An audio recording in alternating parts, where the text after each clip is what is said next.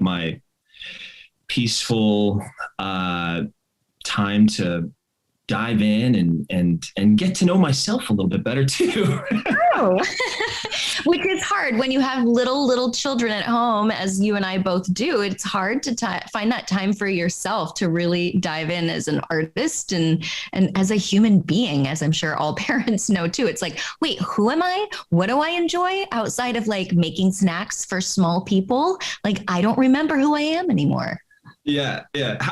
Your kids are, you said 5 and 7 or 7 and 10? They're 7 and almost 10. And so they're getting out of that really intense phase of parenting. And it's kind of amazing, but you're like in it with your littles. I'm in it. How old are yours? Yeah, I'm in it. And so is Brandon, actually. Our kids are almost pretty much the same age, same gap. They're 15 months and 5.5. He's almost 6 in July. Our eldest is almost 6, but it's been weird for him transitioning back into kindergarten right now because it's the first year in this new kindergarten class. Yeah. So he was in there for the first time last week, and it was just kind of some like just mental stress or like things that he was kind of dealing with that was indirect to the actual like. This is a Bramble Jam podcast. Happy New Year! It's Bran, and I love Hallmark movies. Happy New Year! I'm Dan, and I despise Hallmark movies. Happy New Year! I'm Neil, and I'm in Hallmark movies. And this is the Deck the. Oh, my bad. Sorry, he wasn't done. That's right. And this is the Deck the Hallmark podcast. Yeah.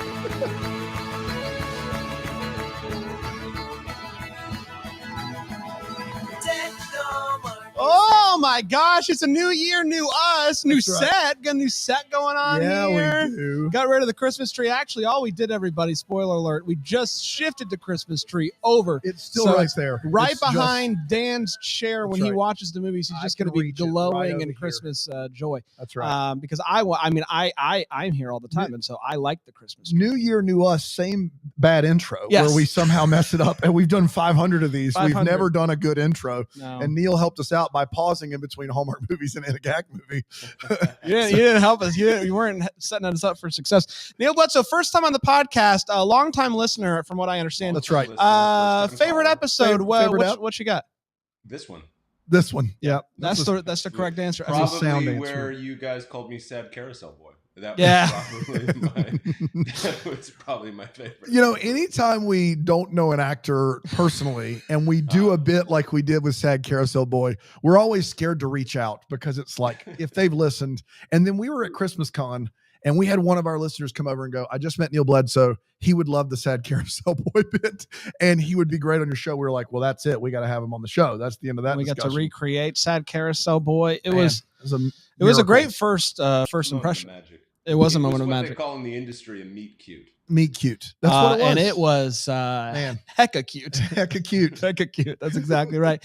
Happy New Year, Neil. Do you do New Year's resolutions? Can we get personal here? Do you got anything that you're trying to better yourself in this year, or are your New Year's resolutions to be worse? I don't know. I start out pretty awesome. So yeah. It's hard to really improve on. I don't know. I consider myself a generally pretty happy person, so I don't usually do the New Year's resolution. That feels like something that people in spin classes do.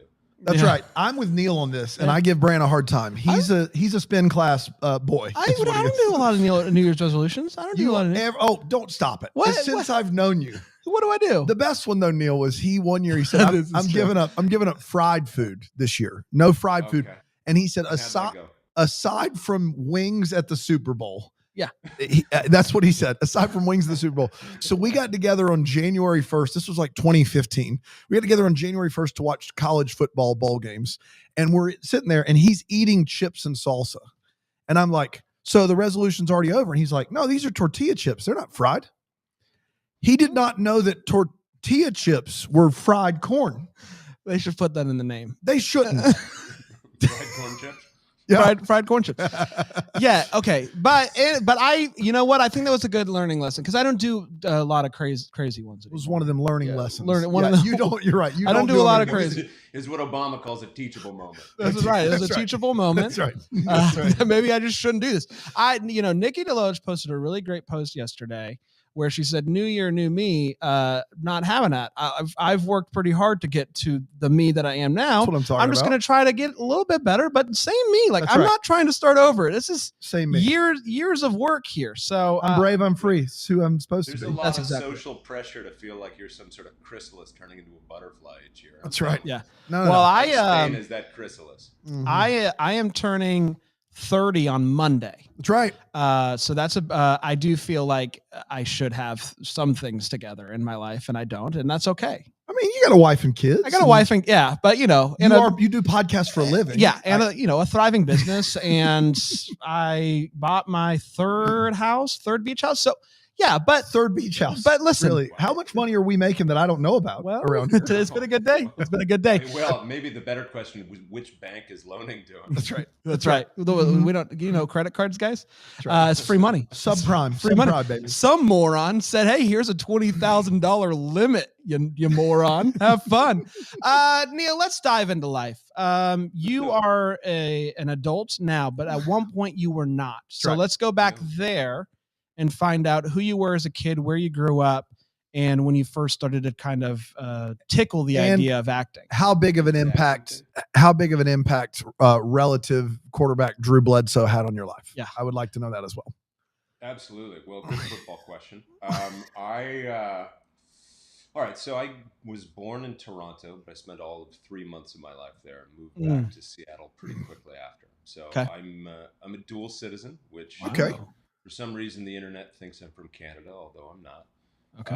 I grew up in Seattle, and all of my family were University of Washington fans until the one day that I saw the Apple Cup and I saw I saw the name Bledsoe on the back of a Wazoo jersey, and I was like, "Who's that?"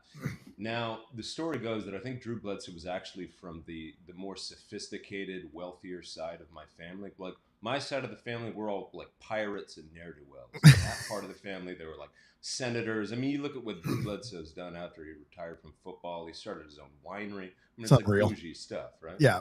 So that I think I started lying and telling people that we were like first cousins when I was maybe 12. Like I would wear the jersey. And You gotta.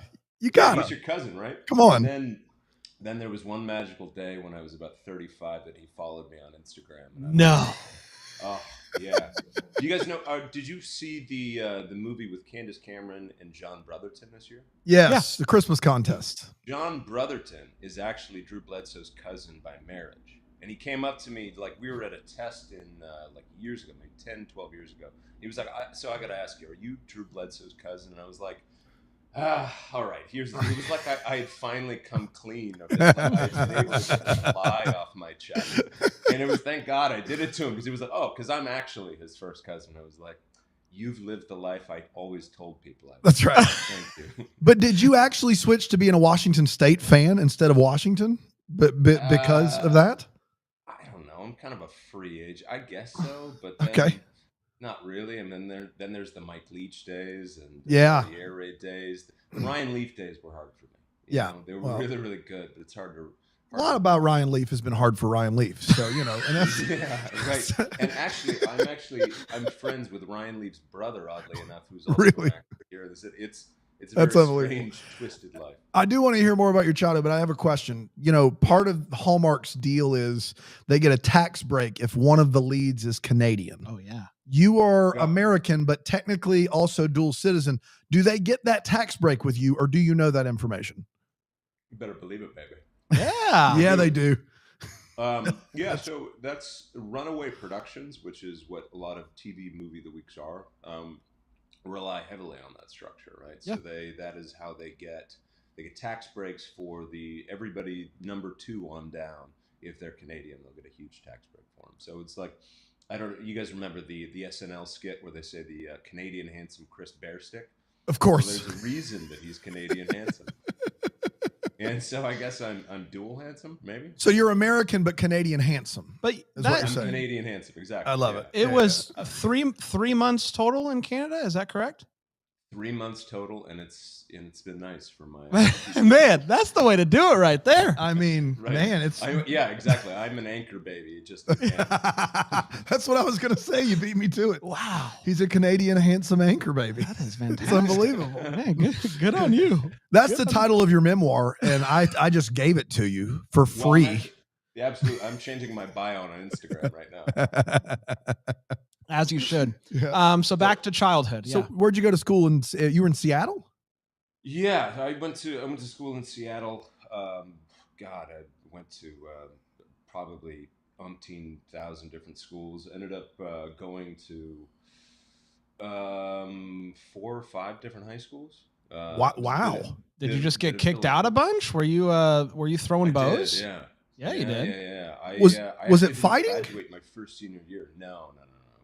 Wasn't even anything that interesting. It was just kind of being a general kind of, I don't know. I just wasn't going to school. Yeah, I don't think I that'll was do all it. that interested in it, and it was the best thing for me. I had to watch every single person I knew in high school graduate without me. Wow.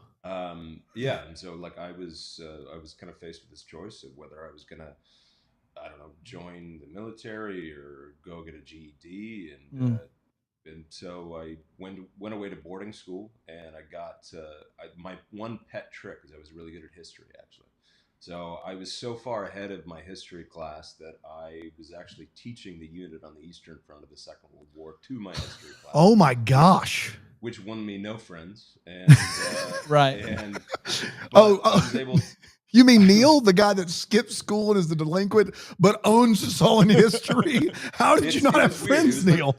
It was this weird sort of like my brother's a historian and my dad's a historian. Wow. So I grew up listening to those stories, and for whatever reason, that like the why of history and the cause and effect of it just sticks in my head. So I was gonna go to university, but the only reason I could think to go was to join a fraternity and like just drink away 4 years of my life. Go to Wazoo essentially. Yes. And, Yeah, you get it. And I thought I should have a better reason for it, so I ended up going to my third high school for senior year, and I did a postgraduate year at this place called Idlewild School of the Arts, and it was the first place that I was like acting and writing. It was the first place I got poems published. It was the first place that was like a professional place that I knew I was any good at it. Then the next year I went to a theater school down in North Carolina. Winston-Salem, baby. Really Exactly. quick, going back to the high school that you went to for when doing the things, did you act and do those things because it was a requirement as a part of being in that school? Which school? The Idlewild. The Idlewild, yeah. No, Idlewild is an art school. Okay. Like, So how did you, had you ever acted before then? Kind of. Like I was always essentially like the new kid.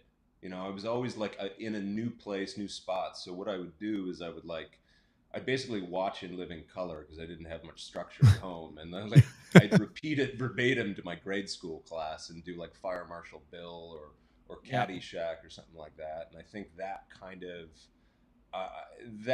of got me into this mode where I would just kind of perform for people. And for whatever reason, I would I did like a handful of school plays and things like that, but I wasn't like a child performer or anything. I got you. Now, I back real quick. This is fascinating, and we could probably do a few hours on this, and I know we don't have that time. But your parents, did they sit you down and go, "Hey, you got to go to boarding school"? Was that the deal? They sat down and like, "Look, you got to be sent away to like get this under control," or what? No, I was actually kidnapped in the middle of the night.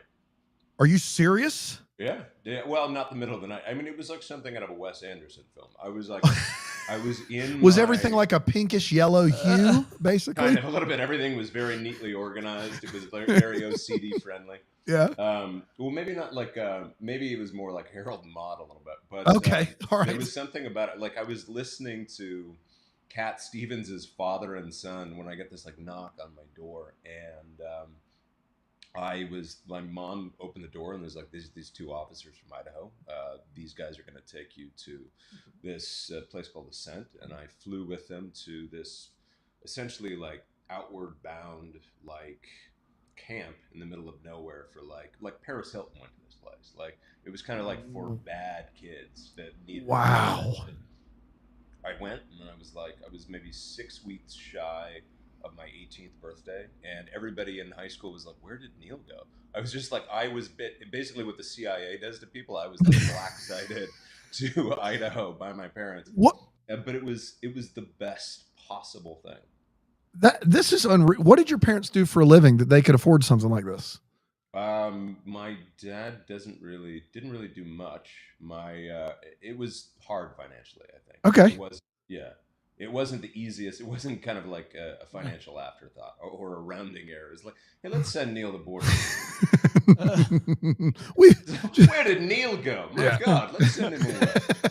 Go to the back room and get the wad of cash we have for boarding school. Exactly. No, not that one. The other one. That's right. You know the other one. What was your initial reaction when you get the knock? I don't know. I was like oddly kind of calm about it. Huh. It was like I think it was a strange experience because like I had always wanted to act, right? And I had always wanted to be in performing arts. But I think when you grow up in a kind of a small town like that, or like Seattle sometimes kind of feels like a small town, it feels as if you can't do the things that you maybe want to do inside, right? Like there's this social pressure to conform to what everybody else is doing. And I think I fell into that trap, and I was like, all my great ambition through high school was to drink as much as I could and sleep with whoever I could, And so like that's kind of what I was doing. But in the back of my mind, it was like, this is a pretty dead life. There's a dead end to this, right? And at the end of that, I think I just kind of knew I needed to get out and I needed to escape. So when these guys showed up, I was like, part of me was like, thank God. Thank God that this thing could actually like get to, I don't know, just like to have an interruption to that. And it was I think the best possible thing. I couldn't see it at the time, but like in hindsight, it was instrumental. Wow. So what got you all the way across the country to Winston-Salem? Were you just looking for a good school for the arts, and that's the one you found? Yeah. So I went to Idlewild, and that was the first time that I was like acting like regularly in plays and things like that, but I still didn't know how good I was at it. And I went to this thing called the Unified Auditions in Chicago, which is like every theater school, everybody that wants to be an actor from all over the country, for like a week, they go to the Palmer House Hilton in Chicago and they audition for every theater school in the country, maybe some ones in Canada, maybe some of the British ones. But I auditioned at like 20 different schools. And I was just like, I didn't know how good I was at it or anything. So I got waitlisted at Carnegie Mellon. I blew my Juilliard audition immediately. And then I got into North Carolina School of the Arts. But there was kind of a part of it where I just kind of stopped pretending to be anybody but myself, if that makes sense. Yeah. And that's what got me into the school. And then that was the first place that I really kind of learned what the craft of this is like you can be on set and you can make stuff up, and like I can't come from an improv background, but that was the first place that I learned what the actual work of it was. When you got to Winston-Salem and you got your first Krispy Kreme Hot and Now donut, what was that experience like? It wasn't that, it was the In-N-Out that I got. That was what changed my life. Really? With like, with the watermelon shakes. I think that was the. You mean Cookout, not In-N-Out? Cookout, yeah. Excuse me, Cookout. Yeah. So I was about to say, Cookout will do that too. Cookout is our In-N-Out. In-N-Out's West Coast. Cookout is our deal over here, exactly. On the East Coast. And you like that more than the Krispy Kreme. That's a North Carolina. I love the Krispy Kreme Hot Now. I like Cookout too. Now, what is the Krispy Kreme Hot Now?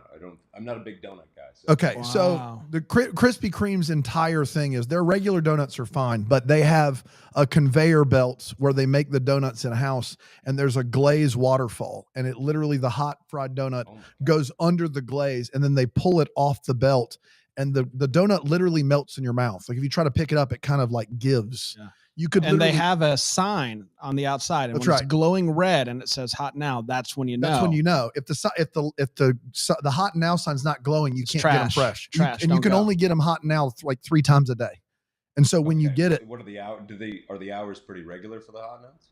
No. You never know. You never know. Or do you have like a live cam on a Krispy Kreme? Dude, to see when the that hot now is coming? when that light is on, like the line's wrapped around the block. It's wild. Oh, wow. It's crazy. Well, you got to remember, like In and Out, or excuse me, Cookout. Krispy Kreme had those lines around the block. I think Yeah. when it first opened anyway, right? Was that from the Hot Now? Yeah, the hot now is what is people care about. But Cookout's great. Cookout is I love wonderful. Cookout because Cookout you can get so much food for so cheap. Oh, You feel like you're you're doing something illegal, which you might be. But the thing that I loved about Cookout were the July and August they had the watermelon Yeah. milkshakes. Yeah, and then they also do a chocolate chip cookie dough milkshake, only seasonal as well. It's really good. But the watermelon milkshake is a very distinct part of the South. Like that's like I've never seen that anywhere else but here. No. But it's something that the South should export to everywhere else as well. Now, your Southern experience might have been a little bit different because you went to an art school, but was there some sort of culture shock at all going from Seattle to North Carolina? Yeah, I think it was the first time that I'd seen. It was the first time that I'd seen segregation. I think it was the first time that I'd seen institutionalized racism rather than the kind of and that exists in Seattle, but it's just very different. It was the first time that I'd seen some of the things that I've been reading about in books. Yeah. The difference, and this is purely historical, like that was built in Seattle. It was in the soil in the Carolinas. You know what I mean? So that's just different. So what's your first like either first paying gig or if not paying gig, your first memorable, acting gig as what you would consider a professional actor where you thought, okay, I'm an actor. Like I can do this for a living. I booked my first job 30 days out of school. Wow. So it was a lead in a pilot for Lifetime called The Hunters. And we were like a super secret family of spies that were going after people. Kelly Lynch played my mom. Callum Keith Rennie played my dad. It was that was the first time that I felt like I was like, oh wow, I can actually do this, and people are actually going to hire me. Fantastic. Did you do the classic actor thing where you were like bartending to make ends meet at any point, or were you just straight actor? Yeah. Well, yeah, because right after The Hunters happened, I was convinced I was going to be famous, and so I went out and bought a bunch of furniture, as you do. Because anytime they give a 24-year-old a bunch of money, you're just going to spend it all on. That's food. right. And I was like, I think I bought a Noguchi table. I was like, clearly, I've made it. You've arrived. Guys. You've arrived. See my triangular glass table? I've made it. So and then I didn't work for like a year and a half, and I became that'll get you with a very nice table.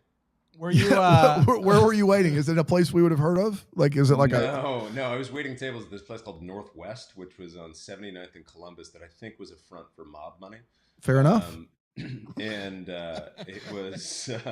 I think the first day I got there, I was trailing this guy from New Zealand. It was this beautiful day on the Upper West Side. It's right across from the Natural History Museum. We were sitting up outside and we were watching everybody kind of going by. And this guy was maybe the bitterest person I'd ever met in my life. And, like people from New Zealand are what Canadians are to us. That's right. New Zealanders are to people from Australia. So this guy was the bitterest person I'd ever met. Kind of piqued my curiosity a little bit, and then I saw it was actually this place that was making me better. So we were outside watching everybody go by, and this woman comes by with her little dog, and the dog pees on the partition. It's this beautiful day in August. Everybody's sitting out on the sidewalk. Dog pees on the partition, and the guy starts cursing at her. He's like, why did you let your dog do that? How in the hell could you let your dog do that? And she's like, I'm sorry, he has a weak bladder. And she walks away. So he goes downstairs, and he gets like a little bucket of stuff to clean it up, and he kind of splashes the water. Now, somebody has told the chef downstairs, this guy named Pep, and Pep comes up with this like slopping blue bucket and like tosses it over the area of pee and makes a far bigger mess than was there to begin with. And so the New Zealand waiter starts to yell at him. It's like, why the hell did you do that, Pep? Nobody asked you to do that. Why did you do that? Nobody asked you to do that. Pep locks eyes with me and says, nobody asked me to kill kids in Lebanon in 1982. And without another word, goes back inside and goes downstairs. back into like his little spider hole. And it was like, oh, wow. Okay, this is where I'm working. Pep turn around and just go shh when he walked down the stairs? Dear gracious. Now, the weird thing was, I don't think Pep was old enough to kill kids in Lebanon in 1982. He was like a solid 10 years too young for that. Yeah, but that whole place was Looney Tunes. There was a guy that would come in with call girls all the time and like to sit down and have steak dinners. And these like girls kind of boredly picking at a salad, and I'd be sitting there, and he'd go, "Oh, Neil, you're a gentleman of the theater. What should Svetlana and I see this evening?" Like, I don't know, maybe the Lion King. And he started this. He started this club because it was like right during the Iraq War, and he was like, everybody that came into this place would think that the Iraq War was going really, really well, and they just needed to start a club that was going to tell people that it was going really well, and that Bush was getting a hard time.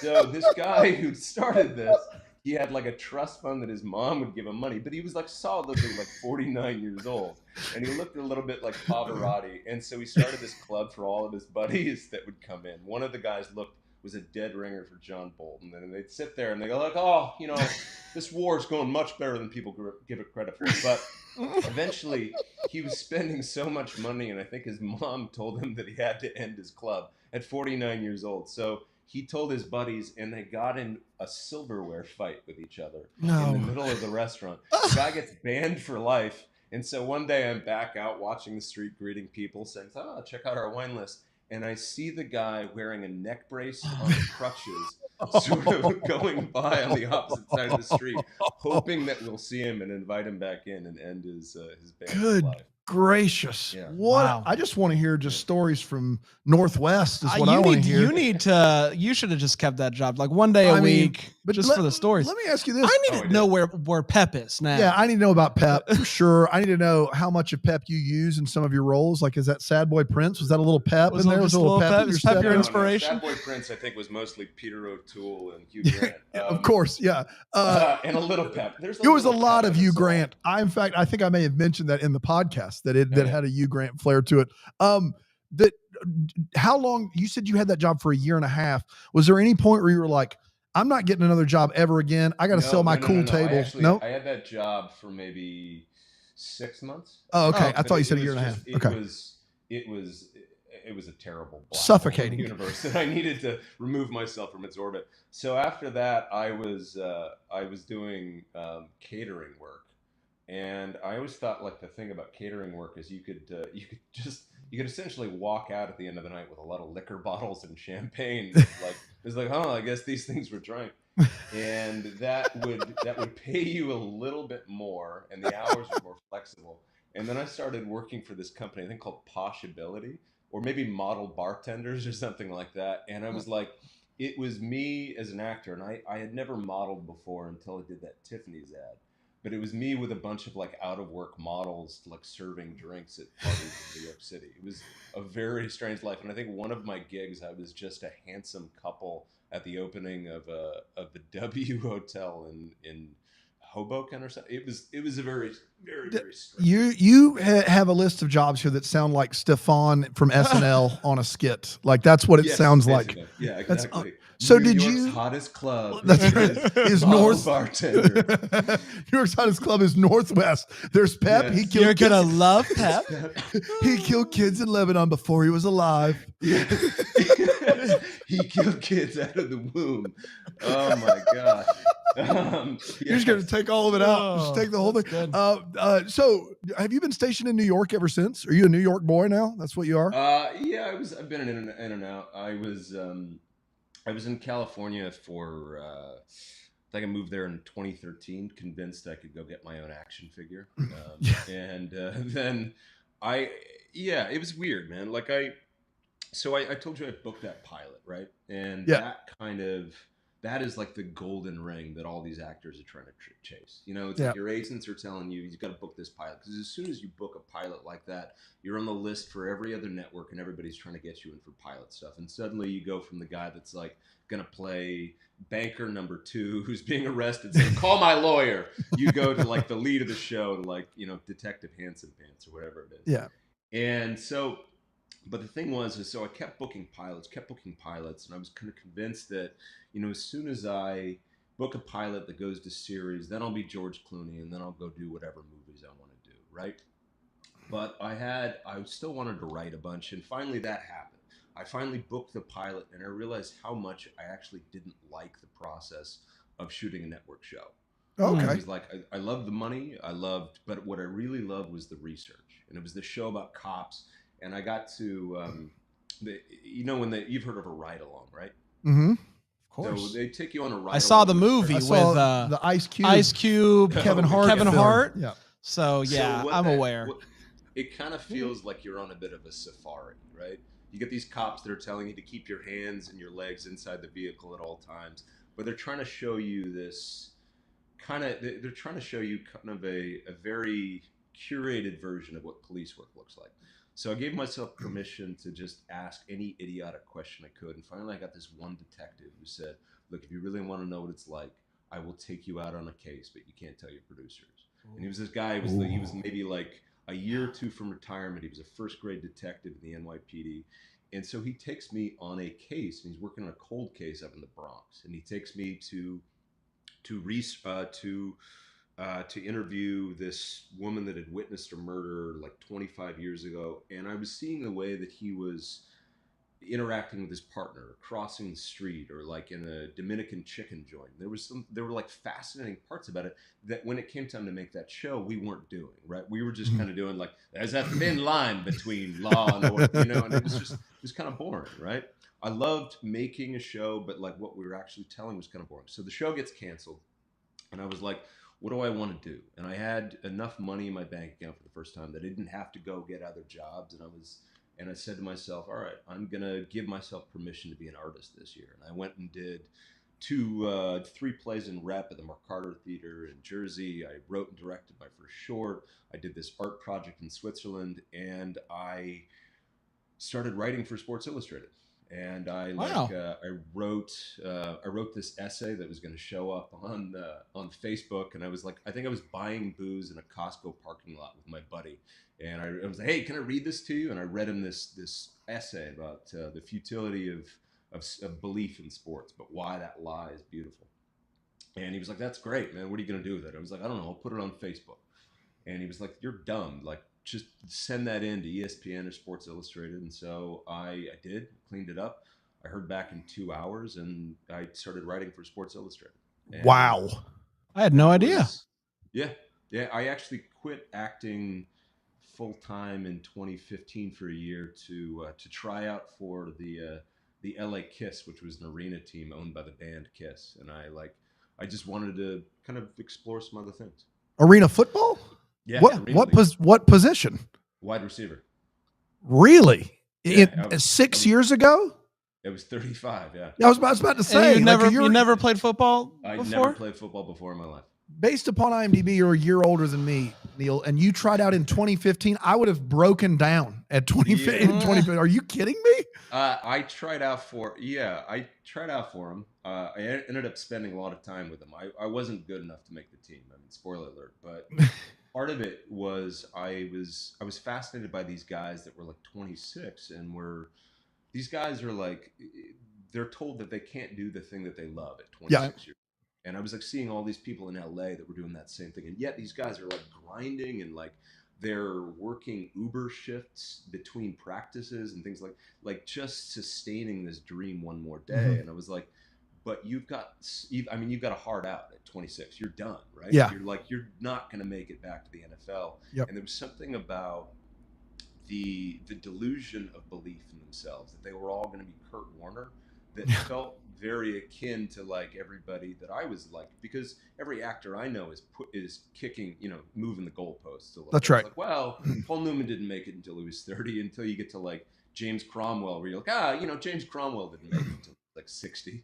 Yeah. And that becomes, that was kind of that was the, so was that what your essay was about? Because it just seems like there's a clear correlation. Was that the essay that you sent to Sports Illustrated? No. The essay that I wrote for Sports Illustrated was this.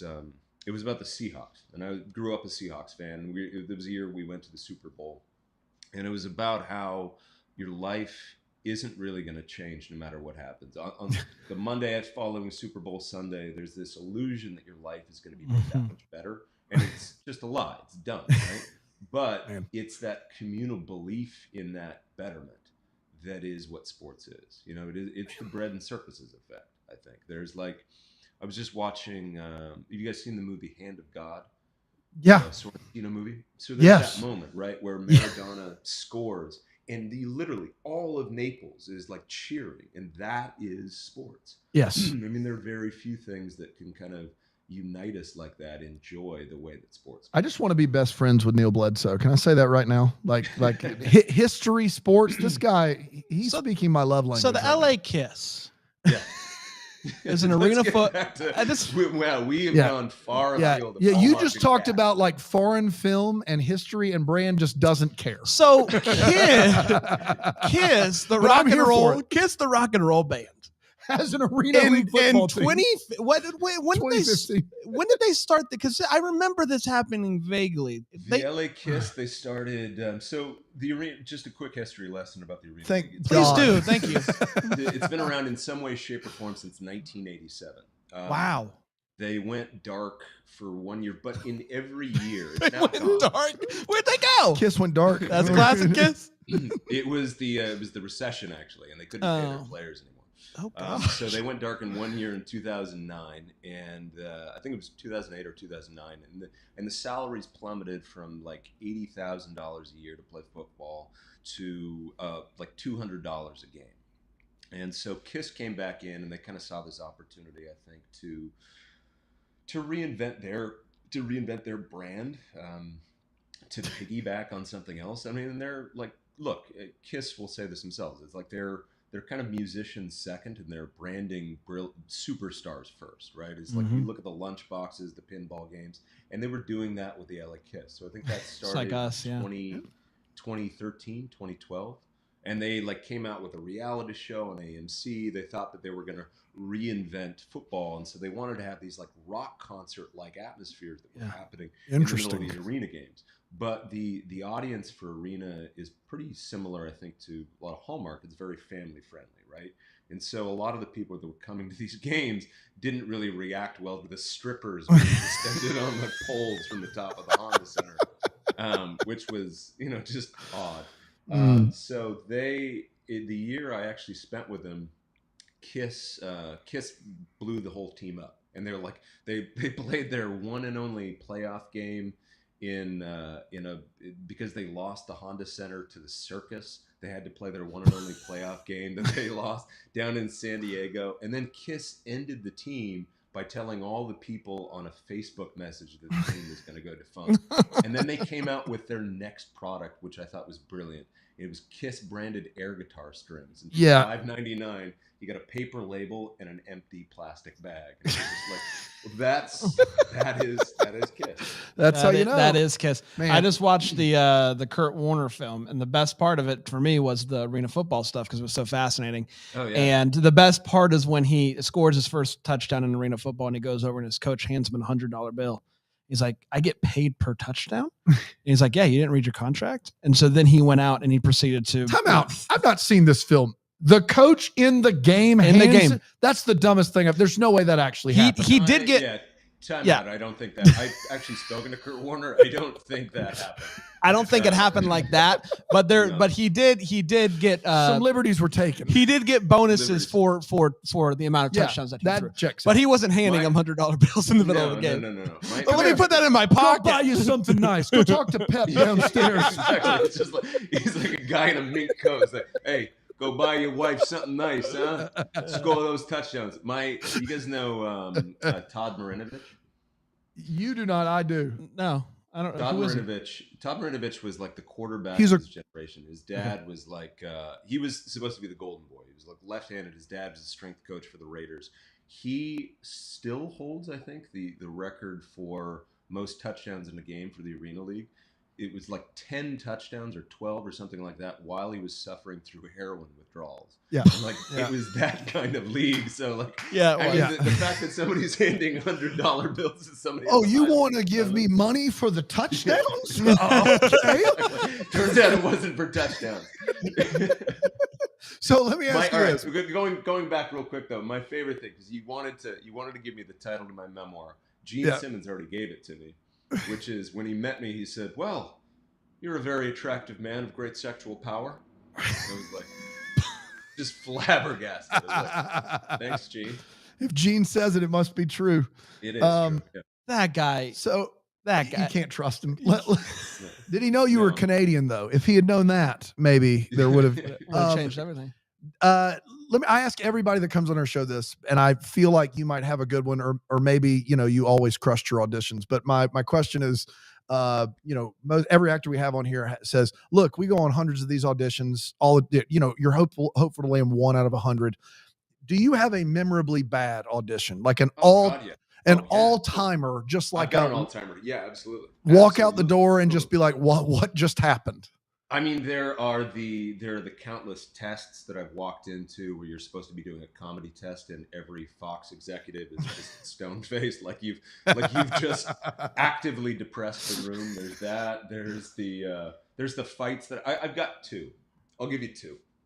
So one of them was because the one kind of pissed me off a little bit, because I was actually on Law and Order SVU at the time. And I was playing a detective. I was CSU detective Clifton Montgomery. And you were. It was a paycheck job. I'd come in and go, hey, okay, the guy was killed over there. I got some land on it, blah, blah, blah. See you next week. Just make sure the check clears. It was that kind of job, right? So Chris Maloney was leaving the show at the end of that year. And they called me in to be his replacement for an audition. I was going to meet the producers, and I called my agents. I was like, well, they know I've been on the show, right? My agent's like, yeah. They know. They've prepped him, but you weren't in a lot, and they figured they can kind of make this work. So I was like, all right, well, I guess it's just going to be a continuation of my character. And I come in, and I do my audition, and it's like, I think the guy is kind of like Edmund Exley from LA Confidential. Like, he uses his brain more than his brawn, right? It's like the opposite of Chris Maloney. So I go in and I do that, and I can see the producer is like visibly upset by my audition. He keeps doing like this. And finally I get done, and he's like, Neil, have you ever played a cop before? And I'm like, yes. Internally I'm like boiling, and I say, yes, on your show. And it changes the whole temperature of the room. And he looks to the casting director, he's like, well, no, it was just for no. I stop, and I'm like, no, it was for 3 episodes. And you guys kept calling me back in for more, and I had to go do something else.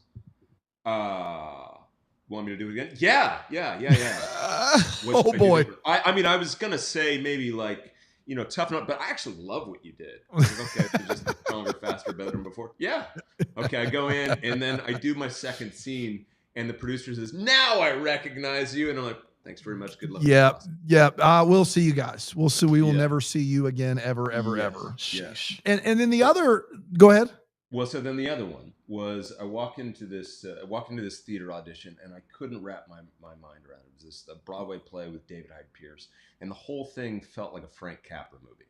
It was like this character was kind of like, well, I like a woman that you meet, you settle down, you have kids. Am I right or am I right? Well, sure, I'm right. It was very like earnest. Yeah. And I just couldn't get Jimmy Stewart's voice out of my head. Oh no. So I walk in, and I like see the director, the reader, and I walk in, and I'm the last person of the day. I'm like, okay, guys, so I made a choice.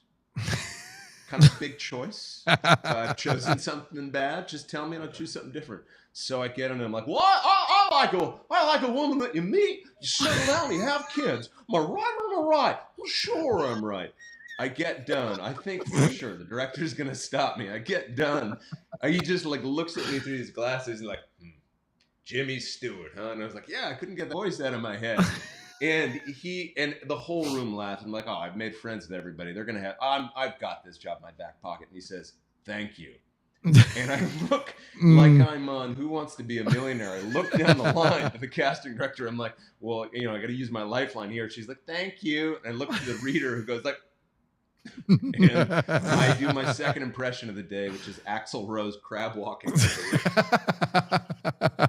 So those were my. Did you at ChristmasCon? Did you meet Kristoffer Polaha by any chance? I did, yeah. We figured out that I'm taller than Kristoffer Polaha. Yeah, you guys are. It's very close. Chris, he's been in so many Hallmark movies that he likes to wrinkle the page quite a bit. Like his goal is to put something on camera for 2 days that they can't afford to take back. And he did a movie where he does a Jimmy Stewart impression as the lead character for the whole movie. And in a Hallmark movie called Small Town Christmas. It's a subtle Jimmy. It's not. Yeah. It's not full to 10, but it's like a 4 or 5 Jimmy Stewart, and it is a clear. But he tells the story of his director. He would do a scene, and his director would like do a little dial back. Dial it now just a smidge, just That's a smidgeless Jimmy. But yeah, if you watch it and you know that. But what I was thinking is that that's the only network that I know of that would welcome a Jimmy Stewart impression. Like Hallmark's like, sure, go for it. Everybody else is like, what are you doing? Don't you do it? right. Yeah. Dear God, no. Yeah. Now, Dan was saying before we started here that you remind him of Armie Hammer. I looked at your IMDb picture, and your IMDb picture looks like you're glancing off to the side like you know some secret that's going to change the world forever. Which is totally on brand. Which is very on brand. I mean, have you heard about Pep? Pep. He's thinking about Pep here is what he's doing. Oh, 100%. He's like, that son of a gun. Wait. Show me the picture. Which one is it? I don't know if you'll be able to see it. Yeah. No, that's the interior of my book jacket. Yeah, you got a little red. Oh, there it is right there. Yeah, he's got it. Yeah. And he's off to the side, and he's like, man, I know something that if I told people, crap would hit the fan for sure. But also you have a resemblance here to Armie Hammer, which is a little disconcerting. Have you ever tried to eat someone? Not to my knowledge. Okay. All right. Good. As I told you at the break, the Burning Man was kind of a strange time. Yeah. So, as you would imagine. Yep. No, I've never tried to eat anyone. Thank God. I lost a job to Armie Hammer though. Okay. When I was first starting out, and I was on this show for the CW about models playing a Russian mobster, which is another story entirely. Yeah, that sounds authentic. Let's pull that thread. Yeah, exactly. Let's find the waspiest person we can. And I had lost a job maybe 6 months before that playing a Spanish royal on Gossip Girl that finally went to Armie Hammer, and it was like, and so I was complaining about it to a producer after this show about models got canceled, and he was like, "Do you know who that is? Armie Hammer, Armand Hammer." And it was like he was trying to lift back the veil to show me that like nothing is by chance here. It's like he was doing the side eye kind of. I know secrets that you don't even know. You don't even know about Armie Hammer. Because he was like, oh no, it's Arm and Hammer. Because he was like Armand Hammer, Arm and Hammer. He was like murder bordering the whole thing about Armie Hammer. There's yarn. That's right. Exactly. Strings everywhere. Yeah. Oh, man. Little did he know. So how do we get to Hallmark? Like, how do we get? Oh, really quickly before Hallmark, I just want to bring up a quick short that I see on your IMDb, which is The Walking Dead, which is a short apparently. It's not The Walking Dead. It's The Walking Dead. Is The Walking Dead? What is this? So what happens is that everybody is bitten with this need to do an impression of Christopher Walken, and that's what happens. It's buddies of mine at Point Pack did a spoof when I think The Walking Dead first started. Really? And that's really the plot. That's really the plot of the. It's a sketch, so it's not a short film. Yeah, that's fantastic. And you got to do the Walken impression in it, I assume. Yeah, which I think was the first thing that really endeared my father and my brother to my choice of careers. When I could do a Christopher Walken impression on my trips home for Christmas. That's right. Yeah, I guess he actually he walked into the Walking Dead shoot and he said, "Guys, I've made a choice. I've made a choice here. Jimmy Stewart doing Walken." So wow, two mice fall in the fucking plane. One mouse he gives up, he drowns. Hey, it works better. It works better than you might have thought. That is like just a blender of accent that I just don't know if I want to hear again. God. That's fantastic. Well, Do you get ready for next year's Christmas? Yeah. Oh, Chris Polaha can do Jimmy Welcome Stewart. in a winter wonderland. There it is. There's the title. So you've been on a lot of TV shows, 1, 2, 3 episodes in series. What is your most? How about this? Everybody always says every cast and crew they work for is the best ever. We're like a family. It's so wonderful. And we all know that that's not true. People are just being nice so they'll get more jobs in Hollywood, and that's fine. My question is, which of these cast and crews was legitimately the best that you worked for? Like, of all these TV shows you got to be a part of for 1, 3, 4, 5, 6 episodes, which of them did you go on the set and you're like, man, these people are just above and beyond? Guys, I'm here to burn bridges. So that's what I'm talking about. Oh, tell me the worst then. Tell me the worst one. No, the best. You know, I have 2 things that really kind of stand out in my mind. One is when I got hired on Ugly Betty, Judith Light called me before I even showed up. She was playing my mom on the show. And she called me a few days before we shot our first scene. And we had a conversation for like 90 minutes about what it was. You know, we just talked and got to know each other. And it was so gracious. And it was something like that nobody else really does, because being a guest on a lot of these shows is like, you're showing up, nobody really cares who you are. They want you to hit your mark. I think Chris Maloney, the first time I looked at him, said like, you know your lines? You know where your mark is? And I'm like, yeah. Okay. And like a lot of shows have that kind of reputation, right? And I don't think Chris is a bad guy. Just like he's been talking about like murder for the last 17 years and wanted to like know he was going to go home on time. So it's like these shows kind of like people can allow themselves to get a bit petty on these things. So when you run into somebody like Judith, who's so gracious, who's so welcoming, and that really sets a tone for everybody else. And then the second one was, there on every Shameless script, there's a little asterisk that says, per set policy, there are no sides provided on Shameless. Please come prepared and know all of your lines. And that was from Bill Macy. So that's fantastic. Kind of like those 2 things sets the tone for everybody. When William H. Macy at the top is doing that, that's fantastic. That's really good leadership. Right. Because these things, like, especially if you're shooting in a foreign location or something like that, these things can feel like you're in some Joseph Conrad experience with Mr. Kurtz at the end of the Congo. You know, it's like they can turn weird and dark really quick. And for then sure. And then no BS. I mean, the film we just shot with Danica, I think, was another example of that, because the number 1 really sets the tone for everybody. Mm-hmm. You do have a movie coming out this week, and it's not your first movie with Danica. No. You did one a few years back. Was that one, that Christmas movie 2017, was that your first Hallmark? That was my first Hallmark. How did that end up coming to be? I was doing a play. I needed money. They approached me, and like usually I had said no, because I think there's an idea about what made for TV seasonal movies are, right? Yeah. There's kind of an idea, and there's a prejudice that exists in the acting community, but it was the first time that I had read one of those scripts that actually had conflict in it, because as I'm sure you guys can attest, a lot of these things are so formulaic that there's not a lot of internal conflict, and there's not a lot of stuff that characters have to kind of get over. And that can be pleasing, and that can be like a nice palliative, but I wanted something that had a little bit of conflict in it. And so when I read Coming Home for Christmas, I was like, yeah, okay, I can play this guy. And then of course the director wanted me to just smile more when I got to set. I was like, I am playing the stick in the mud. You have to let me just please let me just play this part. And luckily I had Danica there to serve as my interpreter between me and the director.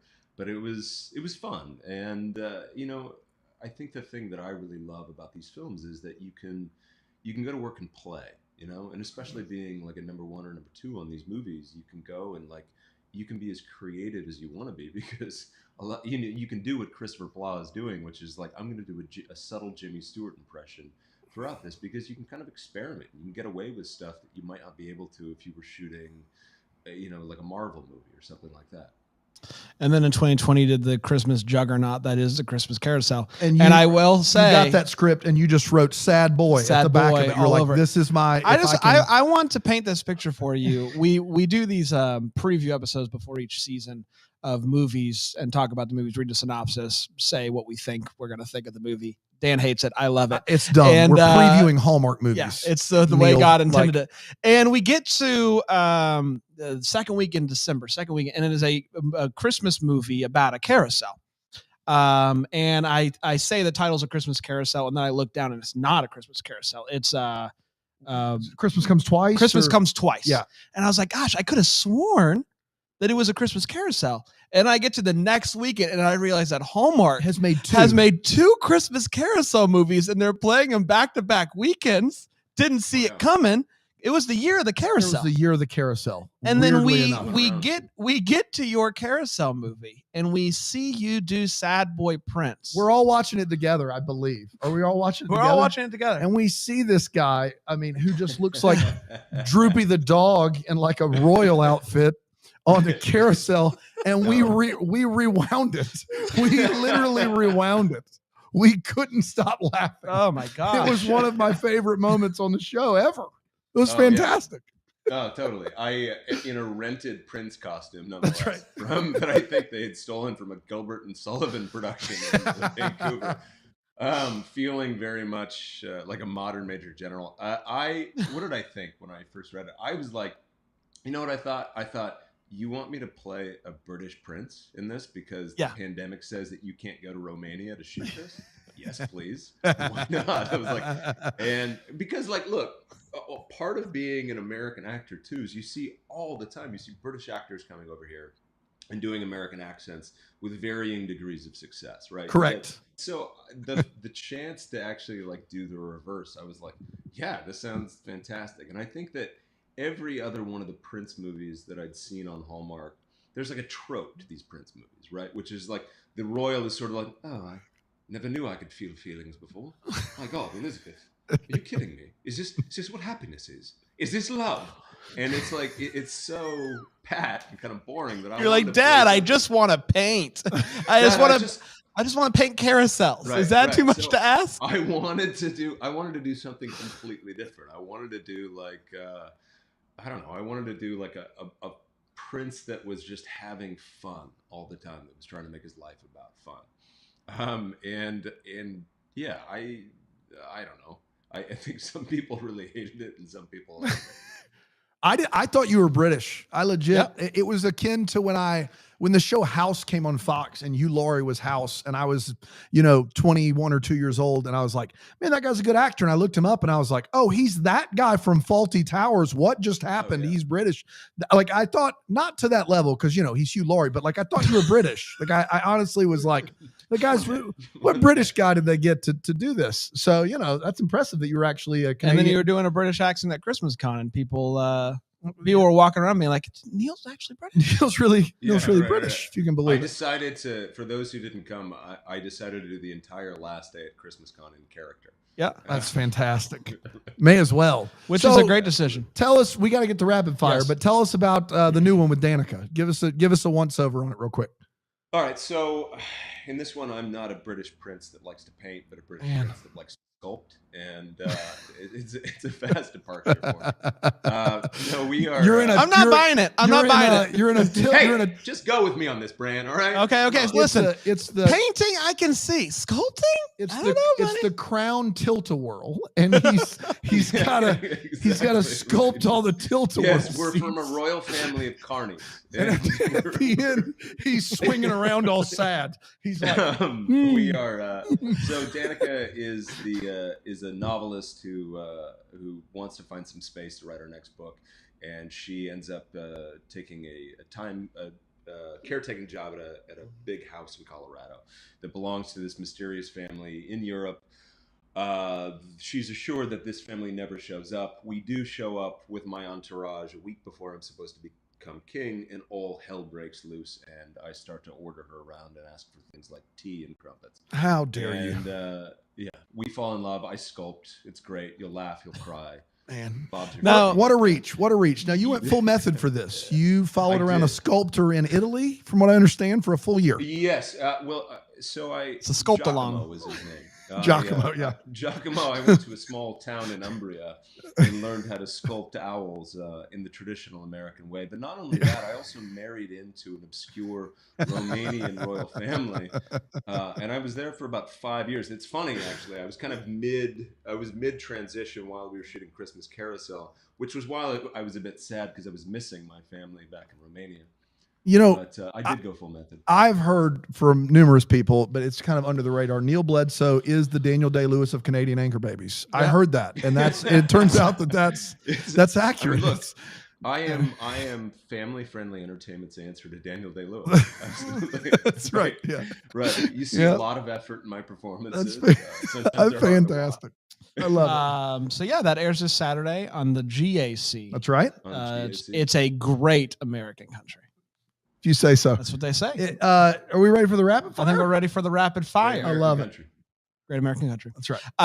3 questions from each of us. You have to answer as quickly and as honestly as possible. They can be about anything or nothing. Okay. Usually about nothing. Dan? The best meal that you've ever had in the city.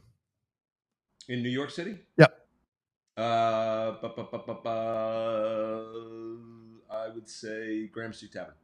That's sitting at the bar.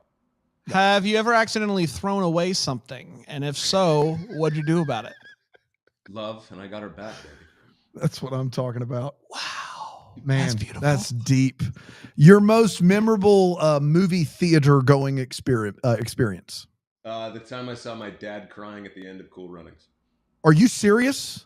Oh, yeah. When he the guy cried. Wait to go to Jamaica. That's I right. See the tears. Switzerland, and he's on the sideline with a sweater. East Germany, actually. East Germany? Oh, I thought it was. He was like West German or East German. He said, "Wait to go Jamaica." Oh, I remember. I looked around and I was like, "This movie's dumb," and my dad just tears.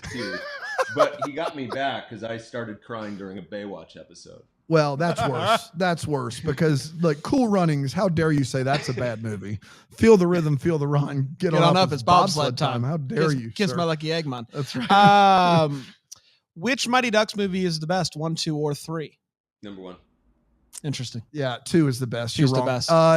Listen, I think Neil. I've only seen number 1, so I've got. Okay. Well, Neil. Put it on the calendar. Watch number 2. Yeah. Yes, we're gonna have a Mighty Ducks-a-thon. You officially moved from millennial to coach in Mighty Ducks 2. Team Iceland. Yeah, Iceland. They go. There's I don't know if you know this. A Pee Wee Junior Olympics. Junior Olympics. It's Junior Olympics. Wait, and the coach is Karsten Norgard. That's right. That's right. That's right. Who is a friend of mine from Man in the High Castle. Wow. Oh my gosh. You got to talk to him about Team Iceland. Yeah, we do. Yeah. Neil, let's go shake their hands. Yeah, you got to watch it. That's right. Good answer. Kenan Thompson's in there. It's knuckle puck time. It's knuckle puck come time. On, man. You can't stop the knuckle puck. Get out of here. Neil, I've got twin 5-year-old boys. I've never been to the Pacific Northwest. Barring COVID not getting out of hand, I am going to Seattle for vacation in the springtime. I'm literally doing it. Yeah, sure you are. I'm really doing it. I'm going to be in Olympic National Park in a cabin for a few days, and then I'm going to be in Seattle, literally 3 blocks from Pike's Place for 4 days. Pike Place, whatever it is. You know, I'm from the South. Give me a break. Yeah. What am I doing? Tell me the things that are musts. Okay, you're going to go get lunch of oysters and crab at Chinook's. You're going to have IPAs down at Pike's Brewery. It'll be the summertime, so maybe try to catch a game at Safeco Field. Or I guess, what is it now? T-Mobile Park. T-Mobile, that's right.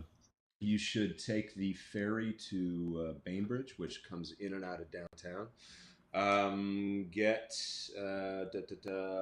Maybe try to, actually, here's what my old man did.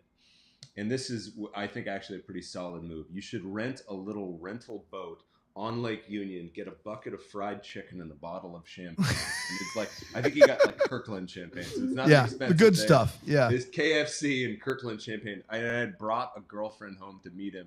And that was how he welcomed us to the city. Man. And then That's how he could afford that boarding school. Exactly. It's like I've been saving money by drinking Kirkland champagne all my life just to save into a boarding school. That's right. And then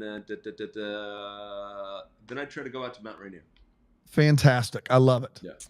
You mentioned this really quickly, and I just want to go back to it. You, when you were auditioning for art schools, you mentioned your audition for Juilliard was quick and real bad.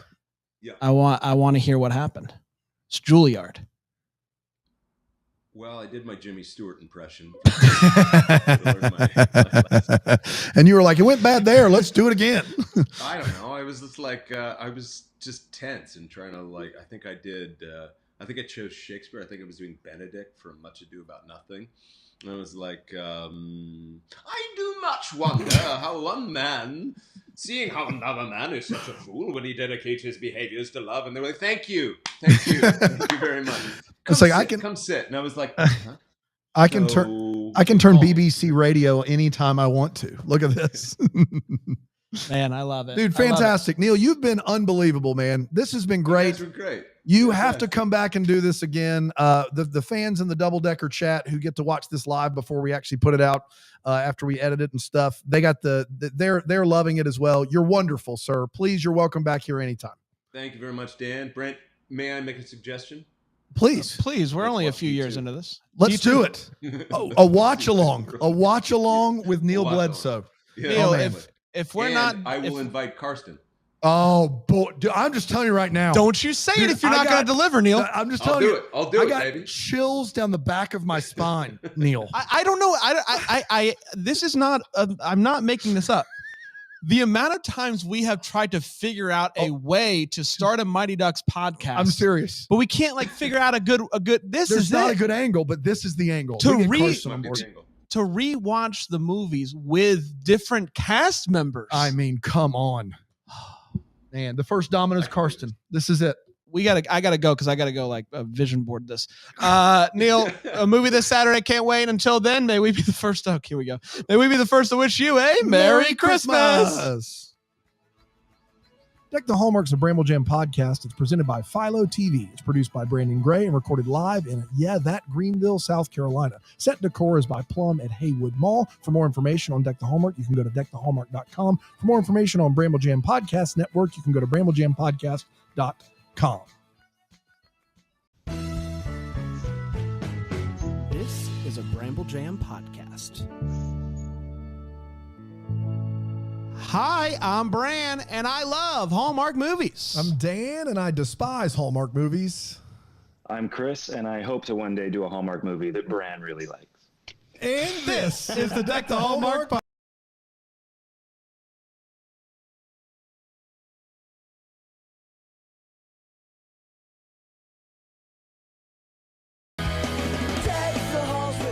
Oh, we're here. I got to tell you. Yeah. It's an exciting day. People, Team Lucas over there, you can stop with the calls and emails. We got him. He's right here. This is Lucas, right? This is I'm Nathan. You're Nathan? What? Unbelievable. Man, Chris McNally on the pod today. Amazing. Chris, welcome to the podcast, my friend. Thank you. Thanks very much for having me. On a scale of 1 to 10, where you at excitement wise for being here? Because I know how intimidating we are, and I just want to know where you're at. I'm very excited. I listened to a few of your episodes. That wasn't a number, Chris. That wasn't a number. Give me a number. Okay, I would say I'm 8.7. Wow. 8.7. All right. You can Yeah. tell the fact that he listened to some episodes beforehand means he's too good for our program. Yeah. He's a good guy. You can tell already he's a good guy. And he still came on. I'm not witty enough off the cuff, so I had to prep myself. I'm like, what am I getting myself into That's here? right. But he listened to more than one, and he still decided to come on the show. That's good stuff. That's there, normally man. when people say, I'm out. I'm out of here. I'm out. No, I like it. Well, Chris, we're very excited to have you. Obviously, When Calls to Heart, Season 8, it's happening. It's up and running. We're going to ask you hard-hitting questions. We're going to try to get you to give us information that will get you in trouble. Right. And you're going to be a smart enough guy to go around it, and we get it. We know how the game is played. The dance will be there. The dance will be there, and I think that's what we're all looking forward to. But let's go back to the beginning of your life, if you will. Where were you born? How old were you when you were born? And when did you start kind of getting into acting and realizing that you wanted to do something like that? I oddly was born at the age of 4. Congratulations. Wild. Something Crazy. new. Yeah. Bit of a phenomenon there. I was born in Scarborough, Ontario. And then when I was really young, my parents moved to North Vancouver, in BC, Canada. And so that's where I grew up. I think my parents were kind of testing it out for about a year. They wanted to see if this work situation was better out here. And they fell in love with it. It's a really great city, and they never left. What did your parents? Far away from the in-laws. What did your parents do? What did they do? They're interior designers. Oh, Both well, of your them. house looks very nice and well decorated in the background. So, if we were Thanks doing for learning from that Twitter account where you vote people background, have you seen that on the Zoom? No, but this is good stuff, Brand. Where they rate people's backgrounds. Have you seen this? When everybody started doing interviews at home, this person on Twitter started rating people's backgrounds, and it's a funny. Okay. I'd give you a 10. It's a great background. I give you an 8.7. 8.7, Chris. Oh. Yeah. All right. Well, that's a good rating. So they're both I give interior. you guys a 9. Thank you. Thank you. They're both interior designers, both of them. So did they work that work under the same like they had a company together and they just did it together as a couple? Yeah, well, they both had independent jobs for a while, and then my dad kind of got sick of having someone telling him what to do, and he decided to open up his own company. So no, I know that feeling. He's got that. Yeah, he's got that, and then honestly, that my mom sort of shifted into taking care of myself and my brother and my sister, and being a full-time mom. And then once we got a little older, she kind of got back. She helps him out when he needs a hand. This sounds like a Hallmark movie itself, like a love by design or something, where both are interior designers, rival companies, and then they start their own. Like, are you sure you're not making this up and you're not actually telling us about your parents? I saw that movie and I was like, that's so weird. That's exactly what I went through. That's my life. And you're from Canada, so it's easy at that point. It's easy. Vancouver. You just walk down the street, you're ready to go. That's right. So the acting part, when did you kind of start being interested in that, and how did that kind of unfold for you? I don't know. I don't remember a defining moment necessarily where I was like, oh man, this is what I have to do. I always kind of wanted to. I just thought it would be a really cool job. And then there were certain moments as I grew up that sort of solidified that thought. But I started, I think my mom got me an agent when I was little, like a kid, and did a couple commercials. Didn't really book anything. I was awful. I had this I was really bad. I didn't understand what it was about. I figured it was just something that you went and did, not something that you had to kind of learn, that it was a craft. I'm like, yeah, you just go act. So I booked nothing for a good reason. And then when I finished high school, my parents like, you gotta do something. You gotta go to university or college. So they enrolled me in a local college. I went for a semester and I was like, this sucks. I'm not into this at all. I just want to act. And then at that point I was kind of cluing in that the only practice I was getting in terms of acting was the auditions I was going to, which is not the best game plan. So I dropped out of college. Actually, I kept my studio art classes because I like painting and drawing and whatever. That was fun. But I left the economics and business and calculus behind. Yeah. And well, actually, now I'm interested in it. But at the time, I wasn't. So I started studying at some private acting schools around Vancouver, and kind of made my rounds and took up bartending. I bartended for 10 years and just kind of worked my butt off while spending my tip money on classes. And then eventually after a decade got to the point where I was able to leave bartending behind and just do this full time. Were your parents cool with this? Like, hey, you got to go to college somewhere. You drop out after a semester and you're just going to bartend and take like theater classes. Your parents were like, yeah, that works for us. Yeah, they were fine with it. I think they just wanted me to have ambition, no matter what the direction was. I mean, as long as it wasn't anything illegal or whatnot. Yeah, of course not. Yeah. What was your? But as long as I had good intentions and I was focused. Yeah. Did you have a specialty? On that. Did you have a specialty drink that you really you kind of, this is mine, like this is the McNally right here? It varies. I have a whole bar here at home. Nice. I'd love to have you guys over in a different time. We can make up some cocktails. But right now, I'd say I'm into a whiskey raspberry jam sour. Wow. To make it home. Fancy. Man. Yeah, Now, this is more than we bargained for. I am. Dan makes fun of me, but I don't care. I'm a very big fan of chocolate martinis. He doesn't like anything that's not super sweet. Like cotton candy sweet. So, Chris. I there's a restaurant in town that I really love, and they make a really, really good chocolate espresso martini. So if you could work on getting something really special for me. And then that way, when we're up there, you know kind of what I'm. Since you've already invited us and everything, yeah, the invite was already there, so I don't feel bad. I'm not intruding at this point. No, come on up. Okay, cool. For sure. Hey, when the border opens, give me some brands. Like, what commercials were we talking about as a kid? Like anything you remember? Yeah, the most fun that I had was a Nerf. Wait, you know what? All I remember was the Nerf guns. I have a feeling it was I think it was a car commercial. I don't even know. But anyway, you know those car commercials with the Nerf guns? No, the point is I was in the car that didn't have whatever the put together family had. Like whatever the thing the ad was selling, this one family had it and they're stuck in traffic and everything's great. And then they look over at the next car and we were the family that didn't have whatever the thing was. And we're beating each other around with like Nerf bats and foam and just like going bananas. So that was a great time. I really enjoyed that one. And then I did a Nerds Rope commercial. Do you guys ever have Nerds Rope? Oh, yeah. Oh, for sure. Love them. Come on, it's Rope. Nerds and on a rope. Why not? I lied to you. I voiced over on the Nerds Rope commercial. I was doing the Laffy Taffy commercial. Oh, Yeah, Laffy Taffy. yeah. Well, Thanks for being a liar, Chris. We're keeping you honest. Unforgiven. Let me ask you this. You start taking these acting classes at how early on did you realize when you were taking these classes that you have no idea what you're doing? What was the thing that you were working on? You were like, oh my gosh, there's like actual skill that I can improve on with my acting chops that this is really going to help with. Probably the first, response of the teacher after I do my first scene. And it's like, okay, yeah, great, yeah. You said words. No, I was just, man, I feel like I struggle with self-diagnosed anxiety. I haven't actually gone to, no one's told me I have it, but I get like my walls close in, my heart goes up, and I remember I would drive to that acting class, and like my palms were wet with sweat from the steering wheel. And so I was like, okay, clearly this is something that really makes me nervous, but I also must really care about it for that same reason.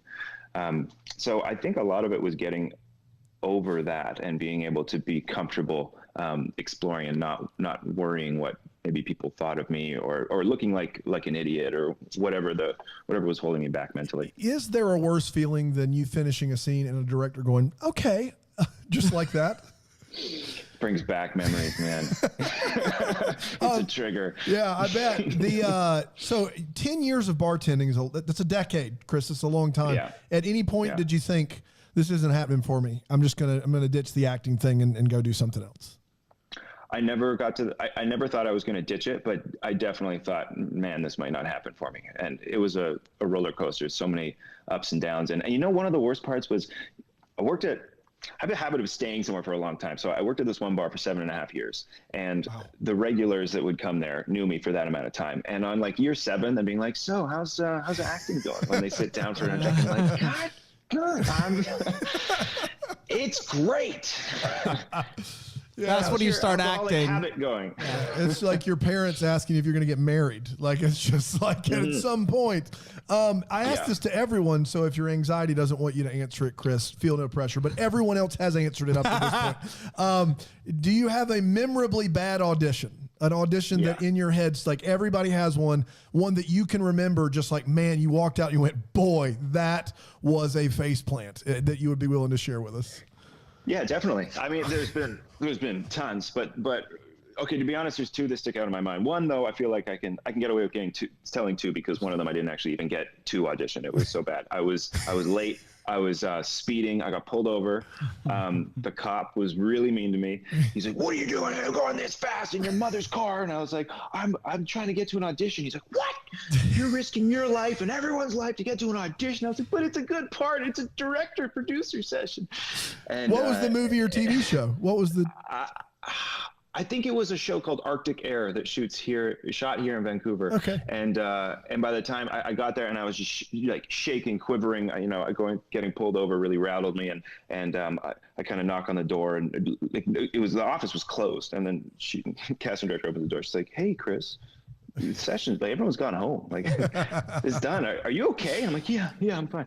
I think I went and cried on a park bench somewhere.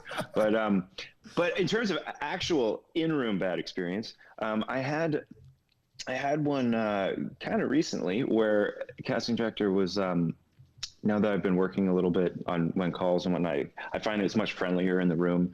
So it's like, "Hey, how's it going? Like, how's when calls? And how's your family?" Like, it seemed to be a great conversation. I felt really comfortable, and I did the first scene, and she's like, "Right, okay, try this." And what she was suggesting was exactly what I had thought I was doing. So that leaves you nowhere to go. Where you're like, "All right." I like normally I can take a note, but when you you tell me to do what I thought I was doing, I don't know what to do from there. So that just kind of started spiraling. I don't know where it was going. I was just reaching all these directions, and we did it like 4 or 5 times, and then she just gave up on that scene, and we went out, and the same kind of thing happened for the rest. It fell apart. And then going from such a friendly conversation at the beginning to after finishing that third scene, and she goes, "Yeah," and then she just kind of like her eyes just fade away from me and stare out the window, and then she kind of squints like Michael Cera did in Superbad when he gets caught peeping. It's just a squint, and she goes, "Well, have a good Christmas." And I was like, I'll just see myself out. You too. Boy, you too. That's when you know. Yeah. Before we leave bartending behind altogether, I want to know, at any point in the 10 years, did you have any dreams of opening up your own bar? And if so, what was it going to be named? I still do. Yeah. I feel like maybe something along the lines of the Apothecary, or I don't know, something fun. But I have a dream of at some point opening up a small, intimate kind of boutique cocktail bar that's low key. I don't want anything pretentious, but I also want it to be somewhere where you can go and you know that you're going to get an excellent cocktail. I love Death & Co. In New York, the East Coast. That's one of my favorite bars. And there's a place in LA called In Sheep's Clothing that is so badass. It's like it's inspired by a Japanese hi-fi bar, and it's all mid-century modern. I've heard that the layout, like their first priority was actually the acoustics of the room, and so behind the bar is a big vinyl library, and the bartenders spin whatever they're playing, and they have mirrors set up kind of like an oyster bar does, so you can see down at whatever's on the tabletop spinning, the way you would be able to see down at the oysters on the bed.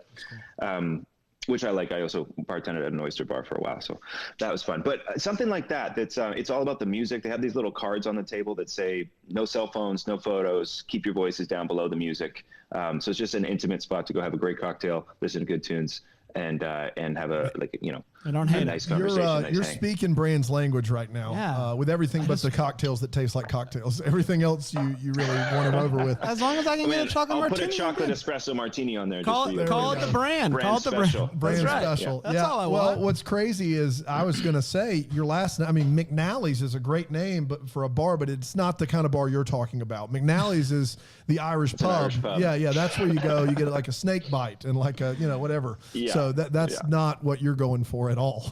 Yeah. No. Somebody told me recently an Irish bar is like home. Like anywhere in the world, wherever you go to an Irish pub and it's going to look the same. So if you're ever feeling homesick and you need something of similarity, just go to an Irish pub. Yeah, it seems to be base in most, I used to drive for Uber here in Greenville. We're in South Carolina. I used to drive for Uber, and everyone's home base was an Irish pub downtown. That's where they finished the night every that was the most popular spot. So it's even within the land. Look at this guy. He's even got a Guinness shirt on. Unbelievable.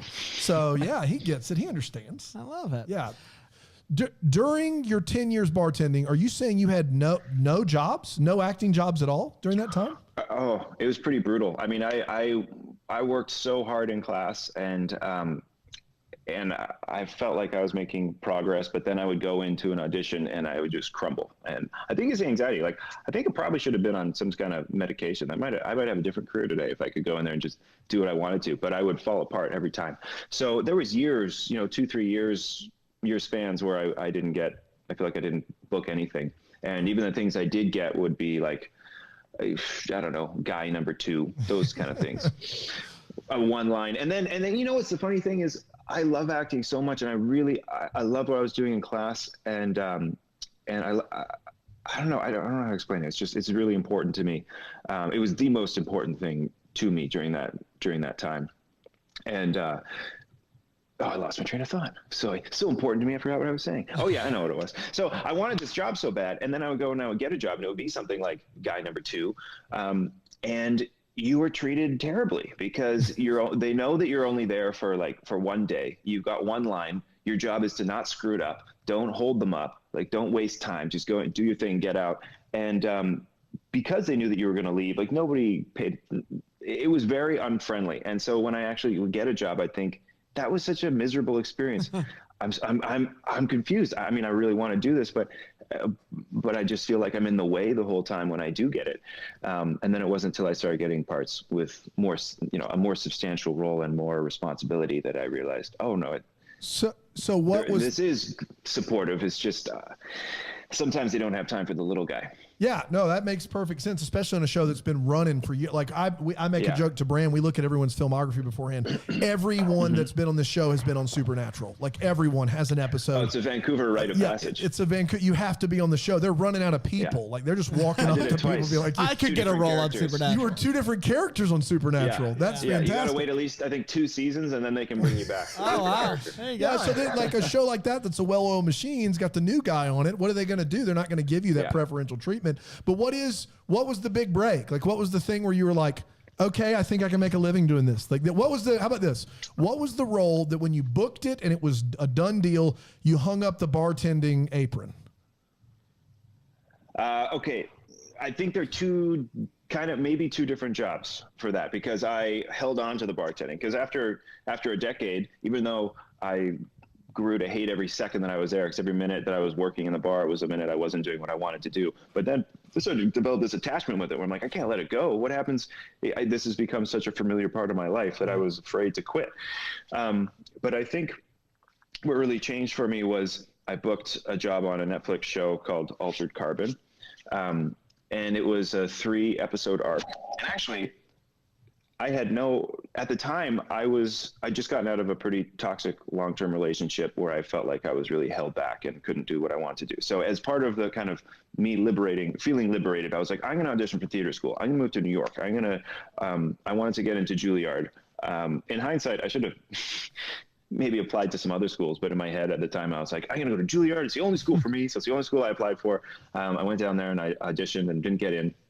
But right while I was there, I got this email came through for this show called Altered Carbon. And I was like, I don't know what this is. I don't have time for that. I'm getting into Juilliard. I don't have time to, I got to focus on my monologues. And so I found this, it was a last minute thing. I found this guy who happened to be a few blocks away who had a taping studio, because I guess we weren't really doing it on our phones at that point. It was a few years ago. But anyways, I just taped it off, taped it as quickly as I could, didn't give it another thought, and then didn't get into Juilliard, but a couple weeks later got a call. It's like, hey, you've booked this Altered Carbon, recurring on Altered Carbon, which turned out to, at the time, I think be maybe the most or second most expensive show Netflix has ever done, after The Crown. And so that totally, in terms of being a Vancouver actor, when you get something like that, then your Vancouver agents can go down to LA and say, hey, we've got this, a client of ours. He's just booked a recurring on Altered Carbon. And then that kind of gets the movement going and the buzz going for you down there, for them to say, hey, this guy, this guy might be pretty good. Is he someone that we want to work with? So that job ended up hooking me up with my LA managers. And then my LA managers were instrumental in me getting my O1 visa to go down and move to LA. And then I booked a bunch of stuff all at once that just came out of nowhere. I did a Lifetime movie, and then immediately after that, I got on a Hallmark Rocky Mountain Christmas. I know you guys have. That's the first one we ever did, right? Polaha. Polaha's been on our show a bunch. He wrote the foreword for our book that's coming out. But Rocky Mountain Christmas is the first movie we ever reviewed, and we talk extensively about Cody in the episode. So, I didn't listen to that one, but I should. Cody, I love that. What does he say at one point? I can't throw a lasso around here without or without hitting a celebrity or something like that. Don't we get into a long thing about how we feel like Cody and the other girl? There's another girl. They should be getting together, and it never happens. That was a big thing for us. Yeah. But it should have. Okay, just to wrap up that story real quick, though, I did the Rocky Mountain Christmas, and then Christmas break happened, and then I got a call right after that saying, "Hey, you booked. There's an offer for you to do this movie with Julie Gonzalo called The Sweetest Heart on Hallmark." And I told my rep, I was like, "Are you talking to Chris?" And she's like, "Yeah, I know." I'm like, "Well, you used the wrong person. I'm not." And they're like, "No, they want to bring you on to do this movie." So that just kind of came out of nowhere. And those 3 jobs, bam, bam, bam, allowed me to save up enough of a nest egg to move down to LA.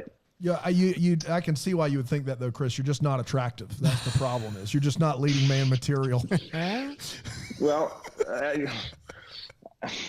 don't. I mean, we all have our we're all self-conscious. Right? You said something, and I just want to take a quick off ramp on this. You mentioned doing auditions, and now you're doing stuff over your phone and video.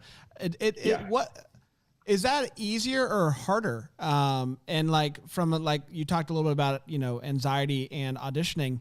How does that change from in person to via Zoom or however it's happening now for you personally? I think the whole reason I booked Altered Carbon was because I didn't have to walk into the room. I was able to do it on tape. Yeah, I can't stand auditions. The only one I've actually done a good job on was When Calls the Heart. Wow. And so I'm a big fan of doing it on my phone at home without the pressure of being in the room with anybody else. However, there's other people who thrive off that. They love the kind of the mercurial spontaneity of what happens in the room. For me, it stresses me out. So it just depends on the person. But I will say that the phone era is great because I used to have a taping set up in my apartment years ago, and hundreds of tapes between myself and my friends, and we had like a DSLR camera and our lenses and microphones and bounces and lights and then I had to convert the codec and then cut it. I was using like Final Cut.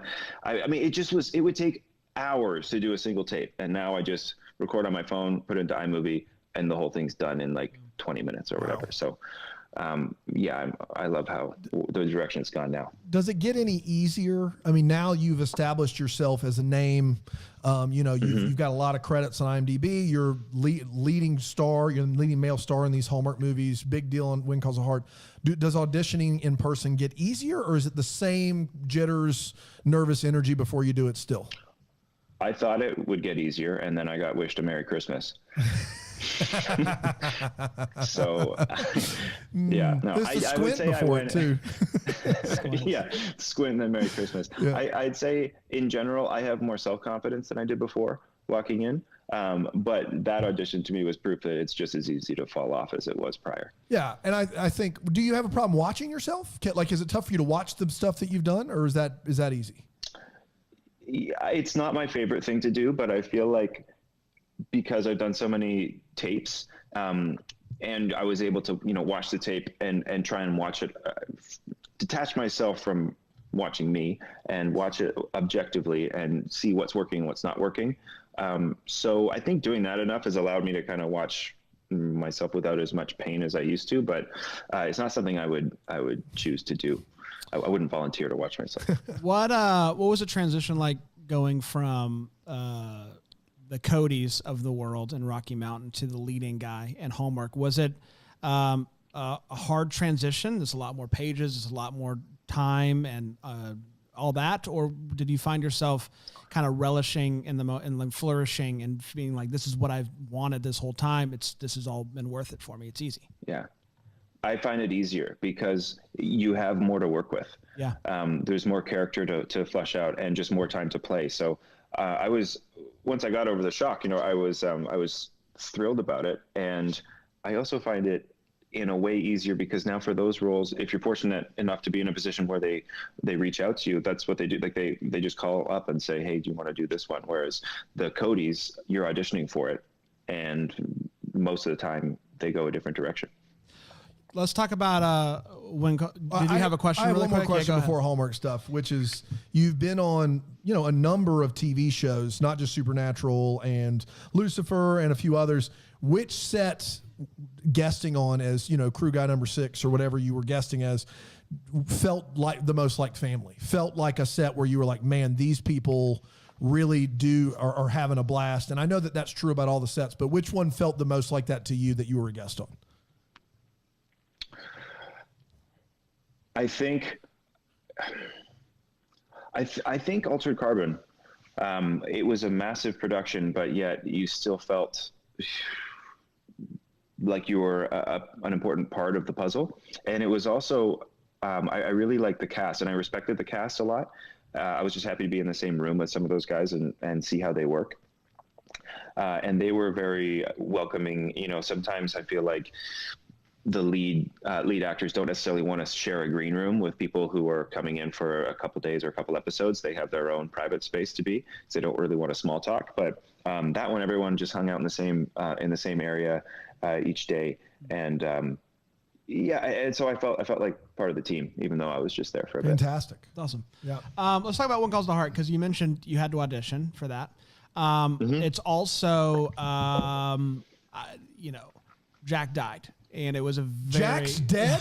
What? It was a big deal, Dan. Huge deal. People were freaking out. They had to do a whole Facebook Live, calming people down. Mm-hmm. And now the show's...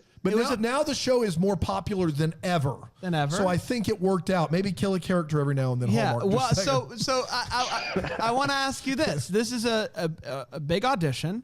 It's for the Hallmark's signature series. Yeah. And but you're coming in essentially. We don't know yet if you're the fill-in for Jack, but you're coming in to kind of add to where the show is now lacking.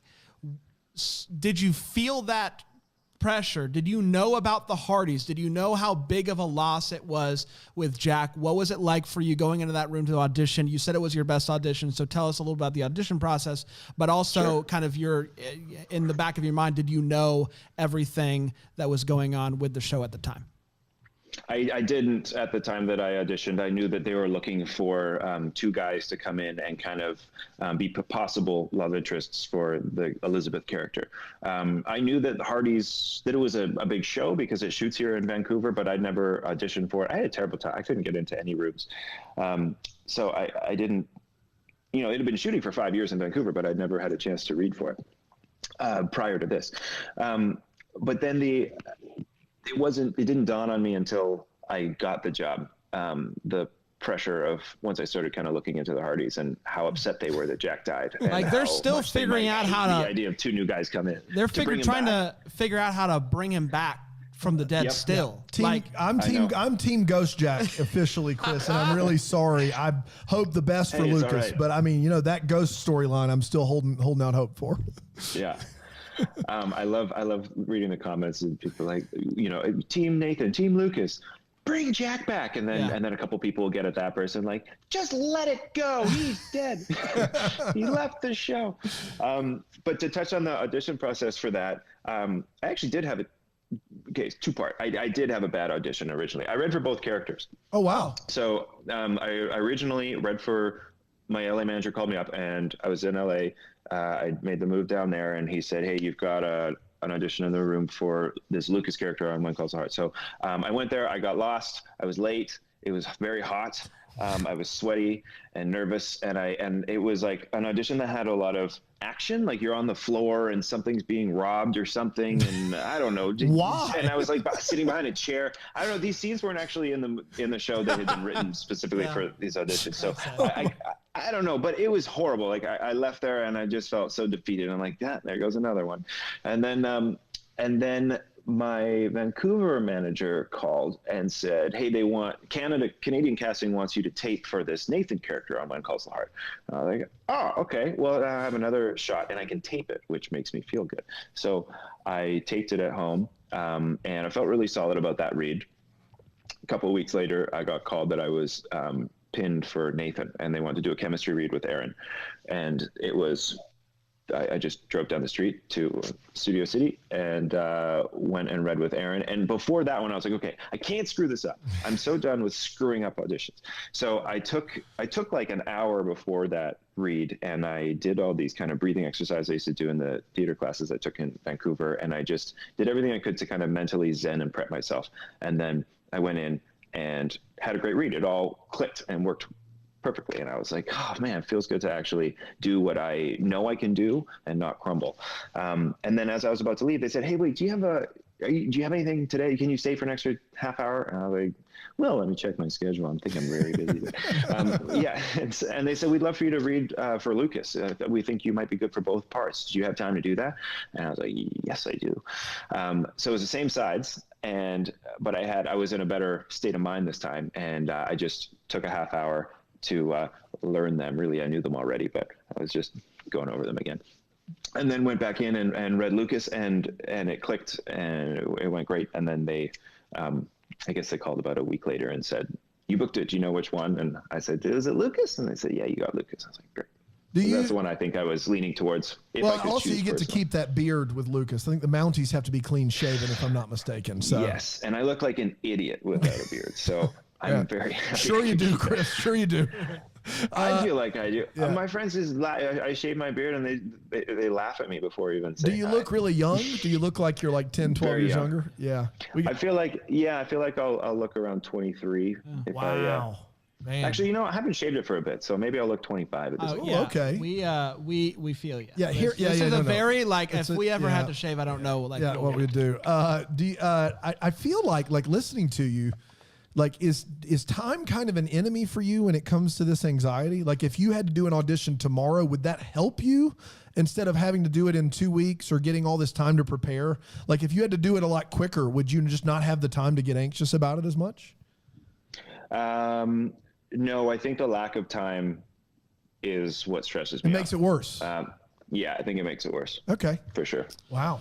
Yeah. There you have it. Did you know once you booked it that the love triangle would last 2 full seasons, and you would still be just sitting there in the library, just waiting. Did you know that? Did they have this mapped out? No, I don't. I know that they wanted to be sensitive of Elizabeth's character not moving on too quickly after the death of her husband. So we knew that season 1 my first season. Yeah. But season 6 there wouldn't be an answer. But I don't know that we knew too far after that. And then even this season, like, we were kind of in the dark. We thought it would go one way, and then they're like, oh, we changed our mind, and then they're like, oh, we changed it again. Oh, actually, and so we're just like, oh man, what's the deal here? Chris, when you got the script that said that Elizabeth had chosen Lucas, what was your reaction, just in general, like in your dressing room? I was like, man, I really wish that this is what happened, but I know that Kevin McGarry just wrote this as a joke and sent it to me. Dude, let me ask you this: how long did it take before you got to find out? Like, did they give you a full series arc, like season arc? Do they sit you down? Like, let's just say she picks you. Do they sit you down before season 8 and go, okay, it's going to hem and haw some more. People are going to get frustrated, and then into season 8, Elizabeth is choosing Lucas? Or do you find out the week of, like with the script in hand? Well, I don't want to give anything away in terms of like how far into the season a final decision is made. Yeah. But I will say that at the beginning of the season, they had a game plan, and then it seemed to change and then change. And then in terms of finding out, when I did find out that decision, wherever that decision falls, it was fairly close to when we were shooting it. Wow, man, it's a well-oiled machine over there. Unbelievable. That's crazy. That's like Quentin Tarantino just writing new pages like the day of. How often do you get new pages? Or when you're in the middle of a scene and they give you new pages? Does that ever happen? Yes. Wow. Yeah. I mean, not as. Sometimes things have to be changed quickly, but so when we start a season, you've got a couple of weeks with the script to prep, and then as we progress through the season, your time gets shorter and shorter and shorter and shorter, to the point where I think towards the end it was like 4 p.m. on the last day of shooting whatever episode, we're starting the next one tomorrow morning at 6, and we don't have a script yet, and like we don't even know. So what were they doing all quarantine? Yeah, they're still getting over Jack's death, I believe. Still trying to rewrite him back in there. Well, you know what?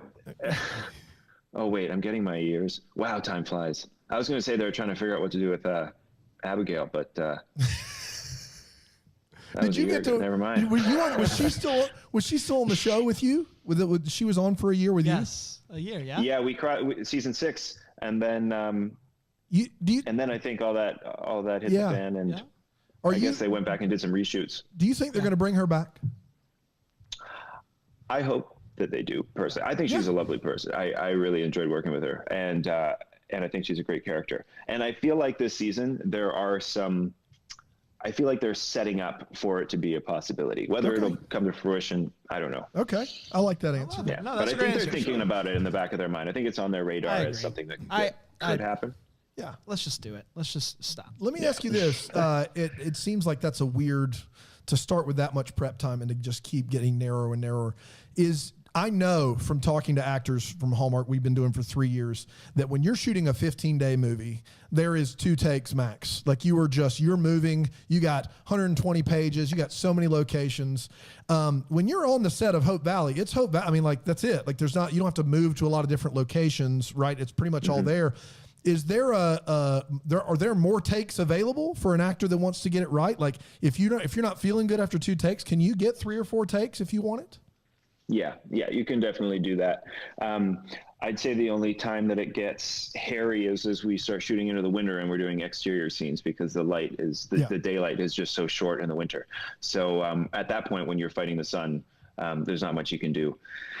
But I'd say overall, in general, it is a more relaxed schedule and feeling on set than on an MOW. Do you prefer that, or do you prefer the mad dash of the movie? I prefer the show.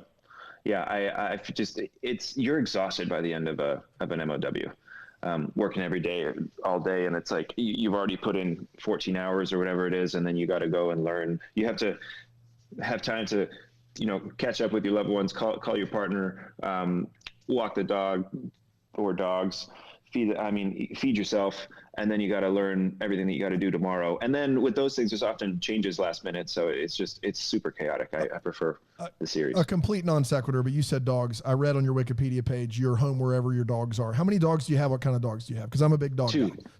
Two, and they're pit bull huskies. That's minor pit bull mixes. Minor pit bull mixes really? too. Yeah, true story. Very nice. Both rescues. Yep, that's right. Me and Chris are besties. I don't know if you heard. I might switch from Team Ghost Jack to Team Lucas. I'm starting to reconsider. You may or may not be disappointed. I don't know. With the end result. No, you do know, Chris. You do know. Don't act like you don't know. You know. Yeah. Just give us. We get it. We get an answer, right? Yeah. There's an answer at some point this season. Okay. God. Yeah. Wow. Yeah, that's easy enough. But you guys have a lot of catching up to do. You're still. I know. on We'll talk to you next summer. I think, if my math is correct. Chris, also true. I'm not recommending you look it up, but we did a parody video of the Wind Calls the Heart commercial where before season 7, where Aaron has kind of the cream colored top on, and he's walking down the hall or down the road. And I play you in said parody video, and so I've got a 3-piece suit on the whole bit, and I look as good as you too, for sure. But so that happened. You can check that out on the socials. And I'm a Mountie, and it was very natural. Yeah. I want to see that. I feel like they changed the music for the final version, but when we were filming that, they put up these huge speakers on like giant tripods, and we're blasting Nina Simone "Feeling Good." Wow. And so Aaron's walking and with her, it's like bum, bum, and it was all we could do to keep a straight face. Like, this is ridiculous. That sounds like such the tenor of the show. They did change the music, but it was still ridiculous. Have no fear. Both hands. Have no fear. Yeah. Did you have any? I'm sorry, I know I'm asking all the questions. Yeah. Did you have any idea that it was like? Or was anyone starting to get frustrated after season 7? Like, is she just never going to choose? Like, was Aaron starting to kind of be like what's going on? Do I just need to choose somebody, or has everybody just been happy to have all of this continue to stretch out as long as it has? I don't think any of us necessarily, at least Aaron and Kevin and I don't think we had that sense. We enjoy the triangle.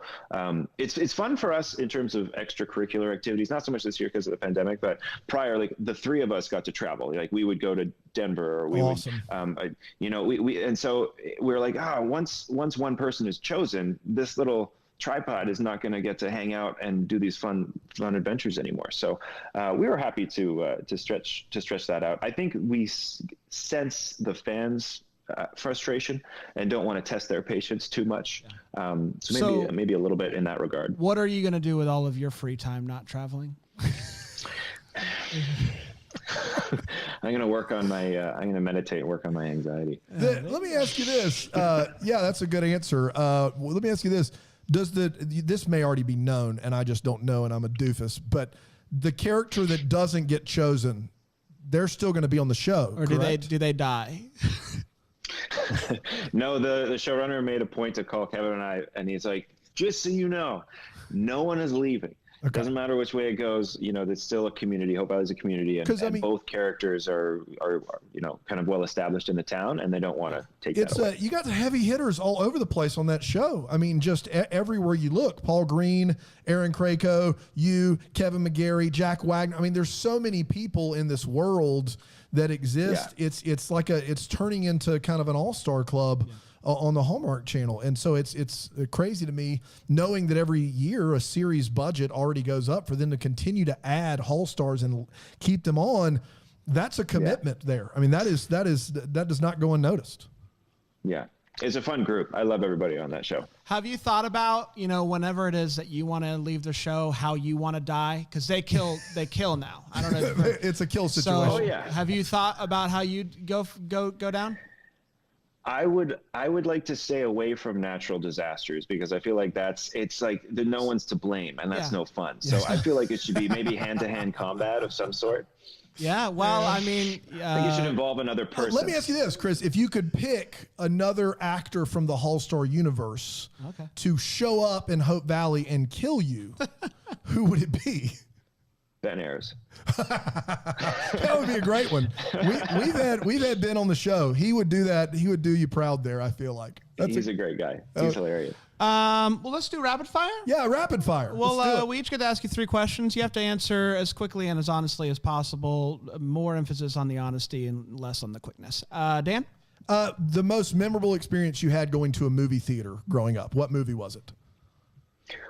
My family used to do, you remember when Lord of the Rings was coming out and come out every Christmas? Yeah. And so that kind of became an annual thing. My family we'd all pile into the van and go see the new Lord of the Rings together. So that was fun because there's so many of them. So it's a very long endeavor. I like it. Have you ever gotten lost? He said on the way to an audition he got lost. Yeah, but like how lost? Like what's the worst you've ever been lost? Ask better What's questions. The worst you've ever been lost? The worst I've ever been lost. God, I don't know. I asked the hard-hitting questions. It would have to be before GPS because, like, I mean, I got a little lost going to that audition, but more it was like I misread the GPS and I turned right too soon and got stuck going the wrong way, and then I'm just cursing myself, being like, "You're an idiot! Why did you do that?" Right. But you know, You know what? I have Here we lost, are. and we get there. We get there. Yeah, on having a good sense of direction, and I made my buddy Matt know that because we were in Spain and we had one hard copy of a map and I had it, and he was like, "Man, we're going the wrong way," and I was like, "No, we're not. I know exactly where we're going." And we got to the point where I said, "Trust me, I have an excellent sense of direction," because I really felt intuitively like I do. And he's like, "Can I just see the map?" And I was like, "Fine." And so I show it to him. He looks at it and he looks at me. He looks back at the map and he's like, "It's upside down." I was like, "Wow." Great. So yeah, I was pretty embarrassed about that and hurt my pride, and I got us lost in Spain. Upside down. I love it. My next one has a follow-up, Chris, and I waited this long to ask you so you wouldn't hang up. Have you seen your IMDb photo? Yeah, I need to change it. And There's something strange happening with my hand. Do you stand by it? That was my follow-up question. What is No, it? it's He no. looks like he's in a band of some sort. Can you like hold it up to that camera? Oh yeah, you are doing something. I don't know. If He's got a full camera. Like, Yeah, I don't know what this is. I think at the time I didn't realize that it was weird, and I just haven't updated anything in years. Yeah, Don't man. listen to him. He's opening for Dashboard Confessional coming up at a new tour somewhere. Speaking of Dashboard Confessional, best concert you've ever seen? The best concert that I've ever seen would be Coldplay. Fix You. Fix You. Yeah, tour. right on. Okay. Yeah, I really enjoyed that. And That was primetime Coldplay. Yeah, man. They shut the lights off, and he's just spinning the light man. bulb around on a big string, and then lets it go. And then somehow he was on the other side of the stadium, which is where we were in the cheaper seat. But he was like 30 feet away from me when the lights came up, and so I just thought that was rad. I got goosebumps watching. That's cool. The most expensive drink you've ever purchased for yourself or consumed that someone else has purchased for you? Most expensive. Well, Crown Media Hallmark is generous enough to give us a per diem anytime we have to travel for a particular event. I like this story already. I love it. Let's go. Let's go. Sometimes at the end of a trip, you may have quite a bit left in your per diem because you've been busy, you haven't been eating. Right. You can't. I mean, they've already it's budgeted. 3 months. It's budgeted. Exactly. Thank you. It's in the budget. So I thought, well, it's my last night. I was sitting there with Kevin McGarry and Kevin from When Calls, and I was like, I'm just gonna order a Louis the 13th. Yes. Yes. So had a nice $200 or $300 ounce of brandy. Did they roll it out and like sit with you while you drank it? The full deal? And the whole like gold, or crystal glass with the gold on it is a whole thing. Is it worth it? Is it delicious? I had a glass the night before of maybe like $60 Hennessy XO, something like that. I couldn't tell the difference. Wow. But I might not have the refined palate. Well, I've been at a restaurant and seen it happen before and just been like, man, that is it. I've always wanted someone to have that story. I ask this question all the time, and this is my first time getting to hear it. That's fantastic. Kevin's like, he's going to do it. He actually did it. He ordered the Louis. It's a great impression, too. I love it. And listen, Hallmark, just still give it to him. Like, don't stop giving him just because he spent it all. Like, he deserves it. My last question: have you taken any suits from the set of When Calls the Heart to just wear around town every once in a while? I haven't. I have not taken suits, but I did walk to. I was at Holt Renfrew in Vancouver, and I walked in. I was like, "Hey guys, I really need a brown 3-piece suit because I had one on When Calls, and I was like, this is badass, and I want one in my own wardrobe." And I think it was July or something, and they're like, "It's not really the season for brown. Like, we don't just have a brown 3-piece." I was like, "What do you mean? You Holt Renfrew? You don't have a brown 3-piece suit anywhere?" Like, no, we don't have. So one day I'll get that. I haven't fulfilled it yet. I know we've already asked our questions, but if Erin Krakow was to come on the program here, what words of wisdom would you give her for her time with us? Words of wisdom for Erin on this show. My mind's going different. I would tell you guys to just kind of have fun. I feel like Erin tries to be. She's always very composed and politically correct, and I think maybe you could. Do you think we could get her to break that mold and maybe get out of the box a little bit? I think that would be fun. I would enjoy that. Well, we're going to talk to her in 3 minutes, so we're going to pass pass that along to her. True story. And we're going to tell her to just let her guard down. Yeah. Before those 3 minutes, can I quickly do a fact check with you guys? Sure. Please. Okay, because I feel like you would be relieved to know that in Sailing into Love, it is in fact the ocean. It's not a lake. That's filmed in Victoria, BC, which is probably about a 10-minute boat ride from the border. Man. The story takes place in Washington, which is on the other side of that border. So it is authentically the Pacific Ocean. It's not a lake. I got to be That was honest, legit. Chris. I forgot you were in the movie, and I thank you so much for sticking with us. You're ahoy. I gave you such a hard time, man. What a sport! Unbelievable. You know, it was deserved. Hey, I've seen it too. It's okay. Dude, you are awesome. Keep going. Keep going, please. Do it. Yeah, Snow Kissed. Yeah. Oh boy. Definitely not Lucia playing that violin. Definitely not. I thought so. Absolutely not. Yeah.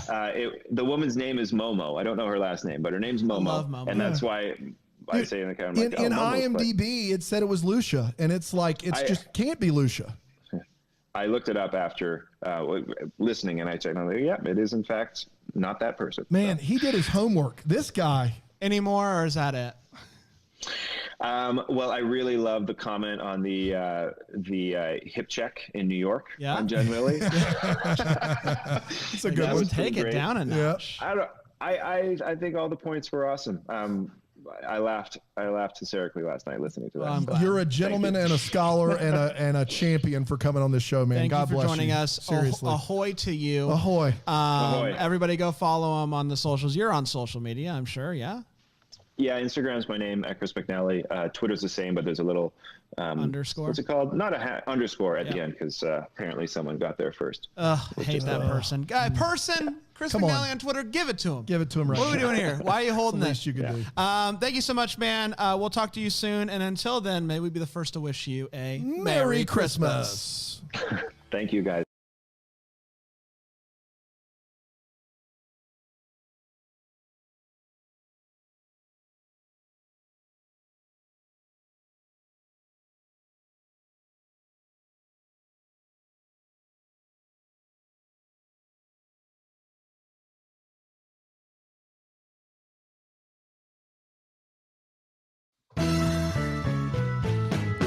This is a Bramble Jam podcast. Hi, I'm Brandon. I love mystery chocolate movies. I'm Dan. I never have seen a mystery chocolate But you can movie, assume. But I can assume I despise it. Yeah. I'm Andrew Walker, and I believe I was in a mystery chocolate movie.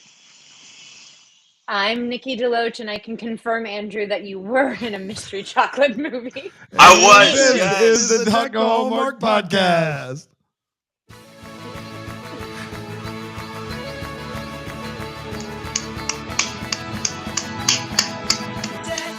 Have you Have you ever produced one of these before? It was a sticky button. It was the chocolate. Button. It was the chocolate I was getting in. What is it? The character? Like the 800th episode. Can't push a button. Have you ever pressed a button? Have you ever? Yes, the one time you were out. That's true. I think it went flawless. Do you remember how you did it? What was Wide Shot Me Panda Big Boy. That's exactly That's right. right. You got it, buddy. I do. You're good to go. It's easy. It's easy. Hi, everybody. Welcome to Deck the Hallmark. It's great to be here today for a lot of reasons, but mainly because two of our favorite people in the entire world, not just the Hallmark world. If you're watching on YouTube, there's no way both of these people are fitting on the screen together. They're just their personalities and they're just celebrity. I mean, to have them both on at once right now, this is, I mean, they have to have a combined dozen appearances on Deck the Hallmark. At least, right? Easy. At least, right? Easy. And now we got them together. Wow. Can't believe it. It's unbelievable. Nikki, Andrew, welcome. There's a lot of negotiating with the agents, a lot of back and forth with our people to get us here. It's like, yeah. We wanted this in 2018, and it's taken 4 years. We've been working on it, to finally get all the paperwork lined up to where we all can be together at once without getting angry at each other. That's right. Yeah, for sure. Let me do this before we dive into chocolate mysteries. I'm going to give each of you 30 seconds to pitch your life. And what I mean by that is update me on what you've been doing, but like only the good parts, none of the boring stuff, and hopefully all exclusive stuff. Like I don't want to hear what you've been telling everybody else. We're only in the game for the exclusives. So I'll start with you, Andrew. 30 seconds are on the clock. Pitch me your life and go. Well, 4 years ago, I started preparing for my mystery chocolate movie and hoping that one would come. And I made chocolate goodies around the house. I bathed in chocolate. I planted a cocoa tree in my backyard, and I was just waiting for this chocolate movie to come around. And finally, it came around, and I did it. And now I'm waiting for my next movie. Hopefully, it's gonna be about crepes or something else. Were you reading scones. Were you reading like The Secret, where you just like manifested like chocolate and everything to get this movie? Was that the goal? I did. Yeah, pretty much. Yeah, that's how I live my life, anyways. But it's 4 years and manifesting this, and it seems like it's come to fruition. Well, it has come to fruition. It has. We did it. Thank you, Andrew. I felt like you didn't take this this seriously, but I'm going to go to Nikki. Nikki, it's now your turn. Give me the pitch on your life. If there's anything that I know, I am a straight A student. I know this assignment. So, I am currently with my writing partner writing 2 scripts. One of them is for Hallmark. It's a Christmas movie. It's based on a true story. I am not starring in this one. Boo! But I know, but it's really fun because it is based on a true story, and it actually, I will give a little bit of an exclusive. Ooh. It's got lots of holidays wrapped up in one, and then it's also got 2 different countries that exist in it. Okay. Yeah. It's a lot of numbers, a lot of math. I don't know. A lot of math. And then writing another script for another, a different network. And so that's what we're doing right now. The first draft is due next week. So good luck. Can I tell you this? So we got to wrap this interview up. That's what she's saying. Just and that's you can. So find I'm just them. saying, it's really great to see you guys. Their social media handles are. What have you guys got coming out? No, I've not been able to talk to you since Christmas for Keeps came out, Nikki. Which I know that you were not in, but you did have some form of storytelling credit for that film. Is that correct? That is correct. My writing partner and I developed that and then wrote it. Yeah. We talked about this at Christmas Con, and you don't have to comment on this, but I'm nothing if not going to say things to see if you'll comment. I have never been more frustrated because I saw what was like this blossoming, different, great thing be crushed soullessly by something I hated in a movie before.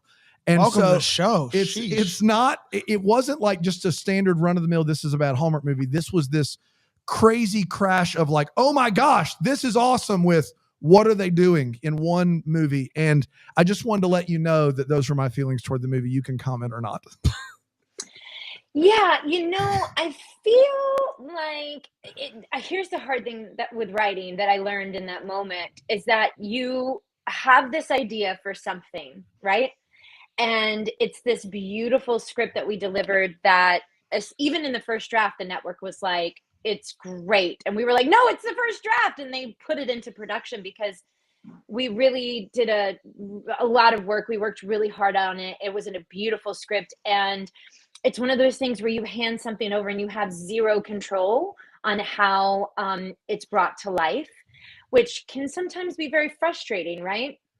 And the humor that we wrote, the comedy that we wrote in it it was directed more as a drama, which didn't really fit kind of the tone of what we had written everything in. So that was hard. It was really hard. I mean, to be perfectly honest, and it's just a testament to like, it made me go, okay, now I want to direct. Yeah, you'd be good at that too. That'd be fantastic. Now I want to direct. Now because it was just that frustration of like going, oh no, that moment was supposed to be funny. It was supposed to be funny. And by the way, that's not, that's not the actor's fault necessarily. It is, it's a responsive. They put it on Hallmark. Medium. They put it on Hallmark Movies and Mysteries, and so there was a tonal shift in what they were trying to do, and so there's a tonal shift, and sometimes that doesn't translate, which is like it's really hard. But yeah, like especially when you pour so much into something to make it fantastic, but the feedback that we did get was that people did love the actual story. They loved the story, and that was the part that was mine and Megan's job. So at least we did our job. Great. Right? Fantastic. So that part of it was good. Yeah. But and yes, Dan, I hear you, Nikki would make an incredible director. That's what I love working with her. She's an acting coach as well, and she's like. If you're open to having a collaborative experience with your star on a movie, Nikki is like the quintessential person to work with. You know, she's like, she hits the nail on the head every single time she comes into scenes, and she's like has this incredible feedback. And right when we do the first blocking, you know, there's ideas that are just coming back and forth between the two of us. And really Nikki has like a very clear vision of where the scene should be going and where it's placed within the script. And that's what I love working with her. She's like the fixer, you know, she really. So you guys both. Thank you, Andrew. I mean, that's so sweet. As he always is. You guys both are this known commodity for us as Hallmark viewers of when we hear an Andrew Walker film or a Nick. That was really nice for you to say us as Hallmark viewers. I know. I'm trying, Brain. That was I love that.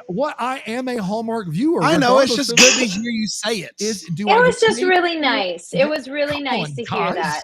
Anyway, you're a known commodity, and so it would seem to be that they would try to allocate those known commodities to as many movies as possible. But it's a treat for us when we get you guys together in a movie. But you guys have been together in a lot of movies. And does that happen because it's a request of, oh my gosh, Andrew needs to do this with me, or Nikki needs to do this with me so we can make it work? Or does it just happen that way? Or like, what's the relationship like to where you guys end up working together? What, you guys have had a handful of movies together already, right? It's number 4. The last one's our 4th.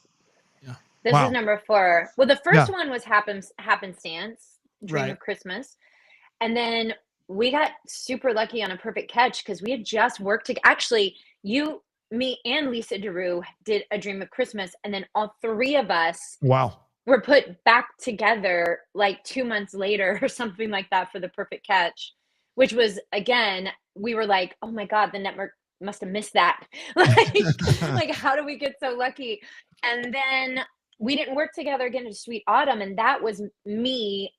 We didn't have a guy yet for that movie, and it was coming together really fast. I was in Vancouver, and the network was like, hey, 2 days after you wrap, can you be in Winnipeg for this? And I was like, yeah. It was in the middle of COVID. I was already there. I'd done my quarantine. And then I spoke to Stan Spry, who is a producer, and I said, who's the guy? And he goes, we don't have the guy yet. And I said, can we get Andrew? And he's like, of course, because everyone loves Andrew. He's like, I love Andrew. Let me ask. And then he asked, and they were like, yes, send Andrew, which was amazing because, I mean, it came together so fast. We had to do a lot of work on the script. And it was one of those things that you're going into a situation when you have a 2-day turnaround on something. And I don't get to do all the work that I usually do. And, you know, you need to know that the other person on the other side is going to be an actor that, like, you're just going to, you're going to figure it out. No matter what, you're going to figure it out. The scene's going to work. And that was Andrew for me. Also, I love him as a human. So that came together like that. And then this was a manifestation because in 2020 I had called Andrew and I said, I'm going to create a wheel for us. And I was working on developing something, which actually did end up moving forward this year. But I was like, whether it's this or whether it's something else, like, we're going to do a wheel. And then this came up, Heather Overton, her lovely, amazing self. She's an executive at Hallmark. And she said that she wanted the 2 of us. And so we got on the phone and I was like, I'll do it if you're doing it. And he's like, I'll do it if you're doing it. So when Nikki had told me, I was saying about this another podcast, but when Nikki told me we were doing a wheel in 2020, I was like, okay, we are doing a wheel because Nikki, you guys probably already know this by now, but she's a witch. She's basically, she can create anything that she wants, and she'll already know what you're thinking before you even say it. And so there's certain things that, you know, when Nikki has something in her mind and she puts it out there in the universe, it's going to happen. And so when she said that to me, I was like, okay, yes, let's do this. And also, you know, there's no greater situation for me as an actor, and for somebody who I feel like I kind of like my acting lay dormant for a good portion of my early 30s to mid 30s when I was building my business with my wife. So, back in like my 20s, I felt like I had some really great roles that fed the beast and like got me deeper into my craft. But Nikki is one of those people, and there's a handful of other people that I've worked with that really bring that out in me, and she's like my creative muse in a way, and I'm also able to learn from her and be open and vulnerable with her, and really try to take things to the next level. And so to have this ability to potentially do a few of these and bring something different to Hallmark and to the viewers that they haven't seen before is a really dream case scenario. So it's just, if we could do a few of these and continue to just go deeper into these characters, because that's the thing, right? Like Hallmark movies, you do a one-off and you're like, God, I had like a week and a half to prepare for this. And, I felt like there was glimpses of a character here that I really wanted to explore, and you just didn't get a chance to do it. Whereas in a series, you get to, fully, flesh out these human beings. And in feature films, you get 3 months to 4 months to work on something, and you can almost block it like a play, and you know it so well, and you dive so deep into these characters. So this is an opportunity for us to really to potentially do that. That was impressive because you called Nikki a witch and your muse in the same That's impressive. Answer, yeah, which is impressive. Yeah, not just anybody can pull that off. That's exactly right. Thanks, Sorry, buddy. Nikki. Yeah. I love you. Nikki, what were you going to say? I was just gonna compliment, because you're gonna love Andrew in this. He is. It's so different from what you're used to seeing him in. I mean, you're used to seeing me cry in movies. I feel like I'm the person that they're like, this movie has tears, we're gonna give it to Nikki. So like, you're used to kind of seeing me cry, and like I play versions of like what.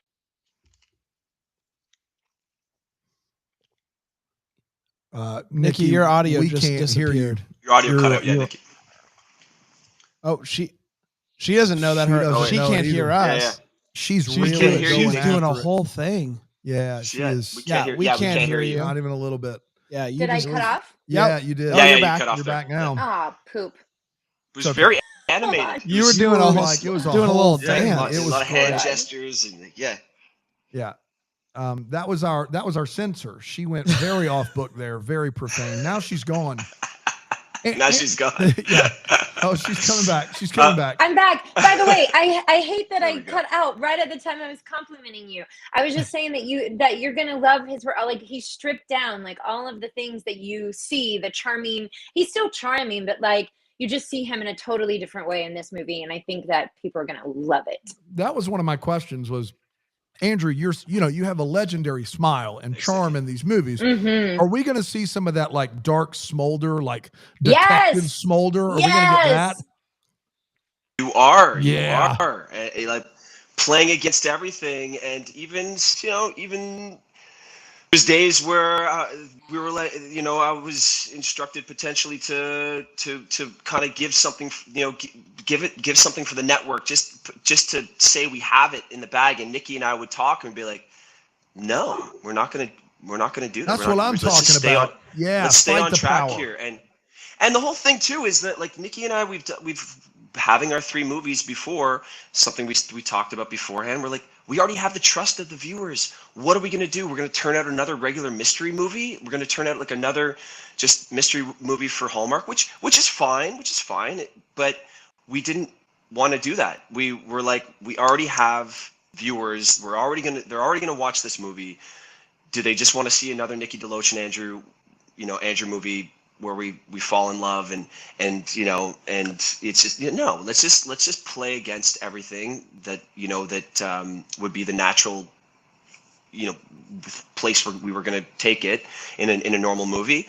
And like I watched on Nikki's suggestion, I watched Mare of Easttown. I rewatched some like True Detective, and I listened to an interview with Matthew McConaughey. He was talking about how True Detective, it's played out over 6 episodes or whatever it was, 8 episodes, and And he goes, in a normal movie, normally you'd understand who my character is in a, I'll compare it to Hallmark because this is the genre we're working in. But in like a Hallmark movie, usually the characters would start they're falling for each other on a 120-page script on page 42 or 45 or whatever it is. But in this movie, if it's going to play out over a bunch of films, well, that love interest should only start to bud in like on page 360 or 340 or whatever. So, we really tried to play against it. I saw the movie a few days ago. I feel like there was one scene where I might have broken a little too, if I'm being very nitpicky about it, but overall, I'm happy. I'm really happy with the way it turned out. Nikki absolutely crushes it in this movie. And so I think that it's, and also the director, Anthony Mecci, who we got to give a lot of love to on this. He's first-time director. Yeah. Energy. So he's a first-time director, but he's DP'd, 300 projects. And so wow. He wanted to go into this being behind the camera on so many Hallmark movies that he's done and Lifetime movies and stuff. He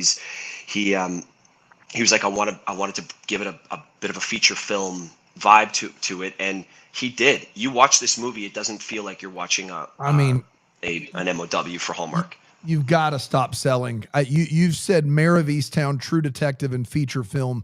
I mean, you got to keep my expectations low, Andrew. This is not. You're not setting it up for success here. You're just not. Those are. I'm telling you, those are the things I watched.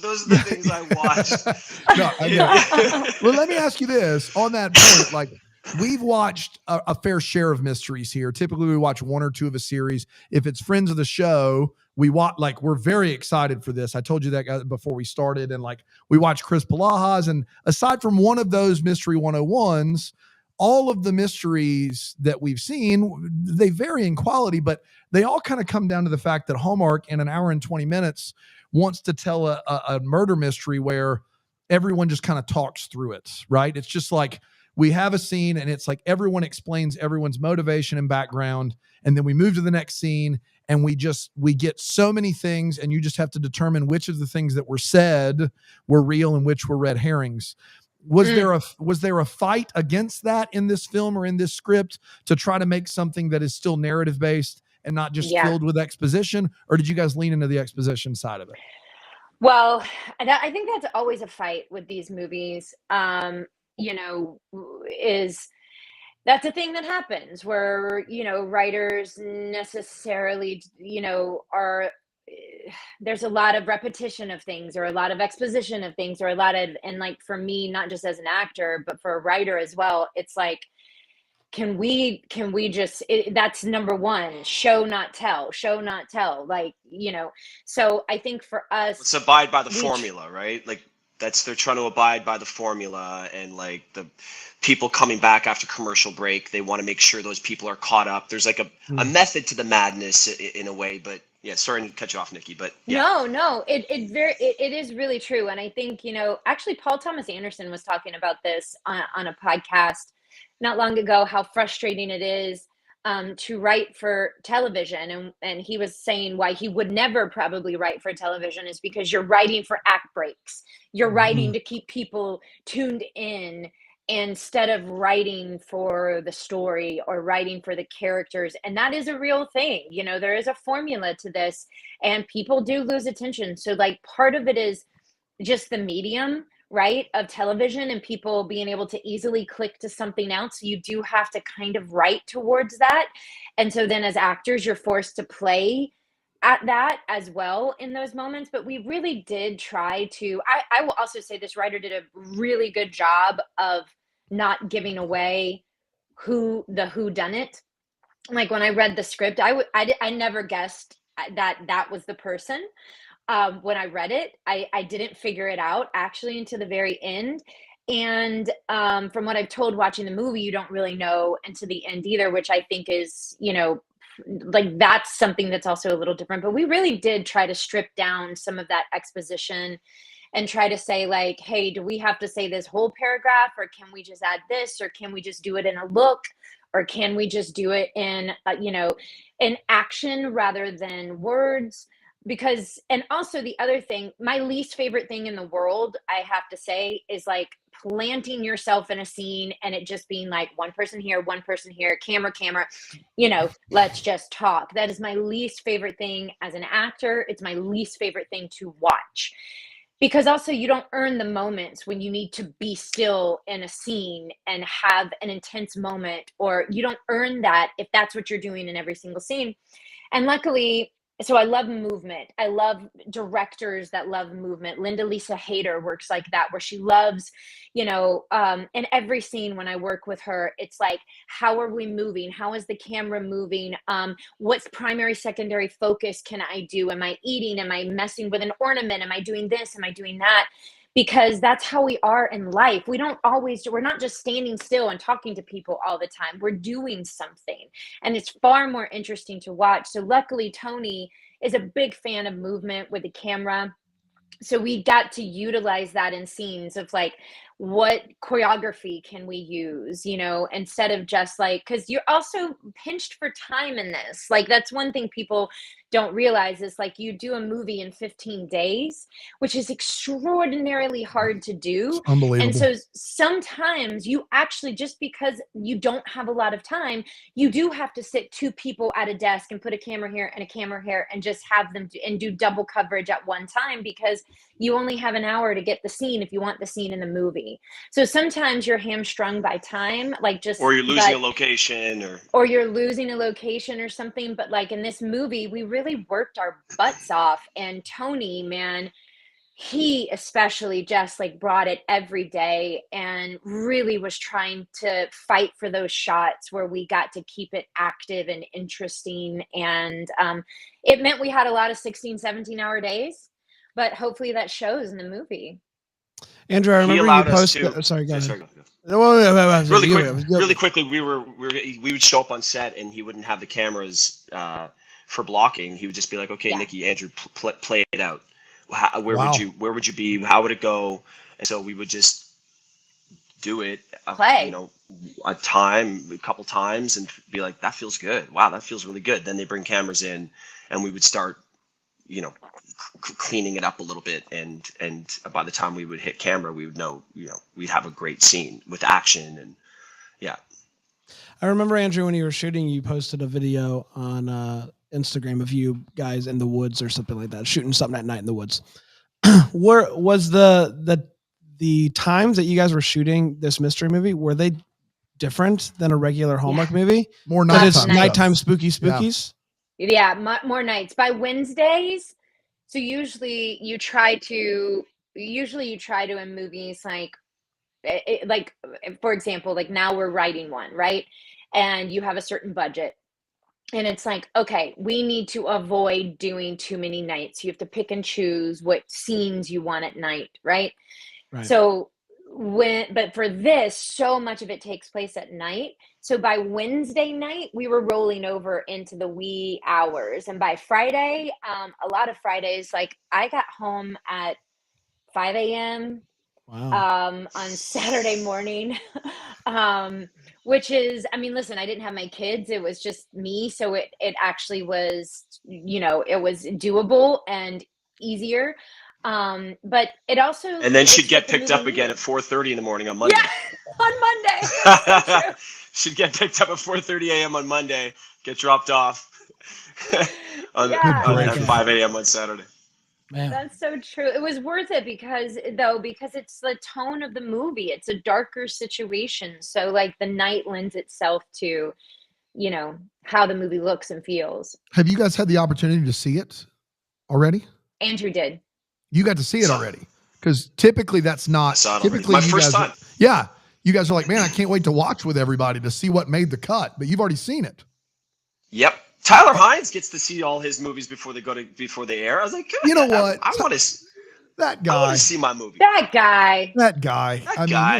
Just weasels his way into everything. That's right. He doesn't care about others. I've said it for years. He's so demanding. Doesn't care about anybody else. I wouldn't even want to be his cousin by marriage. No. I wouldn't even want to be that in that situation. No way. No way. So what did you think? Like, first time you've done, I think I just got word from our producer, you've done 683 Hallmark movies. This is the first one you've got to see early. What'd you think of it? Like, what was that experience like? Man, I was really impressed with this one. To be honest, the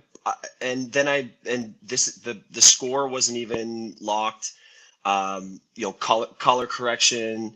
There was a couple things that I was able to point out to the producer and I felt really fortunate that he brought me into or allowed me to potentially have a little say in the creative process at this level, at this stage. But I was really impressed, man. I feel like there was a couple things I would have done differently for sure, but not as much as what I would look at a previous movie, another movie of mine on Hallmark, and like usually I rip myself to shreds, on other movies, but this one I was really, really impressed. And I was impressed with all the supporting cast in this is so great, because the supporting cast sometimes pulls you out, of the story if they're not all on point. And we have Lachlan Monroe, who's like this guy. By the way, do you know that Lachlan has 225 credits on IMDb? Good Lord. Yeah, this guy's been around forever. 220. Do you know this actor, guys? Lachlan No, I'm Monroe? looking him up. I will say You'll the know guy him. that played You'll see his face. the guy You'll that know played exactly. your dad in Sweet Autumn, Andrew, we think is your dad in real life. He I think he's been in like 4 movies with Andrew. When you're clean shaven and he's clean shaven, it's like that is Andrew Walker, senior citizen, like Just for Men, Touch of Grey version. Like, I know Lachlan Monroe from Riverdale. He's from Riverdale. He's a killer. That's right. He's also on Spoiler. That is a spoiler. Sorry, everybody. That's a which is John Cena's show. I think that's out like Peacemaker on HBO Max, something like that on HBO. He's also on that. He's like on 3 shows currently. We were really lucky to get him, but honestly, every supporting actor on the show, like there is not anyone who didn't bring it. It felt so good in every scene to be surrounded by just super strong actors. I would say they were fantastic. And that does make a huge difference. It does. It makes a huge difference. When the supporting cast is bad, things just go downhill in a hurry. I mean, they just do. Yeah. So that's always, and this is the first time we've ever done one of these where you guys are like, they all brought their A game, which is fantastic. They were fantastic. The mystery. Do you know if this is hopefully going to be more? Do you know if there's going to be more? Are you allowed to talk about that? You don't know. Is there any there's sort of 18 novels? 18 novels to this series. So if people tune in, it's really just based on numbers. That's so annoying. What about people watch it? Do you think Hallmark would ever go for a serial killer, like an actual? A murder mystery where at the end of the episode, the killer is not caught, is still on the loose, and it's like a cat and mouse game that lasts for more than one movie, because I'm here. Like, that's a great idea. I actually said you two, and then like Paul Campbell is like a serial killer. Oh yes. And like, like that would be like, and now all of a sudden I'm now talking about something that airs on a different channel. You know what I mean? But like in my head, they already have a channel called Movies and Mysteries. Like Paul Campbell would be a good Riddler. He would be, yeah. But like just in general, having you guys like be one step behind and then playing cat and mouse, and like, something happened to one of you guys, as you lost your father and it turns out he had something to do. Like there's so much you could do with that makes people care for more than just the week before and then during the movie, that I think Hallmark is leaving on the table, and you feel free to give me credit for that. No, I like that, Dan. Yep. I think they would. I actually, they're really like coming out of the gate with very different things than they've done before. I mean, it's, they're going to push the envelope now. They're going to open stories up. We talk about addiction in this movie. There's a big story point is all about addiction, and that's not really something that we've seen, but we should talk about. I feel like our audience is ready for it. If there was one thing that I kept getting over, I always asked fans, like, what haven't you seen that you want to see? What's something that you want to see more of? And the thing that I kept getting over and over and over and over again from fans is real stories about real people, actual true stories about people, and more of like what, they're like, we love the fairy tale, that's really nice, but like at the same time we want to be able to also see ourselves and our lives and what we're going through reflected in these stories. And I think Hallmark knows now that they have this incredible opportunity to capitalize on that, because our audience is ready for it. And what a great what a great network to be able to do that, because it does have this built-in base, and people, and what we forget actually, I had this conversation with Michelle Vickery years ago. What we forget is that people who watch Hallmark also watch Game of Thrones.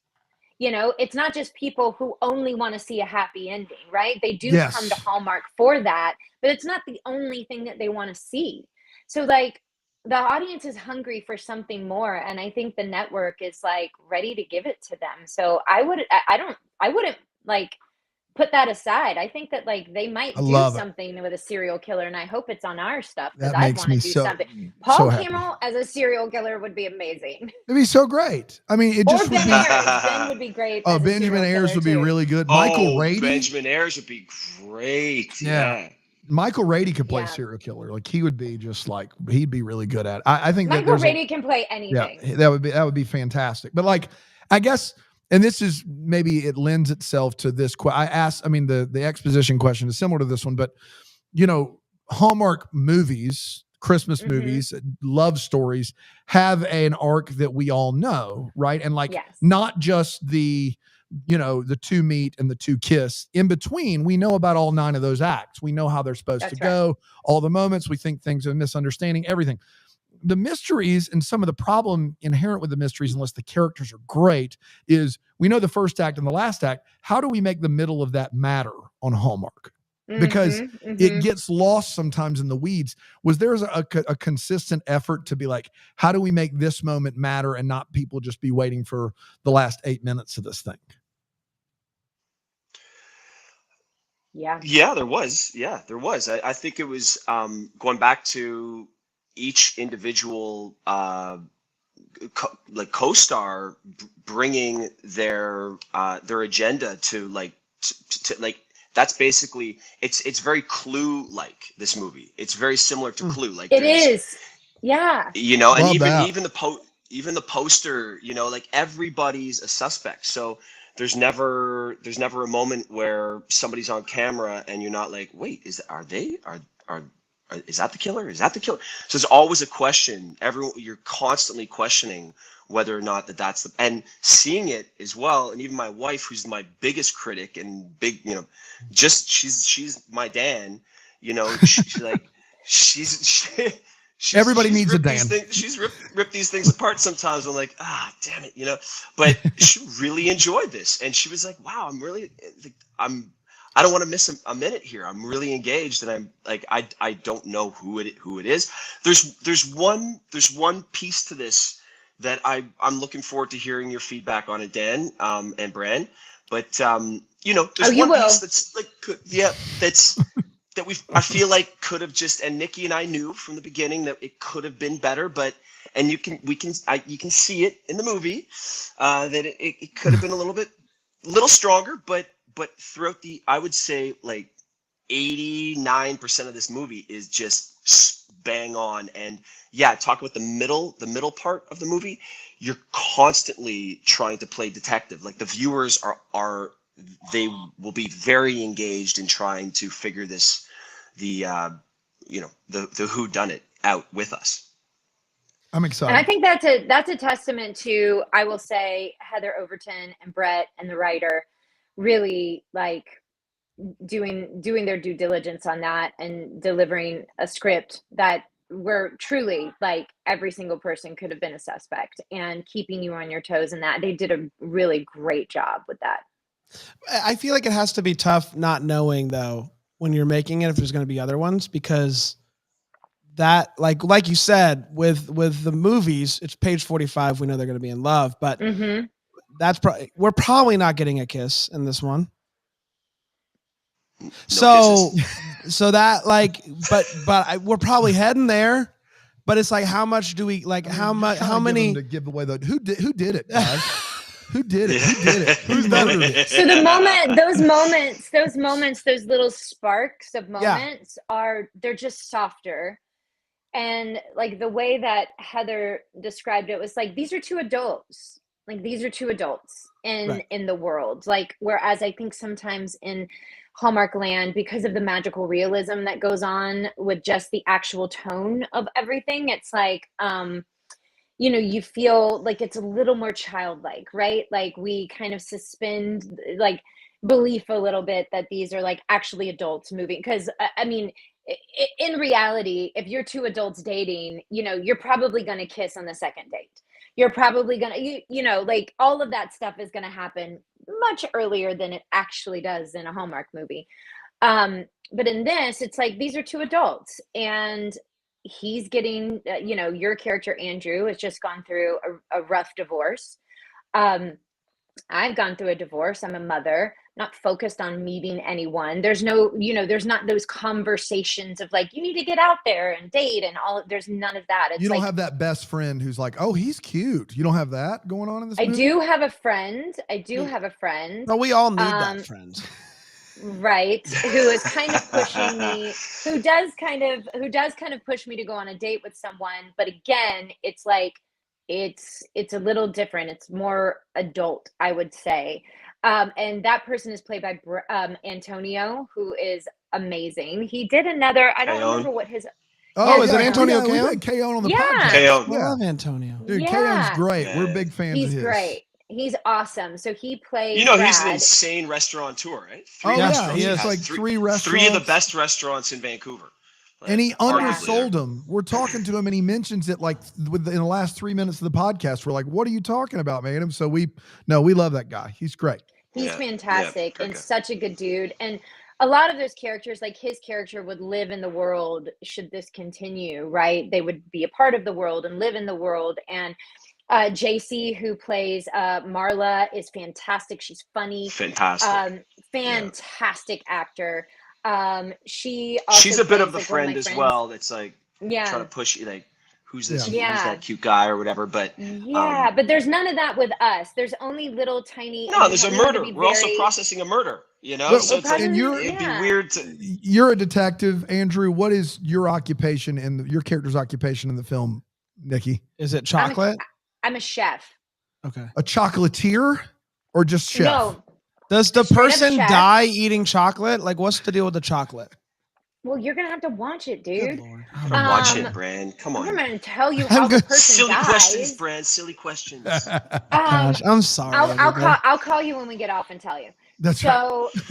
So talk to you in 5 minutes. What's your favorite chocolate? How about that? Let's just do that. Well, I will say this. I will say that I've always said, even before this movie, that like chefs would make the best, because I have several friends that are actually chefs. One of my best friends is a chef, and Megan Mitchell, who got juice from you guys, Andrew. She's been talking to Cass. I mean, who hasn't aside from me? At least somebody's getting juice. Am I right, Dan? You guys get juice. You guys get juice. I mean, I've gotten plenty of juice. That's not the problem. Andrew, Nikki, the first time Andrew sent us all juice, he did not send me any. I think there was a clerical error. And I got it late, and I give him a hard time. There was a clerical error. That's funny. It was Brandon's fridge that intercepted. No, it wasn't. No, hey, don't bring me into this, buddy. Don't bring me into this.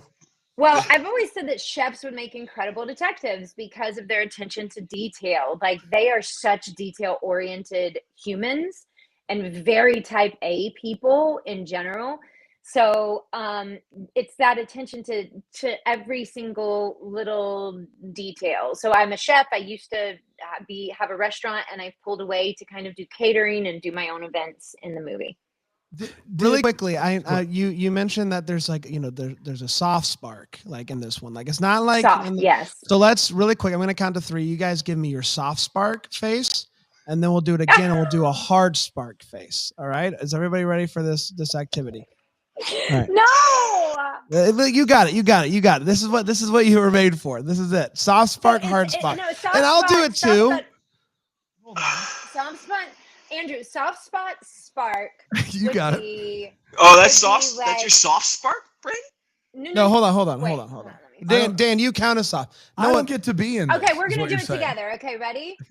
Okay, we're gonna do it together. Count us down. It's tough for me because I can only see Nikki's half face with the way my screen is. But Andrew, you don't need, you can do this. You know how to do it. You can do it in your sleep. I can't. I need to see your full back. 1. Okay, ready? 2. Okay. 3.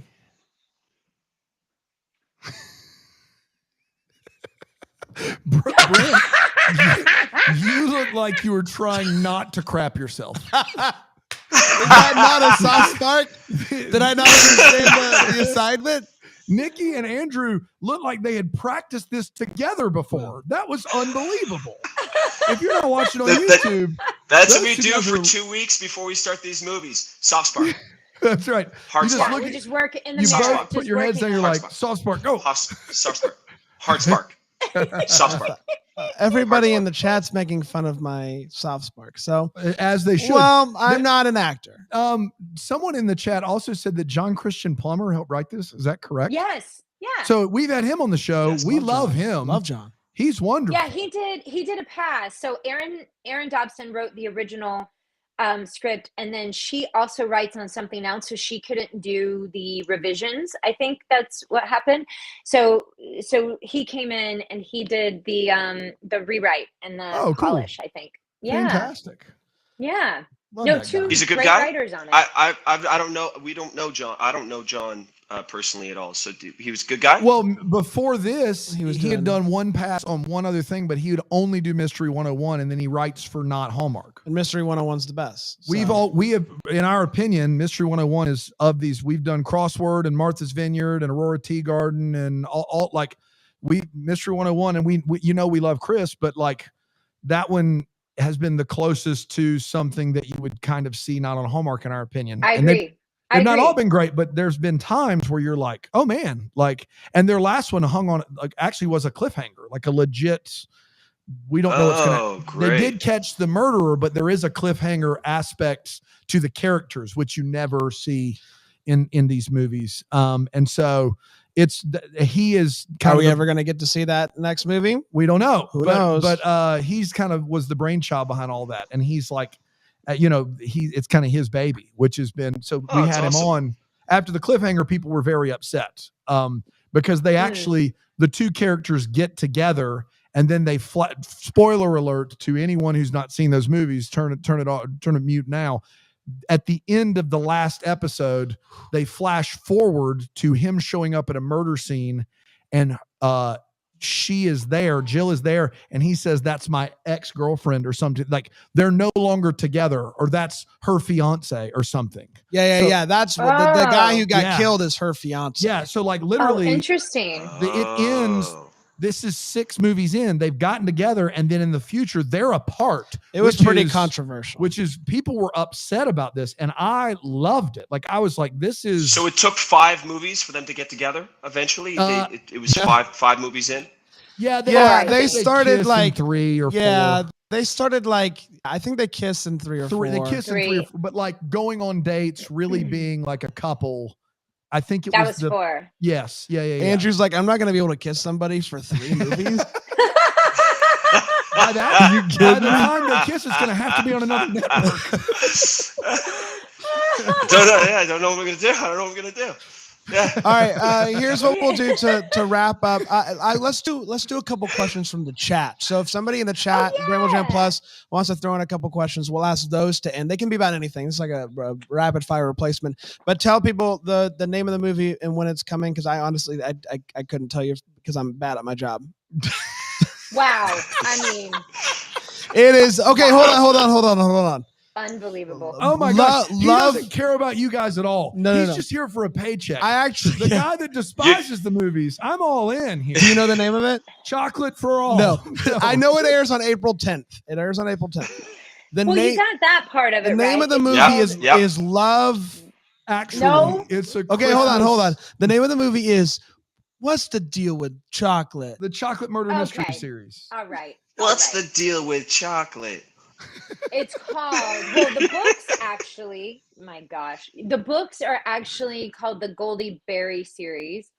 But Goldie Berry series. That's by the way, it's my favorite character name I think I've ever had. Your name is Goldie Berry? Goldie Berry. How it's a great name. It's a great name. Aces. But the movie is called The Curious Caterer, Dying for Chocolate. Dying for Chocolate. Dying for Chocolate. Which I love that they kind of shifted it, because I like that a little better than Goldie Berry series. And also, it's not just my movie. I mean, it's a two-hander. It's like, that's the great thing about this as well, is it's like, it's not just like your female lead kind of thing. Like Andrew and I both carry this movie, which is awesome.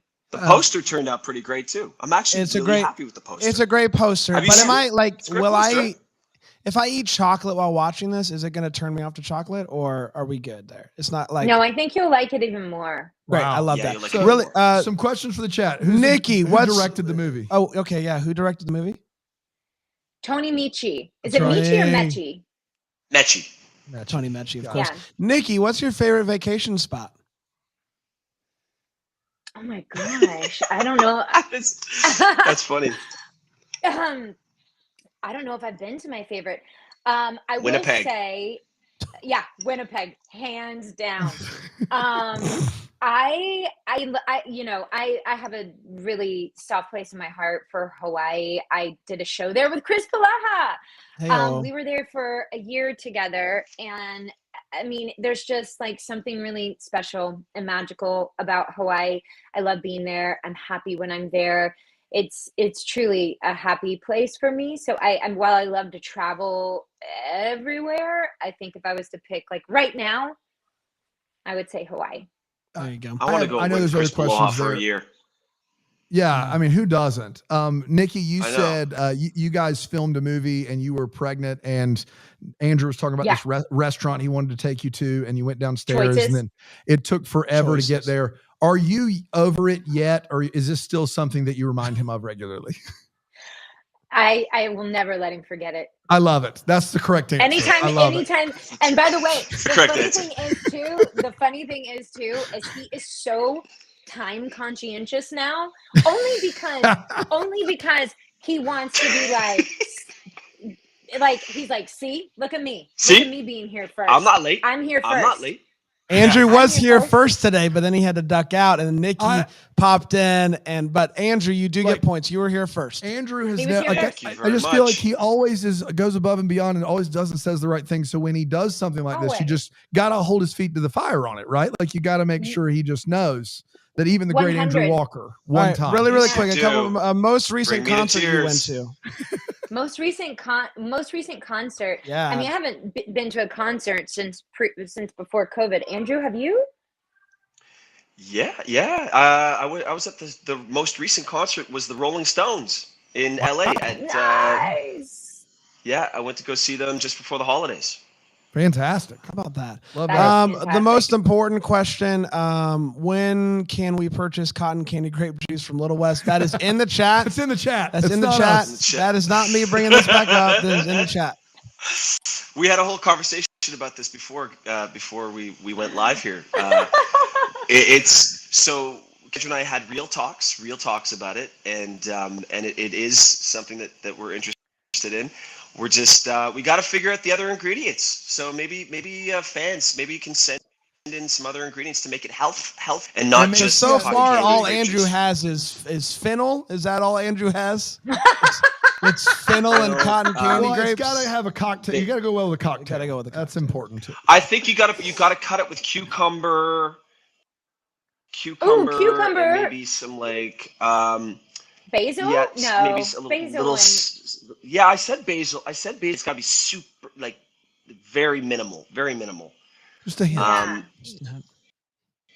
Yeah, fennel, cucumber. I feel like we're making some headway here. Yeah, By I the think time so. Just Andrew one good retires thing, from Yeah, one good Audition, think tank that'll do it. And last but not least is the most important question. You cannot ask any follow-up questions. There's no You just have to context say to this. yes You just or have to. Should Dan give Brand the big TV? Should Dan give Bran what's the big TV? They No said you context. can't do a follow. You can't do a follow-up You question. just have to say yes or no. Yes. Yes. Come on, guys. Man, I thought we had something here. Both fans of The deed Brand. is done. It's unbelievable. Andrew, Nikki, you guys are the best. Can't wait to watch your mystery. April 10th, Death by Chocolate. Stop Death by it. Chocolate. No, stop Ah! Dying. The curious caterer dying for Dying chocolate. for chocolate. Dying for chocolate. I love it. April 10th, 9/8 Central. April 10th, 9/8 Central. Can't wait for it. Until Yes. then, may we be the first to wish you a Merry Christmas. Oh, Merry thanks, Christmas, Merry guys. Deck the Hallmark's a Bramble Jam Love podcast. you. It's presented by Philo TV. It's produced by Brandon Gray and recorded live in, that Greenville, South Carolina. Set decor is by Plum at Haywood Mall. For more information on Deck the Hallmark, you can go to deckthehallmark.com. For more information on Bramble Jam Podcast Network, you can go to bramblejamPodcast.com.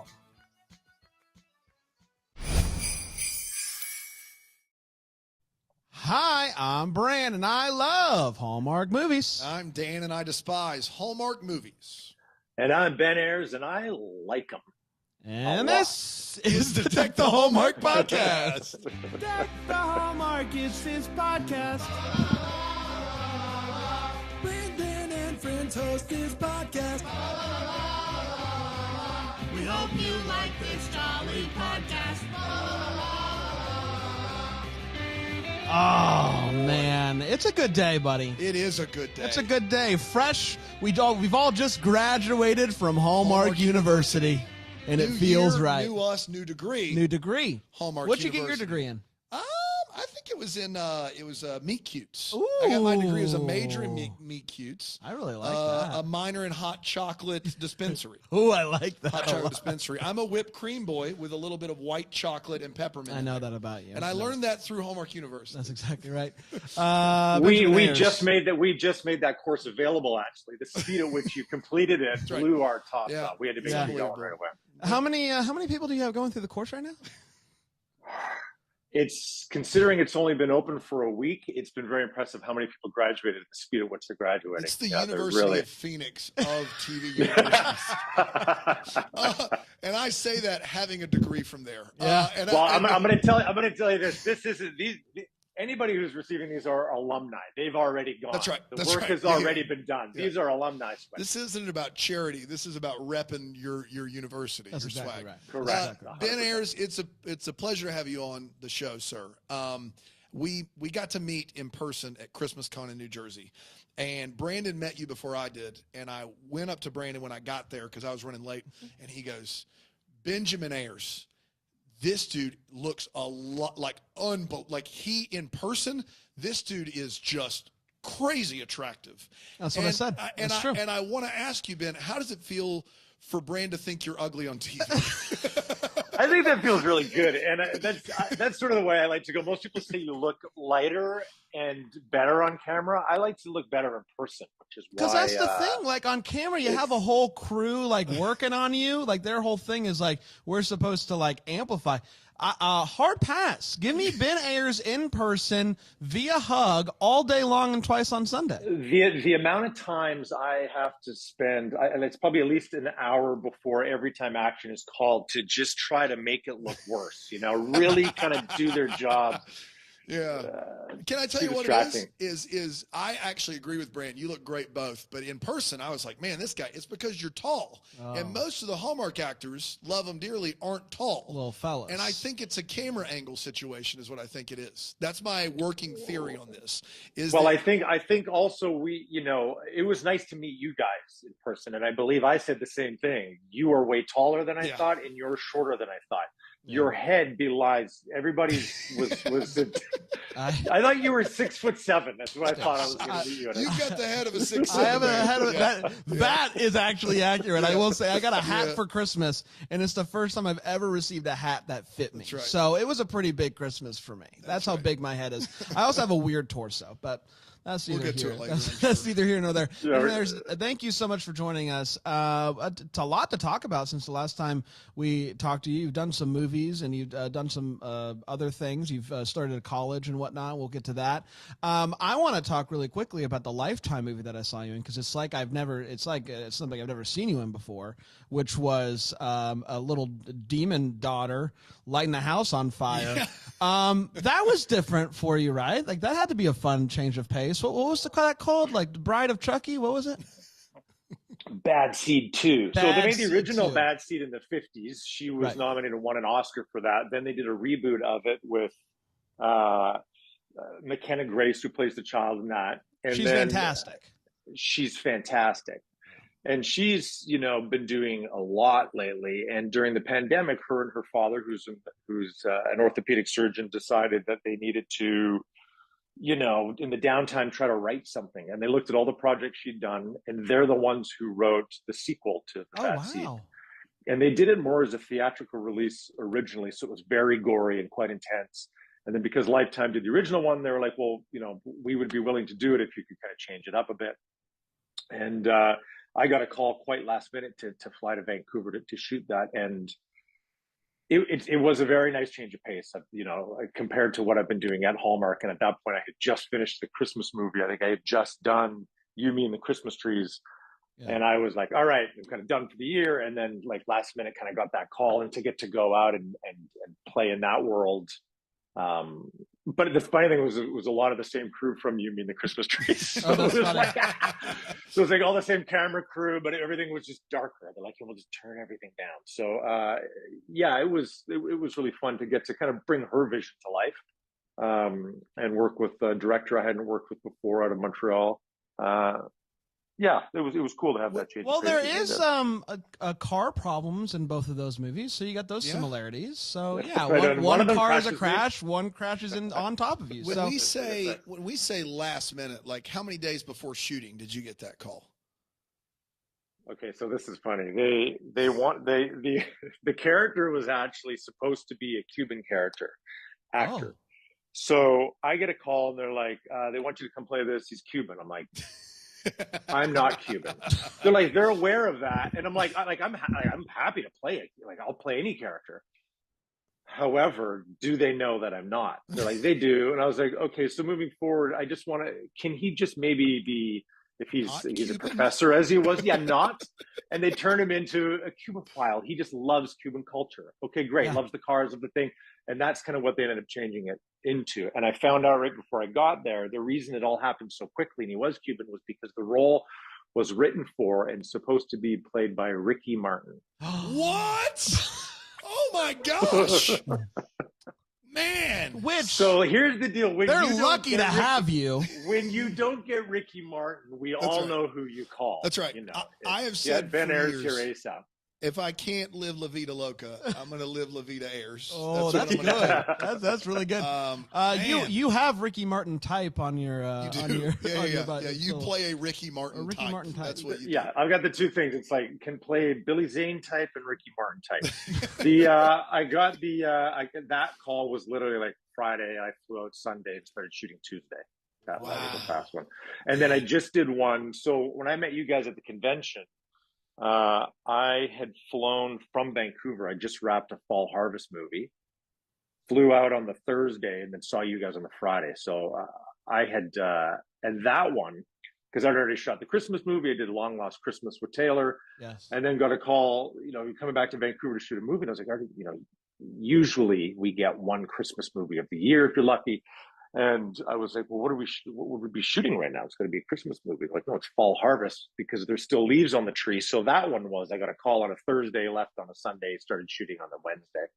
Wow. So they're very fast turnarounds, especially if it's, seasonal dependent or you're filling in for Ricky Martin. So it's like, just depends on the situation. But we had I think 5 days where, there was still sun and there was no snow on the ground in Vancouver, where we could shoot corn mazes and the leaves falling and all that kind of stuff. So you've already shot a fall harvest movie for next Hallmark year. is doing This is it. new Yeah. Hallmark, man. I don't know. I know, man. Yeah. We're like a year ahead. I don't know what's going on right now. That's exciting. Because fall harvest has turned into not fall harvest. So the fact that we're shooting movies with leaves on the trees is very exciting. This year's fall harvest, there's like one where a bunch of girls decide on a girlfriend summer getaway. There's like one in Florida where the Peña Vegas are like getting in a rock band. Like there's like one fall harvest movie was a Taylor Cole movie. Like everything else wasn't autumn at all. So they're committing this year, committing to the bit. which is good because it's a big, I think people love those movies and they tend to not make many of them every year, as you said. And when they do, it's not really fully about the fall harvest. So I think there are going to be a few of them this year, more than normal, which is great. When you get, I know we got stuff to talk about, but now I'm just curious. When you get a call like that on Friday, leave Sunday, shooting Tuesday, are you just buried in the script for 4 days, or is that like I'll get to it on the plane, bro? Like you literally called me, like on the plane, you're just like, let me give this a once through and see what it's like. I would say 5 years ago, before Hallmark, that would have scared me. I'd be like, I'm not prepared for this, but now I sort of understand how it all works, and I can just kind of get my first week off book. I'll find out who my co-star is, and we'll kind of run lines and make sure that we run lines well before the first couple of days, or at least have the first 2 days very well prepared, and then kind of be working a day ahead or behind as you're on set.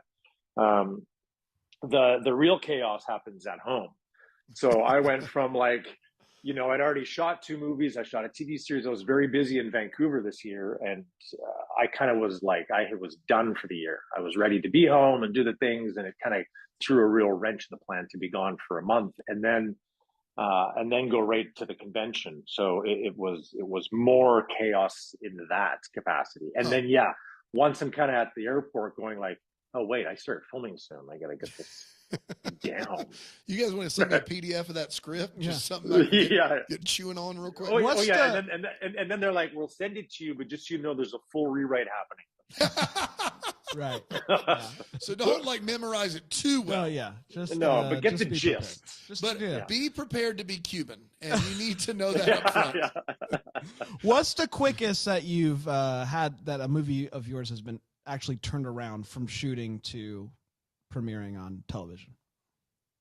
Well, it would be a Hallmark one, but I can't think of which one. Most of them can turn around quite quickly, I think of a year is wild. The fact that you have a movie in the hopper a year in advance is impressive for fall. So because usually you're filming it and right when we're done, it's like we're then talking about it. We can't talk about it. I can't share who the co-star is and all those kinds of things. It's the first time I've ever, it's been a year since that movie's aired for sure. Usually it's within a few months, and sometimes it's within a few weeks. Yeah. I think the quickest we've ever heard is Polaha's. I think it was 2 weeks after they were done. They finished on December 10th, and it was December 23rd aired or something like that. It was crazy. That's crazy. I just sent Polaha and his co-star. They're filming at the Biltmore right now. They are. Yeah. Some hoodies. It's an hour. They sent them this morning. Oh, is it? Oh, great. Yeah. We're trying to figure out a way to get together, but apparently the Biltmore estate, it's very close set, really more tough. closed than normal. So we'll see what happens. Right. I want to talk a little about Long Lost Christmas. Dan, do you want to bring up the scene of Long Lost Christmas that left you in stitches involving a Christmas tree on a certain date? Do you know what I'm talking about? Oh, yeah. Yes.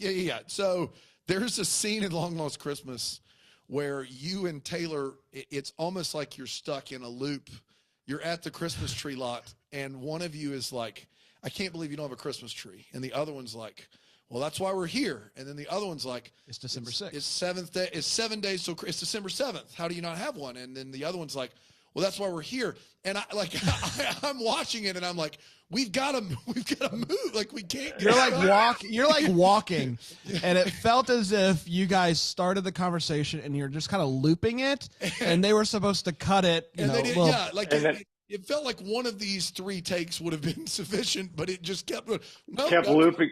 Can we pull it up right now? Do we have that capacity to review it? That would, gosh, man, but that's a better program. I think that would be fun if you guys actually had moments like that we could be like, let's watch it. Let's talk about that a little bit. But I do want to go back and look at that because I remember walking into it going, because oftentimes you ad lib your way into the scene, right? And then you ad lib your way out of the scene. Yeah. And I remember adding that bit, like, I can't believe it's December 7th and you don't have a Christmas tree. I'm like, well, that's why we're here. We're here now to get the tree. So I was like, I'm playing every scene because I knew the movie's got a lot of dramatic elements. Yeah. Yes. And I'm like, Taylor, you and I are just like, we just agreed we're in a rom-com. Her other story is what it is. Yeah. So let's just have fun. I'm going to make you laugh, and we're just going to That's great because the chemistry was there, and so we tried to just make each other laugh in every scene. Well, it's December 7th. We don't have. The thing is about December 7th. That's why that's why we're here. That's right. Yeah. I wish, you know what? Once we get wealthy off of this, which fingers crossed, we're gonna have a big board, a big like a plasma, as you will. Like we're gonna go to the big board, and then we can have a shot that they can see, and we can do that. Because I love that idea. That's a great idea. That's interesting though that you ad lib your way in and out of a scene. Has Is anything that ever? normal? Yeah. Has anything ever made it to air that you're like, boy, I didn't think that was gonna make it? Most. It does. Honestly, because I mean, you kind of need something in, right? Like, if you just start with the dialogue that's there, it can be a little stilted. Right. So you sort of are kind of just in the moment before, and I would say usually at the end for sure. And again, especially if it's a comedy, because it tends to be like funny little buttons you're adding, or odd little bits in between. But usually only for comedic elements, to be honest. Yeah. So Hallmark is starting to lean into the comedy a little bit more. Like I have to imagine someone like you that's a really funny dude, like sees a Three Wise Men and a Baby and is like, finally, like we're doing because the rom-com of Hallmark has always been like rom-com, like very light on the com. Yeah. But like there's certainly it's more calm, CALM. Right. It's wrong. Like we're just doing. Like you got to be getting like your name has to be on the list of people that can actually ham it up a little bit, right? That's got to be exciting. Yeah, I don't know how it works with the lists. All I know is the phone call comes and you go do it. The great thing about what I loved about the Three Wise Men was just the fact that they wrote that, that they kind of came up with that idea. And what I love about the network is it really does foster creativity within. So you go there with an idea, Taylor and I are both really good golfers. So we're trying to kind of like develop a golf one right now, like just stuff where you can kind of go in with some ideas and oftentimes too, I'll get a call. They're like, oh, so-and-so is developing this project, but they want you to be in it. And that's now really starting to happen. Like I love the idea of this old school studio system that Hallmark is, which is every year you kind of get to do a couple movies and you're just with other actors that are your favorites. And, we become friends for the first time, but the fans get to see their favorites kind of like mix and match. Yeah.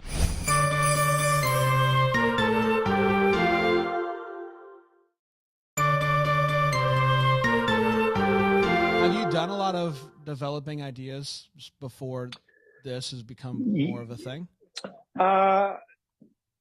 Yeah, but they kind of haven't really gone anywhere. I've done some within Hallmark. I'm developing a comedy right now with, which is I'm very excited about. It's a TV series, and this could be a much bigger thing. I can't talk too much about it yet, but just give us the whole idea, and we'll. Well, I can tell you who we're developing it with. Ricky Martin's hysterical, so it's going to be awesome. He's great. So it's Ricky Martin, and he's a Cubophile.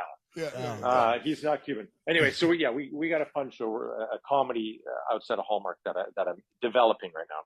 But I'm really hoping to this year to kind of do some more stuff within Hallmark as well. Yeah. That's fun. Yeah, I want a golf invite next time we're in the same town. Let's go play golf because I love golf. Like how often? Are you guys in the same town? We're in the same town all the time. Quite often. Yeah, I usually find we're in the same town. Ayers never invites me. That's the thing. I'm just trying to crack the invite list there. I've got a little GPS in his wallet. So the thing that's what I loved about because I knew Taylor golfed, and when we got Long Lost Christmas, it's shot in this small town called Harrison Hot Springs in BC. And they're known for so that's become like a little joke between the two of us. Every time I see her, she'll get me a gift. Like I've got a hat with a Sasquatch on it or a shirt with Sasquatch. I bought her a little Sasquatch. So they've got statues of Sasquatch everywhere. And there's a mountain called Sasquatch Mountain in this town. So it's kind of this like fun little maybe there was one spotted 50 years ago, or I think it's more because the mountain got called that. And it's a spiritual thing that has to do also with the indigenous culture there.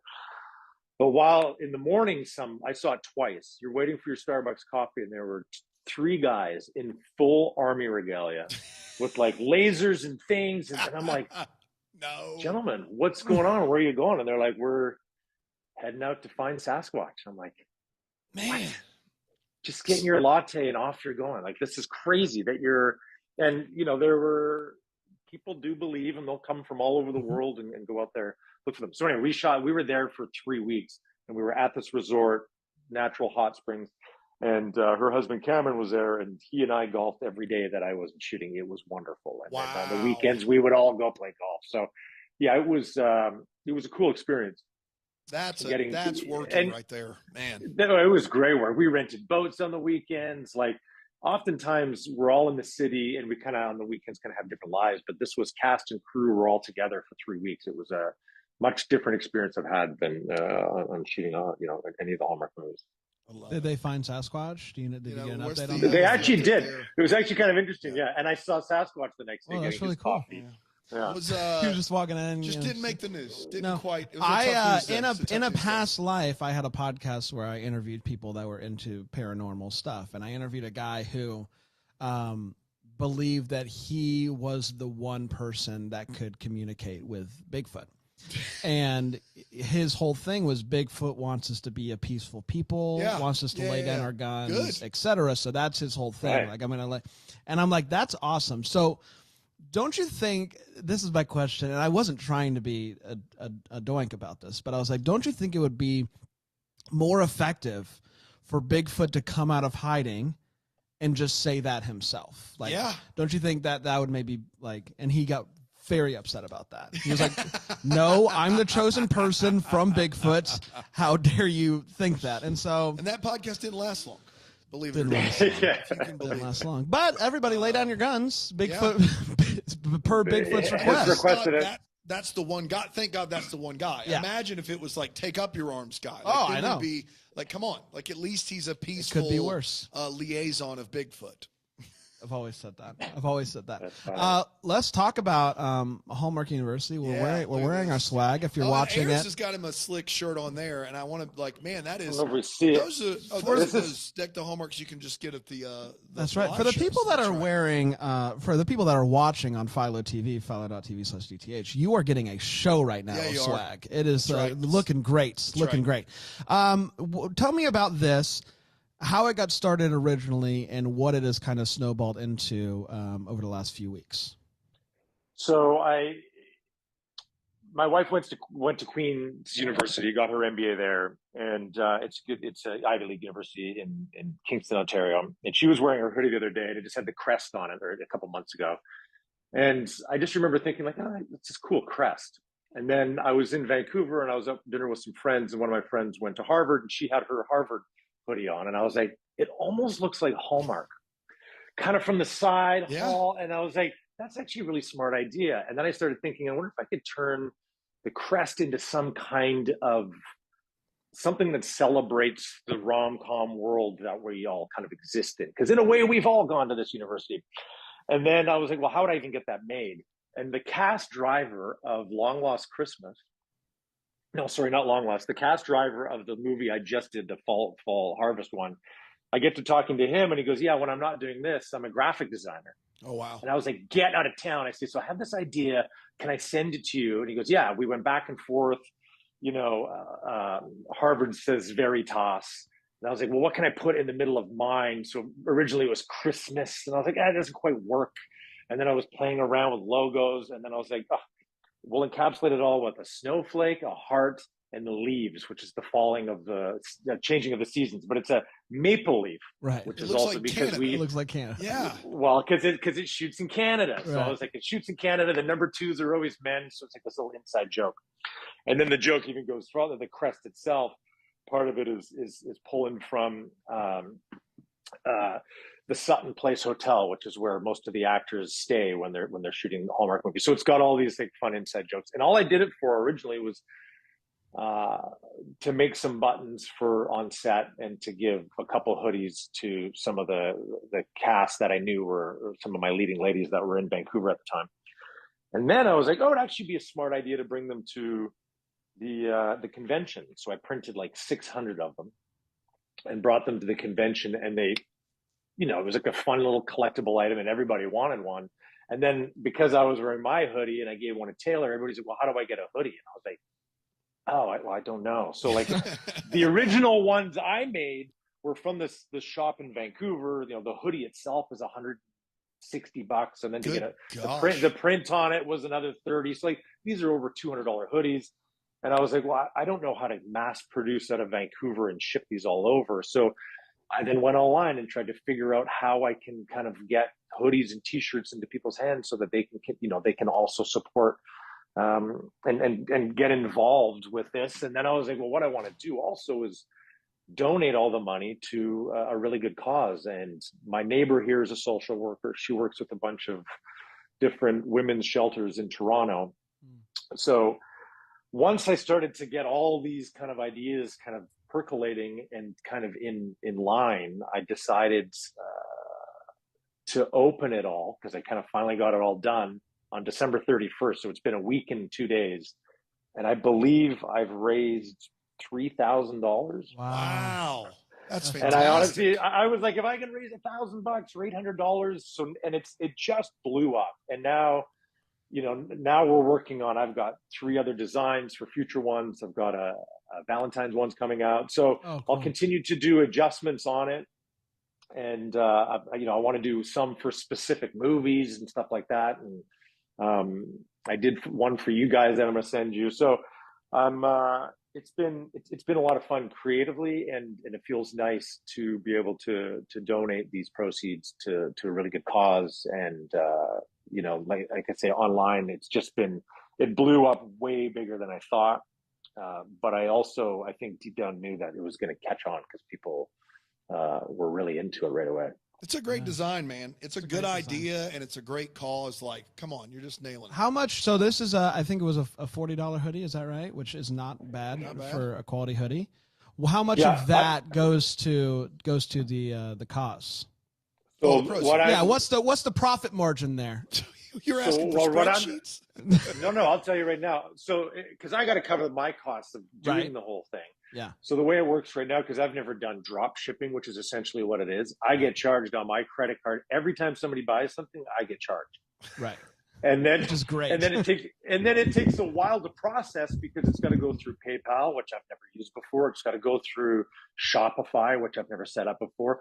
And then eventually these companies end up paying me, which I haven't even been paid yet. So I got to go through and kind of tally that up, pay my credit card off, and then the proceeds that are left are all going to this cause. So I'm not taking any money from it. I'm just kind of, at this point, just running it as a kind of a fun charity, and just wanted to support the cause and ultimately support people's desire to get to continue to support what we do, which I think, it just feels really nice. But also, I do think that there's like a camaraderie. I mean, if you go to these conventions, like it's very different than a sports team. Like when you just, rep a Yankees hat or whatever, like that's this global entity. Whereas Hallmark does have this like more community feel to it. And so having something that represents you're a part of this very specific community makes sense. And quite frankly, I can't believe it hasn't really been done before. So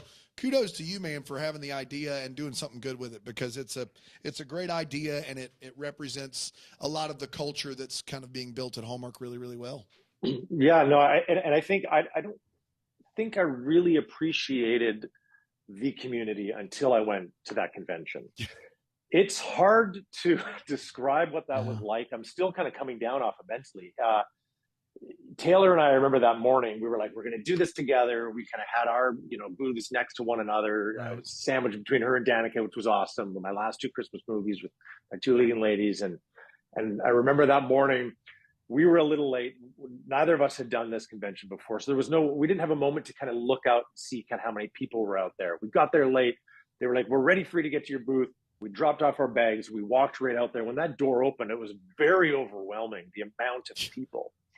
And, you know, I talked to Tyler later about it because the first day I felt like I was Jack Black. I was just like, hey, I was so on because I didn't know how to just relax into it. And I wanted to make sure everybody got the time and the questions that they wanted to ask and a big hug. And it was exhausting in like the most beautiful way. And I just, you know, it was like 15,000 people, you know, and again, that was really what sparked it too. I was like, this is an incredible, heartfelt, warm community that are coming to celebrate these movies and what we do. And also to get to go over and hang out with you guys and see, I'm like, and it's this really cool Christmas market where you can go buy gifts and prep for the year. And, you know, and every time I walked by your guys' booth, there was a huge party going on there. Like, I just loved everything about it. I don't think, and a few people may have tried to explain it, but until you've experienced it, really hard. It's very, very, very, very special. Very special. Yeah, it is. It's wild. It's that's the only thing I can say. It's just like so many people that like it's such a niche thing. Yes. Like it's not like, you know, you go to a Comic-Con and there's people from all sorts of different types of projects. Like Marvel and right. people that like all these different things. This is like very specific and very like it's fun to kind of be in on it together, which is it's like you're speaking a separate language. Yeah. Entirely. Totally, which is great. So do you have this is fun. I think we could maybe start an actual school. Are you going to become a professor? Are you going to teach a class on Hallmark 101? What are we doing?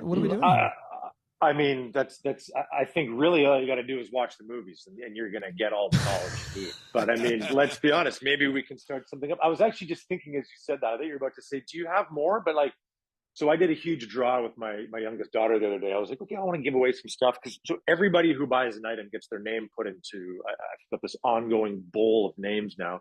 And every once in a while, I'll pull out some names and give away some stuff. So should we give away a couple of hoodies right now? I love that idea. My gosh. I love you guys that idea. Let's do that right now. I'm going to go grab the bowl. Look at this guy. It's happening in got real the time. bowl. Let's do a real-time draw. I got the names of the previous winners, but we put it in a big fancy bowl. Wow, that was amazing. You went out one side and you came back the other. Came in the other. Wow! Did the whole thing. Look at all that. No, December 7th already. So yeah, every time somebody orders, I got to write down their name. I stick it in here. So let's do it. You tell me when to stop. This is becoming a full-time job. Stop. There you go. Okay, first of all, yes, it has become a full-time job. Yeah, that's true. It really has. You're retired. You're a retired actor, That's and right. now You work for Hallmark working University. for charity. All right, who is it? If And it's the one of winner us, is- it's going to be great. That's good. Heather McClatchy. Heather McClatchy. Oh, We know Heather McClatchy. There she is. Heather and I were just talking, and I will, by the way, cut this, give it to you so that you can post it, because there is a chance. I know this is wild. There is a chance Heather does not listen to our podcast. Get out of town. But Heather, I've been rooting for Heather, and so I'm happy that Heather finally won. That's really exciting. That is good for her. Do we actually know Heather? No, we don't know Heather. Okay. But Heather, Good. I think good on you. Heather might be a new fan. Come Yeah. on over, Heather. Come on over, Heather. Heather might. I mean, I'm thinking the amount. Like I said, the amount of people. I'm going to do a little walk away. What happened just now? Why did you leave again? Well, it's just fun. It's fun at this point. It's December 7th. Now it's just better That's why to we're come here. and go because I also forgot that I got a little book I got to share with you guys. Oh, yeah. Okay, so my next one here is dropping them all over the place. Wait for it. This is a big one. Oh, you guys know her and you love her, Jacqueline Lamond. Oh, Jacqueline Lamont. Come on. Did you know down. that Jacqueline Lamont? She just won herself another hoodie. Or Jacqueline actually, we were talking just the other day, and she said that this would be a dream come true for her. So Wow. Jacqueline, We're making dreams come true right here. well, because she contacts you guys quite a bit. all the Okay. time. Yeah. All the Jacqueline time. Last one. Last What do you one. got? Here we go. Right there. Yeah, that's the one. That's the one right there. All right. That's the one right there. So No. Did we just win a hoodie? people are going to say that is fake. What Brandon Gray just won. And you know why? The reason Yes. he won is because he's got like 4 items. That is You can't make it Well, up, man. you can decide if you want a water bottle, another hoodie, a T-shirt, whatever. Wow, I'm getting Get your boy a green hoodie. and Or I the can tote bag. and this is for the $200 hoodie, right? Is that my understanding? This is for the $1,000 hoodie. Whoa, dipped in gold. Send us an XL green hoodie. I want one of those. Yeah, I'm just saying, I'm not somebody who looks at myself on a regular basis and goes, "Man, God did it good this time." But when I'm wearing this hoodie, I'm like, I feel like $1 million. I feel. I'm saying you look like a big. I kind of want to come cuddle you. You look cozy, cuddly over there. I mean, oh my gosh. Look at that. You don't have to do that. You got giant headphones. Yeah, I have on. giant headphones. Yeah. I regret it. I regret it.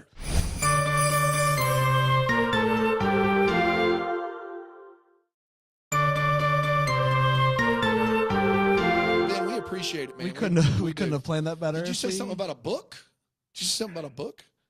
So over the course of the Christmas holidays, there are we always get into a couple books we'll continue to read over and over again, and this year was of course How the Grinch Stole Christmas. Oh man, this is it's a huge one in the house. I don't know if you guys know this. I am a distant relative of Boris Karloff, who voiced. Really? How distant? What are we talking here? So my great grandmother and he were cousins. Wow. Yeah. Rose Pratt was my great grandmother. Her cousin was William Pratt. William Pratt was an actor who changed his name to Boris Karloff. And why wouldn't you? You know? Man. Why wouldn't you? Yeah. I mean, William Pratt works. He was in like all the Karloff was in like all the Frankenstein stuff, like Bride of Frank, all Correct. that stuff. I mean, come on. Yeah. That's big time, man. That's big time. So there's that book that I read, and then it was a new one this year, and it was one that sometimes you'll get a Christmas book, and you'll go okay, and you don't get a chance to read it before, so you experience it for the first time as you're reading it with your kids. Right. And every once in a while, as you're reading it, you'll go, "Darn it, this is genius! Why didn't I think of this?" And this year it was, when is it going to be Christmas? I mean, again? come on. Wow. And I don't know if you know this book. This is written by Brandon Gray and Daniel Thompson. It's not. Wait, is that the guy who just won a hoodie? It's the hoodie winner. It's the hoodie guy. Who just gifted an extra large one to his buddy sitting next to him. That's right. No, but guys, this was a huge hit this year. Great. It's very smart. I love that you did all the holidays, because it then becomes a book that you read at all the holidays throughout the year. So it was very smart. And my youngest loved reading it, and she kind of has it memorized now. So it really was a big hit. Thank you so much, man. Those are my kids. The illustration or the inspiration for those are my kids, and so I got to read it to them for the first time, and that was like just pure magic. So I'm thankful that you enjoyed it, man. That's fantastic. We're really proud of how it turned out. But thanks so much, dude. Yeah, no, good, cool. Because I know that feeling. It's interesting when you never think about kids' books when you don't have kids, and then once you have it, and you start reading them, you're like, ooh, you start thinking of all these ideas for kids' books. And I remember when like the Book with No Pictures came out. Have you guys read that? The BJ Novak? Yeah, I've seen it. Genius. I was so annoyed at how brilliant it was. Yeah. And even I remember my eldest at the time, because she would have been like, whatever, 5 or whatever. When I started reading it to her, I was like, this is a book with no pictures. She goes, I don't want to read it. I know what you think of a book with, and I started reading. She said, no. And I was like, you have to say every word that it has to say. And she's like, go on. And then it's just getting silly, and she's laughing. And I was like, real time watching her, and I was so annoyed at how smart it was that I didn't come up with it. And what's annoying is I don't even think BJ has kids. That's the annoying part. He's just smart. Right. Smart person. Yeah, brilliant. The worst. Do we want to do a little rapid fire? I would love to do a rapid fire. We'll each get to ask you 3 questions, which is different than what we've been doing because they're faster. They're faster and more random. There's no point to it. Okay, great. Dan, would you like to kick us off? Yeah, I either want to know your handicap as a golfer or your best round ever, 18 holes. Okay. Ooh. So I used to be under 10, and now I'm back up to about a 16, 17. And my best round, I hate to say it, was rather inebriated on a huge golf trip with some guys down. Ain't that how it works, man? It just, I don't understand what happened. I shot a 76, and it was absolutely glorious. And it was a match play against one of my good buddies. We are ferociously. We're great friends, but very competitive when it comes to golf. I love it. And it was like shot for shot for shot for shot. It was just it was unbelievable. It was. That's that sweet spot though of having just enough to loosen you up. I don't know what it was. But not too many to forget the day. Correct. So Correct. that's that sweet spot. That's that sweet spot. Good question. What's your go-to adult bevy? I was a big IPA guy for a while, and I'll still enjoy them, especially when I'm in Vancouver. I find, but a nice red wine. I'm kind of into just having a nice red wine. While I cook dinner, I like my wine at night. And also, if it's no wine and I've kind of done dinner, then I'll kind of end my evening with a small little glass of tequila. Okay. Tequila. Like a nice reposado. Like a reposado. Okay, I got I like a nice reposado. And Añejo is a little too sweet for me. I like a nice reposado. Just a little something. That's right. A little like between a little. It's like this. It's like this. Big. About that much. Wow. Okay. Yeah. Okay. So that's probably a couple ounces. Yeah. Yeah. For sure. You know the difference between reposado and añejo? Of course I do. One is. I don't need to explain it. I don't need to explain. I don't. Blanco, reposado, añejo. I don't want to be accused of, like mansplaining or anything like that. Like, you all know, I know. Let's just all agree that we all know. Since you said while you're cooking, what's the go-to dish? Like, if you're trying, like, you've never met your wife, now you're going on your first date with your wife, and you're cooking for her, first time you're cooking for her. What's the dish that is the go-to? So a go-to dish in that situation, I do these really good Buddha bowls. So it's got I will dice up a bunch of sweet potatoes. Okay. Get them nice and caramelized, toss them in oil, get them nice and caramelized. Then at the end, I'll throw in some crispy kale. So I'll throw in some kale and get it crispy. Then there's nothing better than baked red onions and a little bit of, and I'll do tofu as well. And then I do a tahini and honey dressing that you pour over top of it. And it's to die for. It's very healthy, and sometimes some chickpeas. That's like a very healthy kind of meal I would make. But my go-to are kind of boring. It's again with the I bake a lot of veggies and do a protein. That's kind of our meals at night. Are you vegetarian? Are you vegetarian across the board? No, my eldest is. She came home from school in March and was like, "It's disgusting. Why are we eating animals?" I was like, "We just do," and that's just kind of how it goes. She goes, "Well, I'm not doing it anymore." I was like, "That's fine." I said, "We're about." How old is she? She's 10. I love it. Yeah. I love it. And she has not had nothing, but she tells me now. She's like, "I'm probably not going to be a vegetarian forever. I bet I'll do it in high school, but I can't do it now because all the friends. But high school, you kind of get whole new friends, and you get to kind of reinvent yourself. And I feel like that's when I'll reinvent. Like I'll just introduce some things." Anyway, I think that's what I'll do. She's going to have a bite of a burger or a chicken tender, and she's going to be like, "Oh boy." Well, she knows because over Christmas I made bacon, and she's like, "It just smells so good." Yes, it does. At least she's not walking around like looking at you and being like, "You disgust me. How dare you eat meat?" Yeah, at least she's like still like a lid. Yeah, at least it smells good. What's the last movie you watched that you were like, "Boy, I love this movie"? Oh man, the one I go back to and I'll watch it every single time I'm on the plane is Jaws. It is shot for shot a perfect movie. Wow. I don't know, when's the last time you guys watched it? It's been a couple years. I have a theatrical poster framed of Jaws in my living room. I'm a huge, like, Jaws is like a masterpiece. Like I've got that, Casablanca, and Maltese Falcon up in my living room. So like, big Jaws guy over here. You're not gonna So I need to tell you, oversell Jaws. It's phenomenal. Yeah, really, really. So love Jaws, and the movie we watched the other night, I watched with the kids, and we had a riot. Was Rush Hour. Oh yeah. I'm telling you, man, we laughed. It was great. And it's got some major inappropriate stuff, but we had a good time. And then my wife and I just finished. I don't know if do you guys watch White Lotus? Oh, dude, man, Mike White is just a genius. Oh my goodness. Yeah. Second season was just glorious. And Jennifer Coolidge is a national treasure. She's unbelievable. Yeah, I was disappointed. The ending, I was like, Yeah.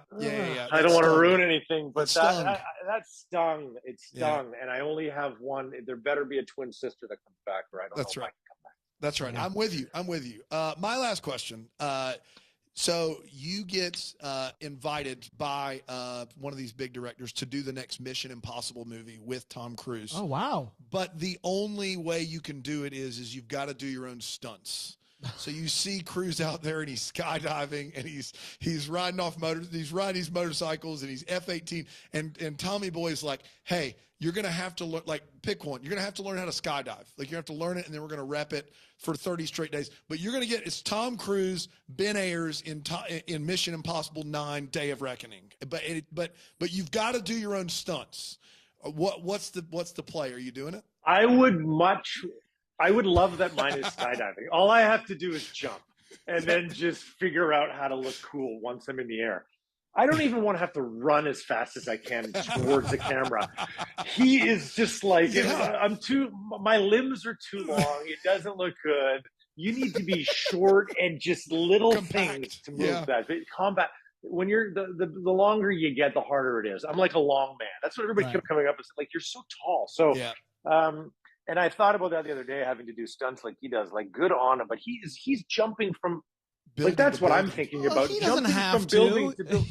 Yeah. No, he doesn't, but he's doing it, and it does make it more like the new Top Gun was amazing. Amazing. And I don't know what you guys think of the original Top Gun, but I hadn't watched it in a long time, and I went back to watch it in order to prepare for the new one. What did you think? And I couldn't finish it. It doesn't hold up at all. No. So we have another project, Ben, called Take It to the Tape, which is like Mystery Science 3000. It's audio commentary tracks so you can listen along while you watch a movie. And the first one we did was Top Gun because we had never seen Top Gun.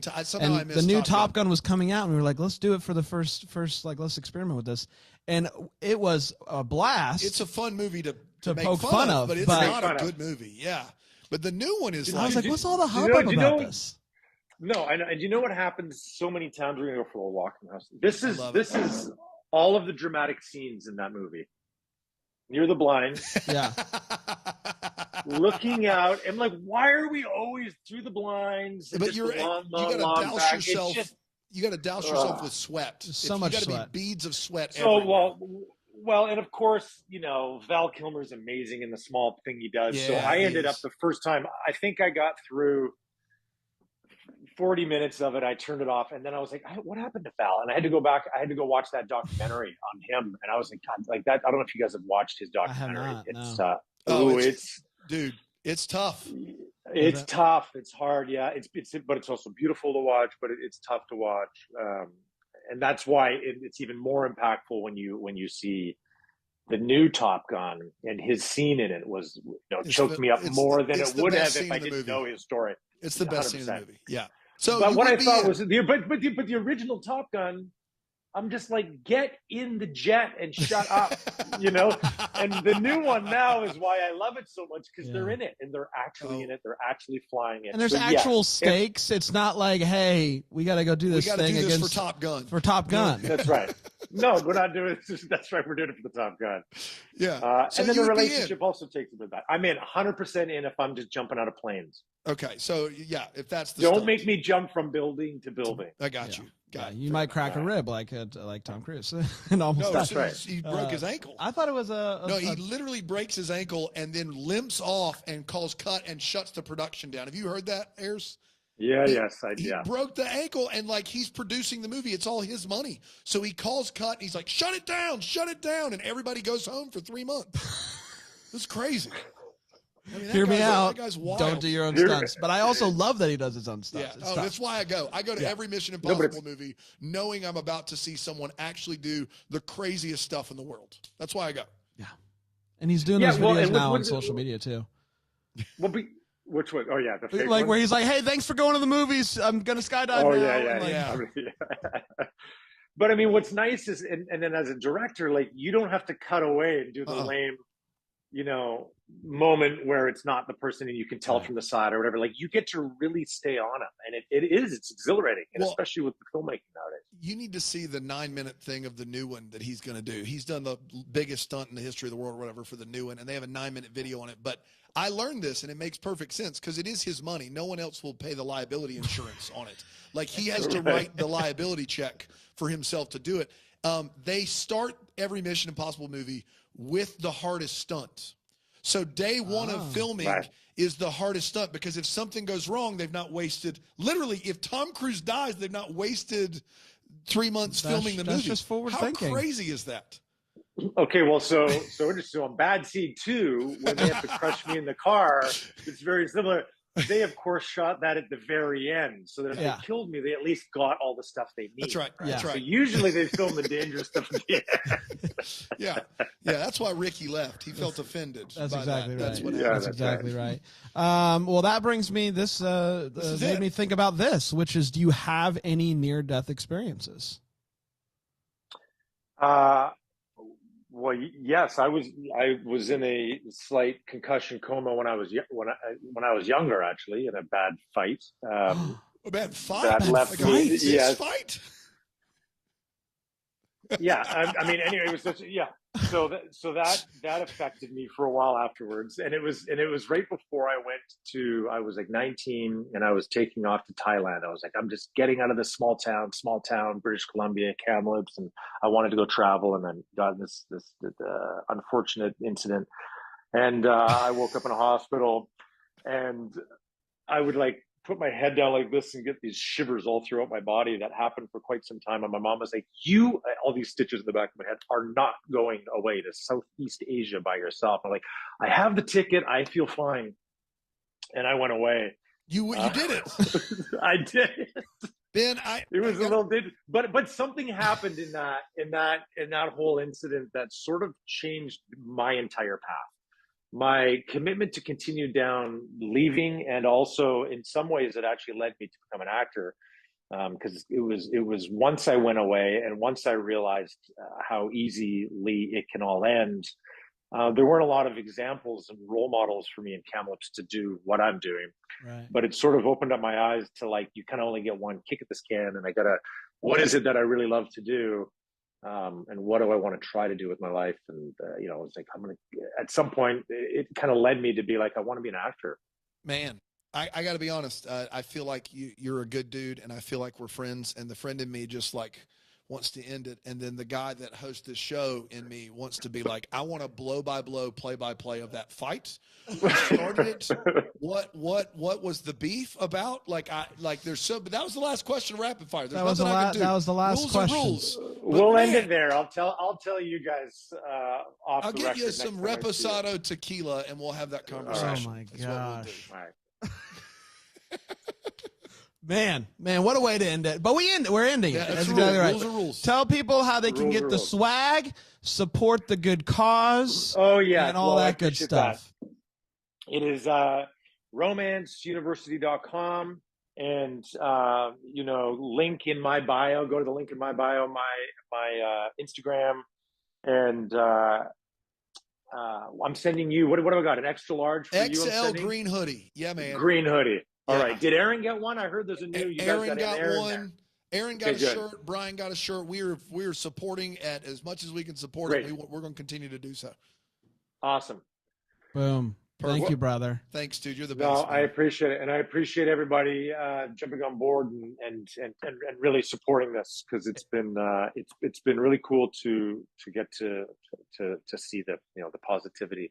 Is there an end date for like this current campaign, or is that yet to? Well, I kind of don't know. I've actually there's I believe I'm sending all the network execs at Hallmark. Like, how do I get one? So I'm sending like 40 over there this week. That's great. And then I'm working with a designer now today, actually, working on our Valentine one. So there's going to be, like I say, I'm going to be making new variations of it. And then there have also been just incredible ideas that have been coming in. So great. Yeah. Fantastic. All right, man. Brother. Thank you so much. All right, guys. Thank you so much. We'll be back next time with another one. Until then, may we be the first to wish you a Merry Christmas. Deck the Hallmark is a Bramble Jam podcast. It's produced by Aaron Shea. For more information on Deck the Hallmark, you can go to deckthehallmark.com. For more information on the Deck the Hallmark family, you can go to bramblejamplus.com. Deck the Hallmark is presented by Philo TV. For a free trial of Philo, go to philo.tv/DTH.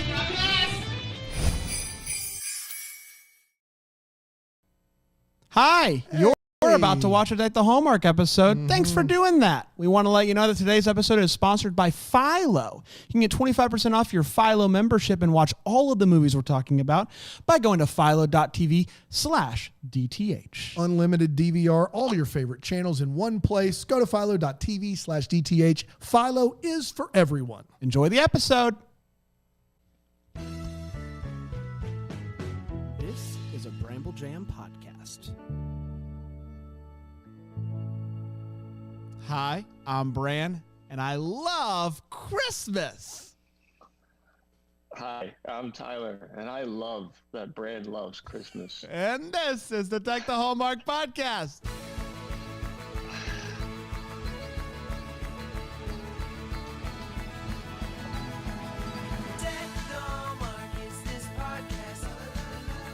It is this podcast, and it is another day here in July where we're celebrating Christmas like every other normal person does in the middle of the summer. Isn't that right, Tyler?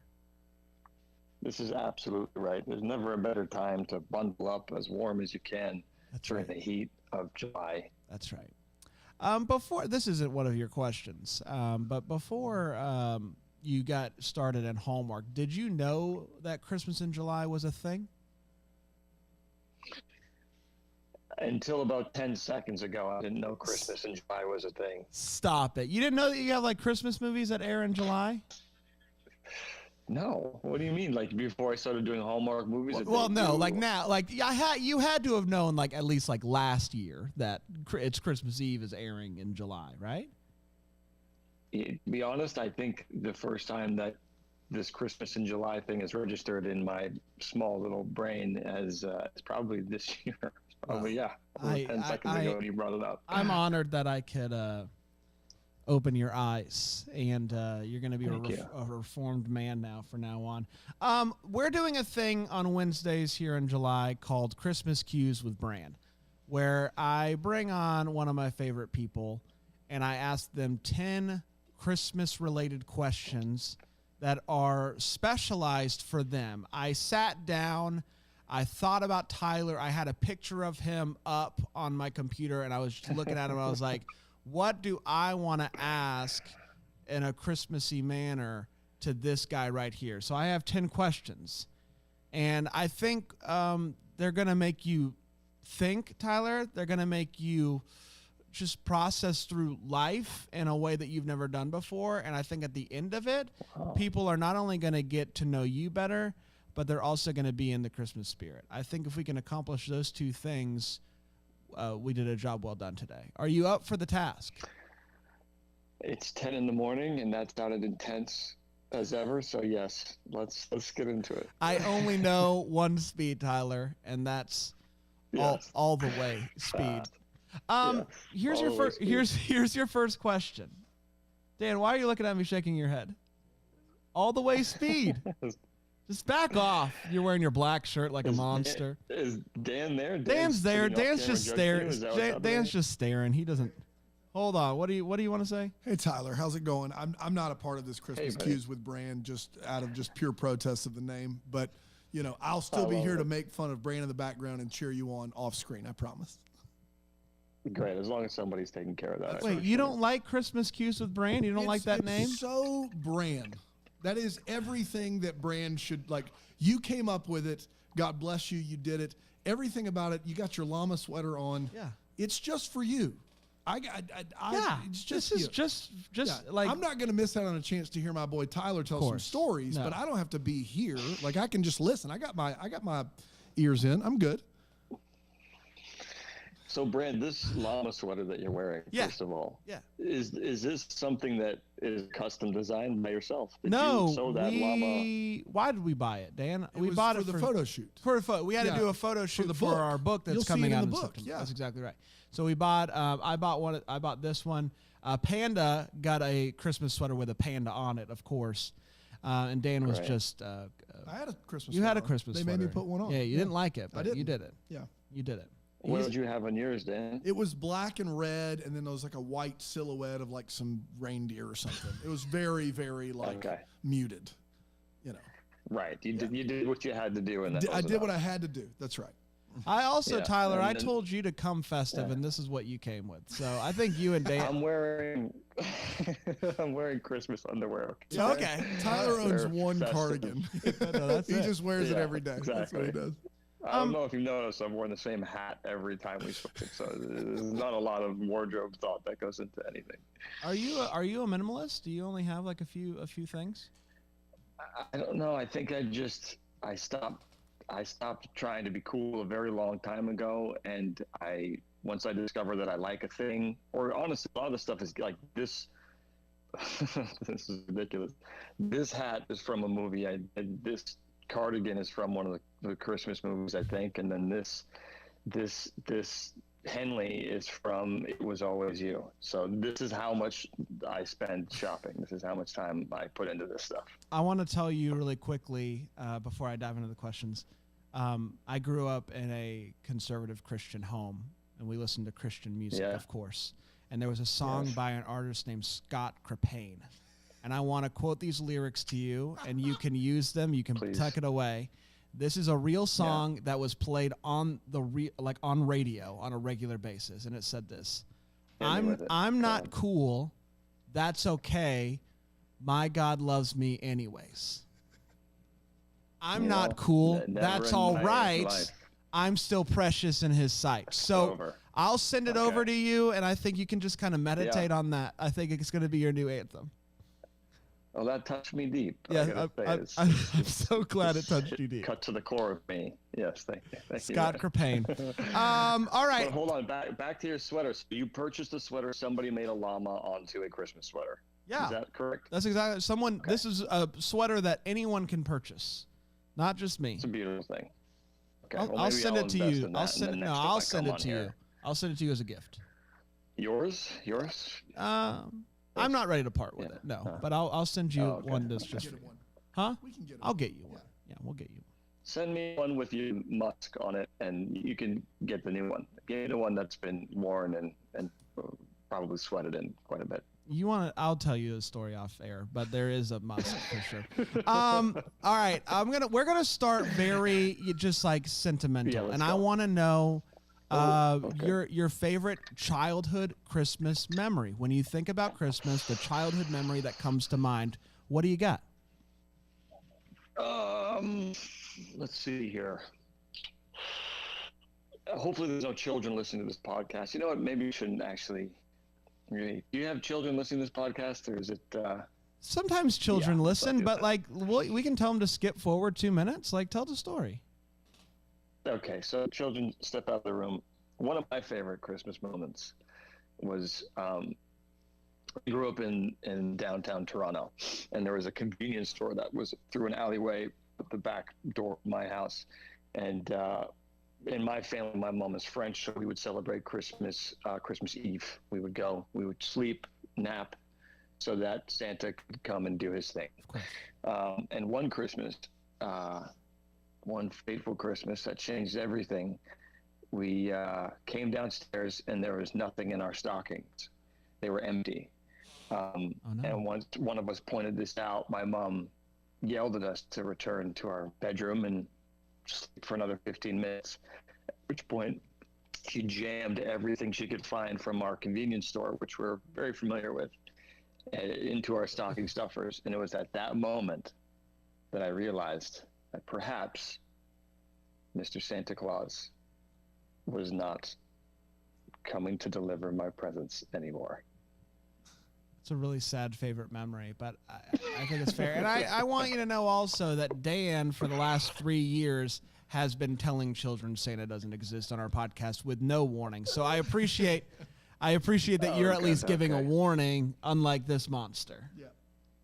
It's terrifying because my nieces too. It's like you got to be really careful about this because that moment will forever be in my mind when I was young. How did you handle it? Were you devastated? No, I really wasn't. I just was kind of like, huh. Yeah, that makes sense. They do this. This makes so much more sense. Before, right? Yeah. I literally was just kind of like, yeah. Why have I never thought this through? Of course, they're just buying presents. Yeah, you just feel like a complete moron for not thinking it through. You're like, yeah, this just explains everything. Question number 2 of 10 on Christmas cues with Brain. What is a Christmas song that you wish you would never hear again? Oh, interesting. I gotta be honest. This might be controversial, but the 12 Dates of Christmas. I don't know that I love that song. It's a bad song. I don't know that it's got. I mean, as a song, as an event or as a song to which you can participate in, I think it succeeds, very well. But there's so many really good Christmas songs, and I gotta say that song, as a listen, is not my favorite. It's an awful listen. Listing off items. No, I think that's a really good answer. Even as somebody who listens to Christmas music all year, if that song comes on, I'm pretty bummed out because there's no short way to do it. Do you skip it or do you? I mean, I suppose it depends. Like if you're in a room full of people and you guys don't want to start listing off the items, and I think it works. But if you're in your car driving to meet your family, I don't know that tickles me. No, it doesn't tickle me, and I would say there's. Like classic versions of it are awful. There's like some like punk rock versions that get the job done and get through it a little bit quicker with some extra pizzazz. But as far as like, I don't want to hear a choir singing that song. Like hard pass. Right. Tyler, the best gift that you've ever given. I think you're a good gift giver. If I'm reading you right, you're a thoughtful fella. Best gift you've ever given. I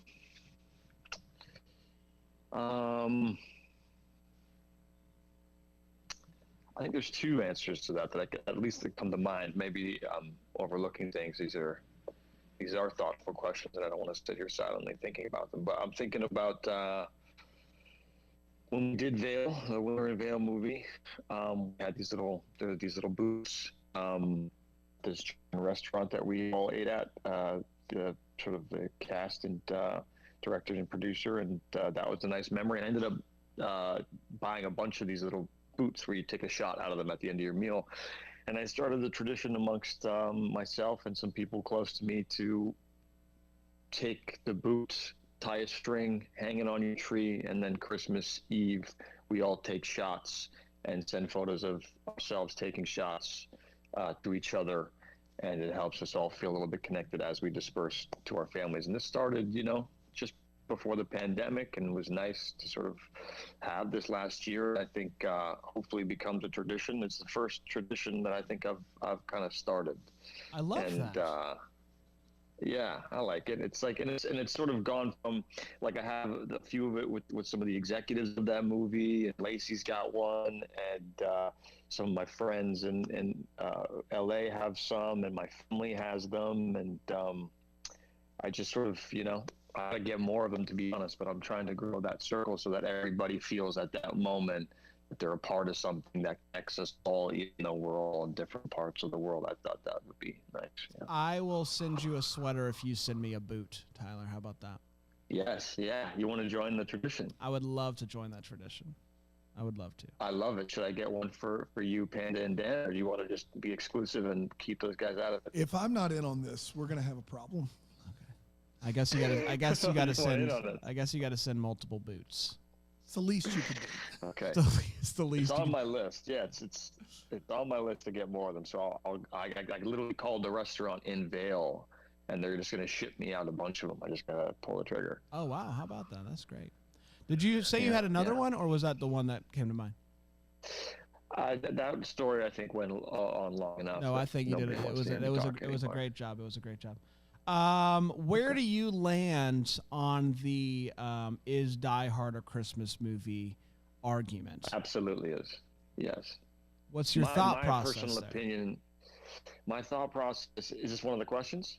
No, this is 4B. This is just a follow up.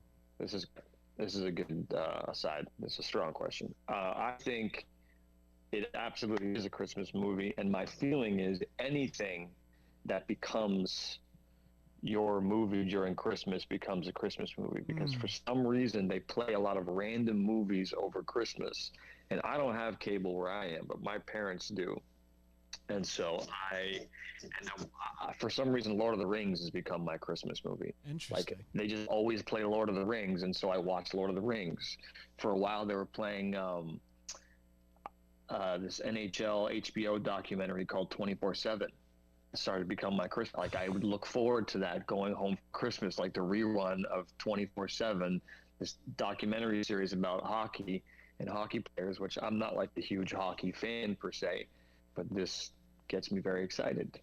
And so these have become my Christmas movies, amongst, some of the classics like Love Actually and Nightmare Before Christmas.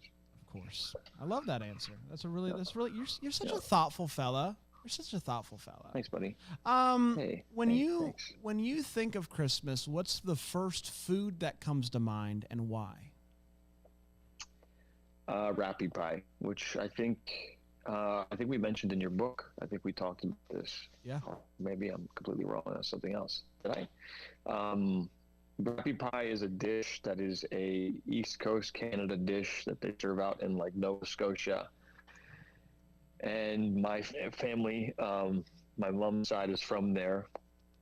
And this is something that we do every Christmas, is we make a bunch of this rappy pie, and a lot of people like it. It looks like prison food, but it tastes like heaven. And everybody who joins my family for Christmas, possibly as a newcomer, like my friends or whatnot, they always look at it like it's terrifying, but then get converted. Rappy pie. I love it. Which of your Christmas movies do you think deserves a sequel, or would play best with a sequel? Christmas movie. Just the Christmas movies. Dan, why'd you go like this? Well, he can't choose any of his movies. He can only choose the Christmas one. This is Christmas cues with Bran. I'm just saying, on the 12th date and it's Christmas Eve, they don't really lend themselves. Right. Well, hold on. There's another one. Mistletoe. The Kelly Pickler. We want more of that for sure. Your favorite. Tyler. Yeah. Yes, I'm narrowing it to Christmas, Dan. It's Christmas cues with Bran. Yeah. Okay. When you have summer, I didn't say anything until you asked. I just made a face. It's your jam. When you have summer jams with Dan, which write that down. That's summer a good jams idea. With Dan for sure. You can ask that I question. can just do tough cues with Dan. I'll just ask him really hard questions. I like that too. I like that a lot. Idea, Write that down. That's good. You sparked him. Look at the twinkle in his eye. He's in. He's all in on that. That's really good. Yeah. Hot ones, but no wings. The questions are just fire. Yeah, I like that. Yes, exactly. I like that. That should be the pitch for it too. Yeah, that should be the really intro. Good. It's really it's good. like hot wings. Yeah, that's good. But like less painful in the mouth, but painful more in the brain. More in the brain. That's right. That's right.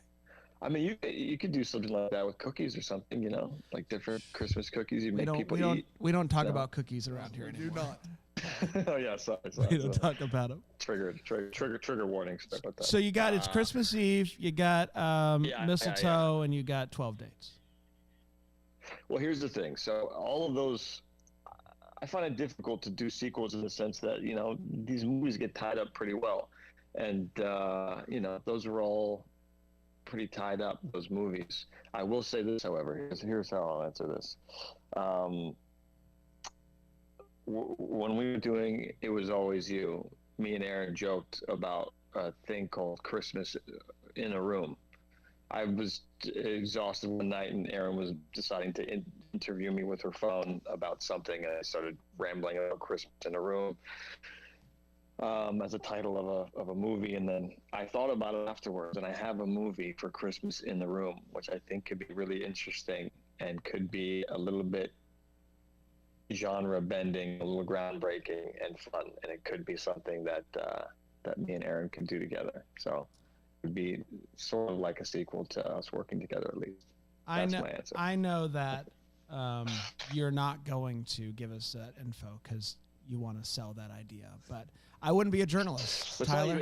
I wouldn't be a journalist if you didn't ask. Yeah, no, I would. I thought about maybe just telling you sort of what I got so far, but part of what makes it exciting is that the movie is going to feel like something and then open up into something completely different, and that's part of the surprise. And I think we'll make it a unique watch if it ever ends up happening, which it very well won't. With a name like Christmas in a Room. Ooh, all right. We'll talk off air. I've got thoughts too. There you go. Lights or white lights or colored lights? What do you got?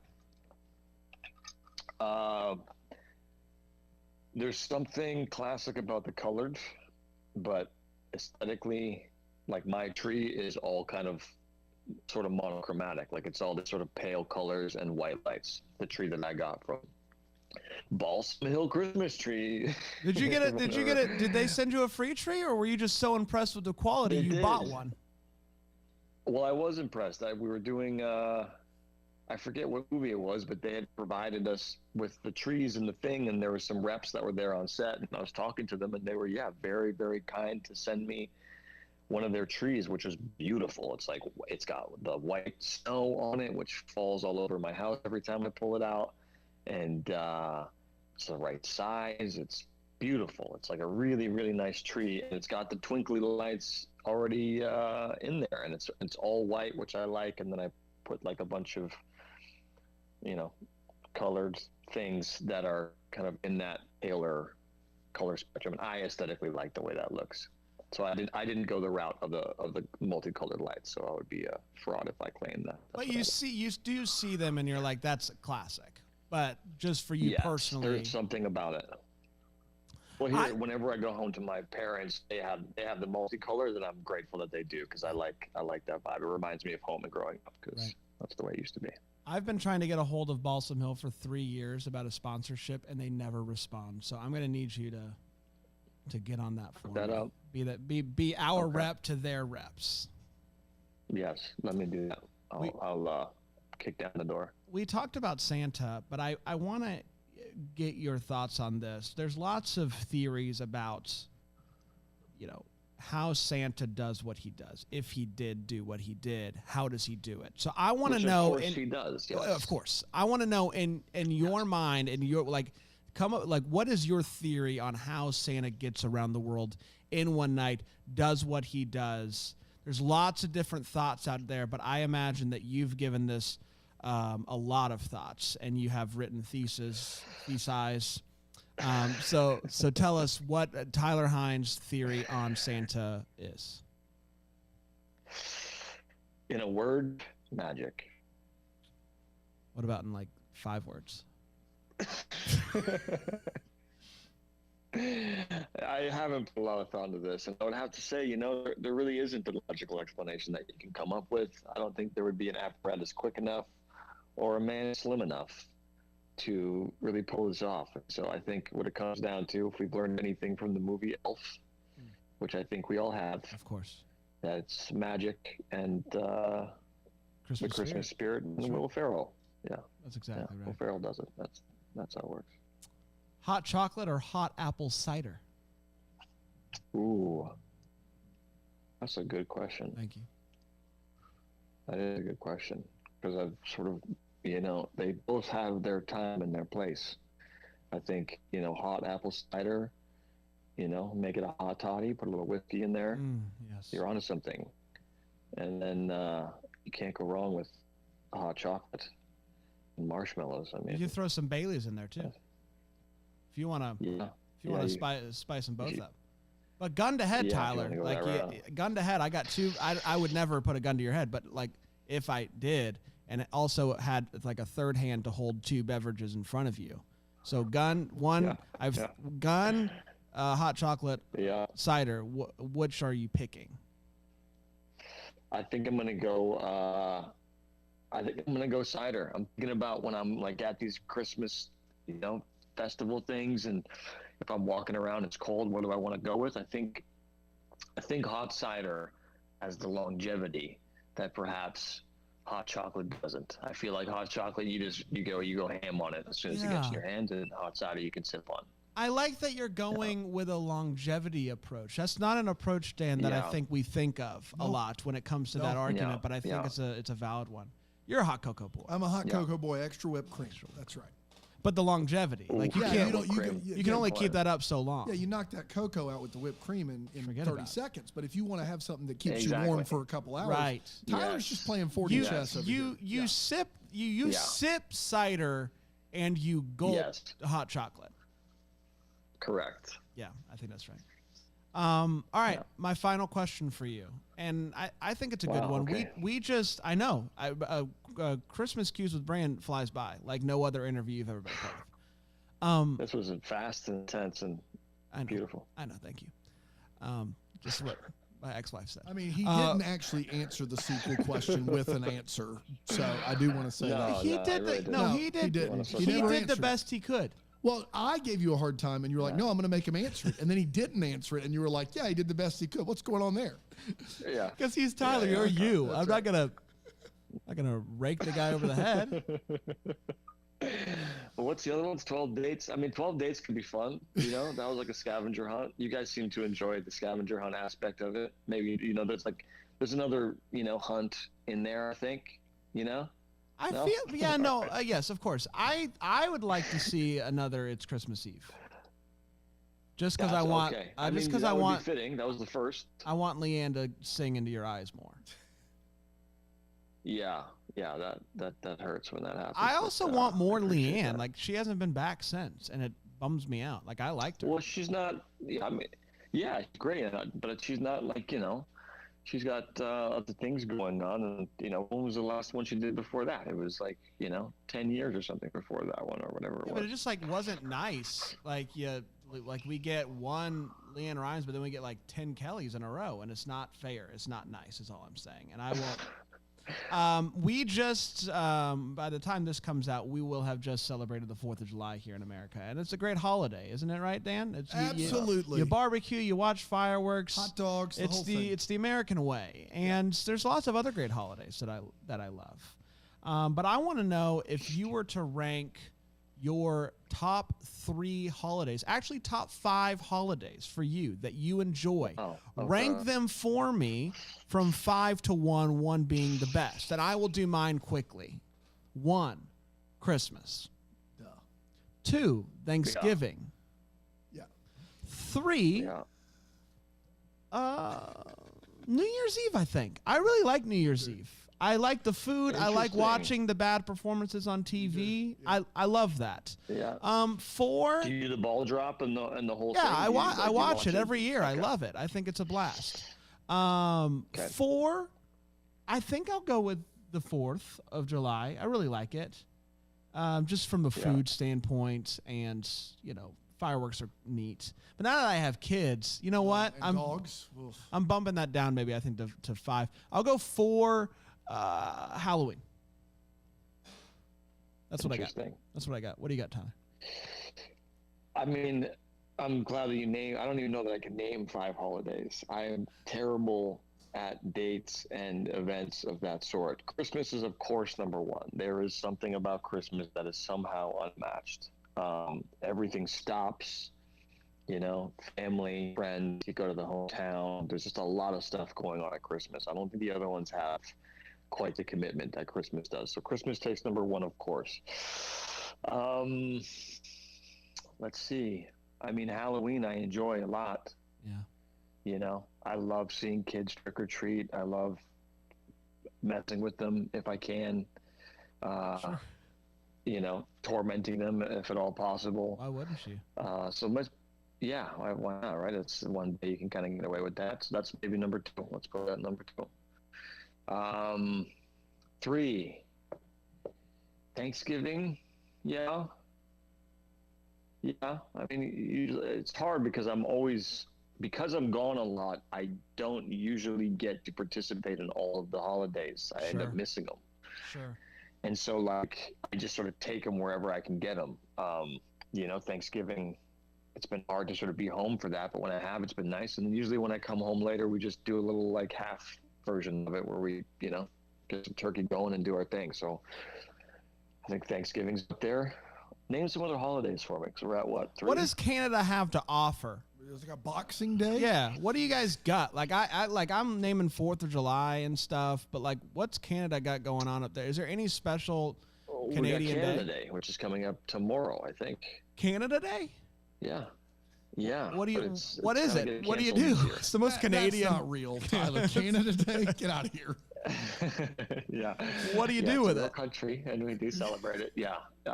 People just do what they do on 4th of July. They just get obliterated and wander around inappropriately. I love it. Yeah. July 1, 18. Isn't that what it's all about? Yeah. It's Canada Day. What is Canada Day about, Dan? I would love for Tyler. I've got it pulled up on Wikipedia, but I'd love for Tyler to give me the history of Canada Day. What do we got there? It's a controversial moment right now because we're having some circumstances here in Canada, and so Canada Day is possibly canceled this year. Are you serious? What? For controversial reasons. Yeah. What does that mean? Canada Day? How do you cancel a day? Well, I don't want to take this beautiful, uplifting podcast and turn it dark. So, there's some controversy happening in Canada with our Indigenous folks, and so there's Canada Day is up for grabs this year. Wow. Which may not be a bad thing. Yeah.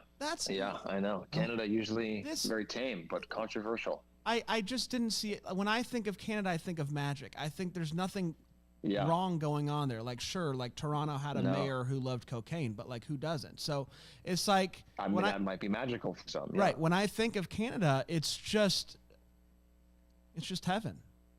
Wow. I can't This is fascinating stuff. I'm reading about it. It's something. You're reading about it right now, Dan? Yeah. It's dark. It would bring down the mood. Yes. It would bring down the mood. Yeah, it would certainly would. Canada Day started Canada Day in July 1st, 1867 with the passing of the Constitution Act. In 1867, 3 separate colonies, Canada, Nova Scotia, New Brunswick, were united into one single dominion with the British Empire called Canada. That's the history of the day. But that sounds good. But yeah, it does, Bram. But there's a bunch of other things that are happening right now that we can talk about off air. You hate to see it. Yeah. It's dark. That's not my Canada. You hate to see it. That's not my Canada. No. It's not the Canada I claim. So you can keep your image of Canada to yourself and don't let go of that. Thank you. We'll be back. Thank you. We'll be back. Well, Tyler, you did the best you could there with that last one, but you did a heck of a job overall when it comes to Christmas Cues with Bran. This is one final question that isn't a part of the 10, but it is about you as a person, and it's a very direct question. It's yes or it's no, and it's will we see Tyler Hynes on our screens this holiday season with a new Christmas movie? I can't answer yes or no. We're not there yet. I don't know. You don't know. That's my answer. He we doesn't haven't shot know. a Christmas movie, I'll tell you that. Wow. Yeah, we haven't shot one yet. He doesn't know. Come on. He doesn't. Yeah. I don't. Nobody has said, hey, Tyler, you want to come make this Christmas movie yet? I mean, we're what? We're July. So we've got time. I mean, I started off with 2 movies back to back, so it's nice to have a little break. And you got one coming out in September, right? September. Do we know the date? What is it? What date is that? That's fall. I don't know. Who's it with? It's definitely the fall. Do we know who it's with? Has it been announced? This is with Lauren Elena. She's a country singer. That's right. Oh boy. Another do you get country sung singer at? for you, Dan. Do you get sung at? I do. Yeah. You're right. Yeah. That happened again. This is a thing. Yeah, you're welcome. I like to think that we're responsible Yeah. for it somehow. I don't know how. Our book's not even out yet. Yeah.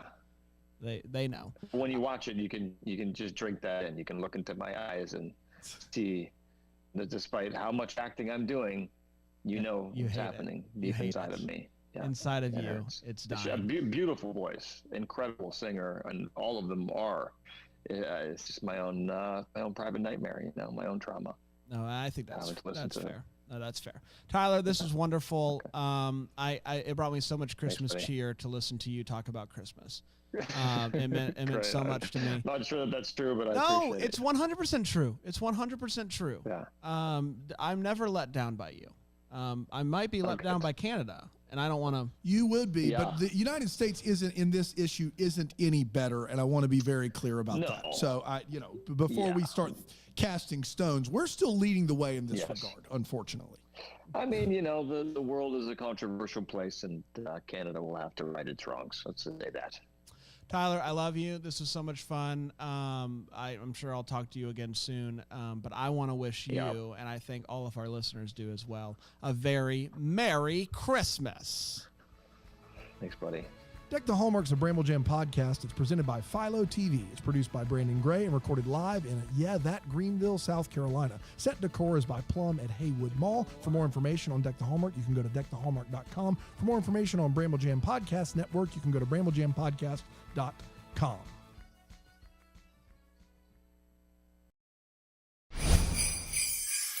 Hi, I'm Bran, and I love Hallmark Christmas movies. Hi, I'm Dan, and I despise Hallmark Christmas movies.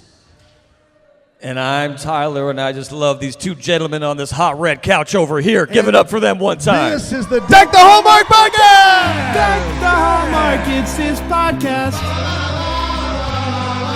Brandon and friends host this podcast. We hope you like this jolly podcast.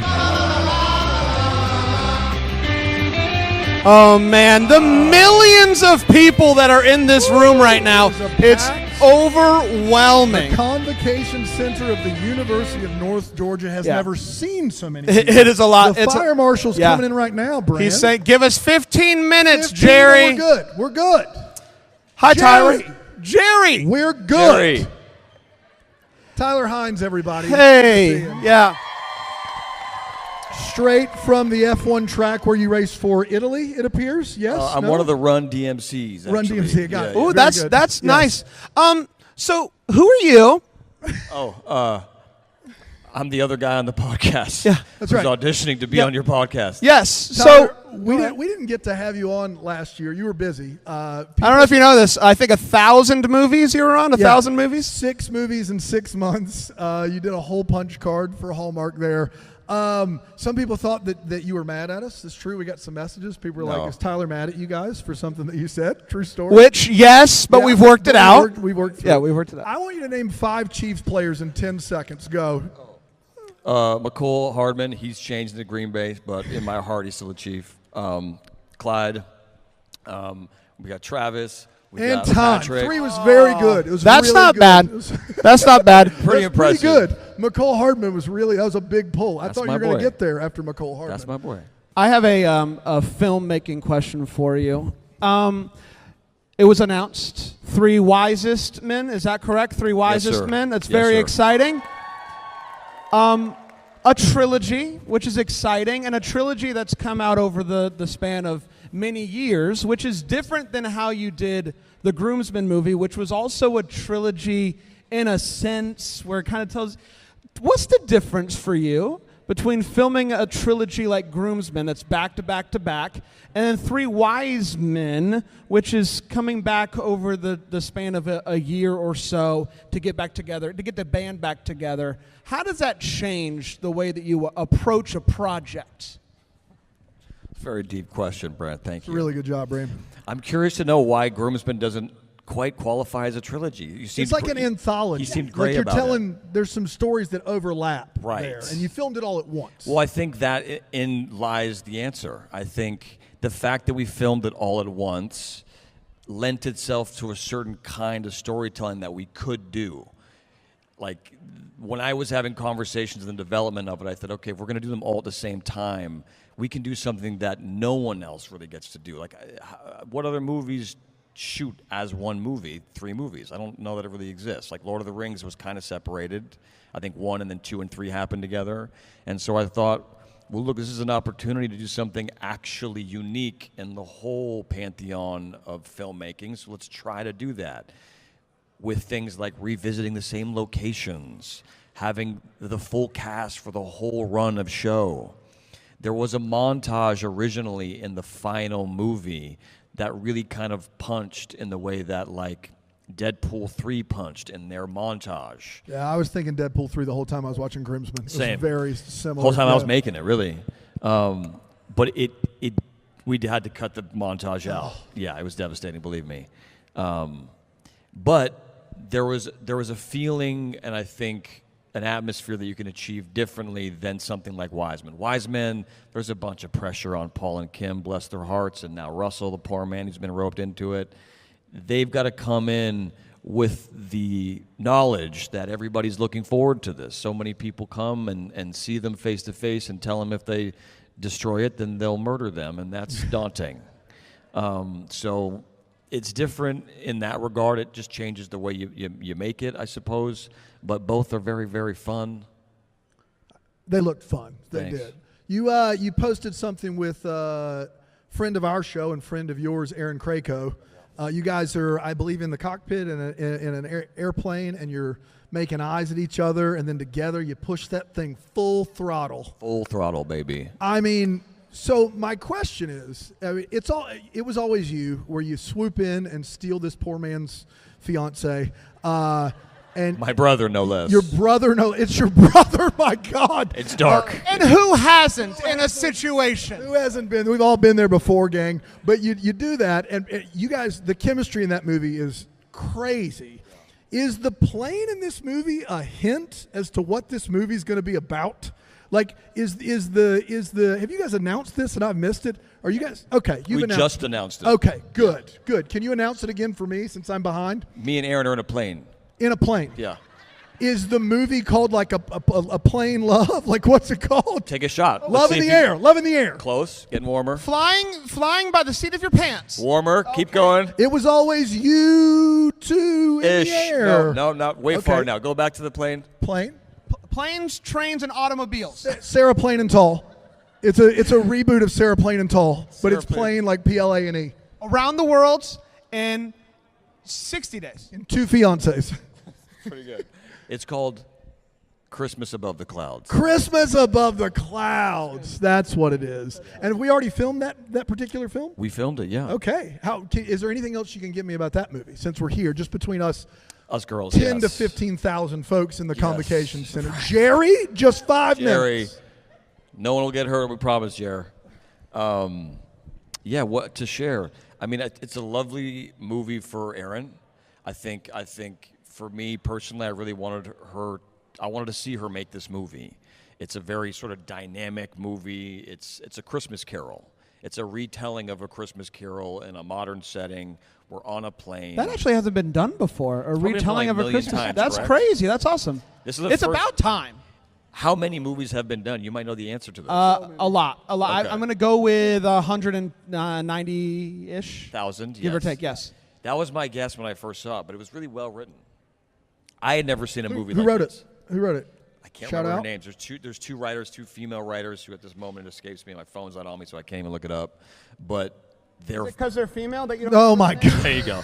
Let that be the headline. Yes, they're 2 people I haven't met before. Okay. Oh wow! And I've never heard of them as writers either. So they were newly introduced to me. I just followed them on Instagram, I think yesterday. But I've heard lovely things since. Now a few friends have reached out and said, "Oh, you worked with so and so."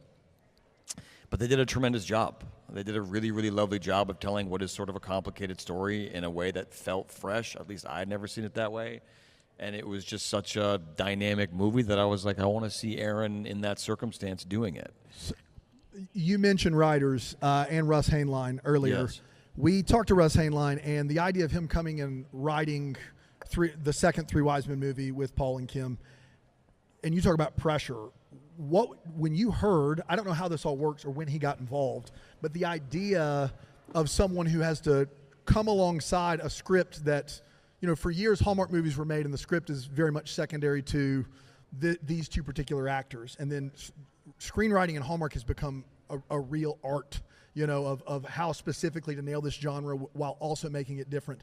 Russ comes along and he's writing a sequel to a movie that is considered by most to be the funniest movie if not maybe Unexpected Christmas, also written by Paul. One of the funniest movies that Hallmark's ever done. Hallmark didn't do funny for years and years. They finally start doing funny. It's so funny, they make a sequel. This guy's coming on to write a sequel to one of the few movies Hallmark has made that's funny.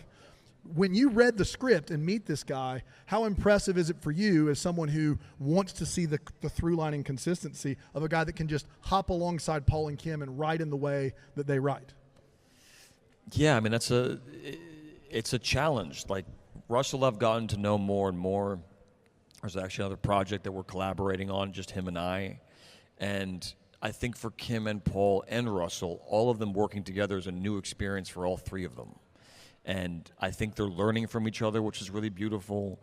I think they're helping each other through some of the hurdles, because it's really hard to make a sequel to a movie, period, let alone with our budgets that we make these movies on, let alone with the anticipation of such a movie and trying to get all the cast in it. So the three of them together, I think, have learned a lot from each other, and certainly navigating how to do this process and then leaning on each other in ways that I don't think they expected. So it's really a testament to all three of them, of how professional and capable and lovely, and they're all the best human beings of all time. So yeah, no, it's impressive as heck that Russell's come in and done it.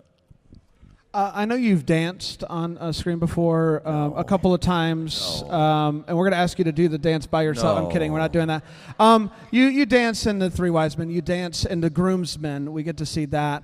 And I know that was by your request because you love dancing so much. So have you begun to work that into your contract, into all of the movies? Like, can we expect to see you dance with the Krakow or like things like that in the future? Are you going to do a dance in every movie? And if not, why are you a coward?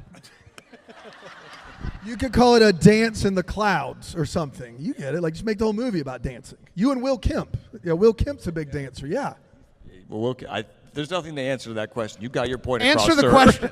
Answer the question, Tyler. You got your point across, sir. If I don't dance in every movie, Brandon will have a conniption. That's right. All right, I'll now ask another real question then. We've talked about how Hallmark's begun to experiment with comedy. We love the comedy. It's very fun. What's next? What's next for you? Do you think that you could maybe get Hallmark to do a full-blown action movie where you're some sort of action guy? You're maybe shooting a gun. Who wouldn't want to see Tyler Hynes shoot a gun? They love it. They love it.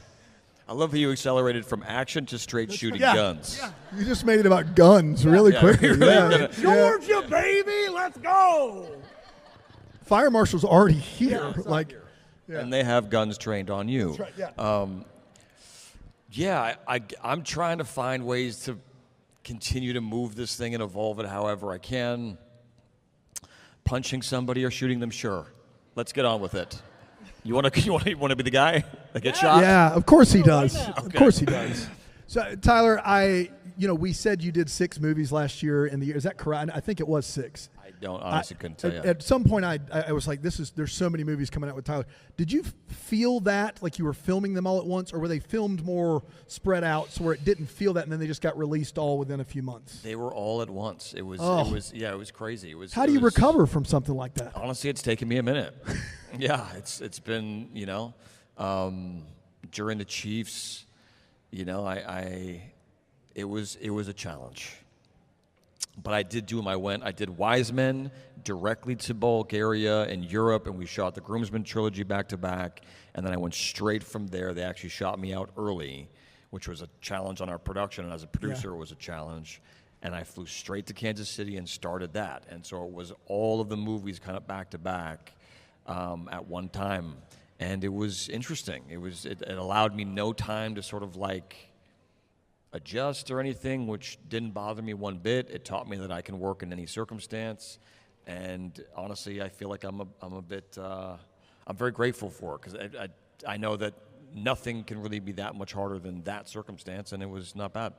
You love movies. You and I have talked movies before. You love, we talked Paul Thomas Anderson and Hans Zimmer scores and all of this great stuff. Are you getting to the movies to see anything? Like, have you seen Sinners? Like, since I'm not going to get to talk to you later. Sinners, yes. I own Sinners It's on amazing. Blu-ray. Yeah. Russell Hainline and I both have like a crazy sort of Blu-ray collection with really nice Blu-ray players. I'm getting 4K. I don't even know what to call them. Blu-rays, I guess. Yeah, I guess 4K player would be something 4K like that. UHDs, whatever. I'm going very deep. I've gone very hard in the last year, and I'm going to random. My favorite thing is I'll go to like a random store, a grocery store in the middle of nowhere, and they'll have like a bin with Blu-rays of like random movies. Yeah. That I just get to pick up and take home for $5. It's my favorite thing. I love watching them. It's what I live for.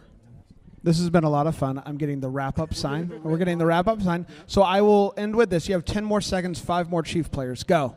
Oh, God. 10, 9, 8. Coach Reed count? Yeah.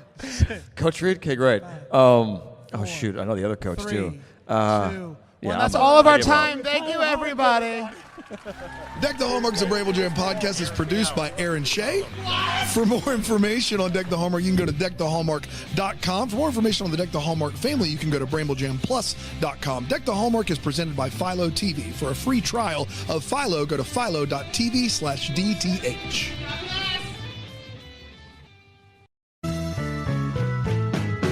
This is a Bramble Jam podcast. Hi, I'm Bran, and I love Hallmark movies. I'm Dan, and I despise Hallmark movies. And I'm Tori, and I am in some of the Hallmark movies. And this is the Deck the Hallmark podcast.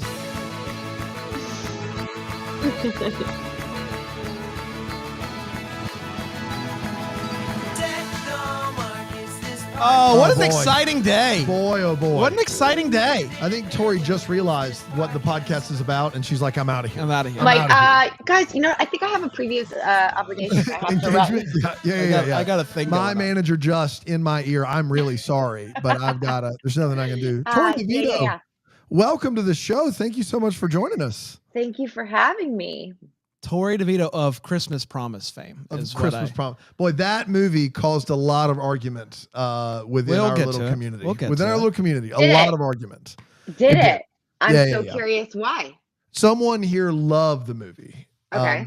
And I someone take it here, it's not you. it isn't me, but I didn't think it was. I thought the premise was unique in the movie. Yeah.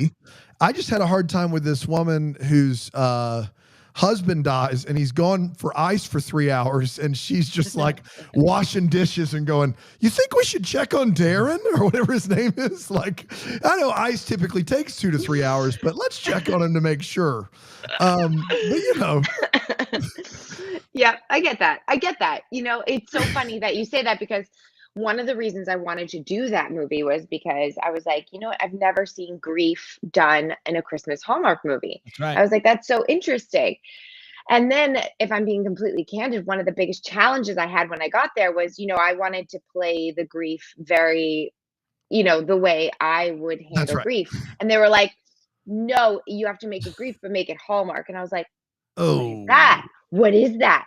So it was actually a really interesting acting exercise to get into that, doing grief, but on Hallmark in a romantic, drama type setting. It was really interesting. Grief, but Hallmark sounds like an improv troupe. But the interesting thing, it is true. You don't see grief, but you all usually if somebody's dead, we never meet them. That's so right. when Right. at the beginning Right. of the movie we meet your husband, I'm like, wowzy. You put a face to that name, it's a different Right. story. Different story. All of a sudden, Totally. Darren has a backstory. That's exactly right.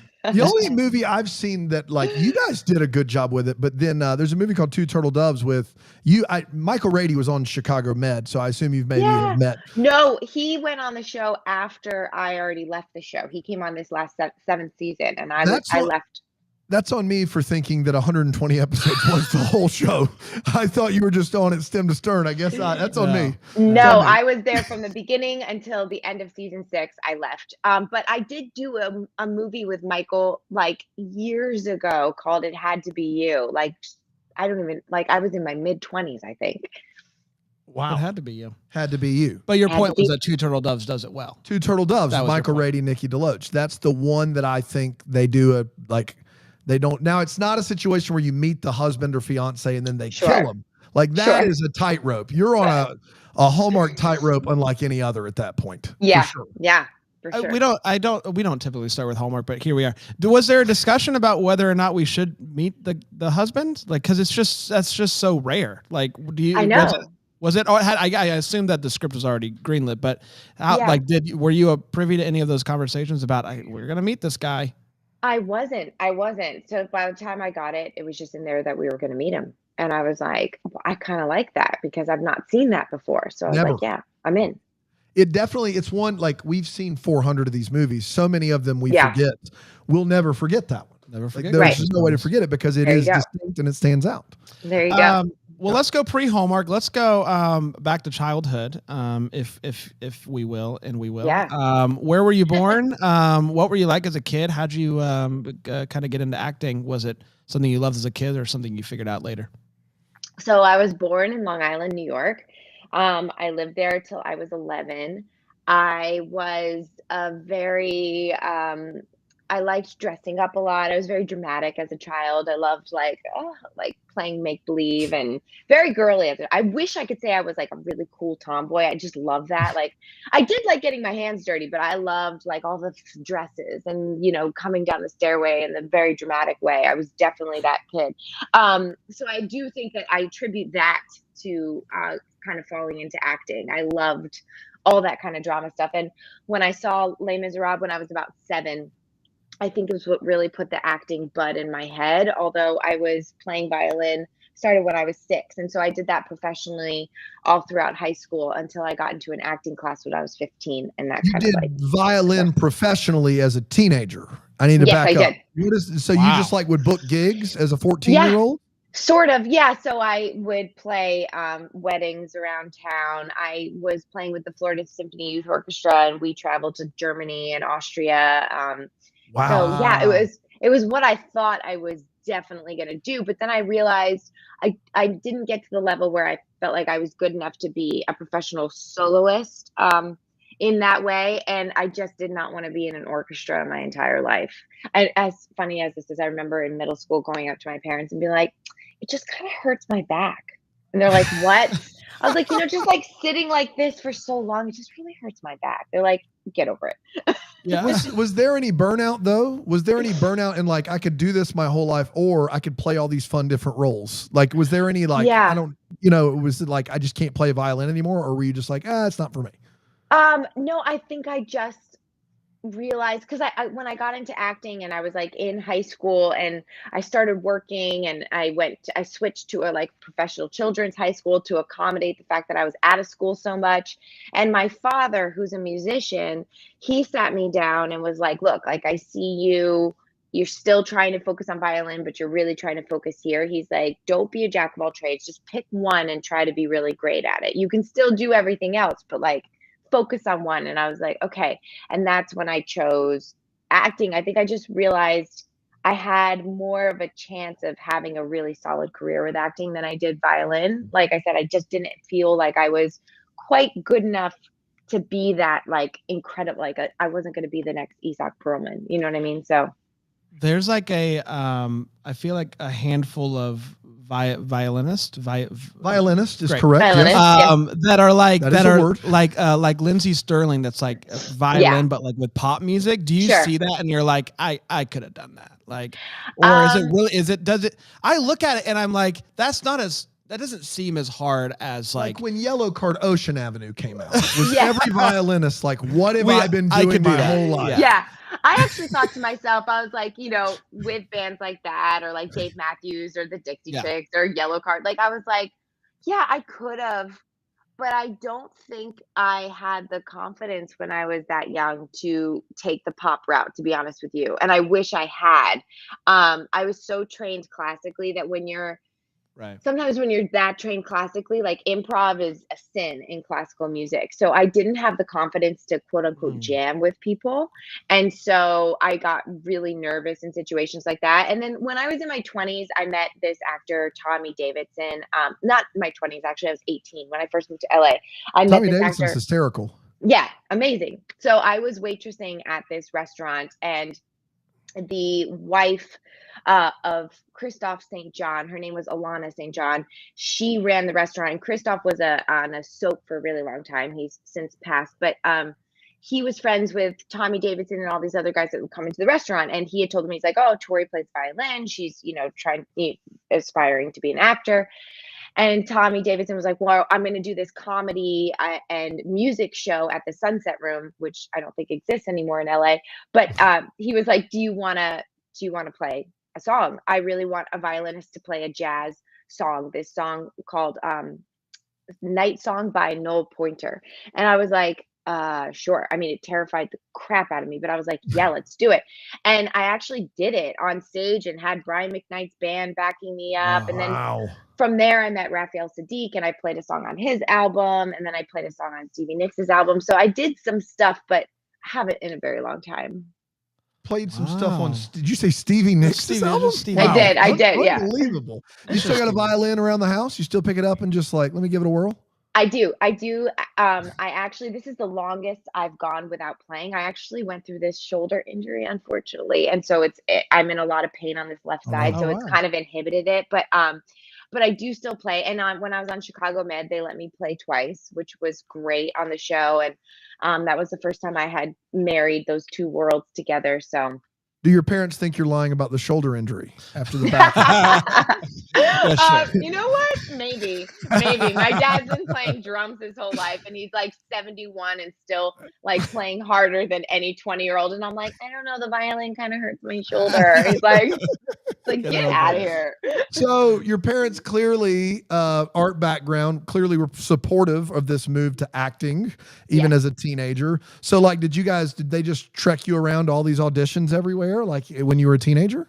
So what's funny about that is, well, they trekked me around to all my violin stuff for sure. And then when I was about 15, somebody had suggested putting me into modeling and when I was a little younger, and my parents were like, I don't know about that. So when I started getting into that, I said, okay, here's the deal. We'll let you do stuff like that when you can drive yourself to auditions. So wow. 15 is when I kind of started getting to classes, and they did drive me some places, and then like really, wanted me to start doing that when I could drive myself, because I think they wanted me to like stay a kid as long as I could. So, which I appreciate, to be honest with you. That's good parenting. Yeah, for sure. Where you still lived in New York at the time? No. So when I was 11, we moved to Winter Park, Florida. Oh, gotcha. Ooh. Good old Florida.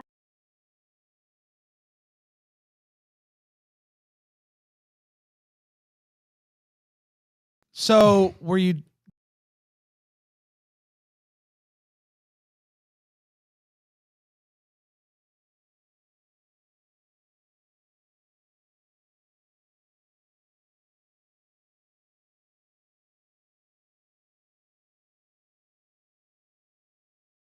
auditions? I'm from Florida.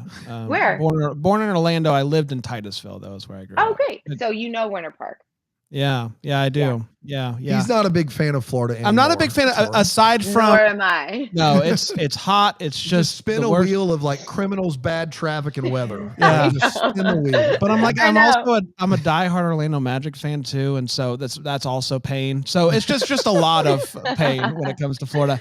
I get it. How were you doing? Was there a lot of auditions in Florida that I'm not aware of, or what were you doing? Yeah. So fortunately, for me growing up there, Nickelodeon was actually based in Florida when I was in high school, and now it's in LA, but it was based in Florida. So there was like, I did some extra work, and then I had like little one-liners here and there.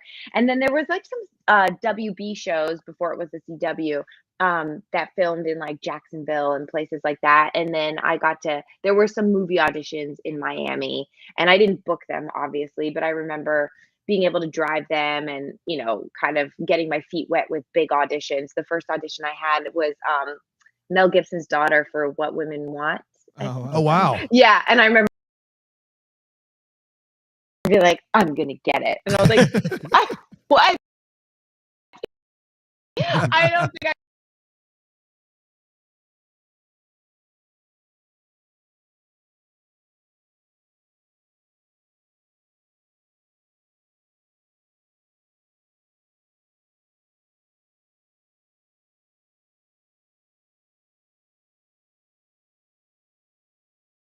put two sentences together at that point in my career. But yeah, it was fun.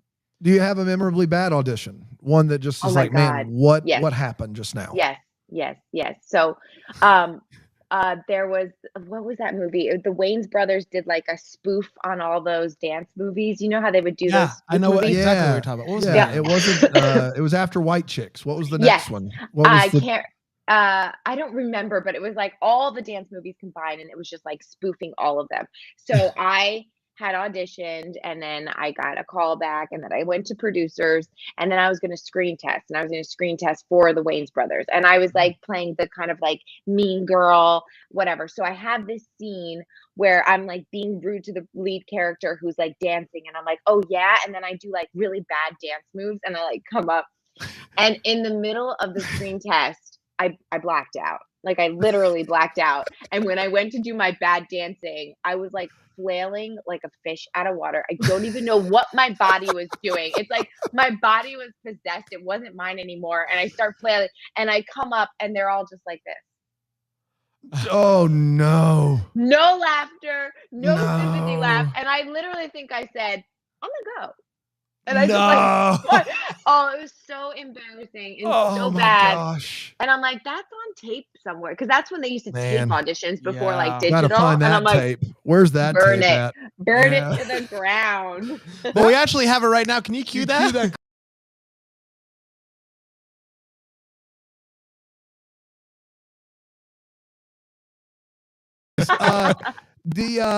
I feel like that movie was called Dance Movie. Was it just called Dance Yes, Movie? you know what? I think you're right.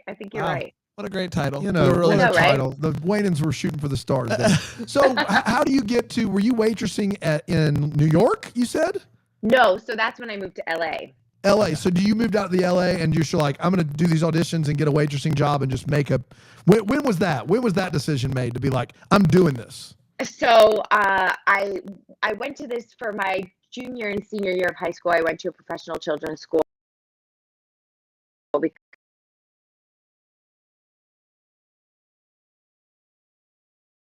I was working a lot and was missing school. So that's when I made that switch, and it was a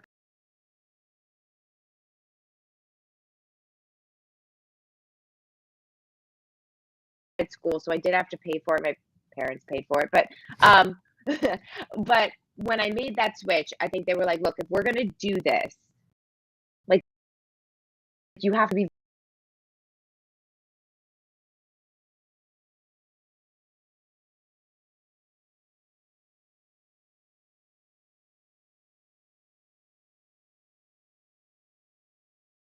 serious about this. We're not just going to do this if this is just like, and I was like, no, I'm going to go to LA as soon as I graduate. Like, this is my path. And my dad had gone on his first tour when he was 18. So he was very excited and I think sympathetic about that, and felt like he was kind of passing the torch. He's like, okay, cool. So, yeah, I was doing this class where this casting director had come to my acting school, and she was like, look, when you're ready, I will set you up with meetings with managers. And so before I turned 18, when I was still 17, I graduated high school 6 months early. My mom flew out to LA with me. I met a plethora of managers, picked one who I'm actually still with today, almost 20 years later. Yeah. And waited till June when I turned 18. And then I packed up my Explorer Sport, and my mom helped me drive to LA.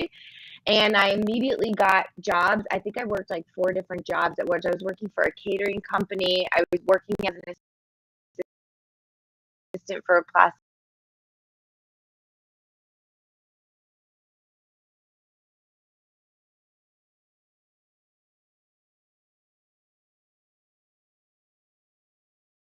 surgeon. I was working as a waitress at Tangerine Cafe, and I was also working at Urban Outfitters. Wow. Yeah, just to try to make ends meet, and then auditioning, and then also, getting into all the things that an 18-year-old would get into, moving to LA for the first time with no parental guidance. So it was interesting. I can see the It's hard to get into trouble if you've got 4 jobs and doing auditions. I know, right? Right?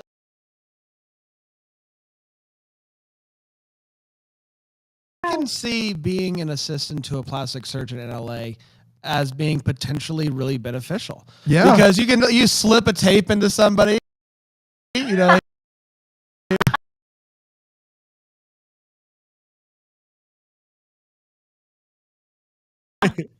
Maybe I can.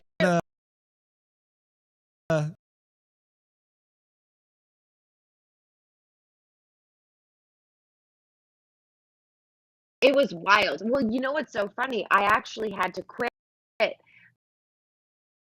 because so I had babysat for this woman, and she was like, she was his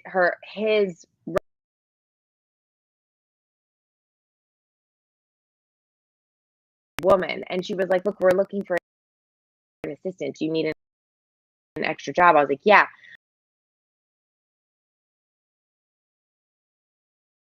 But when I moved to LA, I didn't own a pair of heels. I wore Converse, and if I had to wear a nice dress, I wore it with my Converse.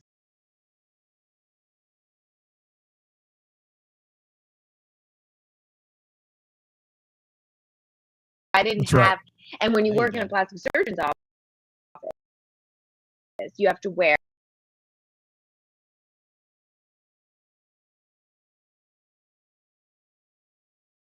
business attire. And I was like, look, I'm like breaking my bank to try to dress the part to work here. Like I can't do this anymore. Wow. And it kind of grossed me out. Like people would call and be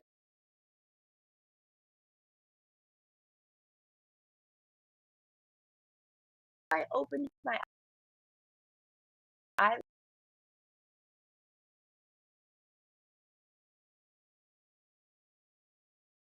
this morning and blood came pouring out. Is that normal?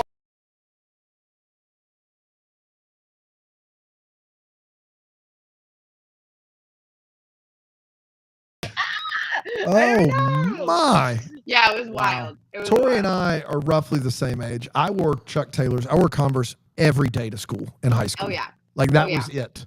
That was it. Every day. Had a black pair, had a blue pair, had a red pair. That was it. That's all I ever wore.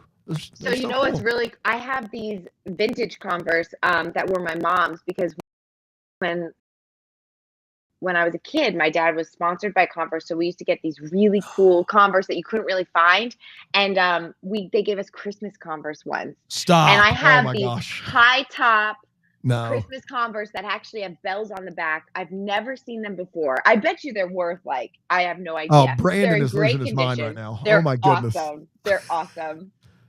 Yeah, I will. The interview's over now. Brandon's gonna go. I'm gonna go. I'm trying to figure out what I can sell to make you an offer that's worth it. You said your dad was sponsored. Is he played in any bands we'd have heard of? Yeah, so he played with Billy Joel for 30 years. So oh my gosh. Yeah.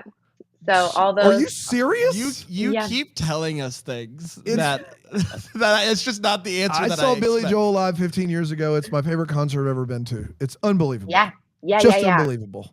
Yeah, wow. So all those drum parts are dad's. And you know what? A cool fun fact: he plays with this new group called the Slim Kings, who are great. And I put one of their songs in the new Hallmark movie coming out this weekend. So I'm excited about that. Fantastic! I love that. I can't get over that. That's wild.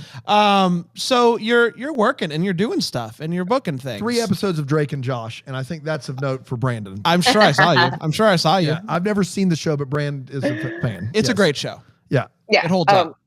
You know, so funny. I'll have people come up to me about that, and I even forget that that was so long ago. I'm like, whoa. When you audition for Nickelodeon, do they slime you on the way in or on the way out? Like, is that a mandatory slime situation? I've never been slimed. I actually would love to be slimed. I've never been slimed. Never been slimed. I know. Get it together, Nickelodeon. I mean, you start off. These may all be just like non-speaking roles, but you start off basically trying to be the queen of the early 2000s by appearing on Dawson's Creek, Scrubs, and King of Queens. I mean, I think you pretty much run the gamut there. Were those all just like extra kind of things, or did you have speaking roles in those? I had speaking roles, but they were kind of like, 2-3 liners. I got you. And I kind of made a fool in all of them. Like I think I booked King of Queens because in my audition, my phone started ringing and Kevin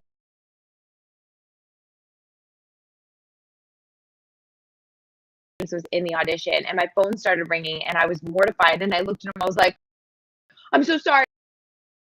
It's probably my mom." And I ran out of the room. And I think he felt so bad for me, he gave me the role. Yes. And that's then great. and then when I did Scrubs, I'd never seen the show before. So I knew who Donald Faison was because obviously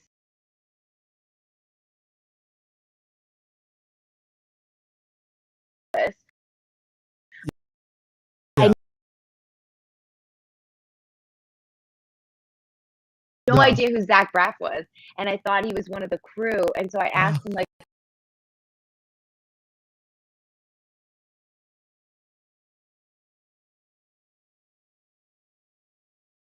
crew-related question, and he was like, "Clearly, you don't watch the most talked about show on television." I was like, I was so embarrassed. So yeah.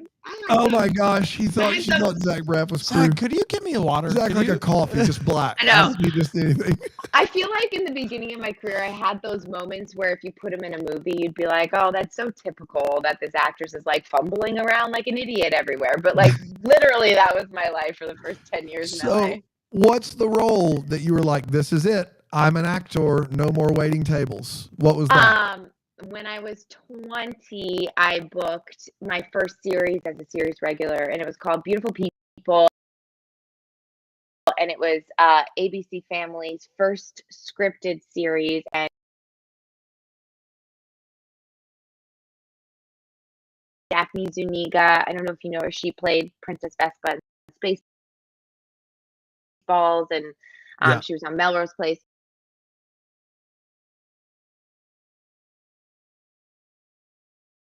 My mom, and I remember thinking like it was the first time I did like a big contract like that, and it was very surreal. I was like, oh my god, okay, like I'm in, and it was much harder than that, but that was the first time I felt like 16 episodes. Is that yeah? How much of the series is that?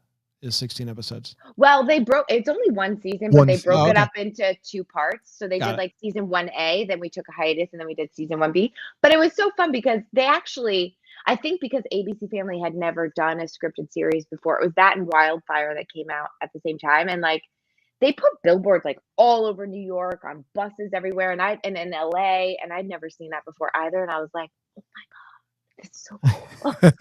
That is really cool. That is neat. For sure. So basically, you walked so that Kyle XY could run. No. Yeah. No. Yeah. Yes. No. Yes. Stop trying to like shoehorn Kyle XY. I will shoehorn Kyle XY into anything and everything. About that show. You should have. He didn't. Well, he didn't have a belly button. He didn't have a belly button. Could have gone anywhere. Yes, that's the thing. No belly button. That's so funny. Tori, you were regular on Chicago Med, and that will pay the bills for a long time, 120 episodes. Chicago PD and Chicago Fire, you got to be on both of those in what I assume are crossover events. Which one's better? Out of all 3?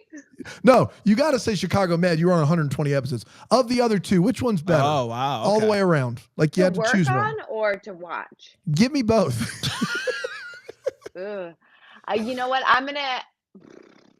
You know what? One of my best friends is on Chicago PD. So for that, I'm going to go with that one. I love it. But who's the bigger hero? Is it police officers, medical professionals, or fire? The first responders? Please don't answer I know, right? I'm like, which one's risking their lives to save us is better? I don't know. I have to say, I think working on Med was the best because Chicago PD and Fire all throughout Chicago winter had to film outside, and we didn't. Gosh. So I was so grateful for that because that would have. I've never seen an episode of Chicago Med. What do you play on that show? I played a doctor. You had to do some medical jargon then? A lot of medical jargon? Yeah. Can you just run one on for me real us a quick? little something, Like a real quick, like 2 cc's of Metafil? It's been like a year. God, you know what I was got really good at, because we always said the same acronyms. I'd be like, I need a CBC, CMP, BMP, and talk screen or something. Like we used to just like roll that stuff off our tongue. Wow. Oh my God. Yeah, it was really I think the whole first season, I was like shaking in my shoes. I was like, I can't do this. This is insane. Because then you also have to be fluid with all the stethoscope and what you're doing with your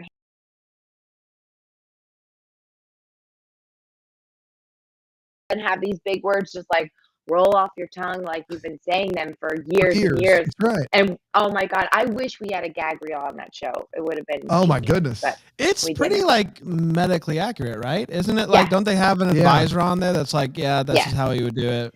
Yeah. That's one of the things I think Med took pride over more so than some of the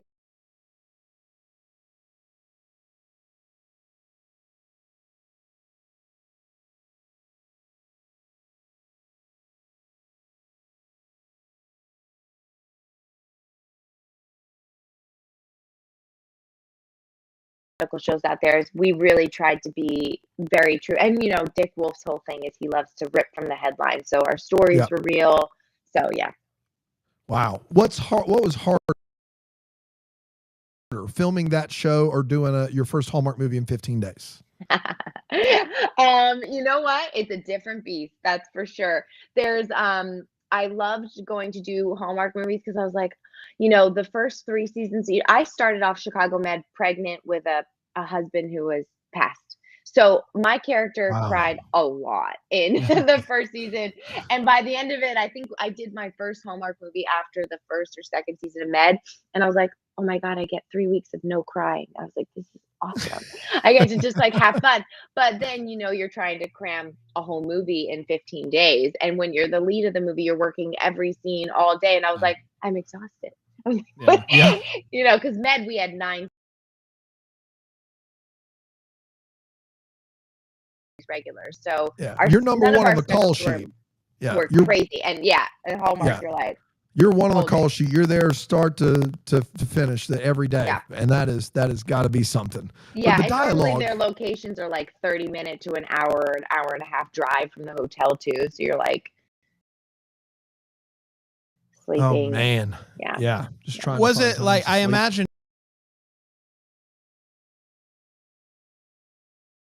like, you know, a little bit more budget to work with on Chicago? Like, was it like, was that like a shock? Like when you went to go work for your first Hallmark movie, coming from the Chicago set and then coming to the Hallmark set, was it like, whoa, this is crazy different? No,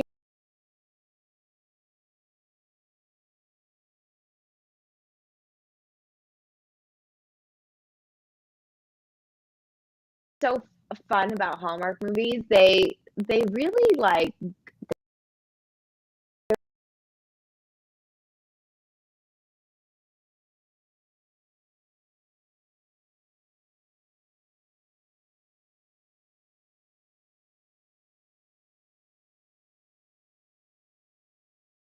their catering is amazing.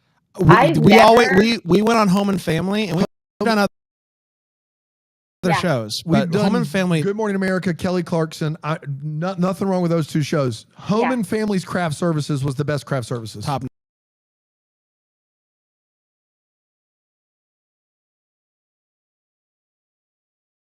Right? Unbelievable.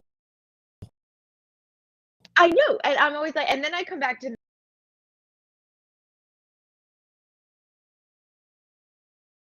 and I'm like, guys, how can we step up our game here? Like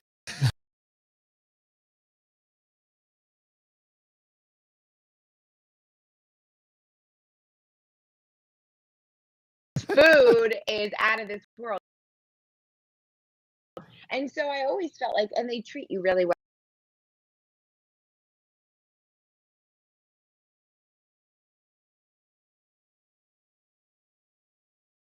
You go out there and stuff. So, and I have done so many indie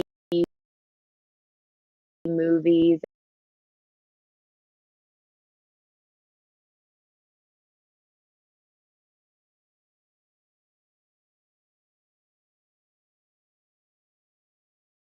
That stuff in the last like 20 years that I didn't really think much of it. What was your first Hallmark movie? How did you get hooked up with them in the first place?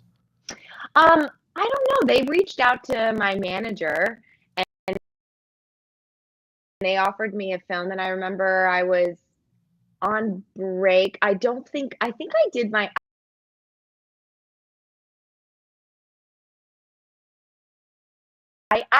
what's crazy is I can't remember. I think I've done 4. Was it best Christmas party ever? Yes, that was the one. And that was right before Chicago Med. Okay. And I went and did that. And I remember being like, the title.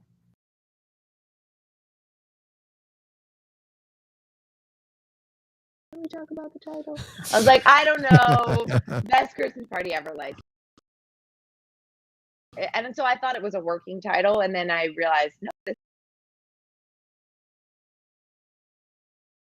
this is sticking. And I was like, okay, all right. But I had such a blast. I worked with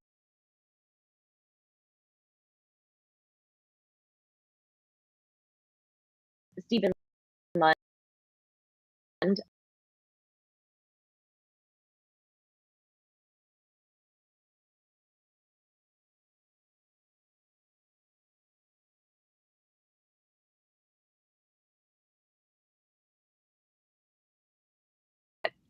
Steve Lund. We laughed so much. He's such a riot. We had so much fun. And I was like, oh, this is a good time. And then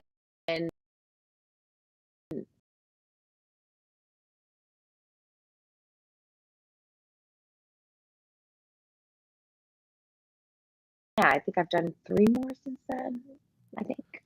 Yeah, that's interesting because I feel like Hallmark actors, they use a lot of the same people, and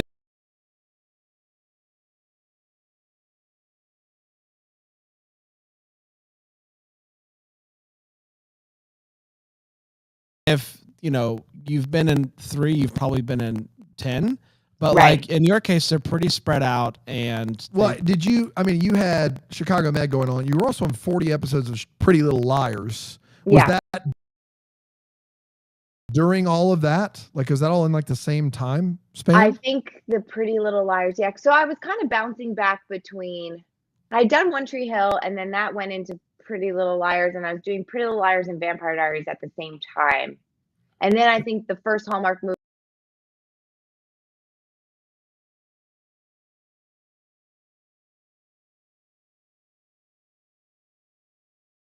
came at the tail end of Pretty Little Liars or during. Yeah, because I did the finale of Pretty Little Liars during my first season of Med. So yeah. So wow. So was there any point where Hallmark said, "Hey, we got this role," and you're like, "Look, I love it. I just can't. I can't. I've got all this stuff going on. No way." Yeah. Yeah, yeah, for sure. But that's what I love about, I have to say, one of my favorite things about the Hallmark Network is it definitely, like, when you're in with them, you feel very secure, like family. Like, it feels sometimes when you go and you work for certain producers or this and that, you feel a little disposable. Like, hey, if it's not you, honey, it'd be somebody else. You know what I mean? But Hallmark, you feel valued by the network, and that's what I've always appreciated so much. So even if I have to say, like, no, I just do not have the time for this right now, or this isn't the script that I love, like, let's look for something else. They're like, yeah, sure, great. We'll come to you again. And I love that. That's fantastic. So best Christmas party ever was 2014, which was like, I feel like this when the Christmas movie boom kind of started, it was like the Countdown to Christmas started to become a thing that people were talking about. And then you do not another one until 2019, I think, which was right before Christmas. Yeah. And then last year's movie, and then you got this one coming up. So pretty spread out. Have you seen Hallmark evolve over those years? Like, what's that been like for you, kind of coming in every few years, every couple of years to do a Hallmark movie, and Hallmark's evolving, and now they're under different leadership. What's that evolution like for you on your end? Yeah, so very candidly, that's actually why there was a break between the 2019 one and the one I just did, because there were some things that popped up, and I was like, you know what, I'm thinking maybe there's some archaic views going on here, and I'm not so sure that I want to really be joined with that. And then, interesting. Then things started changing, and people started changing, and scripts started changing, and that's when I read the one that I just did, Christmas Promise. And I saw that the network was changing, and I felt like they were evolving for the better. And I was like, you know what?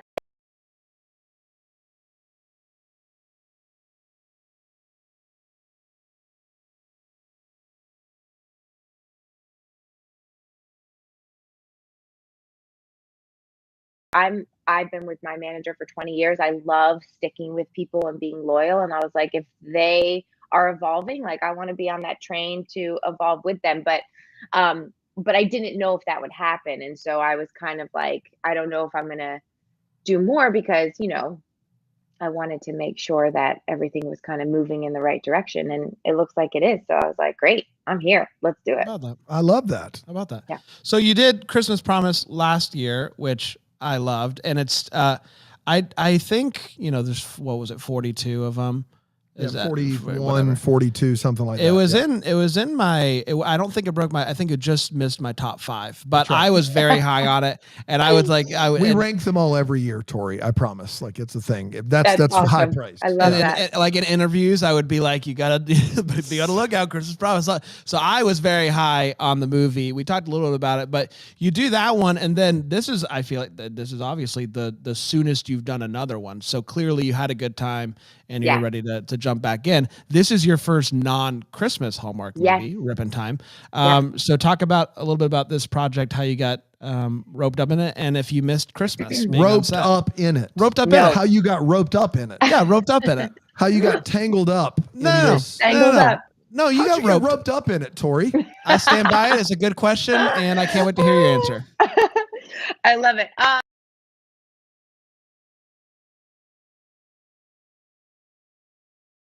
So I got this script, and I have to be honest, like I read it and I called my manager and I was like, who is this for? And he was like, Hallmark. I was like, really? I was like, this is phenomenal. And not saying that I don't like, I loved, this Christmas, but I haven't read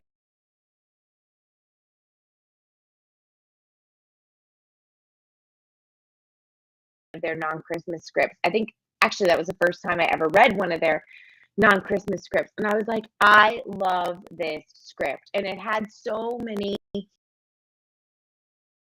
things in it, character-wise for me that I'd never heard about or seen in a Hallmark movie before. And I was like, this is fantastic. So I actually got on the phone with some of them and I was like, I am so excited for this film. I love the script. And I actually was meant to be on a spiritual trip in Peru that same time. And I was like, can we move some dates? And they were like, no, it's locked. And I made the decision and I actually chose the film. That's how much I love the script. And I ended up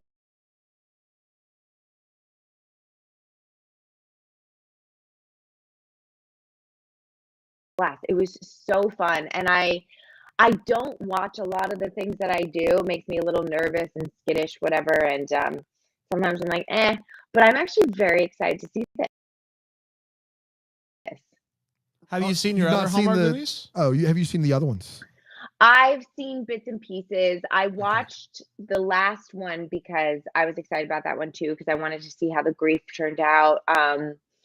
And I was really pleased with it. And also I was with my boyfriend and his kids. So we all kind of watched it together, which was very nerve-wracking for me because I normally, if I am going to watch something, I don't watch it with a group of people, especially I'm sure he has, teenagers and they probably, they're very harsh critics, let's say. Yeah.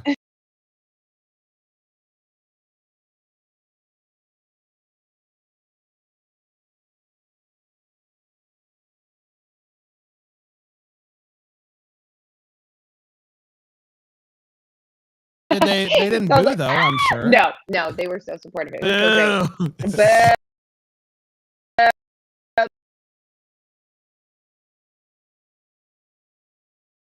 great. No, they loved it. He's been gone for 2 hours to get ice. But yeah, very excited. Isn't that Niall Mater funny? He just got that dry humor about him. He's a funny boy. Yeah, he's so funny. He's so great. We found out he started out working on an oil rig. Yeah. He was on our show. Just turned to acting. It's the wildest thing in the world. You don't hear that every day. How do you go from that to that? Yeah. It's crazy. He's stories for days, that guy. For sure. It's amazing. But it is time. We don't get a lot of time travel. How do you here's the interesting thing. We've gotten some time travel, and there's always, it's tough to stick the landing, I think, with the time travel. So like last year there was this wild, Christopher Lloyd was in a time travel Hallmark movie. It was, come on. Really? I know. But the ending was real. They didn't real tough. actually ever. It's tough because they don't ever commit to time travel as an actual plot device. It's just this happened that allowed us to tell this story differently. And so, is that what's going on here with Rip Van Winkle? No. We commit. I love it. Can you explain a little further without giving anything away? Yeah, I know. That's always the hardest part, isn't it? I mean, there's experts we get involved that actually help explain certain phenomenon. So it's definitely not just talked about, but a huge plot point. And then they definitely follow through and I think stick it. It was good. All right. Wow. Did I do that well without giving anything away? Experts They brought in experts. They brought in experts. So I don't know what else Van Winkle though. Niall Mater is. They actually brought in Rip Van the Winkle real Rip Van Winkle as an advisor. Yeah. And I have to say, Niall had a really hard job on this movie because imagine you're playing somebody from the 1700s who is an intelligent person, but all of a sudden in 2022, everything's new to him.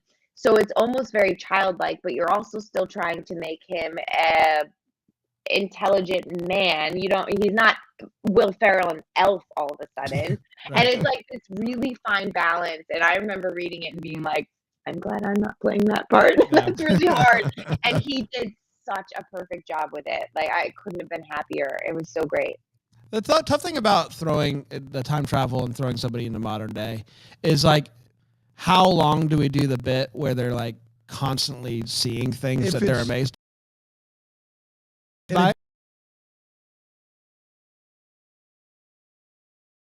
It would be all movie. It would be a whole movie. If it's planned, he would love to see that all movie. I think it's always funny. Everything. It always works for me. Sunglasses, camera, TV never gets old. It's just everything is mind blowing. It's how Brand lives his life. Yes. So I imagine. What a great way to live.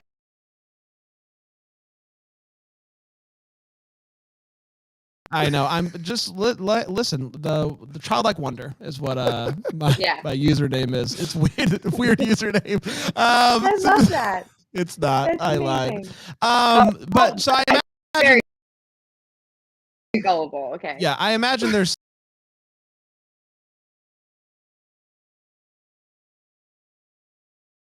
that though in this movie that I can look forward to. Niall Mayer being amazed by technology. Yes, I have to say really quick because I just saw somebody saying that Hallmark hired experts. I didn't mean that Hallmark hired time travel experts to be like I meant like in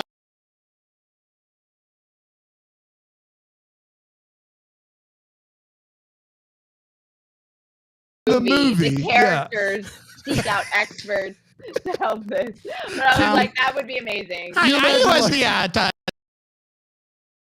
time travel expert on this film. Can you imagine?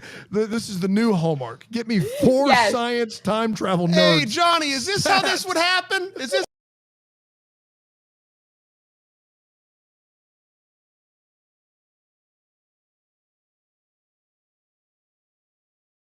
accurate? Did we get Which this? would be amazing. Yeah. But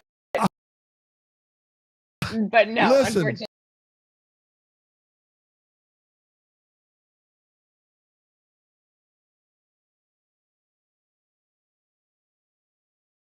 I would pay good money in the theater to see Tori DeVito explain black hole theory in a Hallmark movie. Oh my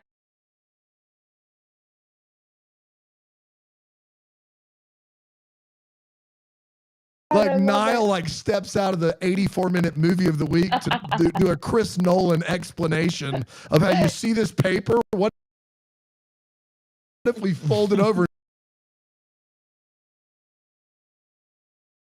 a pencil through it? Like I would be here for that conversation. Oh, sign me up. I do like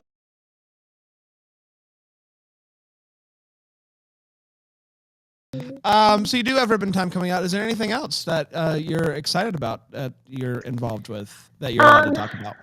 Yeah. So, well, there are a couple things in development, so I can't really talk about them, but I am excited about them. That doesn't really give anything. I hate when people do that, by the way, and I just You did nailed it. it. You nailed it. Thank you. So yeah, but other than that, just kind of enjoying life right now because I was on Med for 6 years and we filmed 10 months out of the year, and so just like really enjoying. I'm about to go to Vietnam this weekend, which I'm super stoked for. Yeah. That's awesome. Yeah. Is it the are you did you ever go to Peru? That was one of my rapid fires. Oh, sorry. I really appreciate it. Go ahead. You didn't. No, not yet. I know. Wow. I could tell something was. What are you going to something was Vietnam off. Something for? was- Is it just a vacation?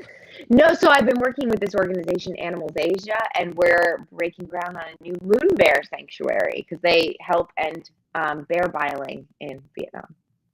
What is a moon bear? A moon bear. So I didn't know what a moon bear was until I started working with them. It's a specific type of bear, and it's got a really cute name. And I have to be honest, they're not the cutest bears ever. They look like a bear mated with a badger. Like it's got the funniest looking face, but they're so cute. And at the sanctuary, they have like a whole bubble bath station for them, and you see them like playing with the bubbles and all that kind of stuff. So I'm super excited. So I just looked up Animals Asia because, just want to be informed. This looks fantastic. Are like helping animals, is that a passion for yours? Has been for a long time, or is this like something new? Yeah. Yeah, I love working with animals. I have rescue dogs. I recently bought a farm in 2020 that I'm trying to figure out how to turn into a dog hospice, but we'll see. We'll see how we get there. If Bran would have asked that question, he would have asked, what roped you into Animals Asia? That's what he'd have said. Which is a dynamite sentence. Moon bears are hilarious. They have this like stripe right here, and it looks as if someone put on a head. Like it's like we replaced your head with this. Exactly. And you can see the line. That is just an absolute treat. Last Hallmark related question. Are we going to be seeing more of you on the Hallmark Christmas movie now for that DeVito? You never know. Never say never, right? I mean, like I said, I'm down for it. I've really enjoyed what's been happening and how the scripts are turning out there. I mean, I'm all in. Let's do it. She's all in, everybody. I love it. All in. Give a Tori DeVito for a development deal. That's the cool new thing that Hallmark's doing is development deals. Let's do that. Yeah. Rapid fire. Rapid fire. We each get to ask you 3 questions similar to what we've been doing, but different. Because they are rapid. You can answer as slow as you want, though. In nature. We'll each ask you 3, and then we'll be done. Dano? You said that the moon bear was not the cutest bear in the world. What is the cutest bear in the world? The cub. The cub. Oh, I see what you did there. Go I got Cubbies. some development things in the work. The cubs. I see what you did. Yeah. The Cubbies. The Cubbies. You know what? He probably heard me upstairs like, oh my God, what is she doing right now? The Cubbies. Is it like, I can take that. Is it public knowledge that your boyfriend is a general manager? Not general manager, manager. Manager. Like Yes. on the field manager. Do you ever, a manager of the Cubs, do you ever pitch like trades? Do you ever go in there and you're like, hey, I've got a thing. Like maybe we could do some stuff. Are you pitching some stuff to him? No. I stay out of that. I call in the middle of the day and I'm like, hey, babe, oh my God, the moon bears. And he's like, I'm in the middle of a meeting. Is this important? I'm like, no, that's fine. But the moon bear. In the dugout, when you see Manager Ross on the phone, he's not calling the bullpen. It's like, moon bears again, Tori. Look, it is the bottom of the ninth. Hold on 1 second. Bring in the righty. That's impressive. Yeah. The best meal in Chicago. I'd have to say this restaurant, Oriole. It's like a 4-hour experience, and I think the best meal I've ever had in the entire world. 4 hours. Well, so walk me through it. They have courses. I don't even know what you would consider the cuisine. I guess like a American mixed cuisine. I have no idea, but it's like you sit down, you don't really know what you're getting. You can tell them if you have any dietary restrictions and they'll make it happen. And it's just this 4, 5, 6 course thing. And You're there for like 4 hours, and it is delicious. I've been twice, and just amazing. I don't know. I have a hard time. I don't think that's going to be in the old podcast budget. I just have a hard time with like not knowing what I'm getting. Yeah, he's a very picky eater. Okay. Well, then I'll do a less.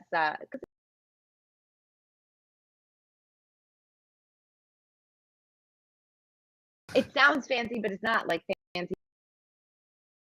But it is long. It is like one of those, like, it's fancy.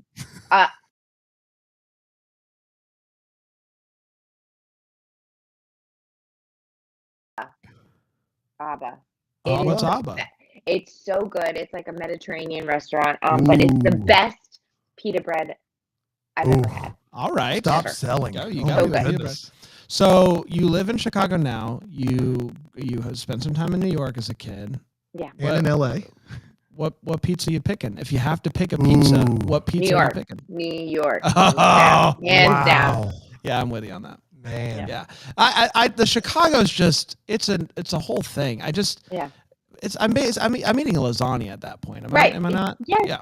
I love a deep dish pizza. I just love a deep dish pizza. Yeah. The thing is the New York style, the ceiling of New York style is 7.5 out of 10. Like, in my opinion, like, whereas you can have really bad deep dish, but it can get to 10 of 10. Whereas New York style, like, it's all kind of in that safe zone. You know what I mean? Where it's all going to taste a certain way. And I just, and I think that I like safe. You like safe. Yeah. So the highest of heights of deep dish is where I'm at. That's where I'm at. No, I If love I'm in holding Chicago- it, eating it. Yeah. Yeah. If I'm in Chicago, of course I'm gonna do it. Fork and knife. But deep dish, Sure. We could do it, but now I'm just hungry. yeah, me too. Very I know. much What's so. your most memorable movie going experience? A movie that you walked out of the theater and you were like, wow, that was something. oh God. Oh gosh. Actually, kind of recently. I think it was 2019. I went with my co-star Nick Gelfis from Chicago Med, and we went and saw Portrait of a Lady on Fire. Yeah. And I remember walking out of that Holy and being cow. like, Yeah. so good. That's unbelievable. So good. Unbelievable. That's a great choice, man. Do you have a best Billy Joel story that you can share? Ooh. God, I don't know. It's so funny because, like, obviously my dad and him met when they were 18. They were like brothers. So I grew up, like, we spend every Thanksgiving together, and like it was kind of like family. So I do have a good Elton John story because they used to do the face-to-face tour. Sure. You know? If we have to do a good Elton John story, Elton John, we'll take sure. it. So when I was like 16 years old, I had this ring that I wore on my thumb that was like kind of pointy or whatever. And Elton was walking up the ramp to go onto the stage, and me and my dad were on the side of the stage. And he gave me a hug before he walked up. And you know how he'd wear these like $1 million suits that were like embroidered? When I hugged him, my ring got caught on the embroidery on the back, and he didn't know. And I pulled it, and he walked off, and the string was like hanging. And my dad was like, oh no, and started laughing so hard. He's like, that was like $1 million right there. I was like, but he doesn't know that I did it. He probably thinks he did it on stage. Thank God. So I just revealed a really big secret. He's on the line right now. I know. This is probably his favorite podcast. And now I just outed myself. Deck the Hallmark. Elton is actually here to play the audition from Dance Flick. no, he got it. It's wild. He's got all of it somehow. Man, now I'm out of questions, but I have so many Billy Joel questions that I just feel like it's not fair because this is a Tori DeVito interview. But man, we have to have you back on, Tori. That's the end of the discussion. We have to have you back. Or you could call. We'll get Dad on next time. You can ask him all the questions you want. I love it. I don't know why your dad would come on Deck the Hallmark, but I'm here for it. Well, we would love it. Technically, he has a song on a Hallmark movie now, so there's your in. Yes, we did it. So let's talk about this song really fast, and then we'll talk about Billy Joel. Tori, this is so much fun. Rip in Time premiering this Sunday. Hallmark Movies and Mysteries. I think it's a 9 p.m. Start time. I think that's what they do over there. Because they're special.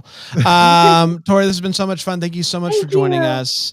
And we will wish you what we wish everybody else: a very Merry Christmas. Oh, thank you. Thanks, guys. Thanks for having me.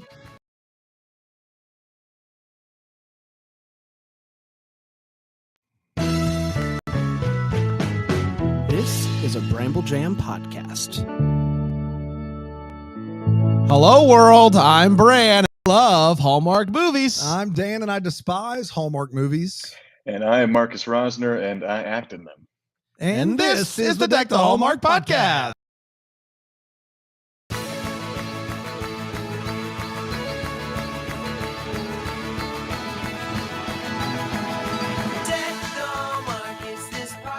Hello, everybody. Oh, boy. My wife has been getting on me because I'm not drinking enough water these days. So I am drinking the water, and I just wanted everyone to know that I'm. How old are you? Are you doing the bit where you're like, honey, if you're listening, Sweetie Pie, I'm doing years it. Old? I just want her to know that I care. Like, I care about my body. I care about my health. I'm drinking my water. You are. You got a body armor there. Body armor. You're loading up, double fisted, carving up, watering up, hydrating. That's all, and then candy behind I don't know those. why things. we're starting with this. I don't know. Hey, buddy, how are you? I'm doing well. How about you? Doing well. Very excited for today. Dude. Gosh, who is this guy? What's he done before? Dude, you don't know about Marcus Rosner? What's his deal? Is it the guy who's like behind Macklemore? Something? No. That's Ryan Lewis. Okay. Different guy. Different white guy altogether. Okay. Different white guy altogether. Right. You know what's wild? What's that? My first question to Marcus is actually on your IMDb. It says you're Marcus Rosner of Arrow, from Arrow. But when I look up in your IMDb, it doesn't say that you were on the show Arrow. And so I'm very interested just as to where the lie is. Yeah, no, I'm the guy to clear that up, I guess. I Marcus Rosner of Arrow. That's very flattering. I did 2 apps, and they should be on there unless somehow Arrow has chosen to distance themselves from me and just remove me. But we cannot be associated with Marcus Rosner. Yeah, they were like, no more. Get him out of there. After your breakup with Macklemore, they said, let's. Yeah. By the way, I would happily change or trade lives with Ryan Lewis. That'd be a good switch. It would be. It would be. Yeah. No, I did an ep in the first season, then an ep last season, so very briefly, but you might have missed it. I'm not gonna play the blame game, but it could be on there. Yeah, it has it like as the first picture under your stunning profile picture. But then if I click in the view all, it just I scrolled. What year would that be? No, I got Max Fuller. Max Fuller, is that who Max you were? Fuller, yeah. There he is. Okay, I got it. Yeah, there it is. That stuff's all automated. It is funny what IMDb with the algorithm sort of chooses to attach you to, and it's like you could have done one walk-on appearance in an A&W commercial, and then it's like that's your claim to fame, I guess. But I played a nightclub owner and had beef with Oliver Queen, Stephen Amell's guy there. Yeah. Did you get to do a little fight scene? Yeah. It was actually one of my first professional gigs ever. I think I shot that in 2012 and it aired then. And he kicked my ass a little bit, if I remember. That's right. fair. He is Arrow. Yeah, he is. Arrow. You're just a nightclub owner. He's Arrow. Yeah. I mean, it's not a fair fight. I had a bunch of henchmen, and they sort of jumped in and dusted them up a bit. And yeah. They brought you back for the last season, though. They did. Yeah, I think that the idea was like, honestly, if I'm guessing correctly, I came on, I was so fresh, and I think they had plans for this character to be somewhat recurring, and maybe they were like, this guy is 22 years old, and our lead is a 33-year-old jacked man, and just he doesn't present the appropriate foil that we were looking for. And so I just seasoned over 8 years, and I came back and was a little bit more of a man. And no, I think that they just wanted to have another appearance of my character before they wrapped up the series, I think. Did you get to fight him again? Did you get beat up again? Yeah, sort of. I pulled a gun. And then he shot an arrow, and then he shot the gun out of my hand, and the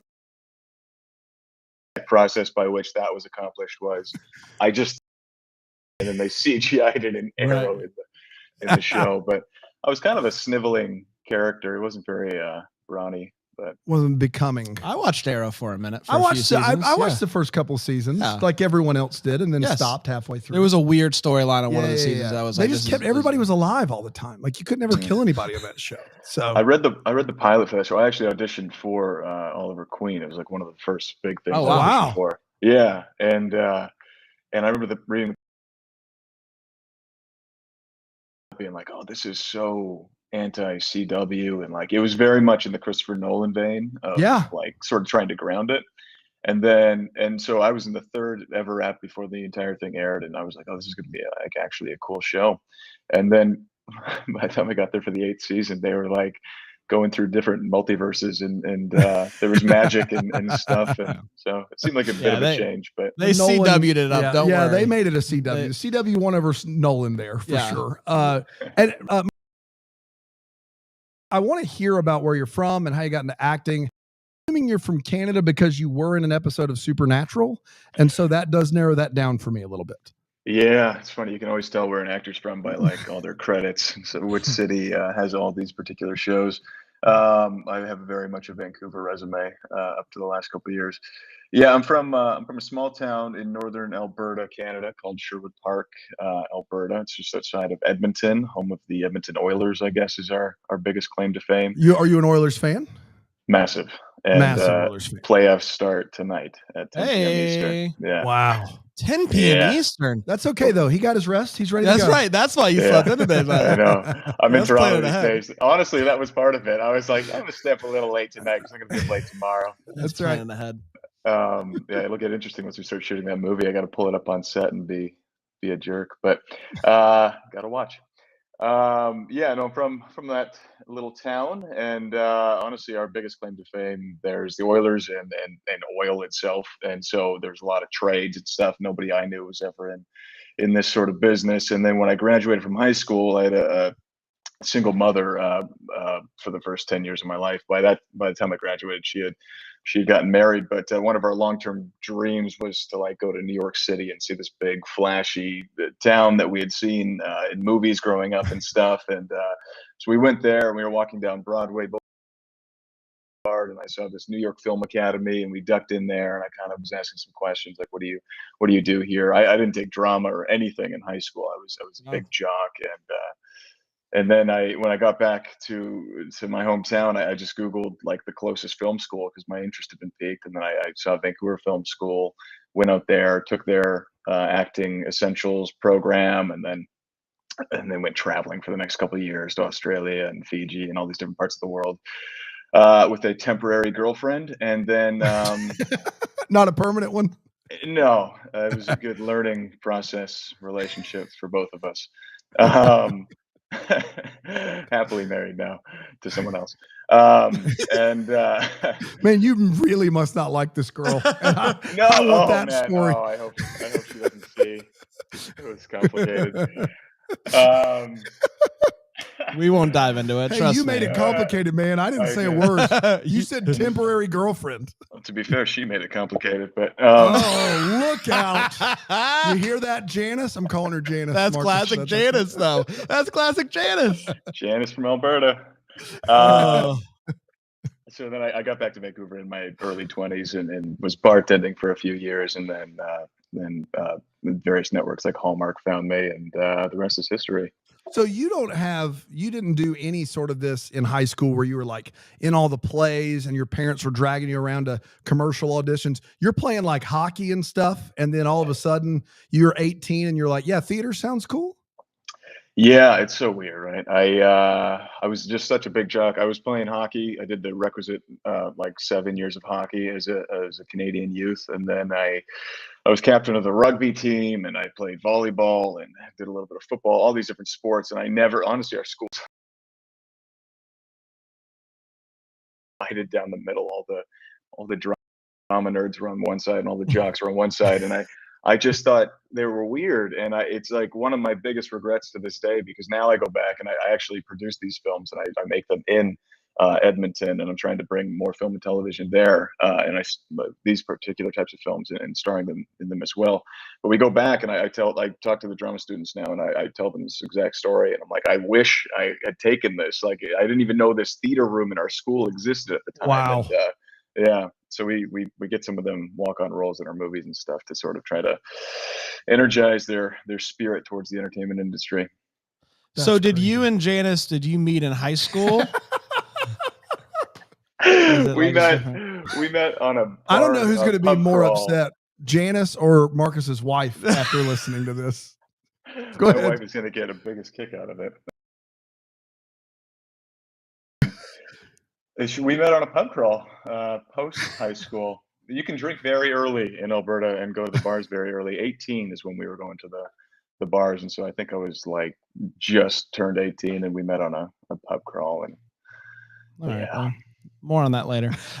So you walked into the film school in New York. Is that where you walked into? Did you say film school? Yeah, the New York Film Academy. So what was it about walking in there and seeing that place that piqued your interest? You know, it was like, it dawned on me that people learned to be actors. I don't know. I had no, an industry that you're not familiar with at all. You're like, I guess people are born into this, or they have some sort of and then it was just an eye opener that you could acquire this skill through education. And I mean, people had always said various things like you should try modeling and stuff, just because I'm a square-jawed white guy, and so I was like, well, maybe this could be a route. And Entourage was big at the time, and that was shamefully something I was very interested in. And man, I hate it for you and Janice, really. I'm painting a very nice picture of who I was as an 18-year-old. Hated the theater nerds, loved Entourage, had a temporary girlfriend. Yeah, he's I had much to learn about the world.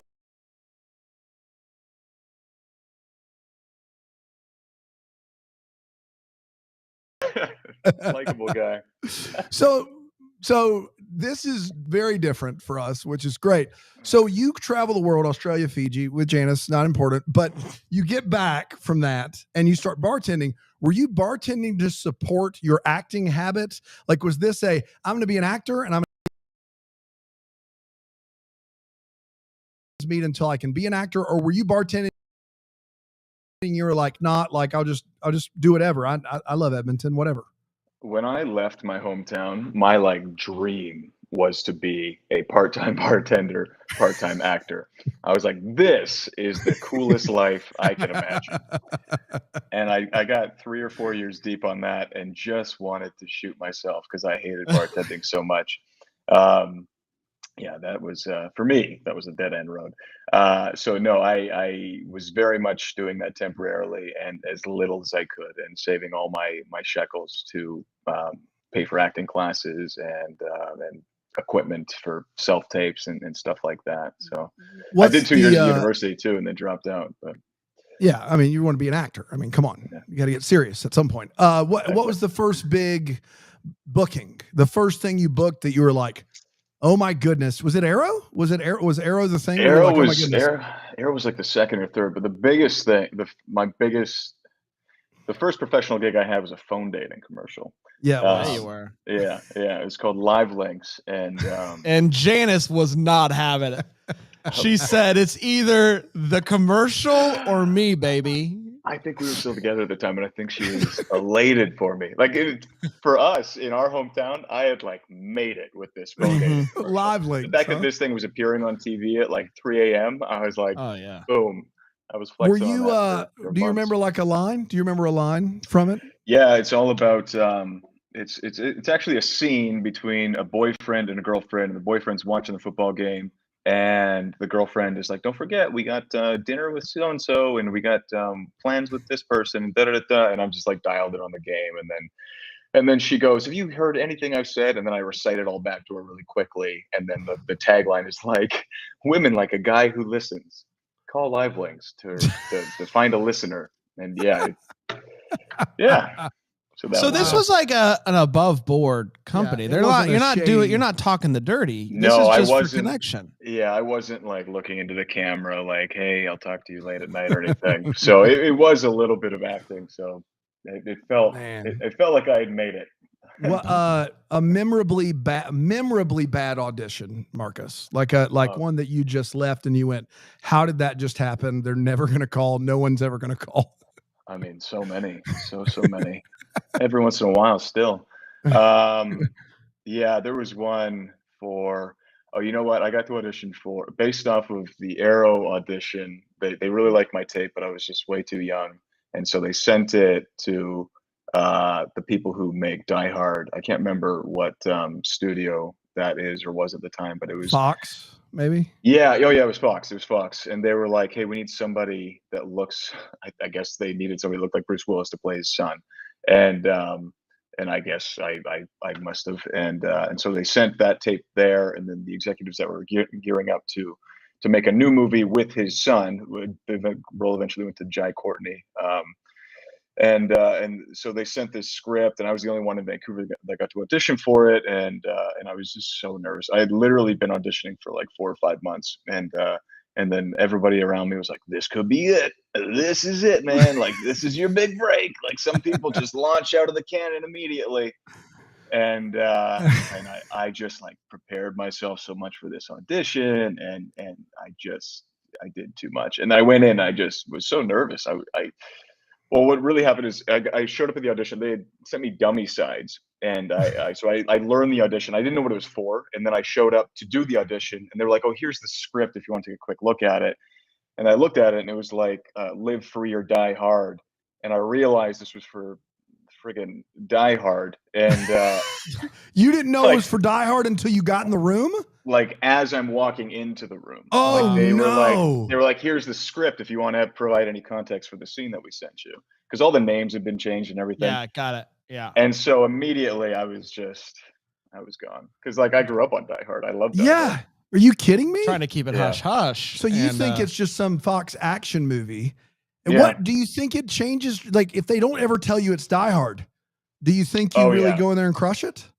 Yeah, but I still don't get the role because this Jai Courtney guy he already Jai Courtney's this, pretty that, good. and the other, and it was never going to go to me. But it would have felt good to walk out of that feeling like I'd done a good job, and I did not get that. So, dude, that's unreal. That's just mean spirited, boy. Yeah, it was bad timing. They FedExed it. It wouldn't send it over like online, so they FedExed it, and it just didn't show up until that exact like moment. It was weird. Gracious. Classic FedEx. Classic FedEx. Classic FedEx situation.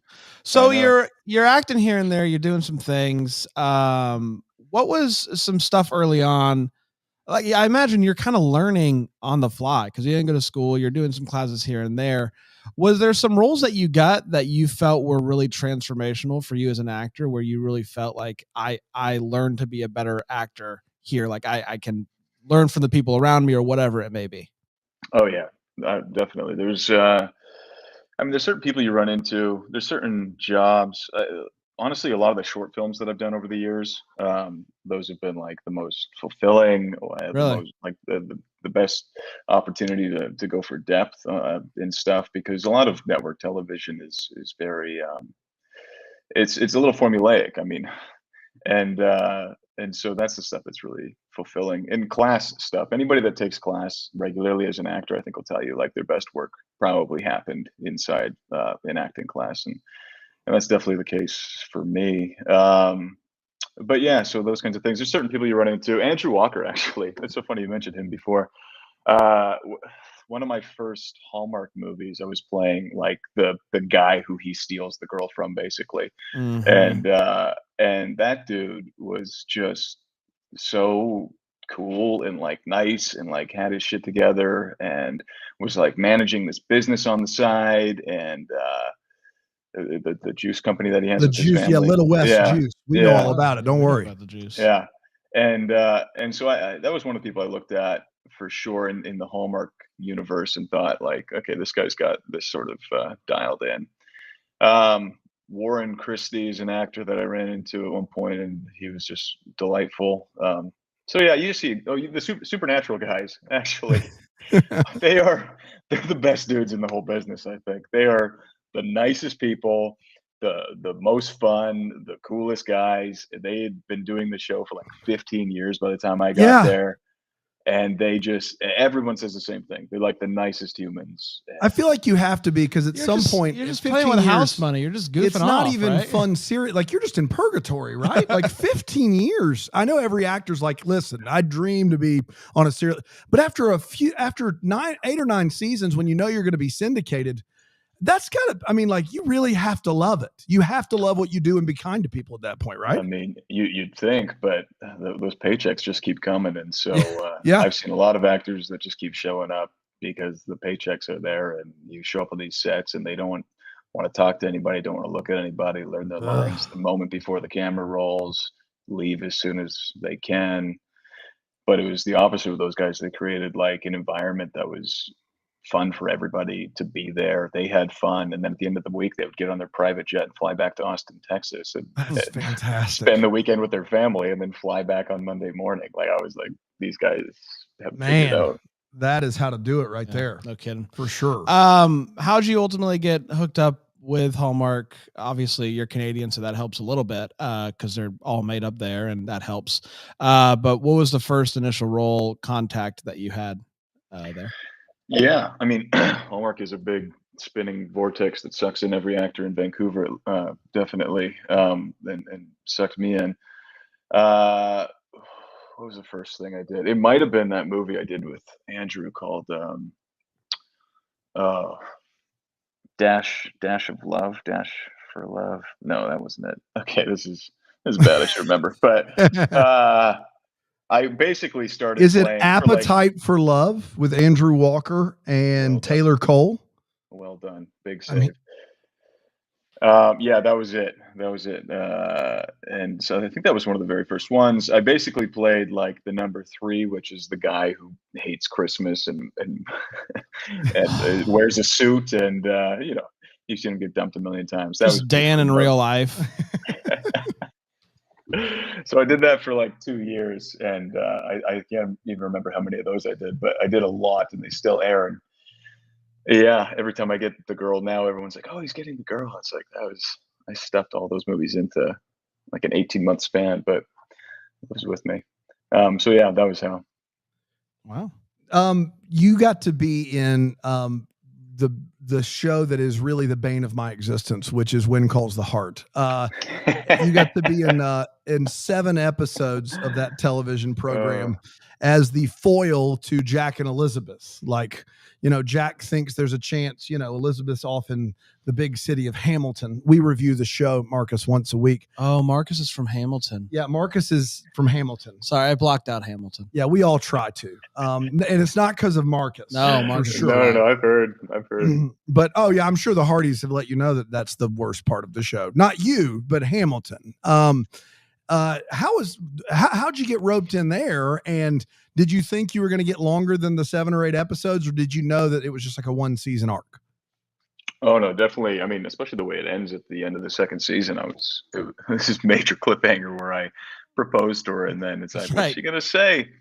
My impression of that, and I don't think it's a problem to say, but their plan, I think, was to continue that sort of storyline, and then they realized the audience just was not interested in that at all. They really liked the small town feel of it, and trying to expand that world was not well received, nor was my character coming in between the 2 leads. So yeah, too much drama there, Marcus. You infused the program with actual stakes, and that was a problem. You said it, not me.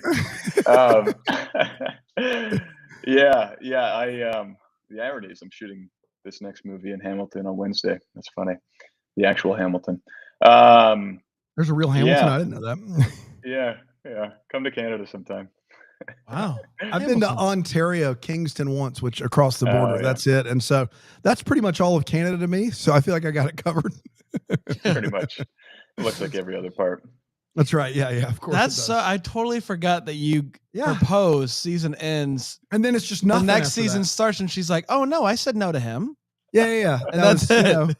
Oh, that guy who I've known my whole life and just proposed to me. It was a no from me. It was no big deal. I know. Like, so how'd that go? I think he's chopping wood, and she just saunters up. I don't even think we don't even get to see you, do we? No, Does she even say no? No, that's it. No, I am gone. They were like, we do not want to see that guy's face again. Get him out of here. Do you think when you filmed that last scene when you're proposing, in your head they yell cut and you're like, man, I'm about to make serial money. Like I'm gonna be here next season, the season after that. It was the first time I had like been on like a whole season of a show, and I was still very new to. I think I was like under 2 years into actually professionally acting, and I was like, this is it. I was like, I'm on this one now. and then Erin called me one day. Erin Krakow, she called me one day, and she's like, I don't know if anyone's told you, but they're not bringing you back. And I was like, oh. Okay, well, I appreciate you calling me. I was like, you didn't have to do this, but and so yeah, that was how I found out. Like they're bringing me back for you to say no to me, right? No, Yeah. no, just like one scene, right? Just like a SAG minimum, like just a quick like cameo. They're not even. No, surely they want to wrap it up in some logical manner. What Erin was like, actually gonna act like it never happened. We're just gonna act like Hamilton wasn't a thing. That's exactly what they did. Erin is like, so Janice called us. And she told us about you. She talked about what happened in Fiji, and it was like, and he was like always on some weird like boyfriend phone line. I don't know, but we can't have that. It's a no for us. We can't have that level of character on the show. But what's so interesting is Daniel Lissing only makes it another 2 years. 2 years. Yeah. I wonder if they ever, were kicking themselves. I mean, you can't obviously, but if they keep you along at least, like, hey, still interested, still throwing stones at your window at night. Like, I think everything my character represented was not what that show called for, and so that was just never going to be. But you could have done what everybody else does, where they come to Hope Valley and they change. That's like right. Hope Valley changes them, and the place for change. That's true. Totally true. I keep telling because I did this movie with Andrea Brooks, who's on the show, and then Chris McNally is like, we were buddies before either of us had ever booked a professional gig. We were in class together and everything in Vancouver. And I keep telling her, I was like, the only way I'm going to come back, I think, is if Chris and I have a pistol duel in the streets, and he shoots me dead for Erin's honor. Once again, it would be so great now that she's with Lucas. You come back under the show. What about that proposal? Have you had a chance I never heard back actually on the proposal. Man, is it a yes or a no? Still waiting. You've done a lot of these movies, Marcus, and you've played anything from the lead to like that 3 or 4 on the call sheet. I know it's a 15-day shoot. What's the difference from a preparation and shooting standpoint from being the guy who's like the ex-boyfriend or the has-been boyfriend about to be dumped versus the lead? Like, are you shooting 5 days versus 15? Like, what are we talking about? Yeah, that's pretty accurate. Probably like 5 to 15 is a good ratio. That is typical. In terms of preparation, it's it's funny playing the lead guy. You sort of, once you get in the rhythm, once you've done enough of them, you're like, okay, this is the tone to hit. With the ones that we make, I try to find different character aspects to lean into and to try different things. But it is funny. It took a while, I think, for me to get comfortable with the tone of some of these movies, and I think this is the same for some actors, where you want to be, I don't know, there's a disposition to the character that you need to apply that will suit this sort of story, and I actually found it much easier to tap into the jerky boyfriend guy. So it's like, this guy, it's very clear what this guy wants. He's just all about business, and he's gonna get dumped, and but with the leads, you kind of need to stay a little more even keel, and Put this in order of makes the most money to makes the least amount of money. The leads, best friend, ex-boyfriend or current boyfriend who's a jerk, parents. Like in the movies? Yeah. The leads will make significantly more, Right. and then everyone else makes the same. Everyone else, yeah. Wow. Based I on know their that. amount of Know that work. either. Everyone else makes the same relative to the amount of work. Right. Everybody who works 5 days is getting paid the same. Yeah. Yeah. Since we're talking about salary with Marcus, which I'm super happy you brought it up. We do this all the time, Marcus.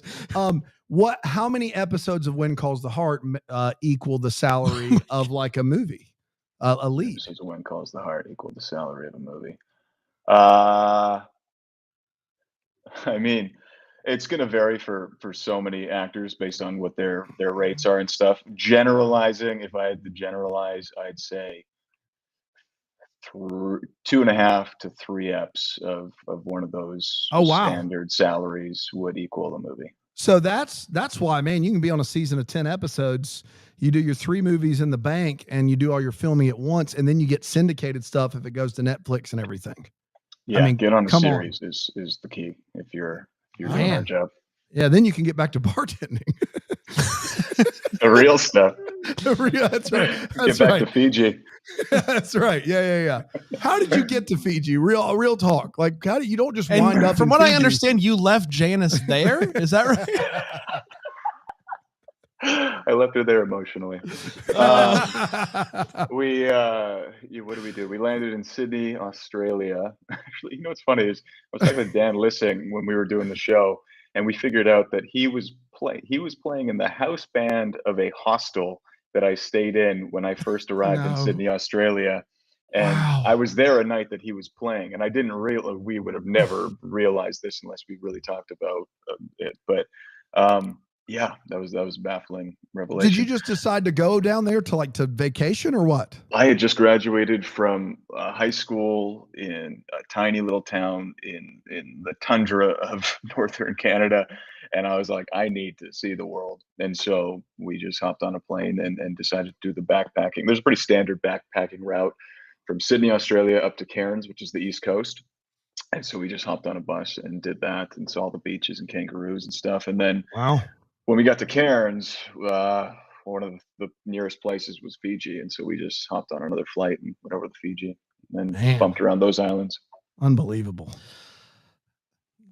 I'm sorry. I'm just still laughing at Janice, and that's not. I'm just making up a story in my mind. Yeah, we all are. But the difference between a permanent girlfriend and a temporary girlfriend is a backpacking trip. That's right. That's how you find out. When you know. That's when the rubber meets the road, or the It's so true. the trail. If you want to really test it, the best stress test for a relationship is traveling or living together, I guess. And that's right. You can't pass that.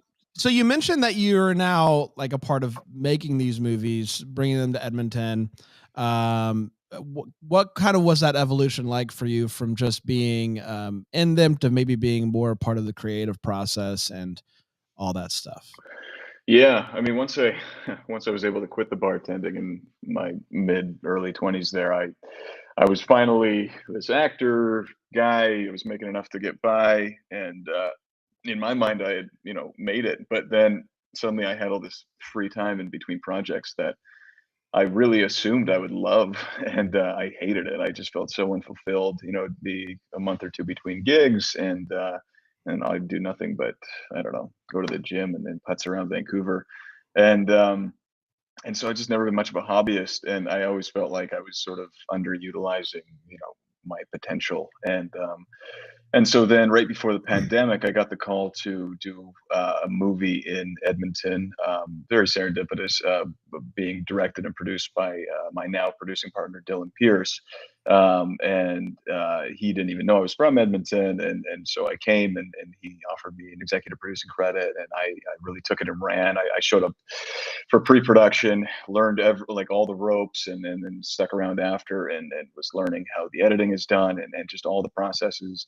And then after that, I went and negotiated a deal with another production company to let us service a few of their films in Edmonton. And so now we've started our own little production company and are pumping out MOWs under my banner. And so, yeah.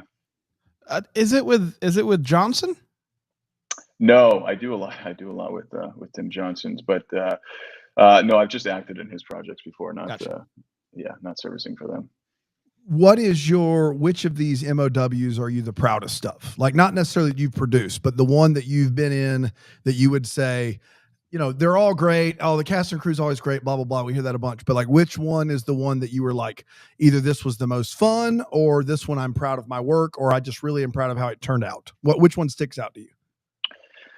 Yeah, I mean, I'm going to try not to be so diplomatic about this, but it is fun. It's like, it's always recency bias with these things. It's always like the thing that you just made. You're like, oh, that's the best thing. And then you want to hire all those people again. You want to work with all those people again.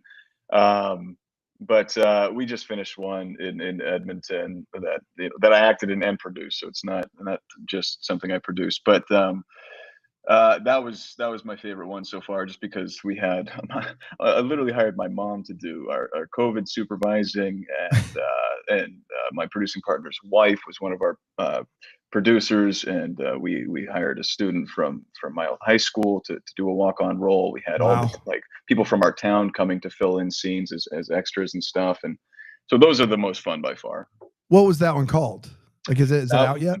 It's not out yet. We just wrapped up post-production last week. It's going to be called From Italy with Amore. Meaning from Italy with love. I got you. No, I'm following. I did not choose the title, but I don't hate it either. It's fine. Do you ever hate a title so much you go in and go, can we change this? Do you ever do that bit? Oh, all the time. All the time. They usually change. They usually usually on the call sheet is not the title that ends up coming out when the thing airs, because there's just so many processes to actually get the title approved for screening. And so in the beginning it'll be like, oh, this sounds clever, and then you got to go through all like insurance and everything, make sure no other movie has this title and all these steps. So you have one coming out on the Hallmark Channel later this month. Romance to the Rescue. Does that sound like the one? That does sound like one that I did recently. That's the one with Andrea Brooks. Yes. Yeah. We know her. Wit. Yeah. Andrew's she's great. She's great. Yeah. How long ago did you shoot that sucker? And I feel like you have like a handful in the hopper, which is not always the case. Yeah, there's a bunch in the can right now. That one we shot exactly a year ago in Vancouver. In spring of 2021. And then we got From Italy with Amore in the can. We got something else coming out on Amazon in June. And then we're going into production on, I guess I just did one for this other company. Yeah, there's a lot. We're doing two back in Edmonton in July and August, actually. So we're in production on those right now too. I see in the chat, in the Double Decker chat on BrambleJamPlus.com, that somebody said you played a serial killer on Lifetime. Is that accurate? Yeah. I did a few of these Lifetime movies where these Lifetime thrillers, and I was like, it was called The Killer in the Basement, and I rented out an Airbnb in somebody's basement and then seduced them and attempted to kill everybody in their life. And then I did the same thing in a sequel called Killer in the Guest House. Yeah. You didn't get killed in the first one, there's a sequel. So when you're preparing, like, do you picture Janice specifically?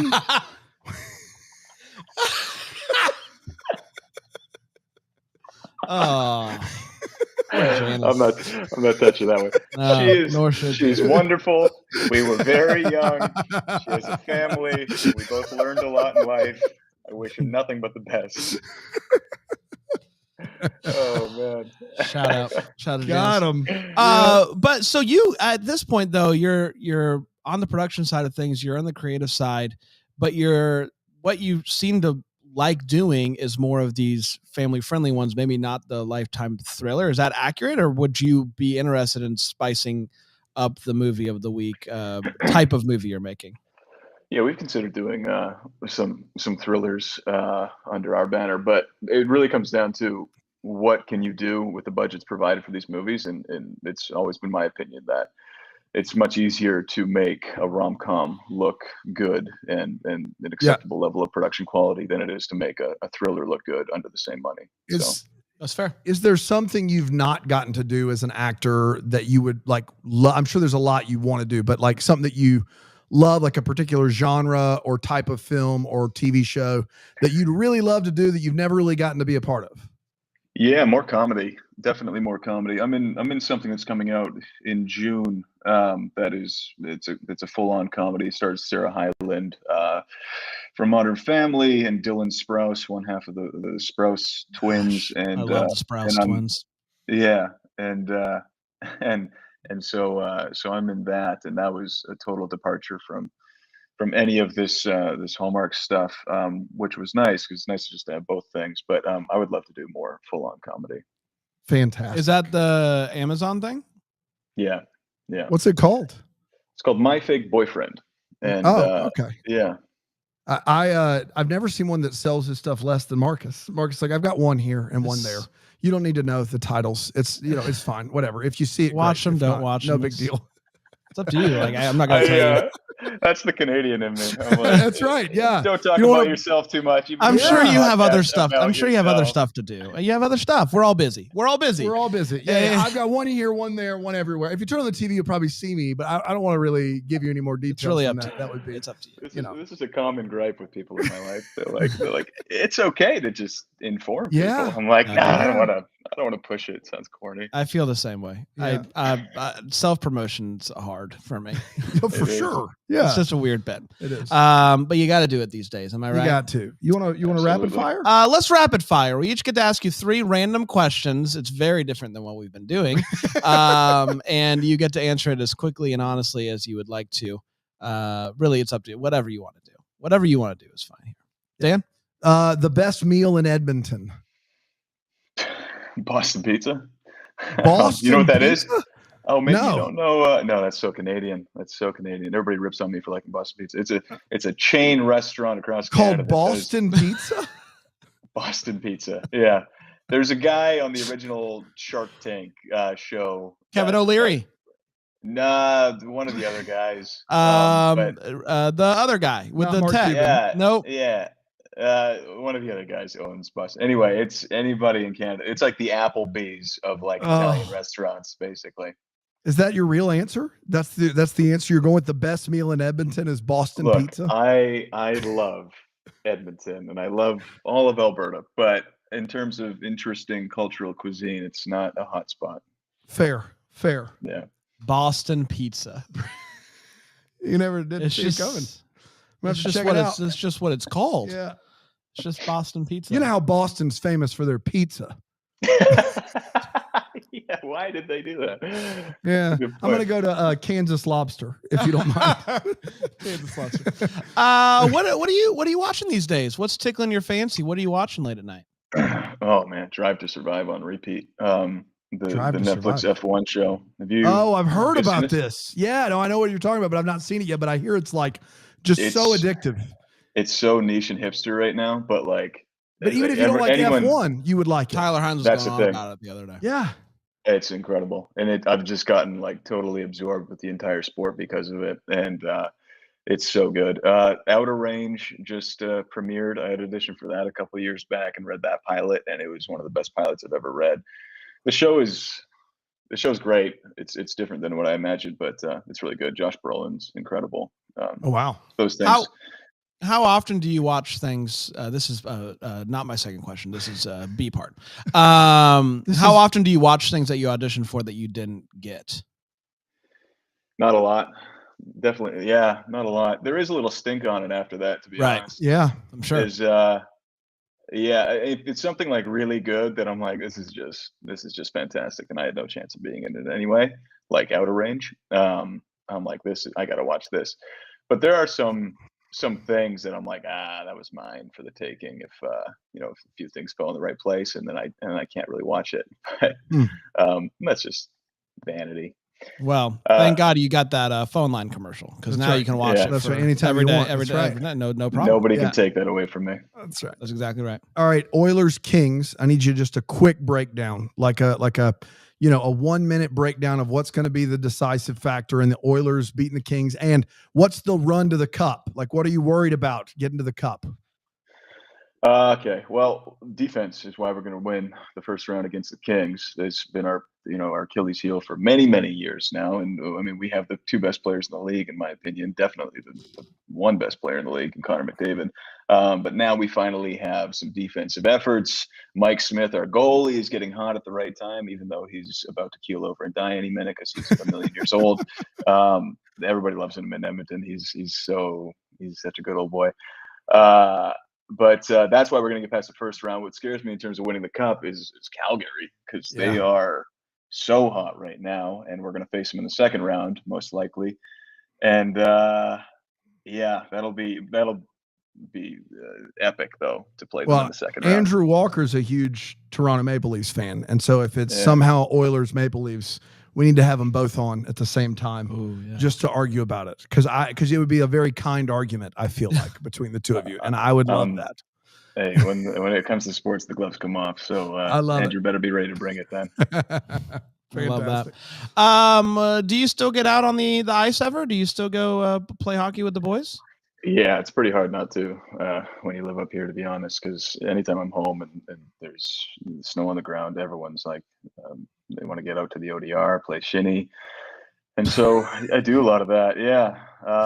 You just spoke a different language. Play shinny? ODR and play shinny. I don't know what you just said. Outdoor rink. Outdoor rink. The ODR. Play shinny? Yeah. What's shinny? Shinny's like pickup hockey. Oh, okay. Of course it is. Yeah, out to the ODR and play shinny. You go to the ODR and play shinny 2-on-2 nonchalant.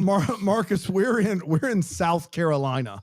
It snows like once a decade. Like ODR and shinny, like you're just talking snow right now. We don't know what you're saying. You guys ever watch Letterkenny? Oh yeah, we do watch Canadian that. show? Yes. Yeah. Yes, I haven't seen it, but I need to. There's a whole Canadian language to be learned through that. There show. is, and it's going real fast for sure. Yeah.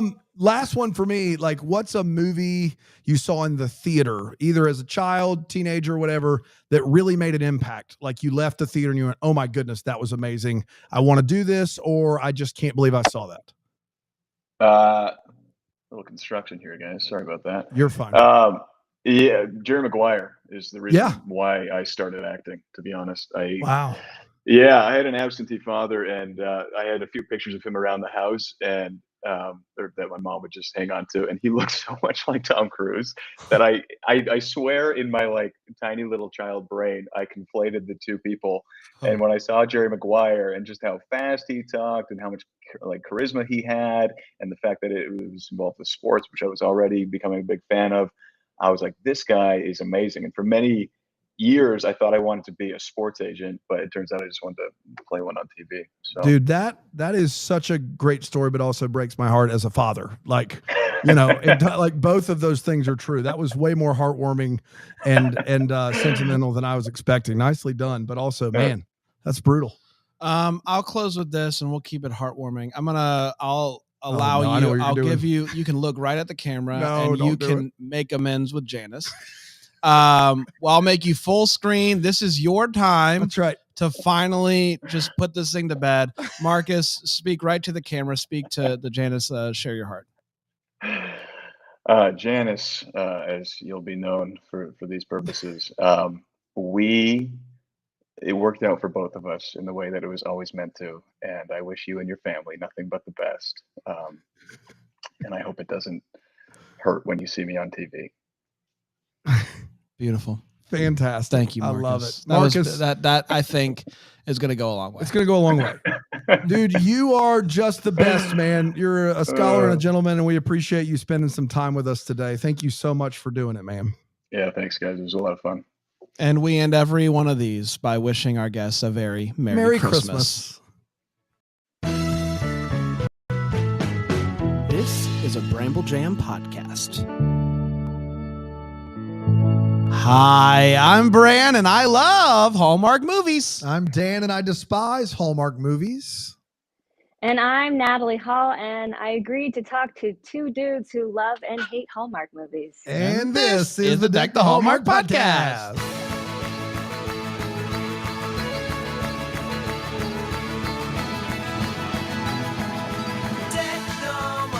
Yeah. I think that's as accurate a description as I've heard. I agreed to talk to. There was a lot of hemming and hawing here. There was back and forth. Our people had to get in touch with Natalie's people. Was a whole she was like, I don't want to do ordeal. it. And then finally she was like, fine, I'll talk to these Fine. two jokers. Yeah. I got to talk to these two finally. Finally. It took long enough. I know. Natalie, I know, it's great to long see time. you. Long time. It's nice to see you too. Yeah, I Thank feel you. like we've known each other for a long time, but we've never actually spoken. So, Natalie, thank you so much for coming on the show. We appreciate it. You know, I hope I change your mind when it comes to Hallmark movies. So. And, oh yeah, this is going to be the thing right here. It was fit for a prince. Maybe I'll be the one. That's right. When I saw the range of princess on Hallmark to princess on Lifetime, I was like, I've got to.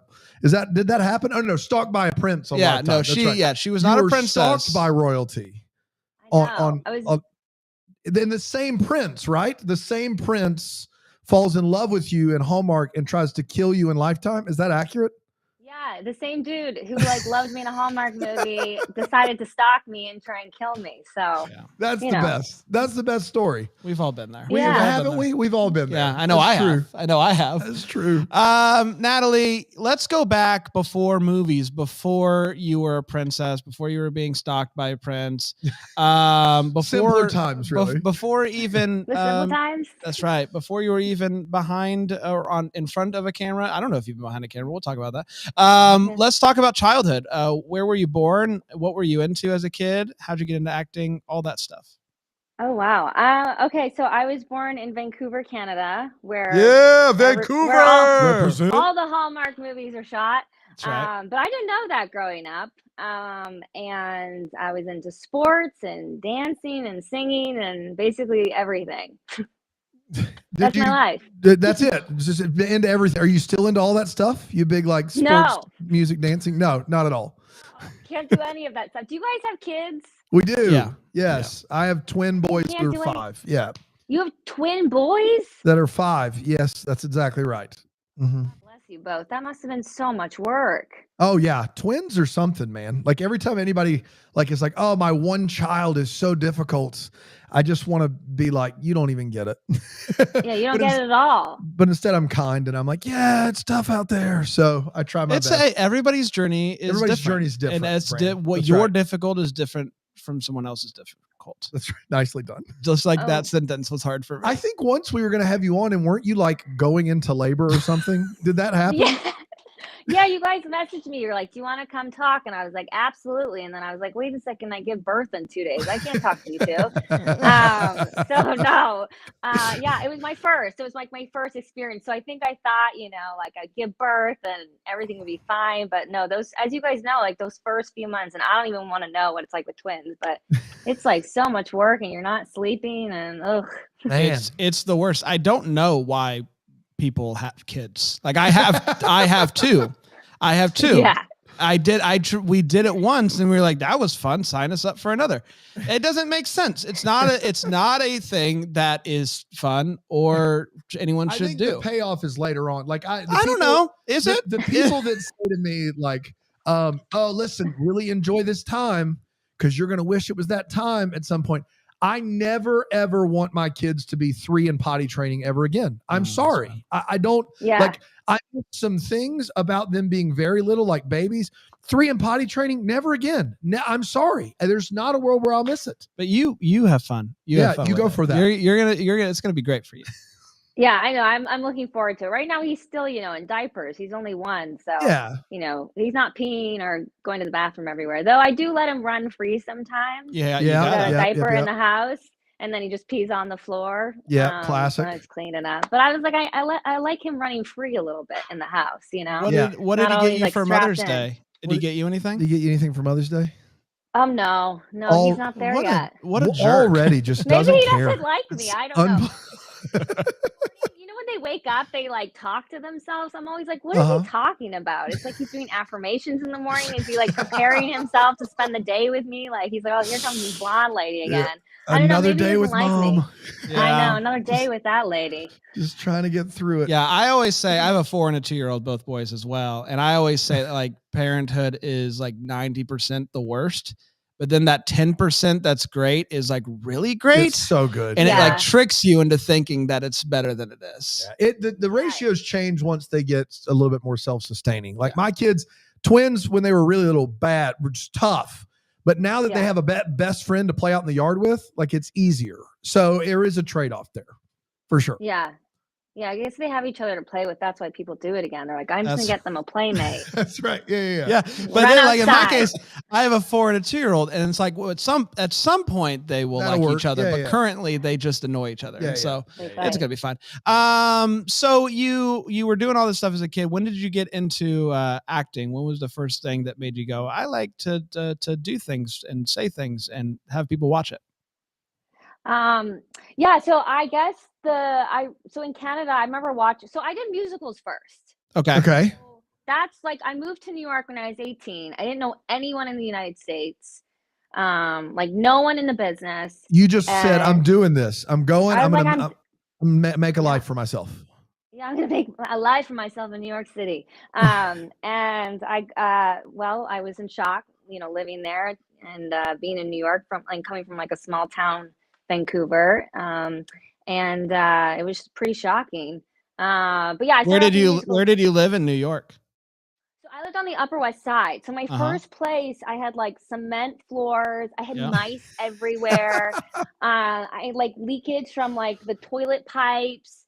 It was awful. But it was like $2,000 a month. Yeah, at least. Yeah, basically, yeah. And it was like, I remember going in and like the bed, like it was like kind of furnished and like, it looked like it really did look like a drug house what I moved into. And my mother was like, my poor Canadian mother. What did your poor Canadian parents think when you said I'm moving to New York at 18 years old? What were the first thoughts? Well, I think I told my dad when I was 10 I was moving there, and he like didn't even like. I don't think he was like okay, but I did it, and I think my mom cried for like 14 hours straight leaving me there. She said she had a lady come up to her on the plane being like, I don't know what's happened to you, ma'am, but I'm gonna pray for you. And my mom's like, I'm leaving my daughter in New York. So yeah, I think they were like, but I started working kind of soon after. I mean, obviously I had the days where I wasn't working and trying to figure it all out and showing up, to auditions in New York City. They make you wait in these lines when you're not in the union. So like 4:30 in the morning, waiting to audition for things. And then I ended up booking a chorus line, playing Val. So that was like my first big job. So you were how early into your time in New York City were you like, I got to pack this up and move back home? Did it ever cross your mind? Or even with the concrete floors, you're like, nope, this is what I'm doing. I'm going to make it. I think I was like, I'm going to make it. But at the same time, too, I did say I'm going to give myself 2 years. Like I was logical about it. Like, were you like bartending or waiting tables or something like in between gigs? So I couldn't do any of that stuff. So I had saved up enough money to like be there for a little bit. And then I ended up getting an agent pretty soon. And then like I booked a chorus line. I booked Wicked before that. I was ensemble Galinda understudy Wicked when I was like 18 or 19. Wow. So did that first. So what led to the so while you were on stage, were you auditioning constantly for screen?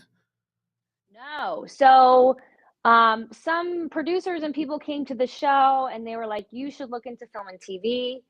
And I was like, no. I didn't like acting. Like I liked singing and dancing. I don't know if you know this, Natalie, but you're an actor. I know. I just wanted to sing and dance on stage. That's all I wanted to do. And the acting part, I was like, I'll smack my way through it.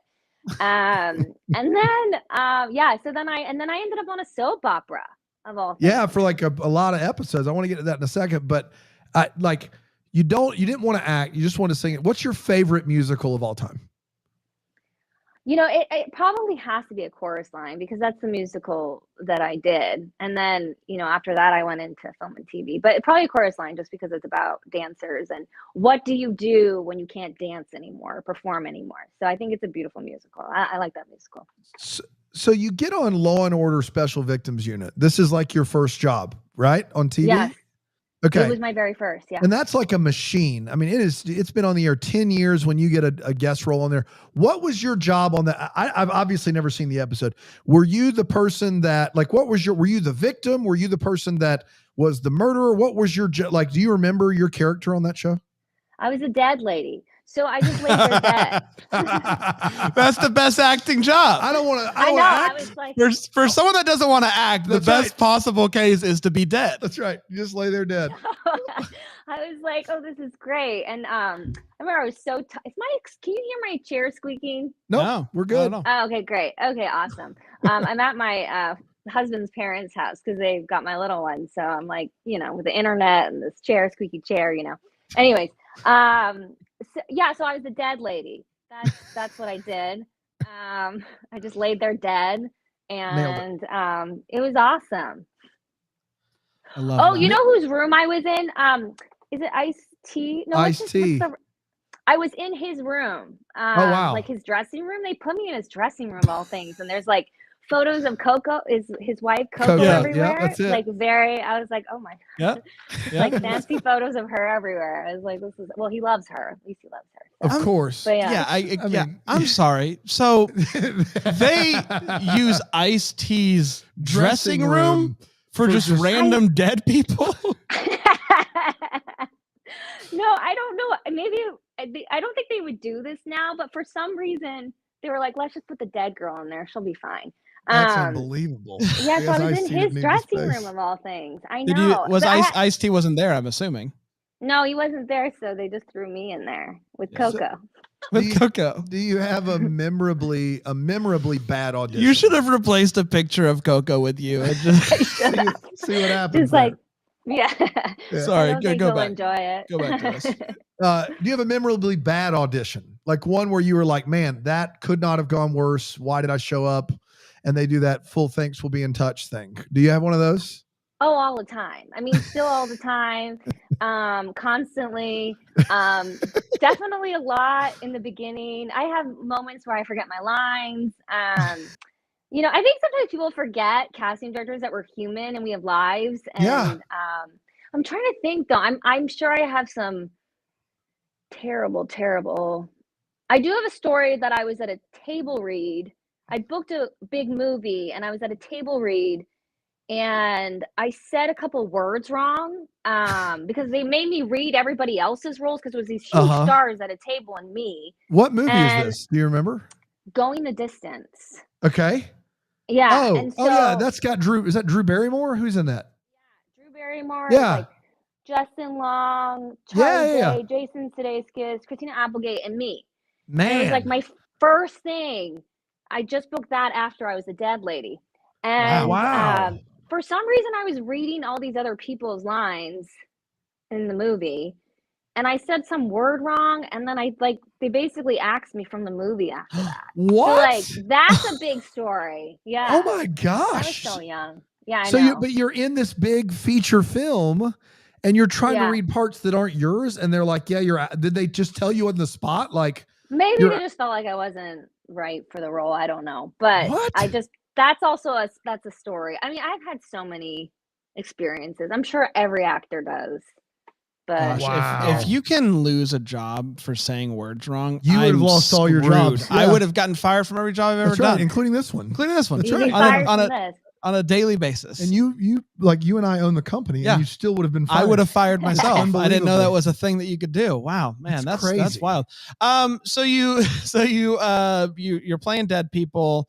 You're still singing and dancing. That's right. Yeah. You're still singing and dancing. At what point did you start to transition away from the stage and to do more? It's got to be when you landed All My Children, right? Yeah, it was All My Children, and then that moved the show out to Los Angeles.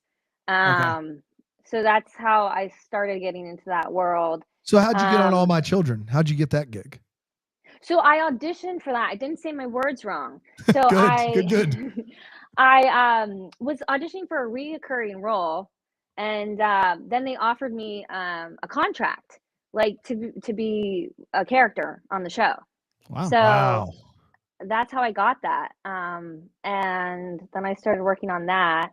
which was an experience in Yeah, itself. well, it's like 179 episodes in 2 years, basically, is what you did. Gosh. So you were only on there for like a month. No, I feel like you were on there like 6 months. But this is, I'm sure when you show up for a Hallmark set and they're like 15 days to shoot, 100 pages or whatever, you're like, this is child's play. Because what you do on a soap opera is you're just churning through pages and memorizing lines, right? Like, was that like such a shock to you as someone who didn't want to act? Well, yes.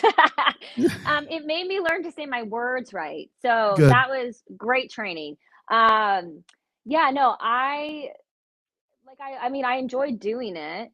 And it was a lot of work. But it was with great actors. Like there was some really, like I was with Finn Ritrock. So we started off together. I don't know if you know who he is.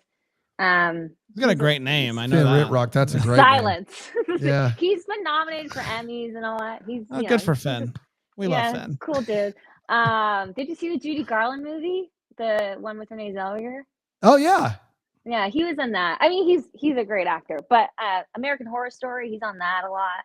Wow. Okay. So Finn sounds deal. great. We just don't know him, unfortunately. I mean, do you want to bring Finn on? Like, you're like, are you Finn's agent? Finn's on the line. I know. But anyways, yeah, so a lot of great actors, and it was a good experience. But What's a lot the- of them. Oh, go ahead. No, go ahead. I was just saying a lot of Hallmark actors do. What? Yeah, they do. But we've only had 2. I think Jen Lilly, Cam Matheson are the only 2 we've had that have done this many episodes. Ryan Page. What's the craziest storyline your character ever had on All My Children? Go ahead. Oh, sorry, we keep on interrupting each other. We're both talkers, I see. Yeah. My boyfriend was sleeping with my mother. Okay. And then my brother had cancer while it was all going on. Wow, man. They really did it to you there. Yeah. And then I was texting and driving and got in a car accident. And so I had that to deal with. I had a lot going on.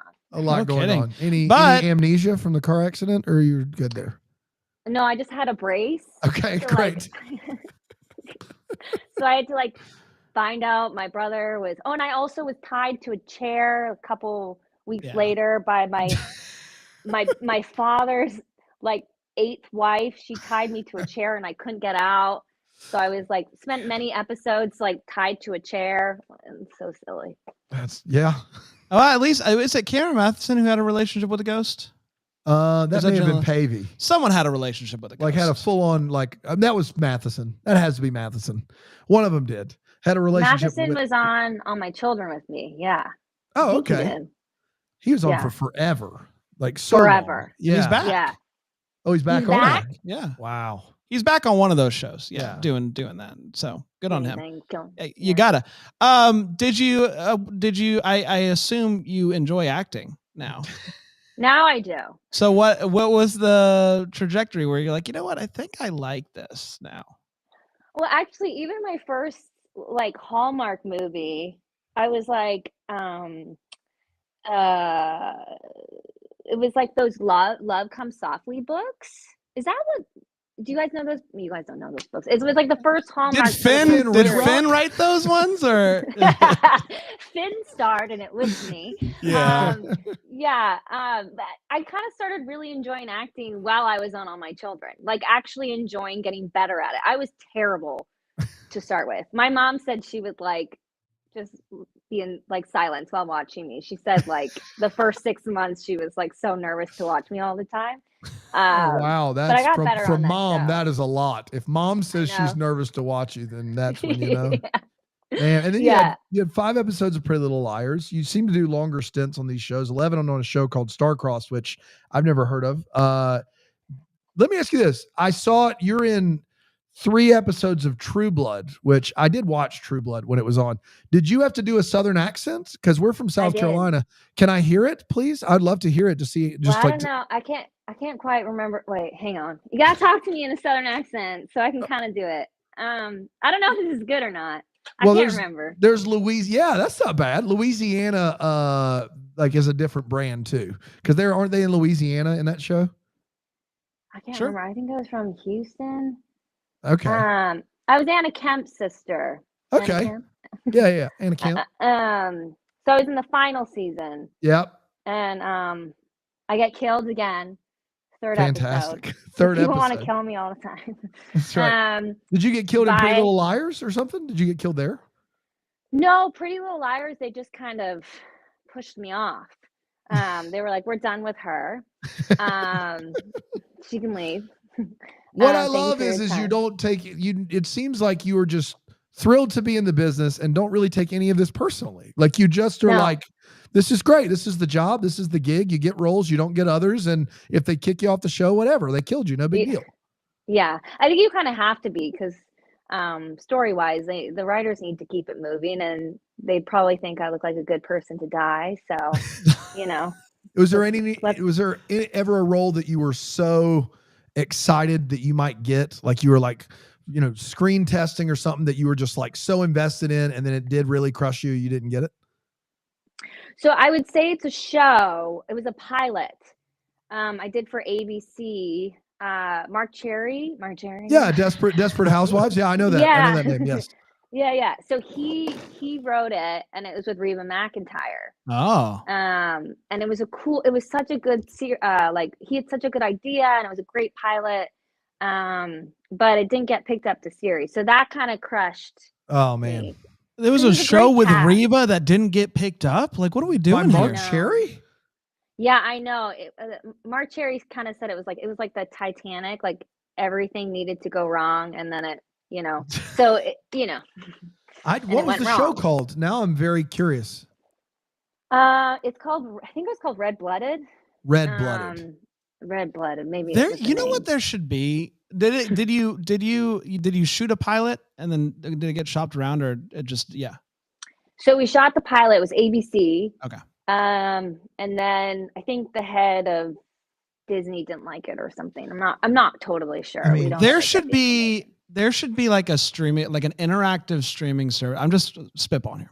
An interactive streaming service where dead pilots can go, and then fans can vote on which ones they would like to see picked up, like which ones are the most popular, and then maybe crowdfund it.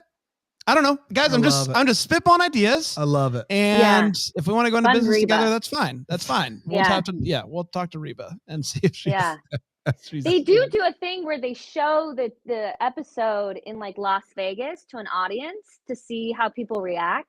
Oh, that's and fun. apparently they like screamed like when Reba came on, they like loved it. Well, yeah. I mean, it's Reba, for crying out loud. I know. How could you not? Legend, icon. I also karaoke with her too. She came karaoke with us one night. What did you I sing? know. What's your go-to karaoke song? I can't remember what I sung. I just Reba sang for everybody, and then everyone else sang. But I only remember Reba. I was just like, I mean, come on. Reba's doing karaoke. What else? I mean, like that's the man. What a story. Do you have a go-to karaoke song if you go out karaoke with friends? I don't really karaoke that much. Maybe like a Spice Girl song. Yeah. Okay. Something Yeah. silly. Yeah. It's wheelhouse there. What about For you sure. guys? Do you have one? Yeah, Walking in Memphis, Mark Cohn. Yeah. That's what I go to. I It's in my either, range. I either do Hey Ya or What? I Believe in a Thing Called Love. You do now that I believe in a thing called love. You would crush it. You got the upper register. I know you're still in this interview. I promise, Natalie. But No, I Hey love Ya, Hey Ya, It's just a fun song. Crowd Wow. pleaser. People love a it. crowd pleaser. You get to shake it. People start moving. That's right. It's great. It's great. Some weird things can happen in karaoke though. Yeah. People. Yeah, I've had some weird experiences in karaoke. We don't need to get into it. But you get a whole. Dance? Yeah, I mean, He doesn't dance. No. He dances, I but dance. he's not good at it. I don't Like, dance. we're not- I don't dance. No. Yeah. But I can dance. It's I very dance. amateur. Yeah. Anywho, so let's get to Hallmark and Lifetime and all these things that you're doing now. How'd you kind of get involved in this space? Obviously, being from Canada, that helps when it comes to these movies being filmed. But how'd you get involved with kind of that side of the business? So I finished all my children, and I got a phone call. Got a call from Hallmark about this Christmas mini series where this girl in the 1800s needs to save Christmas. So Is I it was like, called absolutely, Love's Christmas Journey? absolutely. So I shot that. That was my I've never first. heard of That was like back in. Well, it was the before times. Like I say, it's Yeah. the before times because I was like before Hallmark was like the machine. Yeah, is it's now. 2011. That was 11 years ago. Yeah, they had like just started with like they had the idea right around then to like commercialize Christmas. So Yeah, and then That was someone it. had the idea to grab me this lady that dies all the time, can't remember the lines. So let's put her in a movie. So it was a mini series? It's a movie. Yeah, it TV was like movie. two. It was 2 parts, I think. Yeah, well, it's almost 3 hours long, so Yeah, that there would it is. make sense. Too long. I remembered my lines for 3 hours. Wow. But yeah, so that was my first Hallmark movie, and then I did another Hallmark movie after that. And then Bobby Campo's in it. We love Bobby. We've never talked to Bobby Bobby. Campo. Yeah. You never talked to him, or you have? No, we've never not. talked to We him. But talk about him we talk regularly. about Bobby Campo a lot. It's his name. It's his name. It's a Yeah. great name. Yeah. But so you do like Bobby or no? Yeah, No, Bobby's we love great. Bobby. I'd love to talk to Yeah. Bobby. All right. I haven't talked to Bobby in a very long time, so I was just curious your thoughts. Bobby's swell. Bobby. Trying to get some dirt on Bobby Campo from us. He's no For good. Bobby Campo. That's right. Yeah. Well, it's that you can, with his name, you can go Bobby Campo. And Which is a anytime a fun- name works yeah. out like that, it's a fun name. It's a fun name. So Bobby Campo gets that. Well, if I ever see him, I will sing to him, Bobby Campo. And then just keep walking. Give him, Yeah. give him nothing. So you do Love's Christmas Journey, and then You don't do what anything happens else from for a there? while. I don't act anymore. On Hallmark. I did- Yeah, you're doing other things, of course. I did the 7-year hitch for Hallmark Okay. right after that, actually, with Darren Brooks. Your who's 7-year the- hitch. Wow.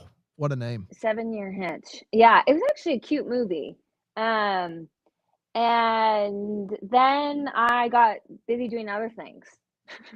And then I pieced out of Hallmark for like 6-7 years, and then Were came you back to be turning a things princess. down? Were you turning things down that they were offering you? No. It just No.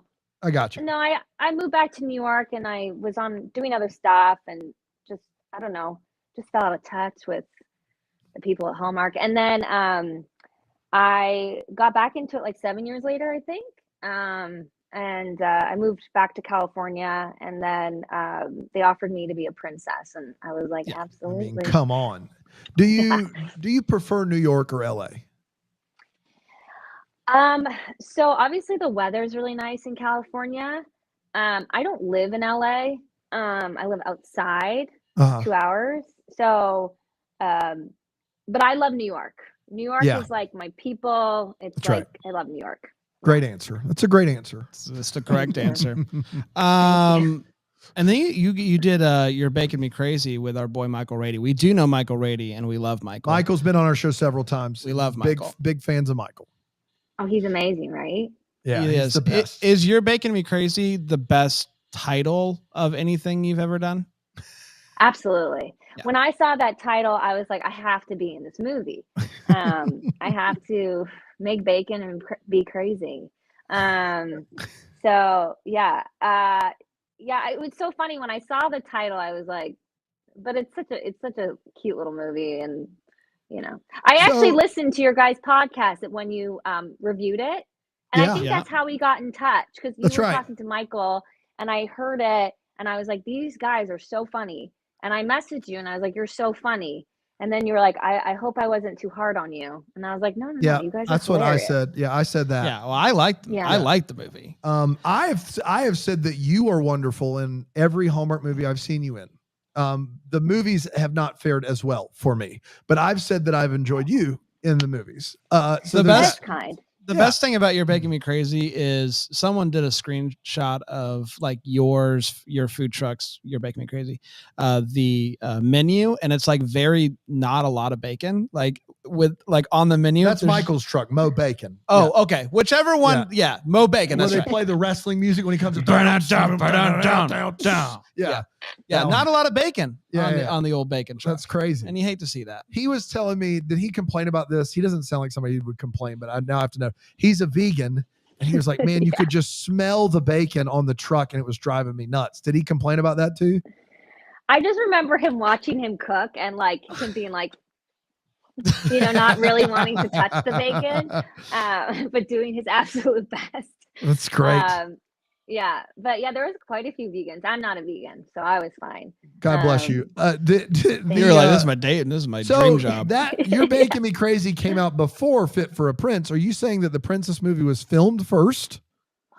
No. There's another princess movie, A Winter Princess. Winter Princess. Yeah. I was a princess in winter.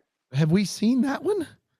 I don't think we've seen No, that it one. was a winter movie, and we weren't doing the yet. non-Christmas movies yet. Yeah, we had had not just missed started. it. But it's with McNally, who we love. Oh, wow. I love Chris him. McNally. I mean, he's been on the show. He's wonderful. We might need to go back and watch that one. I mean, we could.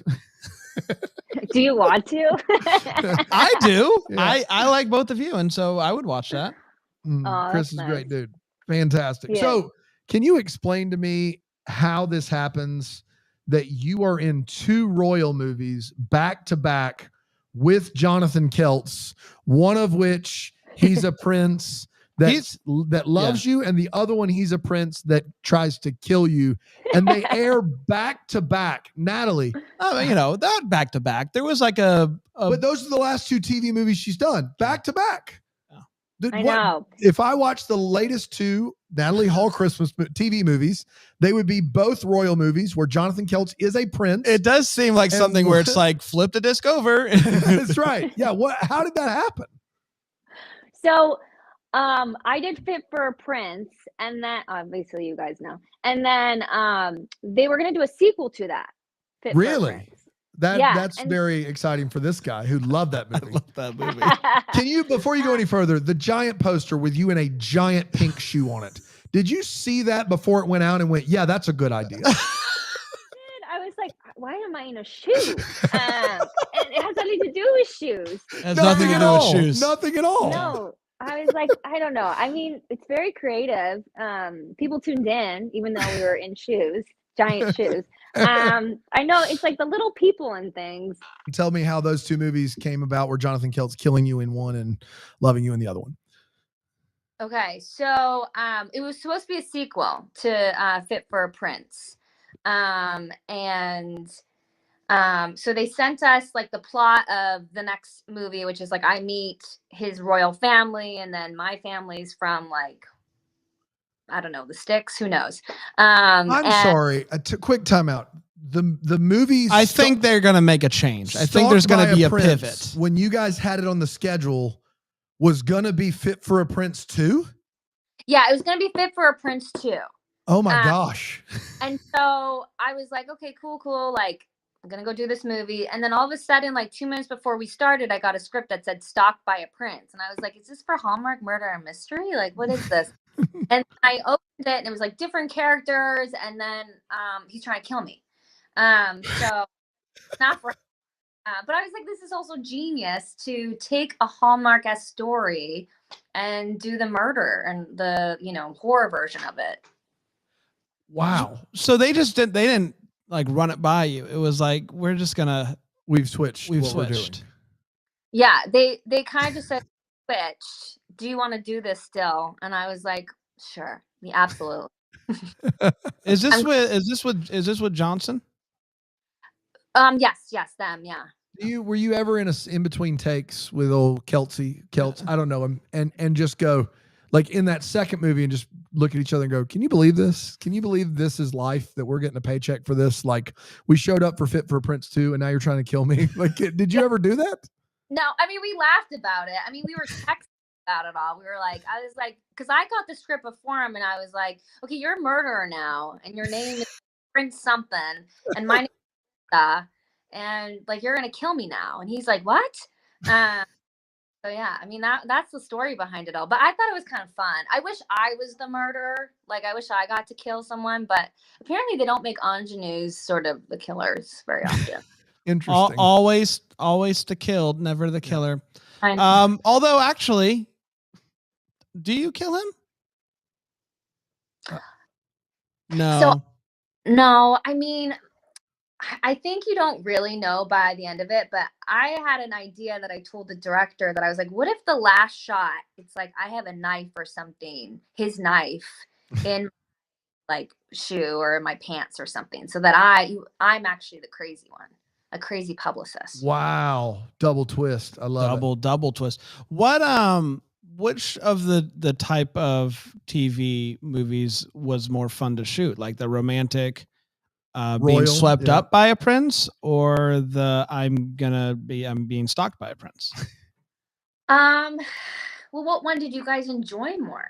Dan didn't see Stalked. I watched Stalked by a Prince. Why? For Lifetime Uncorked. Oh, that's we right. did it. We did the whole episode. That's right. But you didn't watch. I don't have to watch those. I try to figure it out while they tell me the synopsis. Yes. So it's my favorite thing to record. But did watch Fit for a Prince, which Brandon loved. Fit for a Prince. He thought it was just goofy, screwball, comedic fun. And I thought it was not very good. It's totally fine. Look, I don't take things seriously at all. You were wonderful, though. I actually thought you and Jonathan Keltz both were wonderful. It just, the movie was inane. Like, and you kept looking for the shoe. That was the whole thing. Yeah, there's a giant pink shoe we're missing. You're like, where's the shoe? Yeah. When's the shoe coming? I think I like that. I don't get to watch a lot of Lifetime movies, and so when I do, I really enjoy them. Oh, Stalked by a Prince is when he takes her to this castle where no one is there, right? That's right. And then you live stream. You start to live stream on an iPad, which is great. And yeah, it's great. And then you run into the woods. And classic. Yeah. And his bodyguard ends up gets killed, but then doesn't get killed. He comes back and man, what a classic. So intense. I mean, I like both of them for different reasons. I mean, I like doing both. Like, I like doing, fun, silly stuff, and I like doing the, more intense stuff. But I'd love to do a Lifetime movie where I am the killer, Yeah. I mean, come on. You hear that? You hear that, Lifetime? Hear that, Lifetime? Just a phone call away. Get on it. And you got one coming up, Road Trip Romance, also a Johnson, which I don't know if you just got, you like them, they like you type of thing. But tell us about that movie. So basically it's about a woman. Yep. And, she is has to get to her sister's wedding on time. There's a romance and there's a car ride. That sounds great. Thank you. Fantastic. Yeah, you nailed it. Stop selling, Natalie. Stop. We get it already. Watch it. So then her arch nemesis, she sees him, and there's an airport strike, so she can't get on the airplane to get to her sister's wedding on time. So she gets in a car with him, and they drive cross country. And a bunch of events and things happen, and they end up at a Renaissance fair.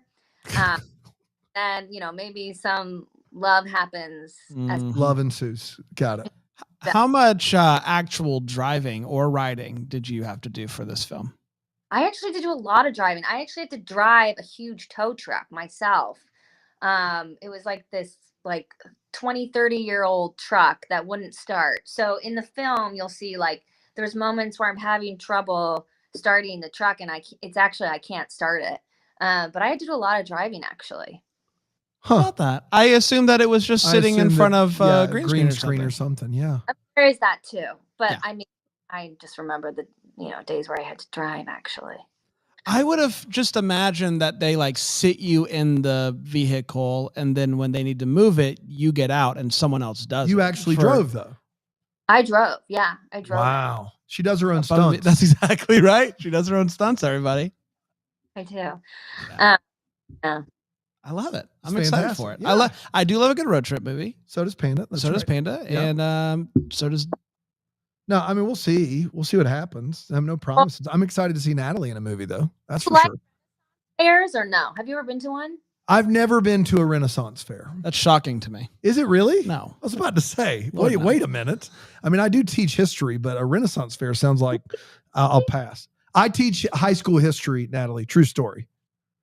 What are you doing here? It's the miracle of education. No, they give me a break in the middle of the day. I do it basically part-time.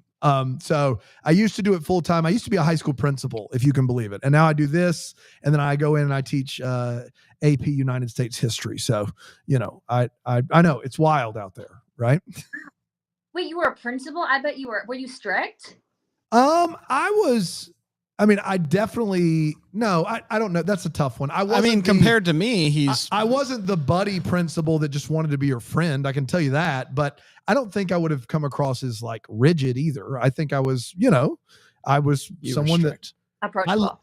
I love the student discipline and parent conferences. Like I love that stuff. Yeah, I really did. So there's that. I bet you were a great principal and a great teacher. Well, thank you so much, That is Natalie. really kind. That means that's very kind. And I do love it. It's fantastic. I enjoy doing it. Like the movie, so I'm Yeah, she's just trying to butter you up. Do you think I'm good at my job or no? Well, we'll see. She has when she listens to the edited version, I think she'll figure it out at that point. Thank you for editing this too. By the way, my mom called, and so yeah, I'm gonna leave it. Still crying from the move to New York, I believe. Let's do rapid fire. Let's do rapid fire. Well, we each get to ask you 3 questions, much like what we have been doing, but different. Different. In that they can be about anything, which is also similar to what we've been doing, but different in that we're going to do it like this now instead of like that. Dan, your favorite meal in New York City? I love burger and fries, just like straight up American. Is that a restaurant or just any burger and fries? Just it doesn't like if some guy on the street's just like here burger fries, you're good. I'm like num. Yeah. Easy peasy. That's great. I know. That's great. I love her. She's great. Yeah. If we ever get to hang out, it's going to be easy. We're just going to go up to somebody and be like, you eating that? Burger fries? I'll take that, please. Crazy. Yeah. Yeah. What's the best vacation spot you've ever been to? I think going to Europe is such a cool experience. Is that something? Yeah, that's something. France, and just going to Europe in general. I think it's such a fun experience. I can't just like sit on a beach. Okay, yeah, you got to be moving, doing stuff. Yeah, I can't just like sit there all day. I don't know. I love it. Yeah. The current running Broadway show you would most like to be a part of? So, current Broadway show. I'm so not with the times of what's on Broadway right now. Is that bad? Okay, any Broadway show that you've not been a part of before, or like any play you've not been a part of, musical that you would like to be a part of? I mean, there's so many. I would love to go back and do a chorus line now, because I think when I did chorus line, I was like 20 years old, and I would love to go back now and do it. Okay. It's interesting. You asked for one that she's never done, and she said, I just want to do the same one over and over again. I don't want to memorize new lines. I know how to say these lines already. Give me those lines. Yeah. That's how good it is. I actually have never even heard a chorus line. Really? No idea what it sounds like. I'm sure it's great. Oh, I sing. My character sang the song of Dance Stand Looks 3. So it's a great song. Give me just a little. Just a little. Well, it's called Tits and Ass. So you. And, I don't want to sing it. Well, okay.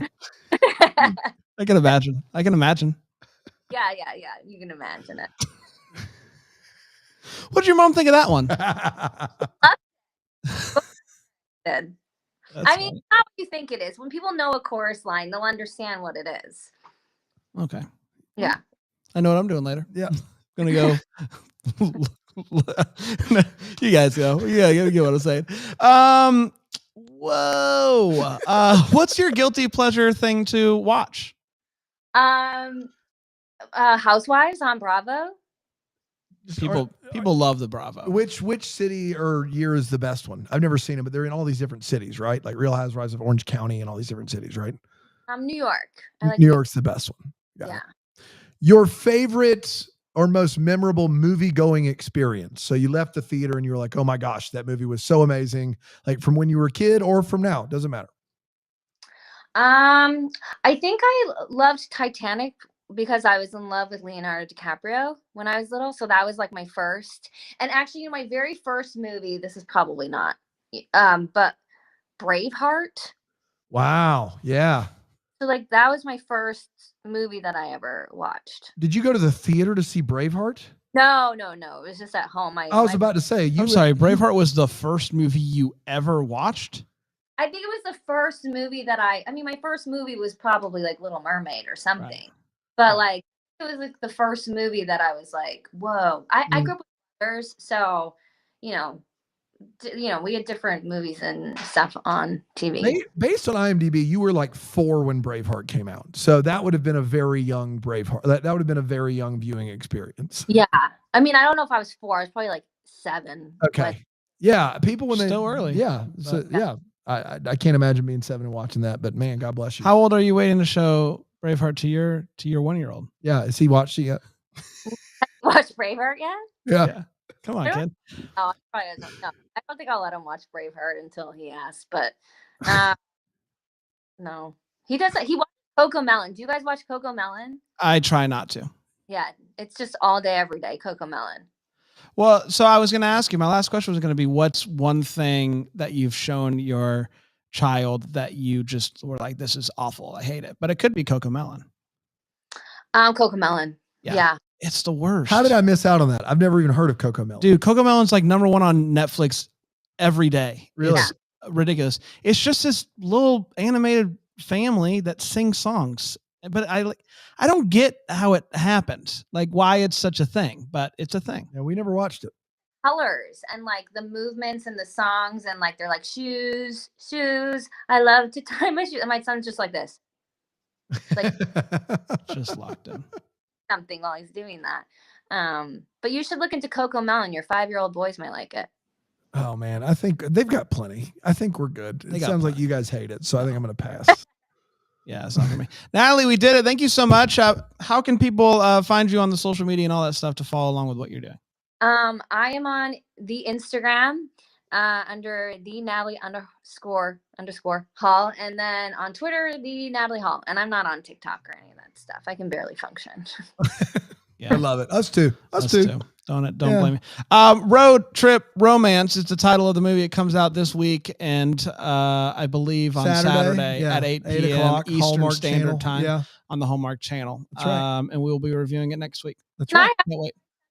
Sure. Why is there an empty seat? Did someone decide not to show up? So our third host is Panda. He doesn't do the interviews because he teaches full time. And so he does the movie reviews with us, but he hasn't done an interview in 2 or 3 years. Typically doesn't. Honoring him with the seat.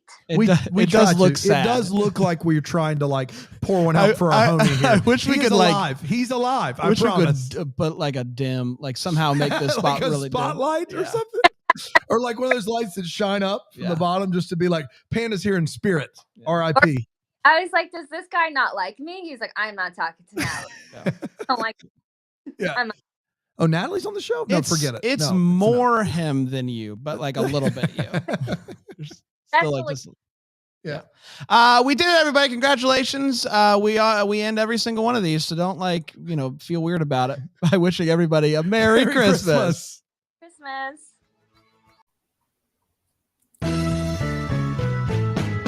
This is a Bramble Jam podcast.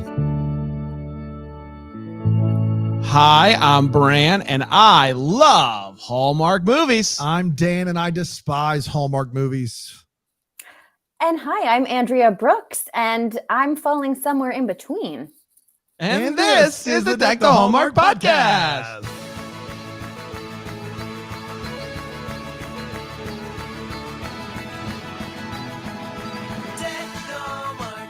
Yeah. Oh, yeah. You bet it. You bet it, pal. You bet it. You bet it. I got to be honest. This is my first intro ever where I've heard the star say that she's somewhere in between love and despise Hallmark movies, and I feel their like employer. We need to. Yeah. I'm kind of iffy on the people that write me checks. So I need to hear more, and I know we have a routine. Hey, listen. But can we just throw if I had a book piece of out? paper, just you know how much prep we do on this show. Now you're just damaging things. You know how much prep we do around here, Brand. Yeah, but I need to know, what do you mean, Andrea? How do you feel about Hallmark movies, though? Oh my goodness, I love this question, and I probably shouldn't have said that in hindsight. No. I feel okay. I started acting when I was 15, and I got into the business, and I wanted to be this is going to sound so silly. Angelina Jolie, Girl Interrupted, broody teen actor. Indie film, award-winning. Film, yes. Sundance. I thought I would do that. I didn't. But you know what? I think if I'm asking my younger self, I wouldn't believe that I would be working on the projects that I work on now for that reason, because I was a little bit of a angsty teen. But I have actually come full circle and I adore this content now. But this is coming from a person who back in the day wanted to be something edgy and wasn't. But no, I've come full circle, and especially I'll say with the pandemic, I've always loved, once I got involved on When Calls the Heart and I became a part of this world, I kind of became obsessed with it. But the pandemic's really proven to so many of us that this content is so popular. And I love making uplifting, happy, easy content. If for the reason, when you're an actor, you show up on a set where you have to cry and shoot guns and there's blood it's exhausting. It is the most exhausting work. You go home mentally drained. When you make happy content, you fall in love, you come home really happy. And that's the takeaway. That's the difference. Yeah, nice and positive. And you seem like a happy, upbeat person, and so the brooding, I feel like it would just be exhausting. Did you like have a goth phase? Like, what are we talking about? What were you listening to? Yes, I did. Do you have like Not Evanescence? Evanescence yes, I loved Evanescence. Oh yeah. Loved Evanescence. I went through a phase, 9 Inch Nails. I've never admitted this in an Trent interview. Reznor. Yeah, let's Trent do Reznor. it. He's also so brilliant. Oh my goodness. gosh. His scoring is out of this world. The score in Social Network, forget it. Like I agree. Uncanny. It's so uncanny. good. Yeah, unbelievable. And I loved what he did with Halsey recently. So I still feel like I have a bit of a teen broody side to me. This is actually a clip of Andrea and I's film score podcast that we're doing, that we're announcing today. I would 100% join you. I used to go to the record store, CD store, and buy all the CDs from all the movies that I liked. And I had everything. I loved the Pride and Prejudice soundtrack. James Horner's Titanic. I don't know. I went through some phases. Yeah, you did. You lived a life. My 4-year-old son is obsessed with scores, like superhero scores. That's all he'll listen to. So it's a very fascinating thing. I try to get him to listen to fun stuff, and he's like, "Now turn on the new Spider-Man soundtrack." I'm like, "Shove off, kid. You don't even know who Spider-Man is. You don't even know. You haven't seen it." Genius. Well, my kid likes to listen to just the musical numbers from the movies they watch, and they imagine the movie being played. Yeah, that's a thing. And Evanescence. Yeah, of course, Evanescence. But, yes, who Let's doesn't? bring back Evanescence. Yeah, Dan and I. A Hallmark movie about Evanescence. I don't know how it would work, but I'm here for it. It's called "Wake Me Up Inside a Snow Globe." The one thing I know about Evanescence, My Immortal Noel. That's all I've got. That's all I've got. That's not bad. That's not bad. The one thing I know about Evanescence is growing up in a Christian home, Evanescence was okay. That's right. Until the guitar player said they're not an effing Christian band. That's right. And then my parents were like, "No go." That was they did like their first big hit, "Wake Me Up." Had a cameo, what is it called? A featuring whatever of a guy in a band called 12 Stones that was a Christian band. Right. So everyone assumed they were a Christian band. That's right. And then the guitar player was like, "We're not." It was a big ordeal. It was a big ordeal. It was a big breakaway. Right. Yeah, that's exactly right. And Dan and I once went to Costa Rica, and we stayed in a house, and we went to lay down at bed at night, and plastered all over the wall was Evanescence posters and Twilight posters. And this was in 2013. This is 2013. That's right. 2013, Evanescence was apparently huge in Costa Rica. Big so that's time. good. The Costa Rican teams loved it. That's right. We've talked a little bit about your childhood, but let's go back to when you first realized that you liked acting or wanted to try acting. What was the thing that got you into it, and how did you realize that you kind of wanted to continue to pursue it? Oof, good question. I think I always was interested in acting. I remember watching Sesame Street and telling my parents I wanted to be the kid on TV. I don't think I even knew what that meant. I don't think I understood that there was performance involved. I liked puppets. I loved Jim Henson. I loved TV shows. I loved sing-along VHS tapes. And when the theme song would play at the end, I would cry because it was over. So I always just wanted to be a part of movies and TV, even before I even understood exactly what that meant. And I started working professionally when I was 15, and I was actually a competitive figure skater, and there was an open casting call for a Disney movie. So I begged my mom to drive me to the city. She reluctantly agreed and went to a cattle call with every figure skater in the entire province, most likely. Waited, I think, 2 hours to go in, and then it went well. They called me back, and then they called me back again, and they called me back again, and then I was in contention for the role, and then I had to get an agent in case we had to negotiate. I didn't end up getting it, but the role. But then in the end, ended up with an agent who was like, well, do you want to do this? And I was like, yeah. So you were a competitive figure skater? Yeah, it was hard to listen after that. Are you from Canada? Yes. Yes, so that's more normal then. Okay. It is right. Here in South Carolina, you wear shirts that say that. Like you want everyone to know. But in Canada, like I make jokes about like triple sow cows and toe loops and stuff. Like I don't know. Like triple sow cows are impressive. Yeah. Yeah. How long were you doing? Like how long did you have to do it before you could say I competitively do this? You can start pretty young.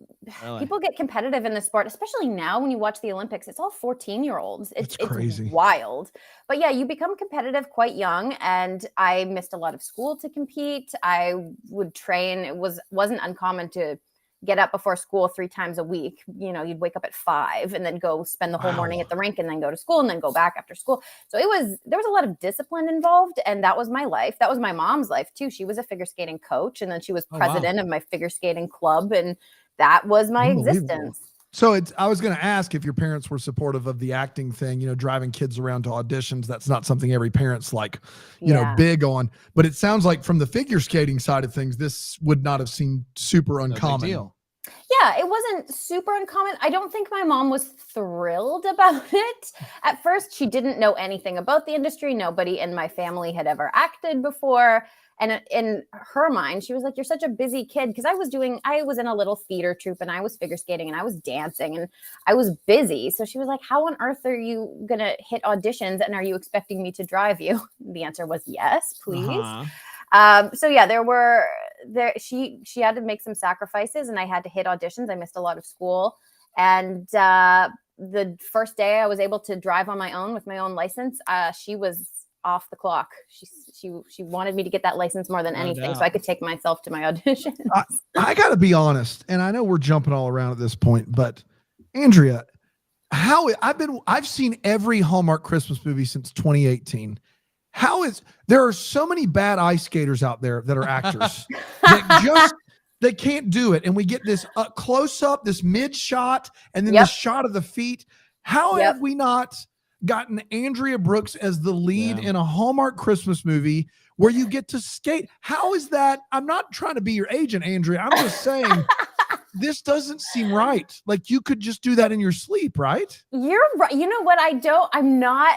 I haven't done my jumps in years, so I'm sure that I would need some help in that department. But yeah, am I comfortable on skates? Absolutely. I was skating by the age of 3 years old. I was skating. But just the classic like scene at a skating rink, and having to skate and fall in love at the same time, like. Why have we not done this? We watch so many of these movies where the skating scenes are terrible. We got Andrea Brooks over here that can just do it. It's really hard to match skating. And I remember watching skating because I loved The Cutting Edge growing up. That was one of my favorite movies. That's wheelhouse for me. The Andrea is in between. You're in between my age and Brand's age. That's how old you are. So that's like wheelhouse culturally. Like we're in the same boat, Andrea. I love it. Yes, it's brilliant movie. I actually think the doubling in that movie was, if I remember correctly, somewhat decent. But yeah, bad doubling. It's hard to double figure skating. It's really, really, really tough. So I'm with you. When you're in close, and then it's hard to look like usually you're breathing very heavily if you're doing this, and you cut in and people are smiling nice. It's tough. It's a tough sport to double. So you do some auditions early on. You always want to know you want to be on TV. You got the skating going on. In college, when was it that you were like, hey, either like, I want to pursue this full time? Did you go to did you talk your parents to letting you go to like a theater school, or is it something you minored in? Or did you just say, I'm going to start taking auditions and get an agent? started taking auditions. I learned the hard way. My mom, I did a couple of teen training courses, on camera training. To be honest, I didn't find them super helpful. I learn on the go, on the fly. And so I hit so many auditions as a kid. I auditioned for every type of role, and I made so many mistakes, but I'm thankful I made those mistakes as a teenager. So by the time I was moved out, I could support myself. I had made enough mistakes to learn from. And then I've been acting, but it's the only job I've really had. What's the job you got that you said, okay, this is it. I'm a professional actor. What's a job? I don't know, probably right away. I was so excited. I think one of my first, I did this commercial when I was 15 or 16 for, there's a theme park that opens every summer in Vancouver called Playland. And I was in this commercial where I rode the roller coaster with this other teen boy. And then we went on the merry-go-round. And then as we went, I don't understand this commercial, by the way. As we went on each ride, our faces got jumbled. So our eye would end up here and our mouth ended up here. I don't get it, but it played for years. Every summer, it's like Playland is opening, and then there's these teens with Playland for you. It's classic Playland. Classic Playland. What if we advertised that if you ride a roller coaster, your eye could be misplaced? Yeah, who would want to miss that? What an opportunity! And then at the end, they had to put, and this was early 2000s, so green. We didn't have the technology that we have today. So I remember having to stand in front of a green screen for, I feel like, an hour. And they wanted me to raise a drink up to my forehead where my mouth would be to sip out of, and then put it back down. And so I just had to do this action for an hour. And I guess they cut and pasted my face and rearranged it. And, Playland. That's good stuff. That's good anyway. stuff. I'm sure if you asked me on that day, I would have said, yes, I'm a professional actor. Actor. I'm advertising for Playland. Your first thing on IMDb is a movie called Split Decision, where you play hot senior. So first of all, congratulations. It's a big role there. Congratulations for it. But then you start doing, you're doing a TV series, a TV movie, you're doing stuff like, it seems like you're hustling, you're doing it. This was without school, you have an agent. So those early years where you're doing a lot of auditions and you're getting things like hot senior, like what was that like? Was it an exciting time? Was it discouraging at times? Like what was going through your mind early on while you're trying to book stuff? I think anytime I booked something, I was excited, no matter what it was. And I remember having a conversation with my agent. I did a number of those little walk-on roles, the hot senior roles. And then you hit a point where your agent will sit you down and be like, okay, we're not doing this anymore. Because if you keep doing these little walk-on roles, that you could end up in that wheelhouse, and that might be all you ever get. You don't want to be typecasted as hot senior. As a hot senior. No. So I remember when he had that conversation with me, I was kind of like, oh, but I get paid all this money to show up for, 2 days of shooting or what have you. So in my mind, I was thinking, when you're 17, like, wow, a day on set can be very lucrative when you're living at home and you have no expenses. Yeah.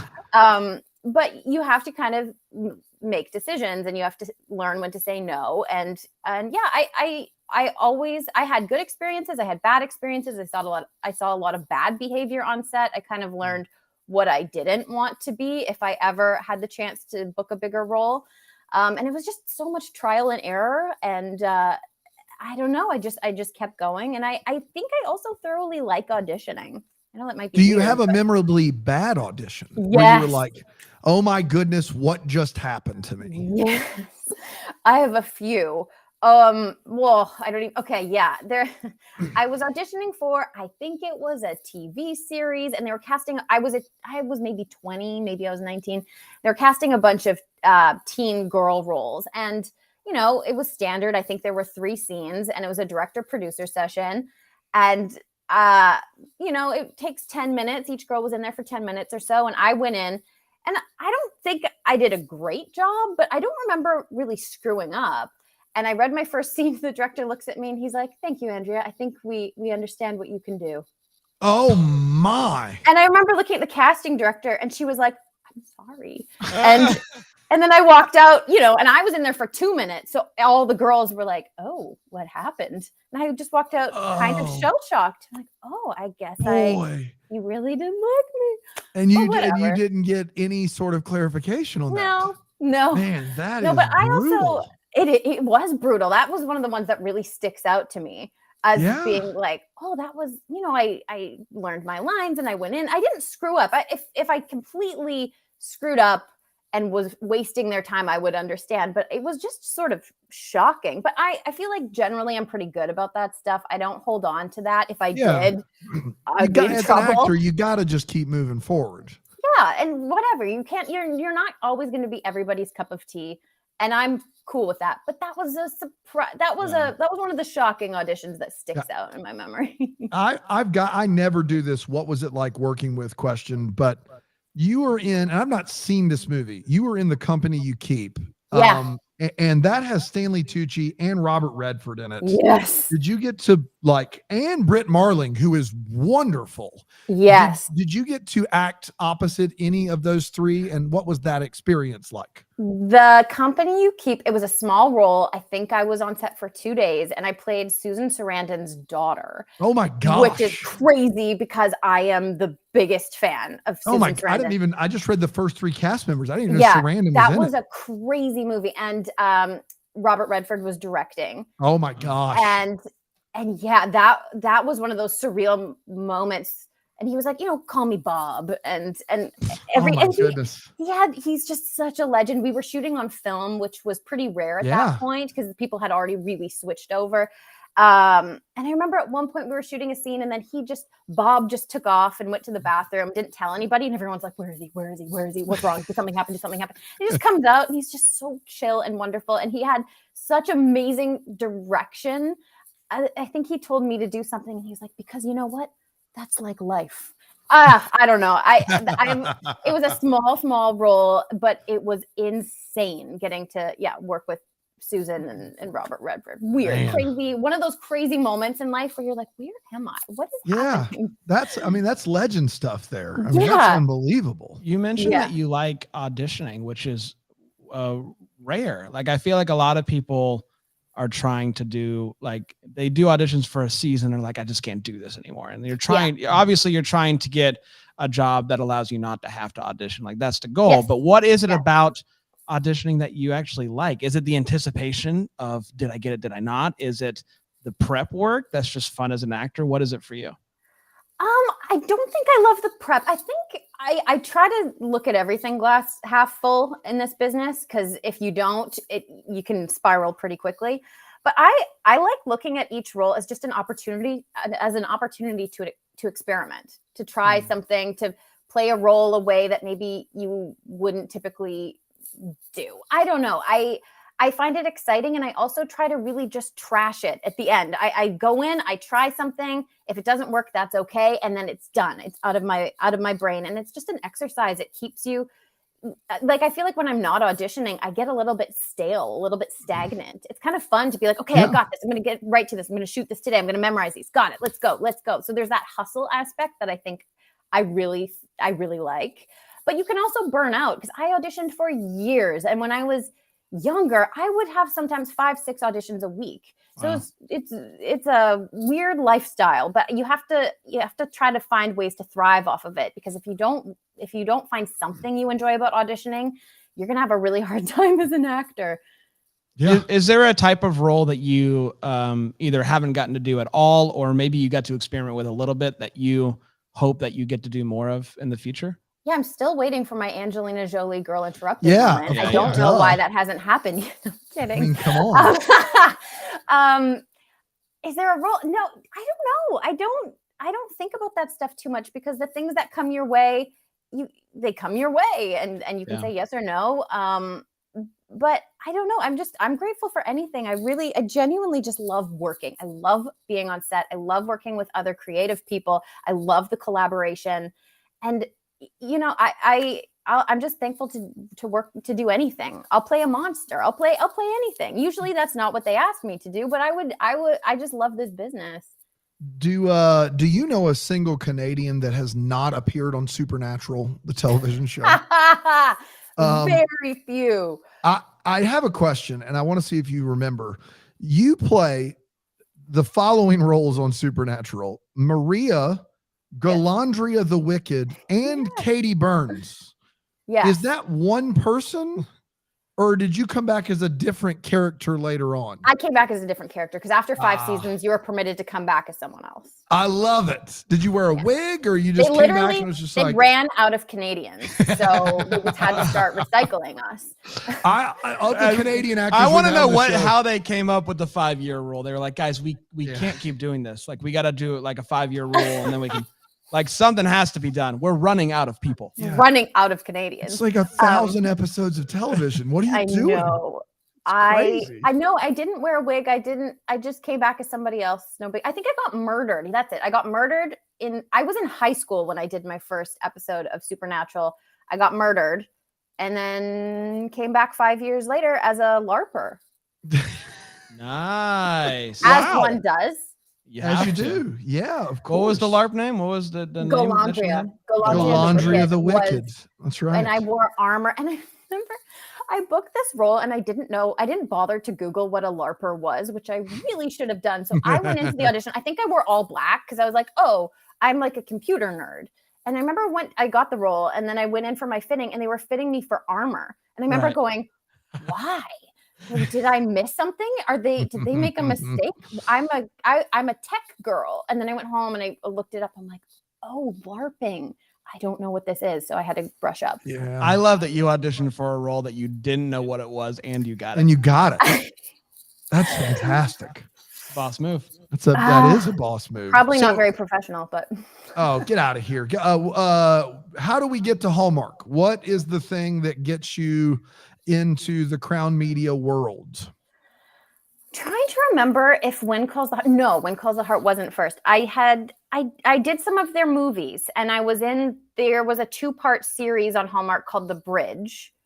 Okay. Did I work on that before? No, maybe I'm honestly forgetting. I must have done some movies first. And The Bridge in 2015 is the first Hallmark credit that I have on IMDb. Okay, so then The Bridge would have been first. So I wonder if maybe I shot the first part of that mini series and then I did season 2 of When Calls the Heart and then I did the second part that summer. Probably something like that. So yeah, The Bridge would have been one of the first credits. And in Vancouver, it's a service industry up here in a lot of ways. So whatever big American projects are coming up, that tends to be what Canadians are cast in. And we had been through such a sci-fi era up here. Like X-Files was up here. There were a lot of shows like that back in the day in the 90s. And then early 2000s, I was auditioning and acting a bunch. And I did a lot of disaster movies when I was a late teen, early 20s. So that was big. And then Hallmark kind of came in and it was like, oh, it's, feel good, happy family content, which I'm all about, by the way. Before I had my teen broody time as a teenager, I loved Dr. Quinn. I loved Little House on the Prairie. So there's something about that was kind of cool. Of course, it wasn't the Angelina Jolie Girl Interrupted moment that I was waiting for. Still waiting for. But it was content. They were hiring Canadians. There was a lot of great opportunity for bigger roles for Canadians. And Mike Roll directed me in The Bridge, who has gone on to direct episodes of When Calls the Heart, and he's fabulous. And I just quickly found that Hallmark was pretty good at picking really nice people. Like I don't know what it is. I don't know if it's just happier people gravitate towards that content or what it is, but right away I kind of discovered, oh, everyone in these projects is really, really nice. And I fell into it that way. It was just what I was auditioning for. Hallmark movies. Of course, When Calls the Heart happened, and that took off. That was its own beast that was completely unexpected. And then I don't know, it's the familiar faces. They kind of keep you kicking around and I'm so thankful. I really, really like doing it. So in the time that you've been on When Calls the Heart, you also were in 46 episodes of Supergirl. Yes. So yeah. And you did 64 episodes of When Calls the Heart. That's a lot. That's 110 episodes of television in 6 years. I mean, how do you coordinate those schedules? Not well. Not well. To be perfectly honest, there were a lot of fights between my agent and coordinators, and oh my goodness, I spent so many years going back and forth. I'd be wiping off my Eve Tessmacher makeup, going to When Calls the Heart, missing my first scene. It was a nightmare. Did you ever film both shows in one day? Oh yeah. Man, Too many times, actually. Which you're not supposed to do when you're booked on a day. Your day is devoted to that show.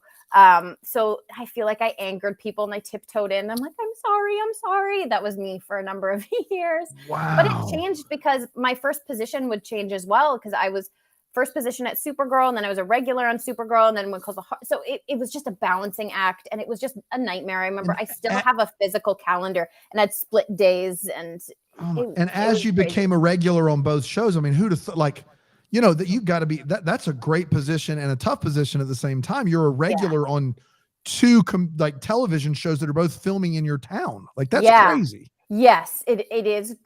It really was wild. There were a wild couple of years there. And I'm so thankful because it's like you wake up and you get to do what you love doing, but it was stressful. I'm always just watching the clock being like, I have to leave at noon. I have a hard out. I got to go. Or, just spending your weekends trying to catch up, having 2 scripts at once for different shows that were completely different characters too.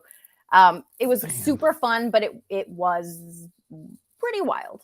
How did it happen though? Because somebody had to sign off on this, right? Like one of the networks had to be okay, or both, I guess. My guess would be she started out as a guest recurring in both, and then yes. What happened is they both liked her, and then made her. We have a spot for you, this character going somewhere, and they both wanted you, and both of you had signed a contract with both saying that was something you would do, and that's how it happened. That would be right.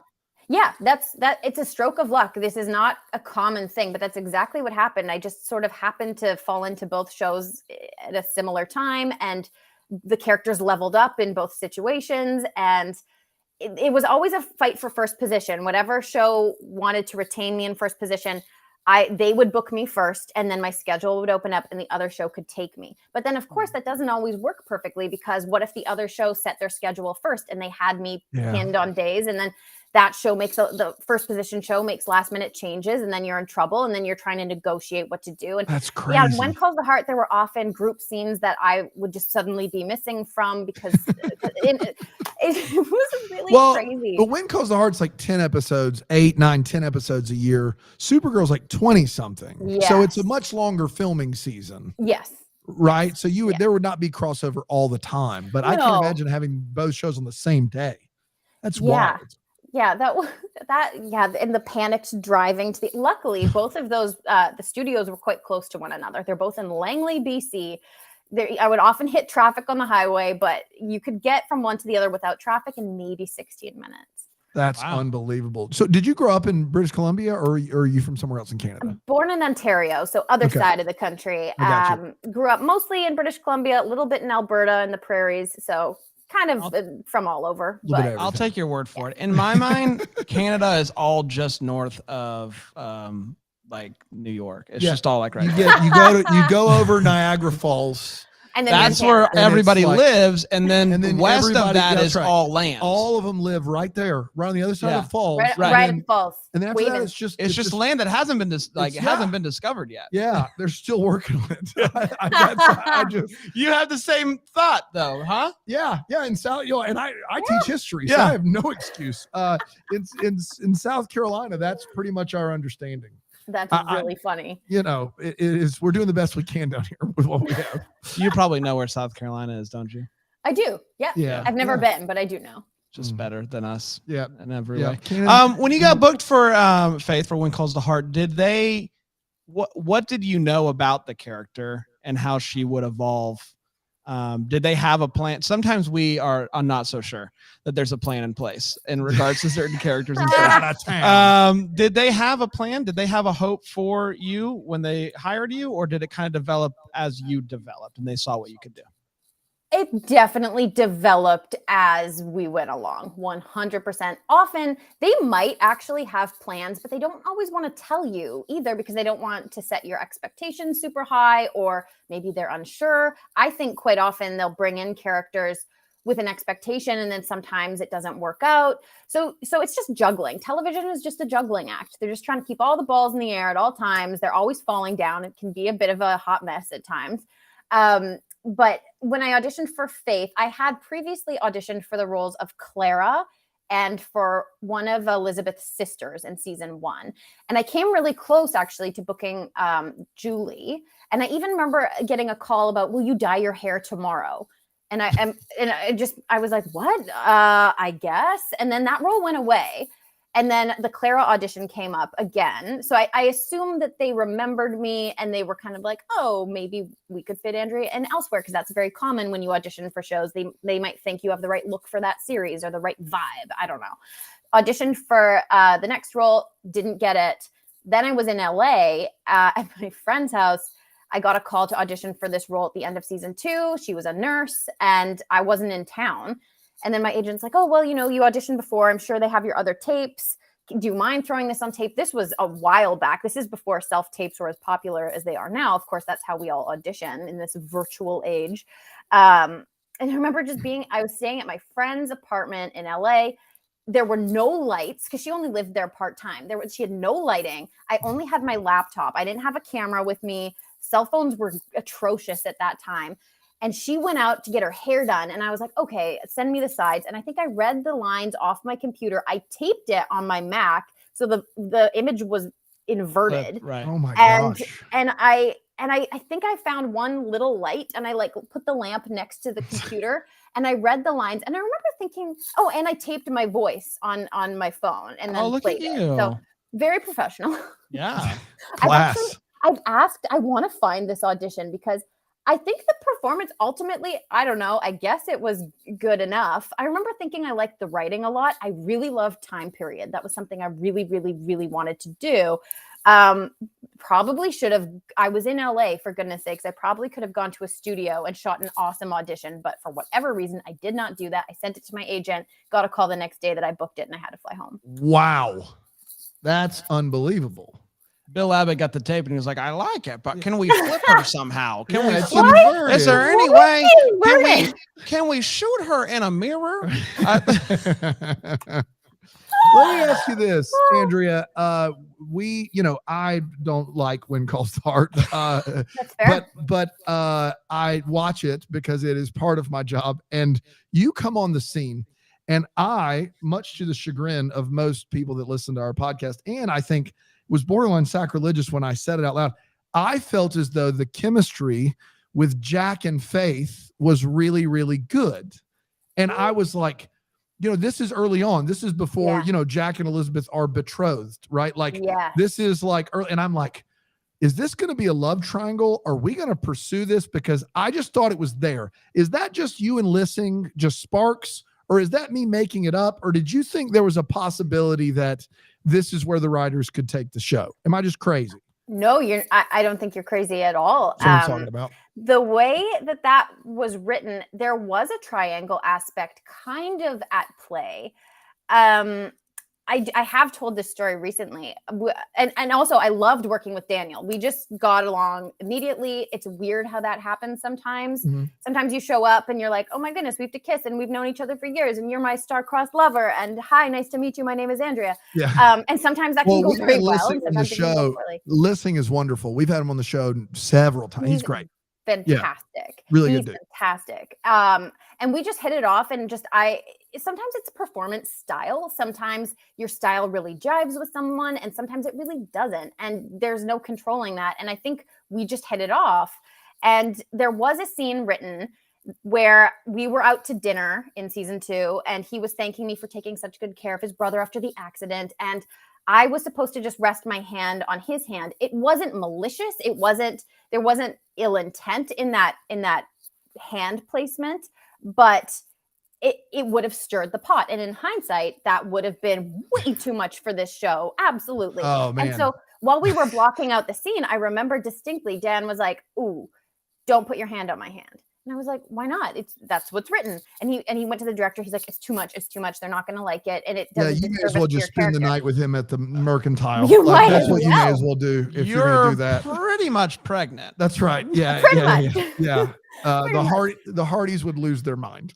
Yes. And I didn't know that. I didn't know. And in my mind, I was like, well, if we suggest, this would be a suggestion of a triangle if I did this. And I thought maybe there's a possibility that's where they might take take it. And he was like, just trust me, don't do it. So we did the scene, didn't do it. And he was so right. Yeah. He was so right, because that is not who that character was or is. And it probably would have wrecked everything, to the point where I don't think Faith would have even come back. So Wow. I don't know. And I just remember thinking in that moment, what is he talking about? Why can I not put a hand? If the writers wrote this and the network approved it, what's wrong with a hand? And a lot is wrong with a hand on this show. If you touch hands, you are basically at the altar. That's right. Yeah. It's too much. It's too much. So your long stint on When Calls the Heart, you can thank listening for catching a hand placement in blocking a scene. Yep. Man, there you have it. That's inside baseball. And that's when he knew he was out. That's when you knew he was out. Yeah. He's like, I can't do this Can't do it. nonsense anymore. Oh man, that's crazy. Yeah. Can we talk about Paul Green just briefly? You get to most of your scenes, at least that we see so far, are opposite Paul Green, friend of the show, Paul Green. Love Paul. Had you known Paul before you started working on the show? Yes, actually. I did a movie with him directed by Christy Will, and it starred Lacey Chabert, A Wish for Christmas. And we worked on that. Oh my goodness. So he came in season 4, I think. Yeah. And so I think I had just finished shooting season 3, and then I did that movie, and I met Paul, and we got along super well. He was super funny. And I remember talking to him and being like, oh, if they ever ask you to be on When Calls the Heart, you absolutely should do it. I think that you'd really like it. And so we were joking about it. And then lo and behold, season 4 rolls around, and who's the doctor in town? Paul Green. So yeah, we had worked together, got along super well. And then he joined the cast. How about it? Is he as ADD in person, like on set? What I love about interviewing Paul Green is we don't know. It has to take eternity to shoot a scene with him. There's no quick scenes with Paul Green. We don't know from moment to moment where the conversation is going. We literally have talked to him on and off camera for 2 straight hours. Does he ever pull out his harmonica and just play before shooting with you? Because he does that with us all the time. That's common, of course. Yeah. The harmonica. Yeah, he practiced, because there was a scene where my character gave him a harmonica, so he practiced and actually learned how to play it. I think he was pretty good by the end. Yeah, we just watched that episode. It just Really? happened very recently. Yeah, because I made a comment about how like the one time Paul Green can't act is when he's acting like he doesn't want to play the harmonica. He's like, please don't make me. I was born to play this. Yeah, that's I would so never. funny. Yeah. Is he super like health conscious? Always trying to get you to do his like dumb like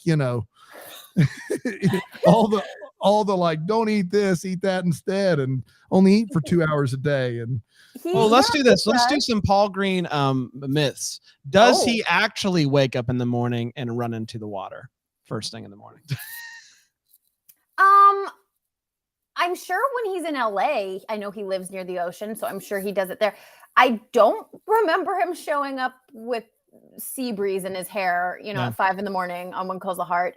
Actually, that's not true. In the summers, he was really into playing volleyball on the beach, and he would often come in with sea swept hair. That's true. Gosh, I just love this guy. He's playing 4 a.m. volleyball. I don't even know what you want from it. Like that is, he just is the next guy for the Dos Equis commercial. Like he's just hilarious.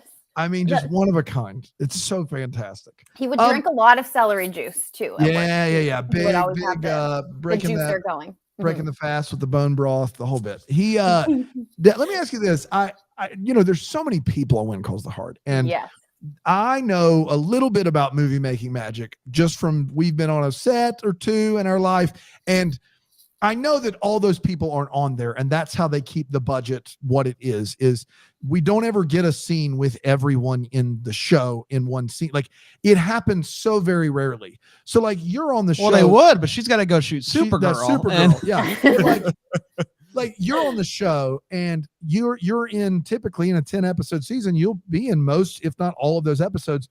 How often do you see everyone on set? Ever? Do you ever see everyone on set? Oh yeah. So you guys are in season 6 right now, right? Yes. You said you'll see bigger group scenes as the seasons progress. Now it's actually quite normal to have the entire cast. Wow, even this past season, like a lot of the little festivals or Christmas pageants, or I think in season 8 there's like a movie night, and now we're bringing in everybody. I don't know budgetarily, I have no idea. I never know what's going on in that department, but you get a lot more of everyone as the seasons progress.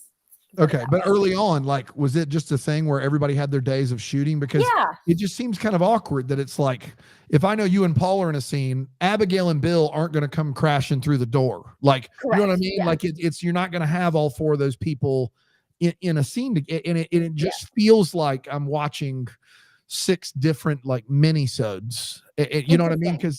Because you don't ever get everyone. You know, there's not, and then there's sometimes where you can clearly tell they've recorded shots separately of people talking together because you know they weren't there. And so I was just curious as if that was like something that was normal on set that you guys had to work around. Like, hey, you know, Jack Wagner's not here this week because he shot his scenes last week. He's in the room. You've got to work. Like, did that happen on the show?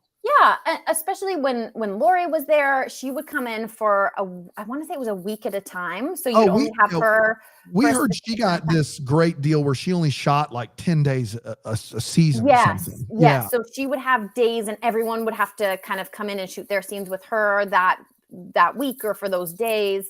So there was a lot of that. I feel like that's really changed though in season, I'd say like 7, 8, 9. There's more group scenes, and those little pods that you're talking about, you know, Bill and Abigail being together, they're broken up a little more as you go. So 7, 8, 9, you'll see a bit of a shift, and you're going to see more characters interacting. The town kind of opens up in that way going. Oh, fantastic. The farther That's you go. really like encouraging. I mean, in all honesty, like good. That makes a lot more sense to me as how I would like imagine this town. And I think when John Tinker came in, that was one of the things he really wanted to work with. He was like, you know, we have this town and all these awesome characters. Let's do a shot where we kind of walk through the town and see everybody. And we started doing that. I guess that was more season 8 that it brings more life to the town. You kind of get the impression that everyone's busy doing their jobs, and you're a part of everybody. Whereas if there's a scene outside the saloon, I'm just assuming every other story's closed. When I watch it, I'm like, oh, well, the saloon's open, Mercantile's closed. Yeah, it's got you know, Abigail's Cafe closed. Like they're all, you know what I mean? And so that makes a lot more. That seems more Gives a little lively. life. I like that. Yeah. You've been on the show now for years. Is it still surprising the response? Oh my gosh. From the Hardys when something happens, like a decision at the end of last season?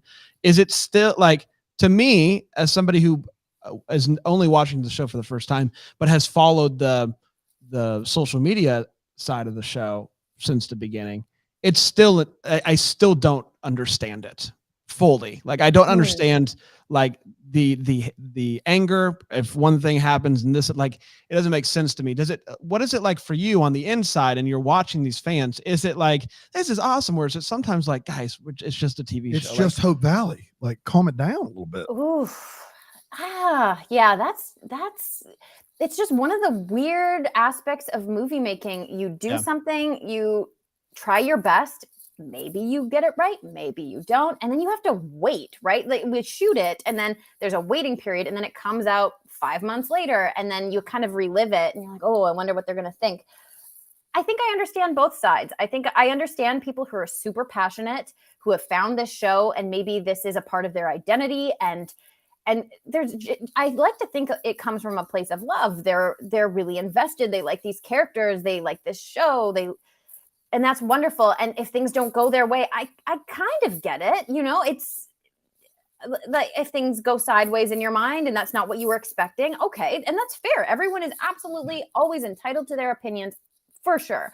But yeah, sometimes you read the comments, and when they get nasty, that's when I turn off social media. Yeah. When I start seeing things about people I care so much about, I'm friends with everybody, and yeah, you get the weird hate, and you're just like, oh man. How early in the season, in season 5, did you know Jack was going to die? And then were you prepared for that? Like the reaction afterwards, like. Could you, but like, were you prepared for that? Did they prepare you guys to go, hey, people are going to be pissed off here? Or was this, did it just take everybody by surprise? We knew that the reaction would be tough. And I think some of us were wondering if this would be the end of the show.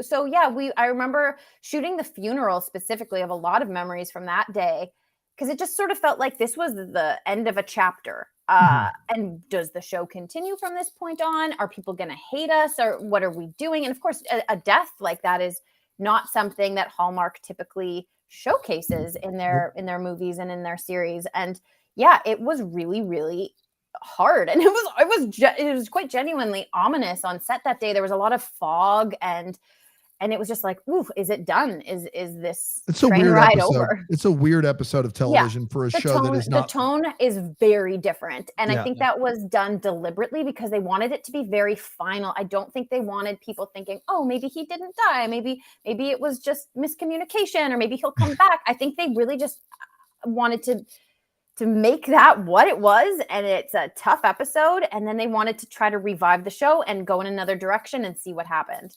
So even the lighting, the way it was shot, everything about that episode is different. You're right. For sure. Mm-hmm. Yeah. I want to ask this question, but I don't want to get into gossip time with the brand. But there's a lot going on right now in the extended universe of the show. What is that like for you that's in Hope Valley, seeing other things happen elsewhere with a show that once was with a certain network and now isn't, and with people that used to be on a certain network but now aren't? Is that weird for you? Is it like, we're excited for them and yay universe? That's a really good question. I think I'm generally yay universe. I mean, hey, people like this content. It resonates, and that's awesome. And it's super cool to be a part of something like that. But yeah, I remember the day the news broke about that. And we were all working, and everyone was like, did you read the news? Did you read Deadline? Did you read the news? Did you read the news? And it was just like, And I don't know. I think I hope people liked it. I really like all the actors over there. I think it's super cool. And it's also really cool that they were able to revive it, because I didn't know that there would be more seasons of, When Hope Calls. Yeah. And I don't know. I like to be of the mind, the more content, the merrier. People really like this stuff. And I think that's cool. I deep down do think it's cool. And also, most actors really do pull, like, there's there's this reputation of like actors are jealous of other people's work, but it's like a good earned jealousy of like, I want people to work. You know what I mean? Like, oh man, they did such a good job. I wish I had that part, but you're still also like a them. Very unique circumstance with Lori and with the show and with the network. There's so much about that makes it incredibly unique. Oh yeah. So it's good to know that the cast of Hope Valley or the cast in Hope Valley was looking at their phones the same way we were that day. Like, what are they gonna do with this? What is happening? Yeah, that's right. Yeah, that's exactly it was a surprise, but I don't know. And it's awesome for Lori. I think she's just so fantastic. And it's cool. It's kind of like the superhero universe. It's just expansive. It's so expansive, and you'll never. It's kind of cool. It's like, okay, and it can exist. It doesn't have to just be contained, right? Everyone can enjoy this content. Dan always talks about how When Calls the Heart is like the superhero universe. He's always making that. He's actually working on a dissertation about it, and it's beautiful, by the way. So my PhD in whatever field that would be. That's what I'm doing. So similar. We're still trying to figure out where Bill Avery fits in, but he'll get there somewhere. Bill Avery. Oh, Bill. I can honestly say, though, as someone who's worked in the superhero universe, there are so many similarities between the Hardy fandom and that is accurate. That's accurate. Yes. There's stark differences between the people in those fandoms, I would say. But at the end of the day, there's so much. People feel so I don't want to say possessive, because that sounds negative, but they're just accurate. Yep. They're so they clutch onto these characters so tightly, and when things don't work out as expected, it's like, and then they can go online and then find like-minded people to share their opinions with. I actually think that's super cool. But seeing it from two different sides, from two very different TV shows, has been interesting, because I've learned a lot about fandoms. I mean, as someone that grew up watching the original Star Wars trilogy, I can tell you unequivocally, Star Wars fans are the worst fans, but because they're great, they're loyal, but they just always want it their way. And it doesn't matter what's created,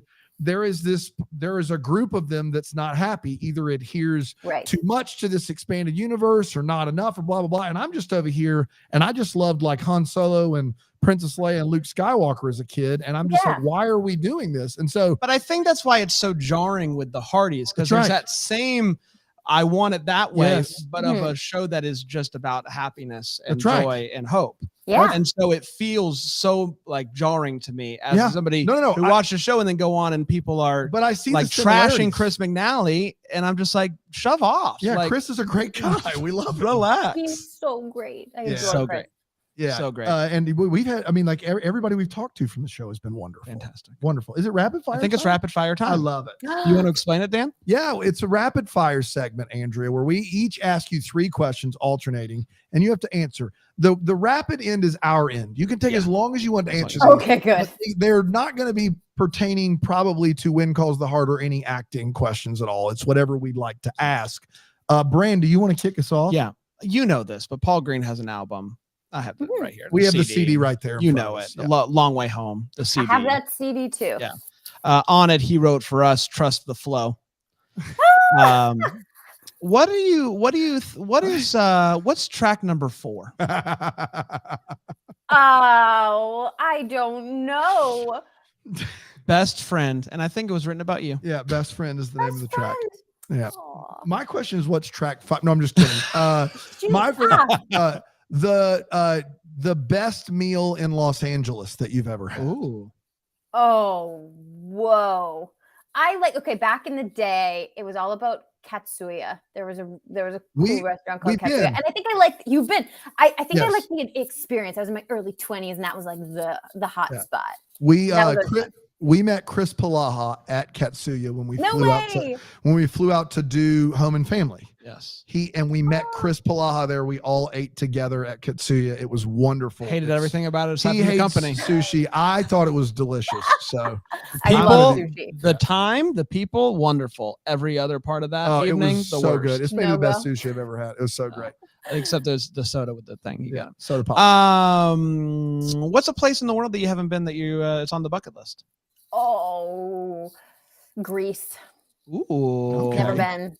It looks so beautiful. Your dream director or writer to work for as an actor? Oh boy. Oh, woo. There's this really cool indie style filmmaker named Andrea Arnold. Okay. She did American Honey starring Shia LaBeouf. And that's a really solid movie. It is so solid. And I love the way she makes films. It's this kind of found footage. She just immerses herself in an environment. And I think she's a genius. So I love it. Good answer. This is my last one. It's your last one, yes. Because I did the Paul Green bit. You wasted the Paul Green bit. Trust the flow. Trust the flow. Trust the flow. Trust the flow. Trust the flow. What's your guilty pleasure TV show to watch right now? Jersey Shore. Whoa. Oh, wow. You're just going back and watching it? Snooki in the game. I don't know. Okay. The situation. Gosh, I really tell you guys the truth. It's a little scary. I mean, it's unbelievable. Who admits to Jersey Shore? I don't know, but I couldn't pass up this opportunity. I love that show. I know they're continuing to shoot, and I think that's awesome. But no, the original Jersey Shore, it's so trashy and terrible. 12 years ago now? A long time ago. Yes. 14? Yes, but it was of the moment. I was in college when that started airing, and everyone was like, "Duck Phone, ha ha ha, Jim Tan Laundry." But I just think that their personalities are GTL, brilliant. baby. GTL. You get those. They're such characters. It was just reality TV, and it was done in a way. We will never get that again. Jersey Shore, as it existed in the early 2000s, mid 2000s, whatever it was. It will never be done again for so many reasons, and it shouldn't. But it was a blip in time, and I think that these characters are just fascinating. And true story, Marcus Rosner and I worked on a movie last spring, still hasn't come out yet, and he also likes Jersey Shore. I am outing you, Marcus. Oh, if we ever have Marcus Rosner on the show. You tell him. We watched the fight with Ron on the boardwalk like 6 times. We were shooting some really romantic scene, and then we'd go inside to this where we were hanging out, our little green room. And I was like, "Do you want to watch Jersey Shore? Do you want to watch that again?" And he laughs just as hard as me. I don't know if he was appeasing me, but I just think back to that movie. I'm like, we watched so much Jersey Shore and we had so much fun. I don't know. What is it? How do you watch? Is it on what? I'm Would sure that you Paramount can Plus? find Would it. that be what that is? I think on the MTV website you There it is. could watch it, and then through Canada on our CTV picked it up. You can watch it online.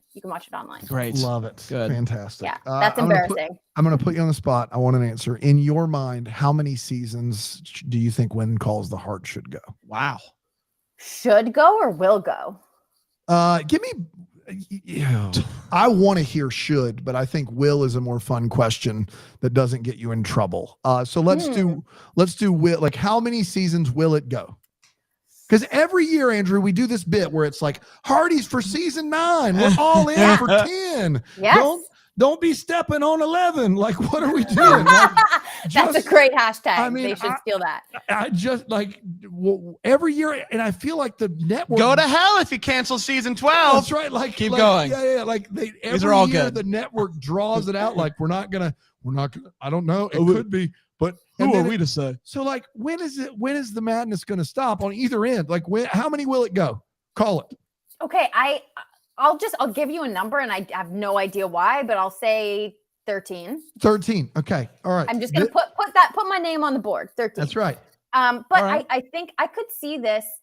I don't know. I could honestly see this being a soap opera that could last generations should people choose, because you could bring in the next generation. The kids are all getting older now. It is about a town. You could shift the dynamic so easily. So I think that that's a very real possibility that it could continue. It could be a Grey's Anatomy. I don't know. Or maybe it's worth ending when everyone feels like they're done and they're ready. I think 13's a great guess. I think 13's a great guess. The real test will be if Aaron ever says I'm done, will the show continue? Yes. Because yes. If it continues past Aaron, it can continue for eternity. Right. Correct. And it could also spin off too. You could take Opal, for instance, and she could go to a new town and she could have some business venture when she gets older. And like, this could keep going. But the problem is Opal has been 6 for a decade. And so I don't know at what point she'll be. Well, I think we can all agree that once Robert takes over, that's when the show when the show should go. Robert, you stop I like this. I like that idea. Robert is the new hot Mountie. He could be a Mountie. Oh, wouldn't that be cute though if one of the little boys became a Mountie in training? There's so much you could do that I don't know. Nothing would surprise me, to be honest. Fair enough. I don't know, but I'm going with 13 because it's unlucky and I don't know. I love it. Andrea, you have been an absolute delight. Unbelievable. Thank you for your time. Seriously, we really appreciate it. The Evanescence vinyl is in the mail. It's on its way. Oh my gosh, I'm gonna clean my house and listen to Evanescence. I love it. That's a good plan. There you go. Both songs, okay? both songs. Both of them. Songs. On repeat. 2 of them. Yeah, that's right. All exactly day. right. I love it. This is so much fun. We'll have you back soon. Until then, may we be the first to wish you a Merry Christmas. Deck the Hallmark's a Bramble Jam podcast. It's presented by Philo TV. It's produced by Brandon Gray and recorded live in, Greenville, South Carolina. Set decor is by Plum at Haywood Mall. For more information on Deck the Hallmark, you can go to deckthehallmark.com. For more information on Bramble Jam Podcast Network, you can go to bramblejampodcast.com.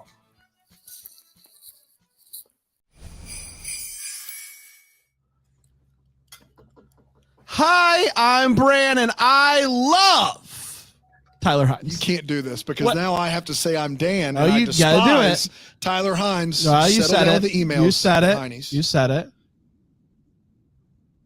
It's fair. We can even accuse Tyler you. You Hynes. can hate me that. All right, this episode of work. Then you say Tyler. Then you say I'm and Tyler I'm Hynes. And I'm Tyler Hynes, and I would love to see both these guys shirtless. Yeah. And this is the Deck the Hallmark podcast. Deck the Hallmark, it's his podcast. Brandon and friends host his podcast.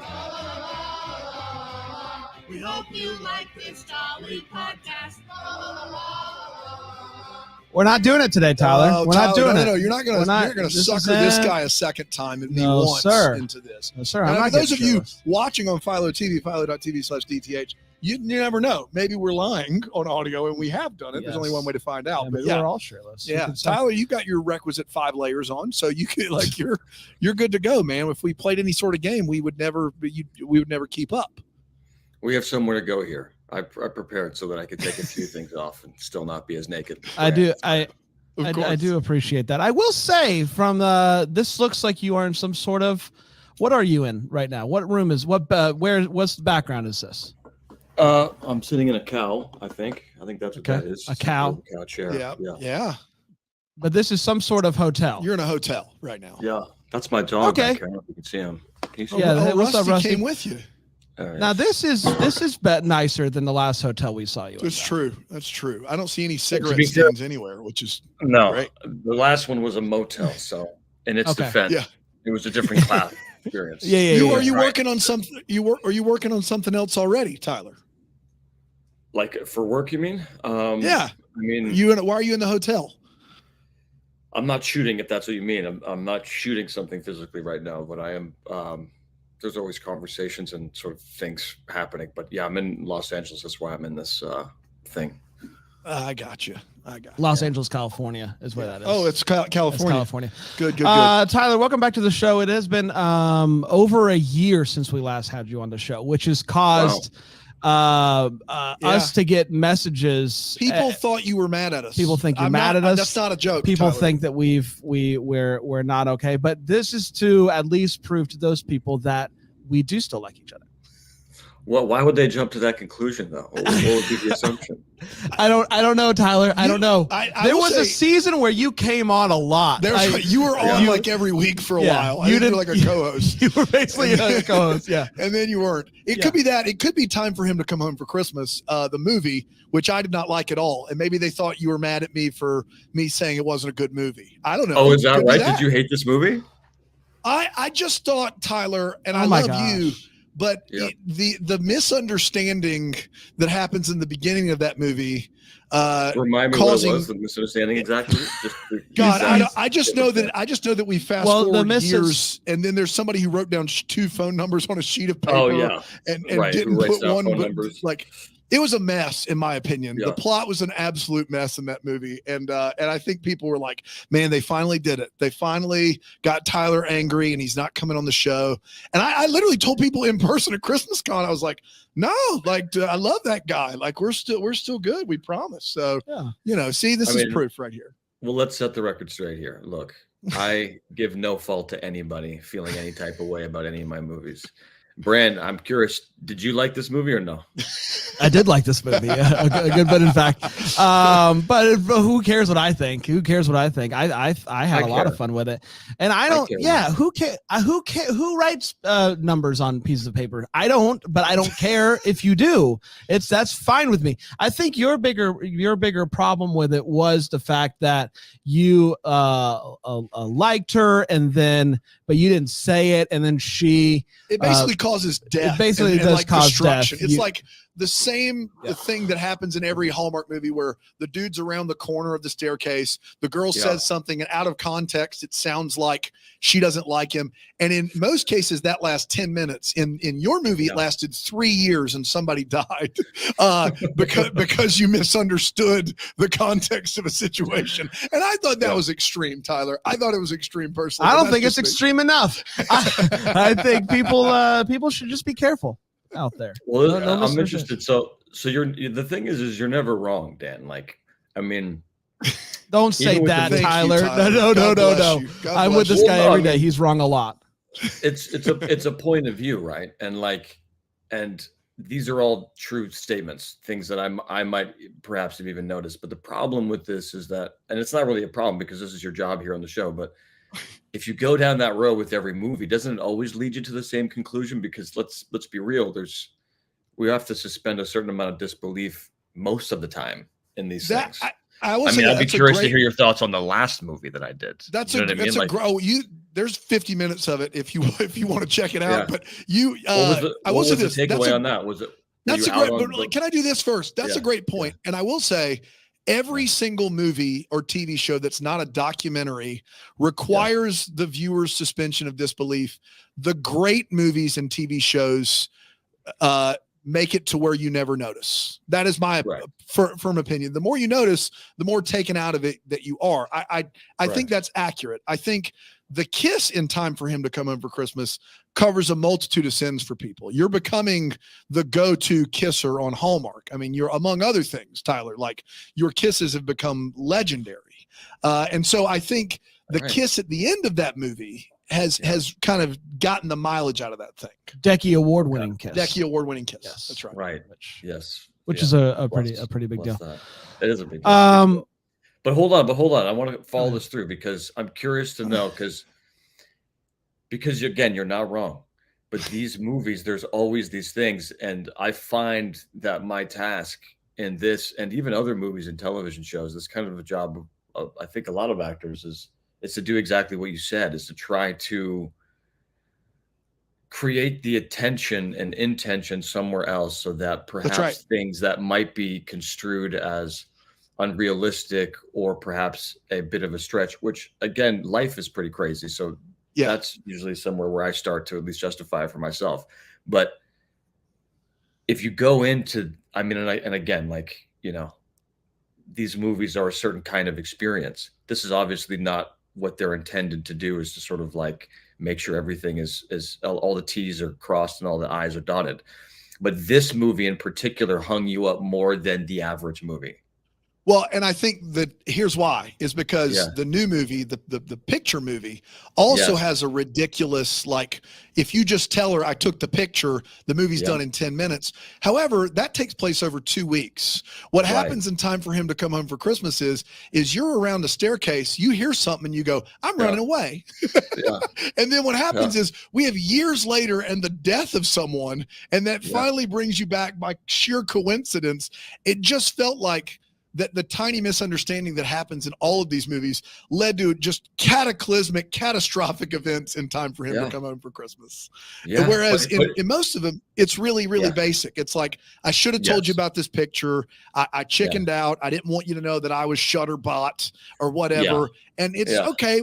But here's the thing, in that movie, you and Rhiannon, your chemistry is just off the charts. So like the movie can be kind of just a no-brainer, but you two like were sizzling. Like you guys were on your own playing field in that movie. And I think that is the thing that allowed it. Whereas my favorite of your movies, Unexpected Christmas, I think it all works. I think the fake relationship works. Trying to keep that from the parents works. I think the script is witty. I think Joy Lenz is at the top of her game. But the same thing if you just tell your family that you guys aren't together anymore, then you don't have a movie. There's always something like that, Dan. But exactly right. To my point, in that movie, it worked. Like it works. I bought into that world, and I wasn't asking that question. Whereas in the picture movie, I'm asking the question, but it's like, all right, it's 2 weeks. Who cares? He drives a motorcycle, whatever. In Time for Him, it's like, we're bordering on a half a decade here. Right? Well, that was my issue. Here's what I'm gathering. There's a few factors at play here, and this might shine some light here. I love it. One is across the board with all things. It's just sort of a matter of what people hang up on and focus on. Of course. Always what's entertaining to me with all these things is to hear exactly that. Some people really focus on certain things that I don't expect that they really enjoyed, or certain things they didn't expect that they really hated. Like my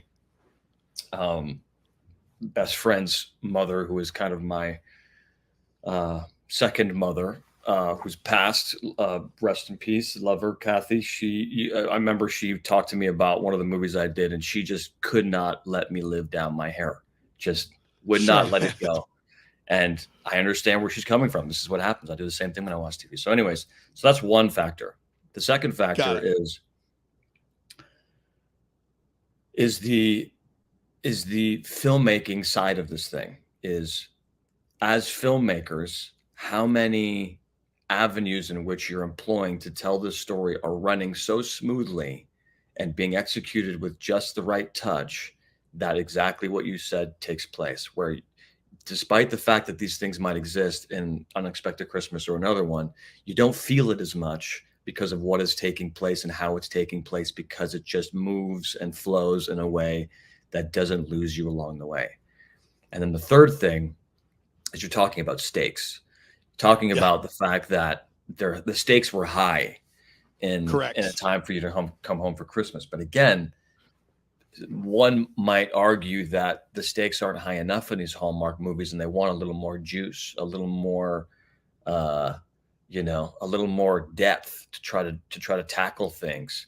And I think you can kind of fault it in both ways. But when you're telling a story in the time frame that we have, it's hard to get all three to fire. And honestly, like you have, I mean, because Marcy Holland, I think, did such an incredible job writing this sort of mystery and dabbling on the edge and making it work enough, certainly for me. And then, I mean, Paul and Kim as writers, they're just, I mean, you're trying to catch lightning in a bottle. You know what I mean? Like, you're doing your part, and I think everybody is. You're trying to catch lightning in a bottle, and Hallmark makes 100 of these, and you're right. To get all three of those in a movie made in 15 days is really, really difficult. I mean, heck, they don't even get it right with big movies that are made and for the big screen. Like, there's some where you're just like, man, what happened here with those people and that director? It should work, but it doesn't. And sometimes. I think that's what's like you're a big Paul Thomas Anderson fan. Like, his movies don't really play in that world. They're very unique to character driven pieces. But like a movie like here's a good example, like Edgar Wright's Baby Driver. I love that movie. Like, love it. That movie is built on coincidence. Like, the whole movie plays to a rhythm of a literal soundtrack rhythm. And never once was I going, oh my gosh, how could that possibly work exactly at the beat of the drum? Because I knew that was like the conceit of the movie. Like, I knew that was, and so I was bought into that completely. And I think that's what we're going for, is that consistency. And to be fair, it's tough, man. It's tough to do all three of those. And you're doing your best out there. That's all I'm saying.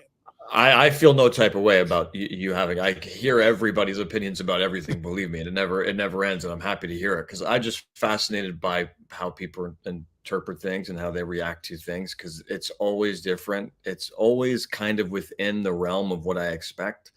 But then there's offshoots that always pleasantly surprise me, both negative and positive. And they're all just things that I'd like to understand and take with me. And then somehow it finds its way back into the work, for better or worse, or I can't fix it on that movie, and it just is what it is. But it's fun to hear it.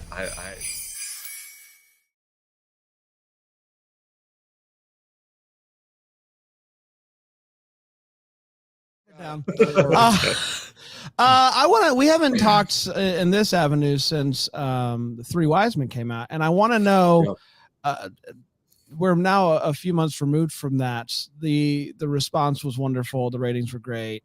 I imagine there's conversations in some capacity as to, do we do something like that again? What intrigues you more, a continuation of that story, or doing something similar where you're getting to work with friends and cousins and whatnots, but doing a totally different story?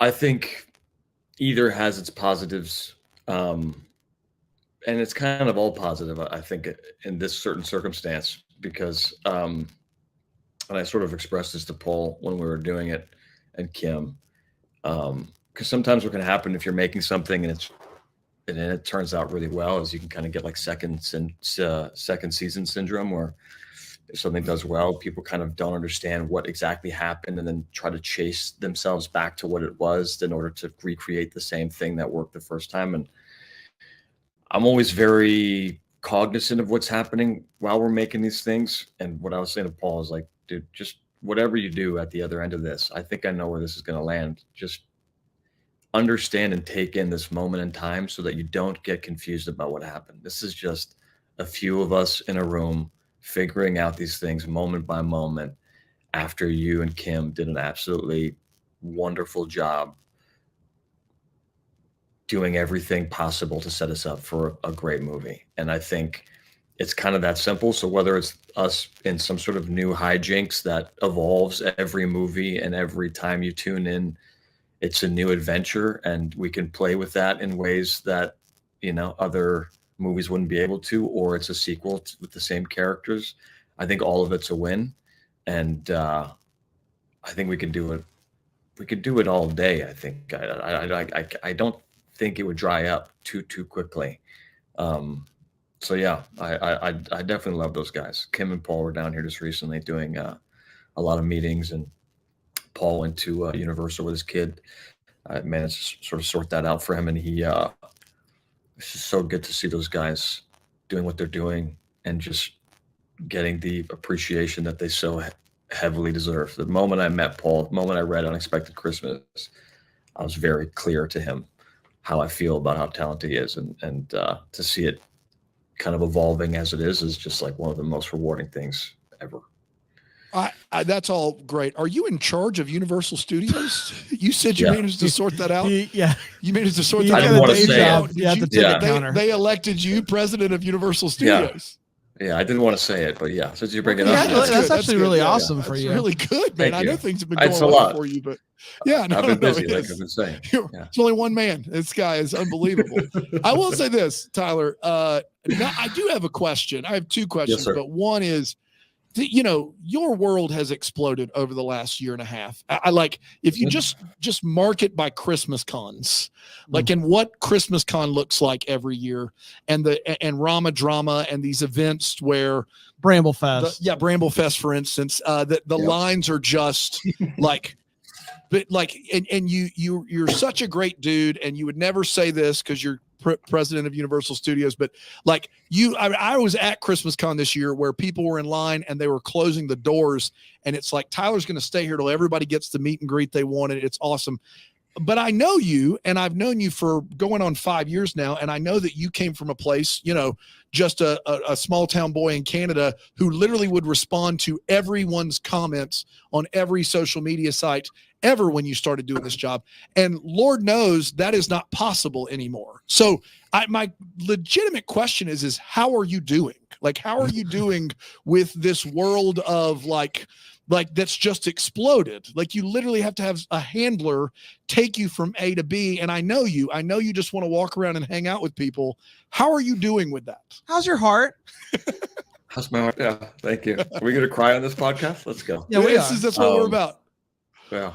How am I doing? I'm doing all right. I appreciate your consideration, Dan.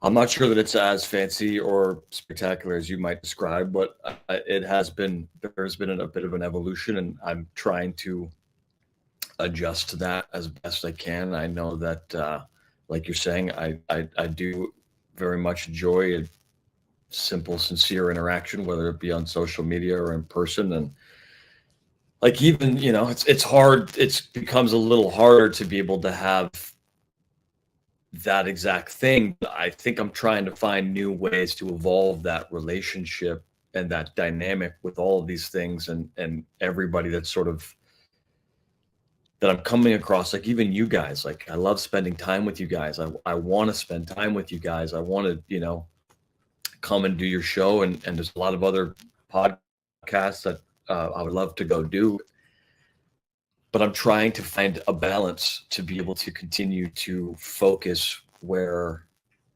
focus should be set. And, like texting with you, Brandon, being able to talk to you and being there for people like yourself that I really do care about and want to spend time with. This is paramount, more so than even doing podcasts or promoting these movies. And so I try to make this the focus. I try not to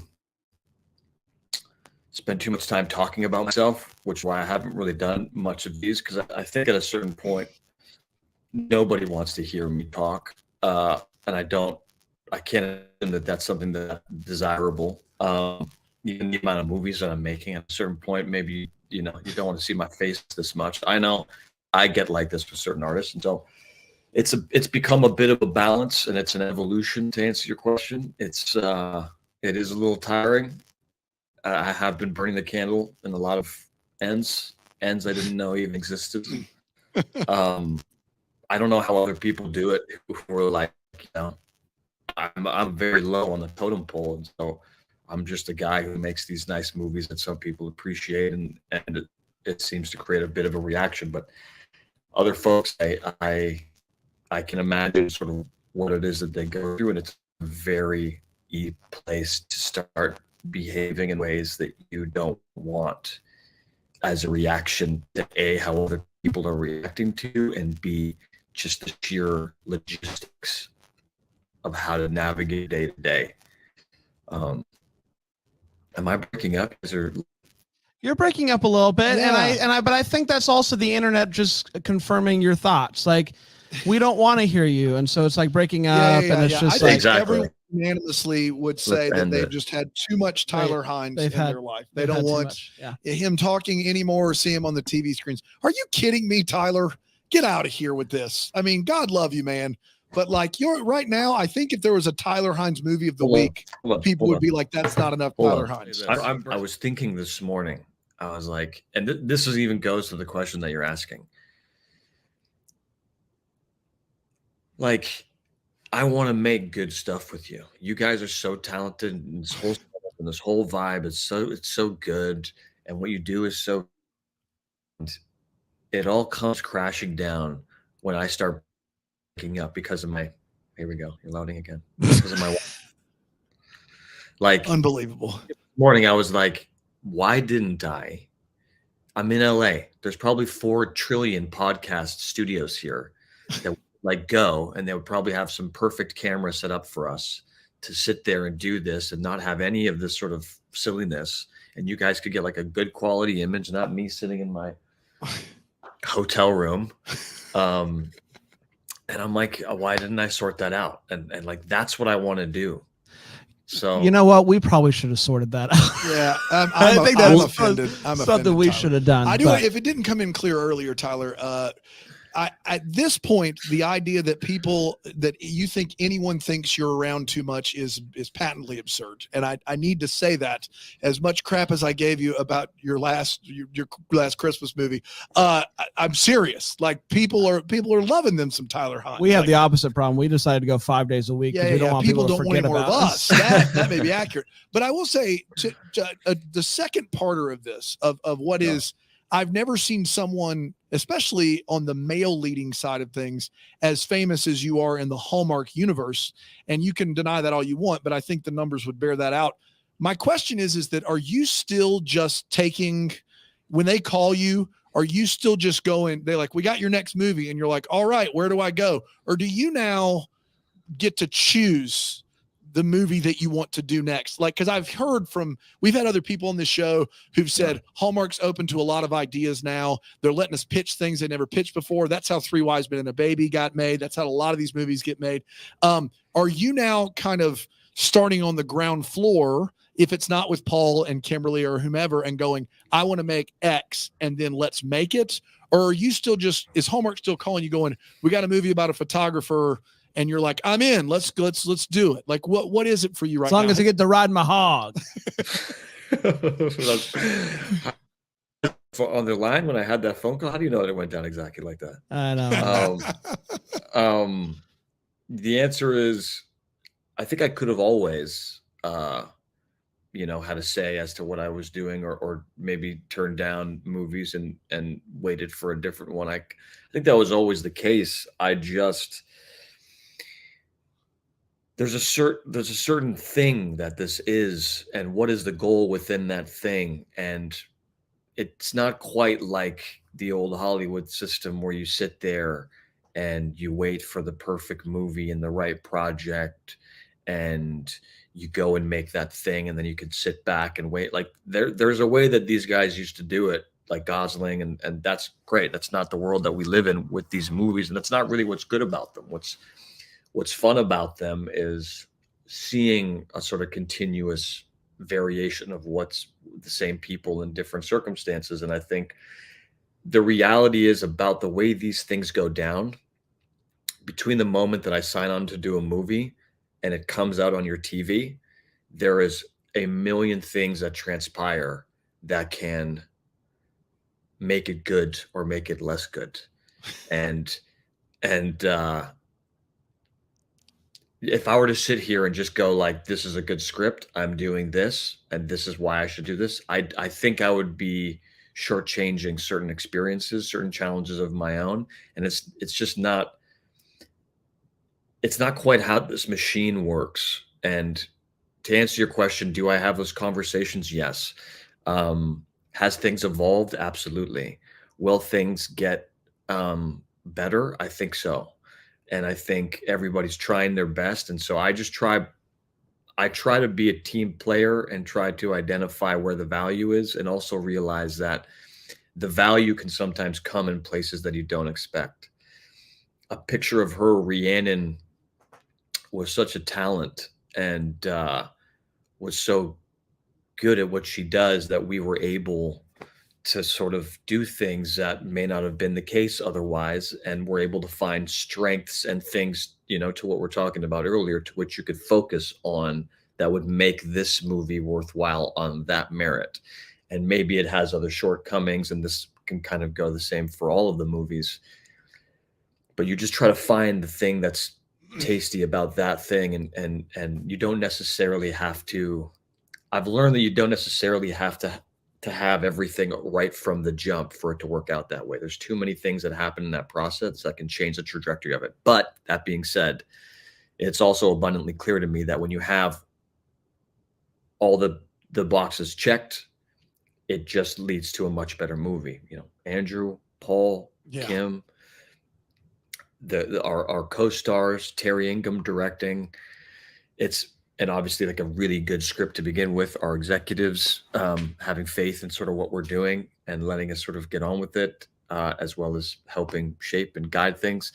These are all, when you have it all, it just turns out that way. It's kind of that simple. And that's why when I say like I kind of know where it's going more or less before it comes out, and then I'm always surprised, it seems, but that's kind of what it is. So to answer your question, it is an evolution. I do have those conversations. Things might get more interesting because of that. But the machine is not as black and white as that. And so there's a margin for. Plus, you have your mom reading the scripts as they come in and telling you every time, every single time. That helps. I want to take a quick detour and talk about the other project that you've been putting out into the world, Charcuterie Board. What's it called? It's definitely called Charcuterie Board. Charcuterie Board. Everybody keeps saying Chimera. Chimera. Was that when we did the thing in the motel? My shirt was off. Were you scouting for that? Was that what that was for? That's correct. I watched it. I loved it. I want more. I think it's really fascinating. Can you talk really quickly about that project and why you chose this avenue, or how your team chose the avenue to do the thing on the website with the countdowns and the questions and putting it out in the different ways in which you put it out? It was an interesting release strategy, if you will. You said strategy like they didn't know what strategy meant, Brand. That could not have been a more insulting way to ask. No. That strategy you use, Tyler. You know the one. I don't know. I find all of that like I think a lot of times people. It's a gimmick. All of it's a gimmick. Everybody's trying to get people to watch things. I just think by and large we overhype the word strategy like that. Like it's either sometimes things work, sometimes they don't. Yeah. You decided to put things out the way you put them out. Why'd you do it? What was the strategy? Dang it. The strategy is the opposite of what Dan just said, is not to be gimmicky. Like the whole point of it is, it all started very simply with my friend who was at a crossroads creatively, and he wasn't sure if he wanted to follow the road of being a filmmaker. He's very talented and very successful in his field, and is a very lovely gentleman. I said, well, what if you wanted to do anything as a job, what would that be? And he said, be a filmmaker. And I said, well, this is a very sad ending to a story that, in my opinion, hasn't really fully begun yet. You've tried to make something and you had a lot of chips stacked against you. So why don't we just, as a friend, with no, expectations or pressure, what if we just put you in a circumstance where you can really see if this thing is for you? And we'll put it in a contained situation, and me and you will just get after it for a minute. And at any point in the process, you say, this is not for me. It's too much work. Or it's too hard. I don't get it. We'll just pull the plug, and all we will have lost is some time, some energy, maybe a bit of money, and we will have had the memories. So that's the whole impetus of the project. And then it just evolved over time. And even with the release, it was a conversation of like, we can go to festivals, or we could do this or that. And And we had certain individuals who we greatly admire sort of reached out to us in the process of making it and said that they were interested in it as a thing. And I said, well, look, man, let's just finish it. And then when we finished it, we're like, well, what do we want to do with it? Do we want to go to festivals and do something, or like, why are we doing this? I always ask myself, what is it? Like, the intention behind what I'm doing is what I try to approach everything with, even doing these podcasts. Like, I'm not just coming on here to talk about myself because this is the last thing I want to do. I'm coming on here for a very specific reason. And that reason is to light Dan up for roasting my movie. The reason is to come here and be with you guys and spend some time. And I care about you guys. I want to, contribute to the talent that you guys have, however I can. And that's why I'm here. No other reason for it than that. And with the release of the thing, I went, we can do all that, or we can just make a playground for the people that I care about. All the people who seem to want to go the extra mile to make something that would be immersive, that's contributive to the experience itself, which is this ambiguous thing that allows room for interpretation and participation from an audience. So how do we dig deeper as an experience? That's why we came up with the release the way it did. And I wanted to see, if the folks who seem to want to spend time watching my face doing things, if they would take to this kind of material. It's the sort of ultimate sort of sounding board, because they like movies that are very different than this. And if they did, then this would be a really interesting experience and an experiment. And I can't tell you how absolutely insanely rewarding and incredible that result was, because of my friends and everybody who had worked in it, like Ash and all the other collaborators we worked with. They were just like exhilarated, touched beyond belief in the thoughtfulness and the intelligence of how people were articulating what they thought it was, what it meant to them, what they think it should be, and how that continued to build a community with people finding friendships or commiserating sort of over this subject matter. Just kind of like they do with the Hallmark movies, but almost even more immersively because of the way that we released it. They really kind of enjoyed it. So the answer to the question is, why did we do it that way? Certainly not for strategy. I can't tell you how many of my friends, I was at dinner last night with two talented people who are well connected, and they're explaining to me, like, where can I see it? And I go, you cannot see it. I made an experience for people who wanted to take the time to really experience something and have a moment and let it be fleeting and shared and sort of beautiful. So it's gone now. The website's just gone. Oh yeah. Well, no, what's up now is a memorial to everybody who participated. It's kind of like, because again, it's a reactionary process. We watched everybody sort of do that, and me and Ash discussed, and I said, look, I think we do something like this, and he liked the idea, and we evolved it into like, let's let the website live now with just a fraction, because that was all we were able to get in the time that we had, of the 10,000 plus sort of comments and interactions and speculations and observations and conversations that were taking place around this sort of ambiguous, immersive piece of work. And we just put it up, and you see this sort of huge collage of a lot of them. That's just a very small fraction of them. And then it scrolls through the comments so that people who participated in this can go and watch and see their comment or see someone else's comment, read other people's theories. It's all sort of with the intention of just, because we make these things that are so disposable. You kind of watch them and then you throw them away. And what's sort of lovely about these movies that I've been doing, it seems that people kind of recycle them and they keep experiencing them and then remixing them and taking images from them, filling it with their creativity and their expression, and then sharing that with their friends around a subject matter that they all agree on and are interested in. And it just becomes a playground for them. And I'm finding myself more than anything just wanting to be a facilitator of that playground, because it seems to be blossoming such beautiful relationships and making people very happy and finding community, which I think is one of the most important things to do, or one could be pursuing, I think, if they're in a job of some kind. And so that's kind of what I'm spending my time doing. And that's why we released it that way. Because I think it was a means to just go like, what's the coolest decision to make here? And that is to service the people who really care about what we're doing. And those are the people that I have all the time in the world for. And all my friends who didn't know the password to be able to watch it, and Ash's friends, they were frustrated, and we went, sorry. I mean, Brand was texting me, and I'm going, yeah. Did I give you the password? No, I got it. I got it. I figured it out.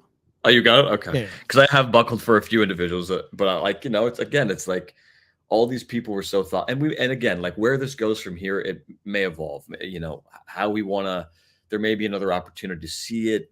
I don't know, but what I do find really interesting that is where the sort of interest is for me is a continuous dialogue and conversation of I kind of do something and present it in a way that doesn't fill it with my opinions of it or explain it to people too much. And then either an audience or someone who might be interested can then take it and do with it what they want. And I get to witness that take place. And then I get to react to that. And it becomes a sort of continual evolution and relationship that develops. And I think that's been something really interesting. And it only truly takes place because of the individuals who seem to be taking to this material. They just are. If it was a toxic environment, I wouldn't be there. But because it's so positive and so thoughtful, I'll respond in kind with as much thoughtfulness as I can muster, because everybody's being so considerate on their end. Well, the project no. It was the project was God, Tyler, you talk so about much about yourself, man. It's unbelievable. Well, I'll just say this because I think you will appreciate it. I think the real star of that piece was not you. I think there's two stars. I think one is the audio mix was amazing. I watched it with headphones on and good. Was fantastic. And then the final product of the thing, the whatever you want to call it, alien creature thing, looked awesome. It was awesome. So, and you were okay. So you were fine. You were fine. I mean, you turned on. You said 6 of 10 is what you said. Well, yeah, you turn on water, but I felt like you went a little fast with the knob and stuff. But that's just me. I'm being nitpicky at that point. That's just me. I know that you gotta go. Dan, do you have anything else for Tyler? I had a question about a picture of her, but if Tyler's got to go, I'm gonna let him go. That's what we're gonna. Don't worry, hey, Brand. Don't worry about it. I pushed the thing after this. I didn't want you guys to feel like you have to rush this. You do whatever you want to do. I'm here for you. My question's not important, but I do have one about a picture of her, Tyler, and it's this. Yeah. We've seen. Don't feel the time frame, guys. Seriously, do whatever you want as far as the time. I'm here. Whenever you want to let me go, I'll go. God bless him. This guy. We've seen dozens of Hallmark movies where one of our protagonists is a photographer. And they treat the profession of photography like it stole something from them most of the time. It's awful. They're terrible, typically terrible pictures. The person who claims to be a photographer just does a camera like this, and then they're like, "Oh, look at that great shot." The pictures are bad. There's been some fingers in front of the finger in the lens for it's a mess. Yeah, you can. It's a mess. And so I was not shocked that your movie did better with photography. I mean, the movie opens up with a montage of basically photographer porn. It's just fondling the camera. It was. So my question is that this was the first time that it appeared that we have respected the profession of photographer as a protagonist in a Hallmark movie. And it wasn't just let's do it right. It was above and beyond. It was very artistic how they went about showcasing what a photographer does. And I want to know how much of that was brought in by the script and the DP, and how much of that was you in character saying, if my character's a photographer, they need to be doing these things. I guess that's my question. Yeah. Well, to answer your question and to sort of reference back to an earlier answer, I have no credit in that. Like I said these things take place as a series of events, and sometimes they can be fortunate, sometimes they can be unfortunate. In this particular circumstance, I mean, and again, how these things evolve, I don't know. Maybe in some way, the fact that I care might make a difference for some folks. I don't know. But regardless, in this circumstance, I take no credit for that. Mel Ward, who's our cinematographer, who did an absolutely spectacular job. It was one of the things I really did enjoy about this movie is her work, and she's she's a rare breed. There's not a lot of female cinematographers out there, and she is a gangster and a legend behind the camera, and she really makes beautiful images, and I was really happy with it. And she and her team were the ones who were responsible for, and the production designer, as far as sourcing the images that this character was taking. One of the things, the director of our movie, his son is a friend of mine who happens to be one of the most talented filmmakers around, as well as a really, really talented photographer. And that's something I mentioned to him when I first met with him, was like, if you can get Miles's photos in these movies, believe me, I'm all for it. Let's get Miles paid and let's use his photos. Because if anybody's as close to this guy, as you know, Miles is just crazy talent. So that didn't end up happening, but they've sorted this out to my very pleasant surprise. And the gear in which they had, the set dressing in which they had, the education, because I had never operated a Hasselblad camera before, they were all there for me for all of that. So it is not at all in part to me that it turned out in that regard. I'm really happy you feel that way, because that could have been, again, like a big swan dive into the shallow end if we just had some corny photos.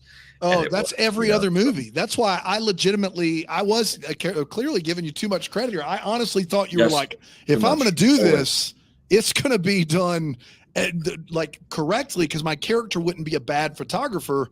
Because I'm gonna have to show you some clips, Tyler, of some other Hallmark movies and how they handle photography, because that was one area in that movie where you guys like 100% got it right. So good for you guys. I mean, the bike was a different conversation. The bike, heard about that helmet. Oh yeah.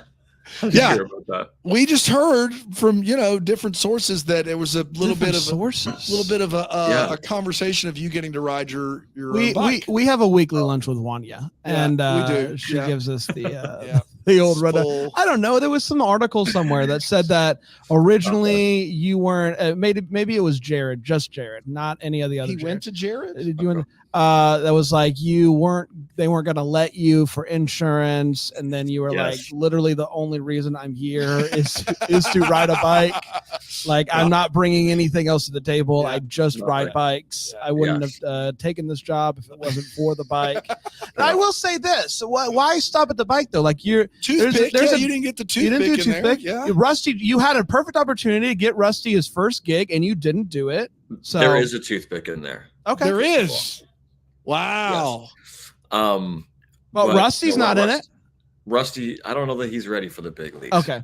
Yeah. Well, it's like this is a conversation we have. Like, would you let your kids act? That's right. And I think it's similar to that. Like, he's gonna go grab the there dog. we go. Of course. No, the answer is absolutely not. No way. Think, Rusty's Hollywood is ready for him. I don't think he's ready for Hollywood. I think that's fair. I mean, look at this guy. He's just owning the world. I mean, gosh. Tyler, on that note, this character seemed to be the closest of all your characters to who you like. This seemed as close to Tyler Hynes as any character I've watched you play on Hallmark or anywhere else. Would you agree with that? Is this the closest one to Tyler Hynes of any of the characters you played? He was riding around on a motorcycle and chewing a toothpick. I mean, that helps a lot. Yeah, taking pictures and complaining that people maybe don't care about art. So yeah. And you also you do. Yeah, I think that's you. Exactly. You are a paparazzi at night. Is that right? You're a paparazzi at night. You're a paparazzi when you're not at at Universal Studios. Right. When you're not running rides for everybody. Making sure everybody has their hands inside the cart and everything. Right. I have one more question, and then we can do a rapid fire. I love it. Great. I love it. I know that you are you're working on other things. You've got the Hallmark Worlds. You also have you want to live a life of playtime. How much in your perfect worlds, what is the breakdown of doing projects like the charcuterie board projects, the projects that are just like me and my buddies doing something that's fun? how much of it is Hallmark and the like that are like, these are projects that the people that have coined the phrase Heine have come to they love these movies, so I want to make these movies for them.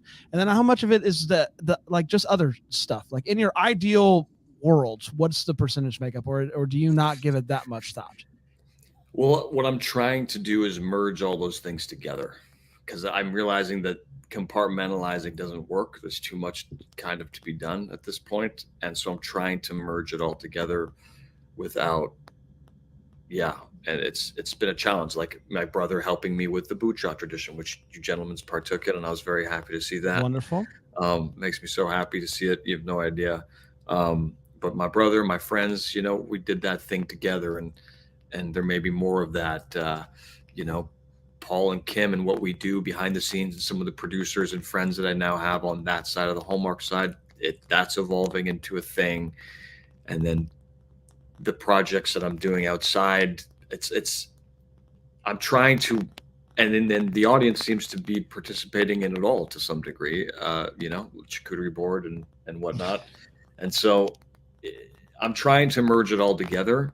And so what it ends up turning into is like 90% everything, everywhere, all the time, and 10% naps. And that's which I need fair. More of.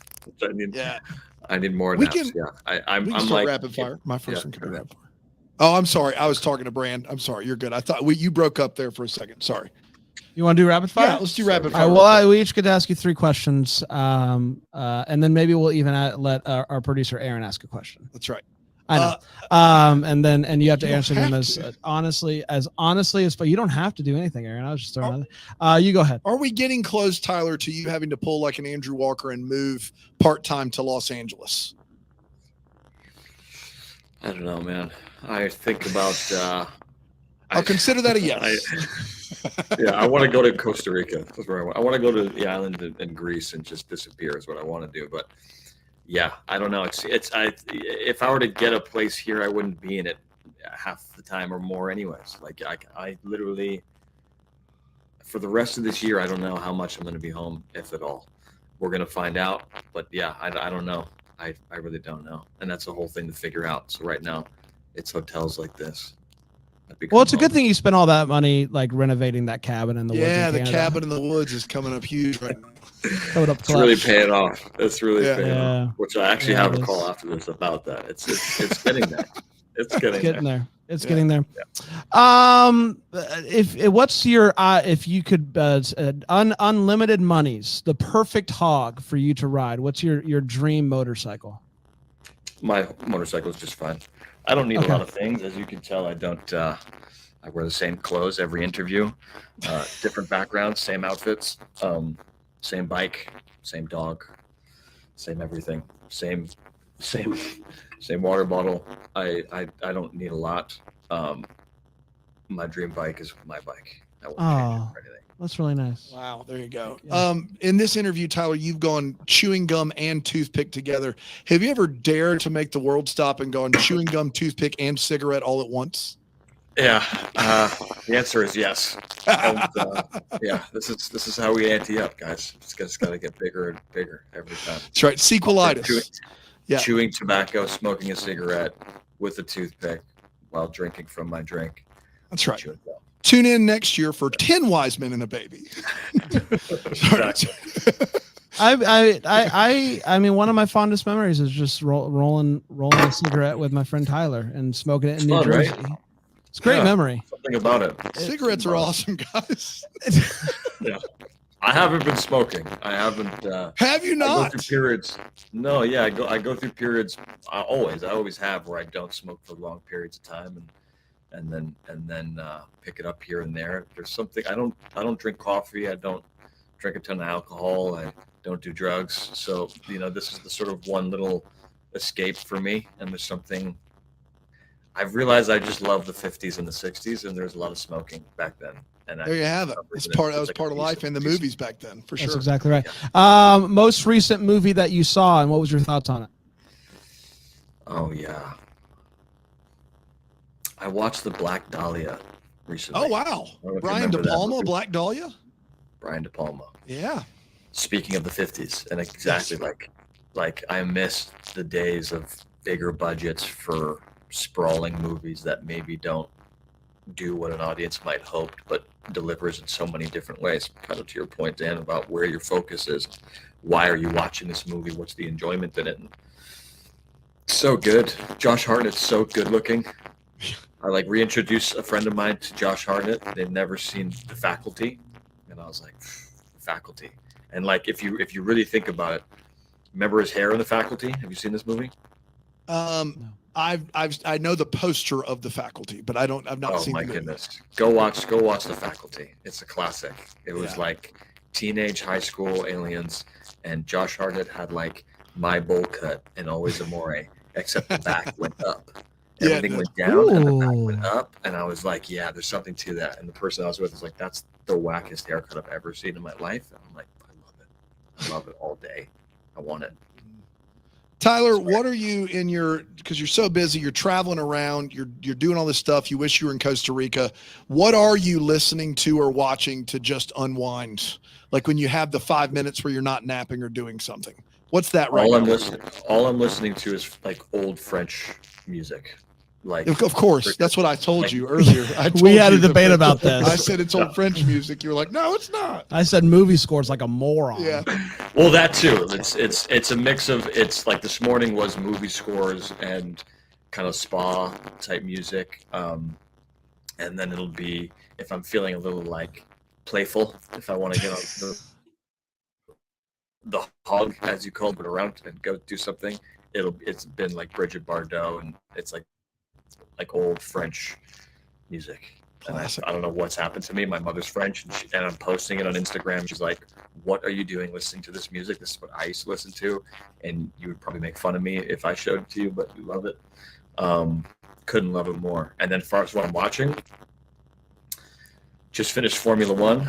I hear that's amazing. New season. Fantastic. Yeah. There's a new R. Kelly documentary that I'm watching.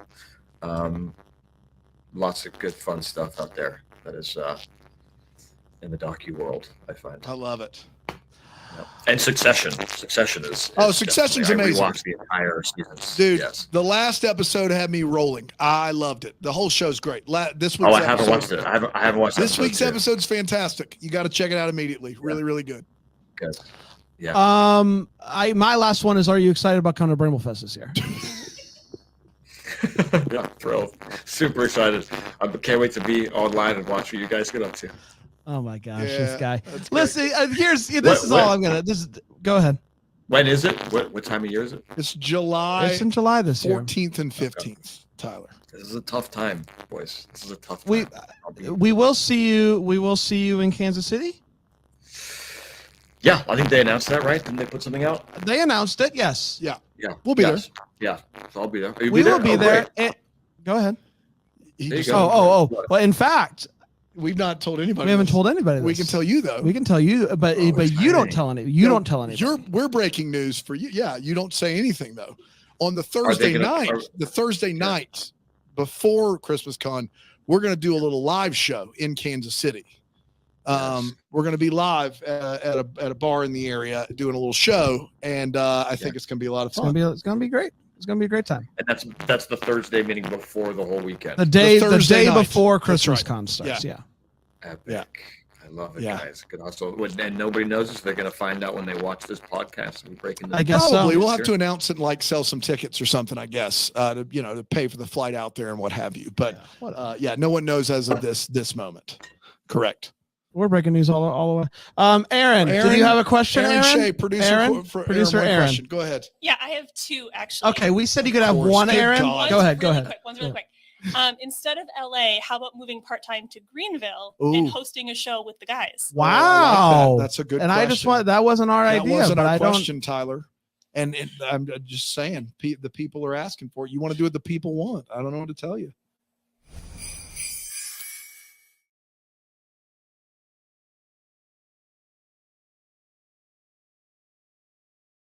Okay, producer Aaron, what's your question? Did you hear the question, Tyler?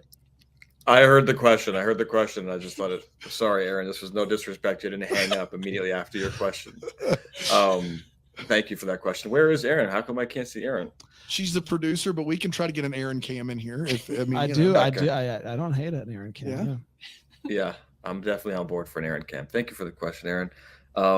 Yeah, I mean, it's lovely out there. I don't think I've ever spent time out there. Until Bramble Fest. Until Bramble Fest, of course. 2023. Go ahead. Right. And it would certainly solve the problem of whatever we keep dealing with the internet cutting out about We'll do that. person doing this. Yeah. I thought about that too, man. Like, there's nothing I would love more to be in the studio with you guys. I think it would just make for a better show. It would be more fun, and we wouldn't have this thing that kills me where it keeps cutting out. And like, does that show up on the other end when people watch it? Is it's going to be all We'll glitchy? We'll get it. We'll get it cleaned up, Tyler. Don't worry. We're professionals. Aaron's a pro. Yeah, helps me out. Erin, you had a real question? Yeah. So just, I mean, that was real too. Feel free. Right. To come to Greenville. Feel free. Yes, the real thank you. I question appreciate was, it. on your Instagram stories, I really like the music that you choose for the videos you post. I was just wondering if you had like a favorite composer or something that you constantly went back to. Yeah. Thank you for saying that. I really appreciate that. Because sometimes, going through the trouble to do that, I wonder if it is enjoyable for anybody else. And I do hear that people enjoy it sometimes. So thank you for that. It means a lot. Johnny Greenwood is somebody I always get. The score to Phantom Thread is one of the most beautiful pieces of work I've ever heard. You love that movie. Yeah, shoot. Who else? But There'll Be Blood. Like, Johnny Greenwood is definitely up there. Let's go on my phone right now because my brain is dead. But there is Austin Farwell is somebody I've been listening to. I don't know that he does score music, but he does like just beautiful music. Who do I have? John Hopkins I've been listening to a lot lately. I don't think he scores films, but I think his music has been used in films. Is that the hospital guy? John Hopkins Hospital? Yeah, John Hopkins. Yeah, you're right. It is Just Johns Hopkins. Oh, that's Johns. Right. Multiple Johns. Yeah, you're right. One Hopkins. Got it. Max Richter is also a favorite of mine. He did the Ad Astra score. So yeah, those are a few of the gentlemen. Great question. Great job, Better Aaron. than our question. Great job, Really Aaron. good job. Well, he's been using the French music recently, and I really like that song. But just Good. Yeah, There you yeah. have it. That'll probably be a thing for a minute because it doesn't seem to be getting old. That's all I'm listening to. Have you thought about not doing that though? Like, to free up time, like maybe hire Aaron and Aaron will do it for you? That's right. Yeah. Oh, what's that? To post? Yeah, to post stuff. Yeah, I get asked, like, even my friends are like, I saw a friend of mine I hadn't seen in years, and he thought that somebody had been handling my social media. And I don't know exactly what gave him that impression. But no, I do everything myself, and it is time consuming. And yeah, I would love it if somebody else did it, but I just don't know. I don't know how to do that. I don't know how to delegate that out. Also, I don't know. It just seems like there's a threshold where things start to become insincere. Like, if you're posting and it becomes like a business, then what are we doing in the first place? Like, what's the point? Just don't do it. I feel like maybe there's a perfect world where somebody were to do it that I really trust, who it can still feel the same or still have. I don't know that materializes. I might even just leave all of social media altogether, because why not? And yeah. I mean, I didn't let anybody else produce a show for 5 years. So It is one of those things to where when you have creative control over something and you care about it, you don't just hire out for that. You don't hire, like, you have to have someone that's like-minded because you feel as though, I can almost imagine it's, you're kind of directing the film of your career. You can't just find somebody and go do this, and I'll just check back in with you. Like, you care about this stuff. You care about the characters you perform. You care about that stuff. And I think we care about how we're portrayed, as loony bins as that sounds. And so I think that makes sense to me. Tyler, when I see your social media posts, I know that you're putting them out. There's no veneer on them. You've taken a lot of time to do that. And I think for someone who is just like low maintenance, wear the same stuff, ride a motorcycle, I do think creative control is important to you on the things that you get to do in your career. And so I think there's nothing wrong with that. Yeah, but it is a task. It is an undertaking. Like, finding everybody's tags and stuff and making sure everybody's sort of acknowledged that takes some doing. And but yeah, there's something about it that if it's somebody else, it just feels like I'm talking at people, and I'm not even doing it. It's somebody else talking at, and I in real life, I have a bit of averse to like people talking at me, like just like wanting to send me whatever they want to send me or tell me whatever they want to tell me with no interest in a response.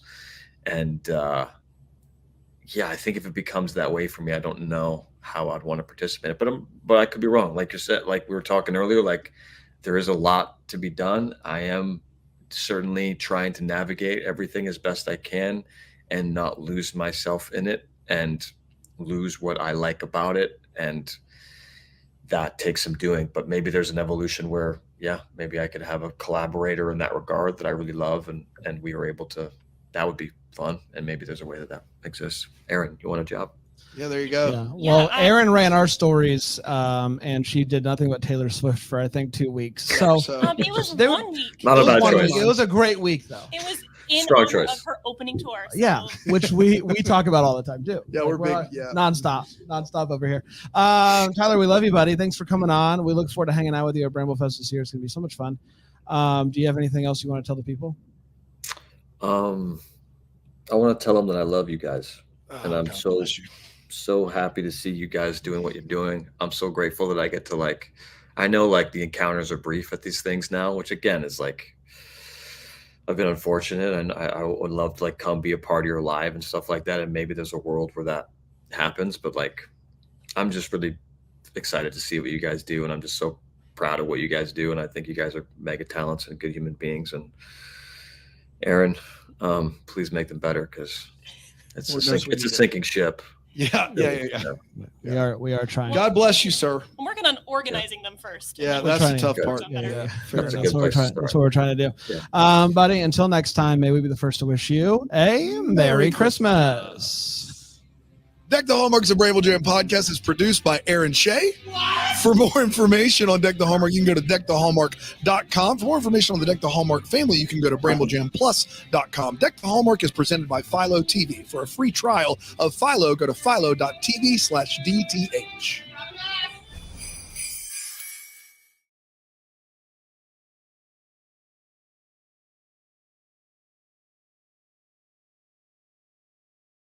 Hey, really quick, while I have you. Philo, have you heard about it? Oh, it's the best. They're giving you 25% off 2 months of Hallmark, Lifetime, Up, GAC, the sorts. The movies we're talking about? Philo. 25% off. Philo.tv/DTH. Don't let this pass you by. Philo.tv/DTH. Here's the episode. This is a Bramble Jam podcast. Hi, I'm Bran, and I love Hallmark Christmas movies. Hey, it's Panda, and I like Hallmark Christmas movies. I'm Dan, and I despise Hallmark Christmas movies. And I'm Tyler Hynes, who's staring at 3 really gorgeous guys who feel different ways about Hallmark movies. And this is the Deck the Hallmark Podcast.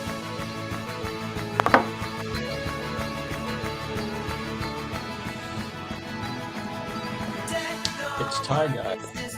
Yeah, it is. Boy. Boy, oh boy. I mean, if I had a nickel for every time Tyler's called me gorgeous, I'll tell you what. We'd be rich. Oh my god! I just call him how I see him, boys. I just call him how I see him. Do we have comments up on the side of the screen? Is that what I'm seeing? Yeah, that's our double deckers who are watching live. If you're a member of the old Bramble Jam Plus, That's right, you weirdos. So if you're Tyler can see the comments, so don't be weird. Don't get weird on him. Don't be weird. Don't make him uncomfortable. I can't see their names though. This is the thing. So you guys can really say anything. Okay, well then get as weird as you want. One of the comments says, "Hey, it's tall guy barista." That's right. The role This will be on my resume. Tall guy barista. There he is. Tyler, people have been messaging us left and right. Is Tyler gonna?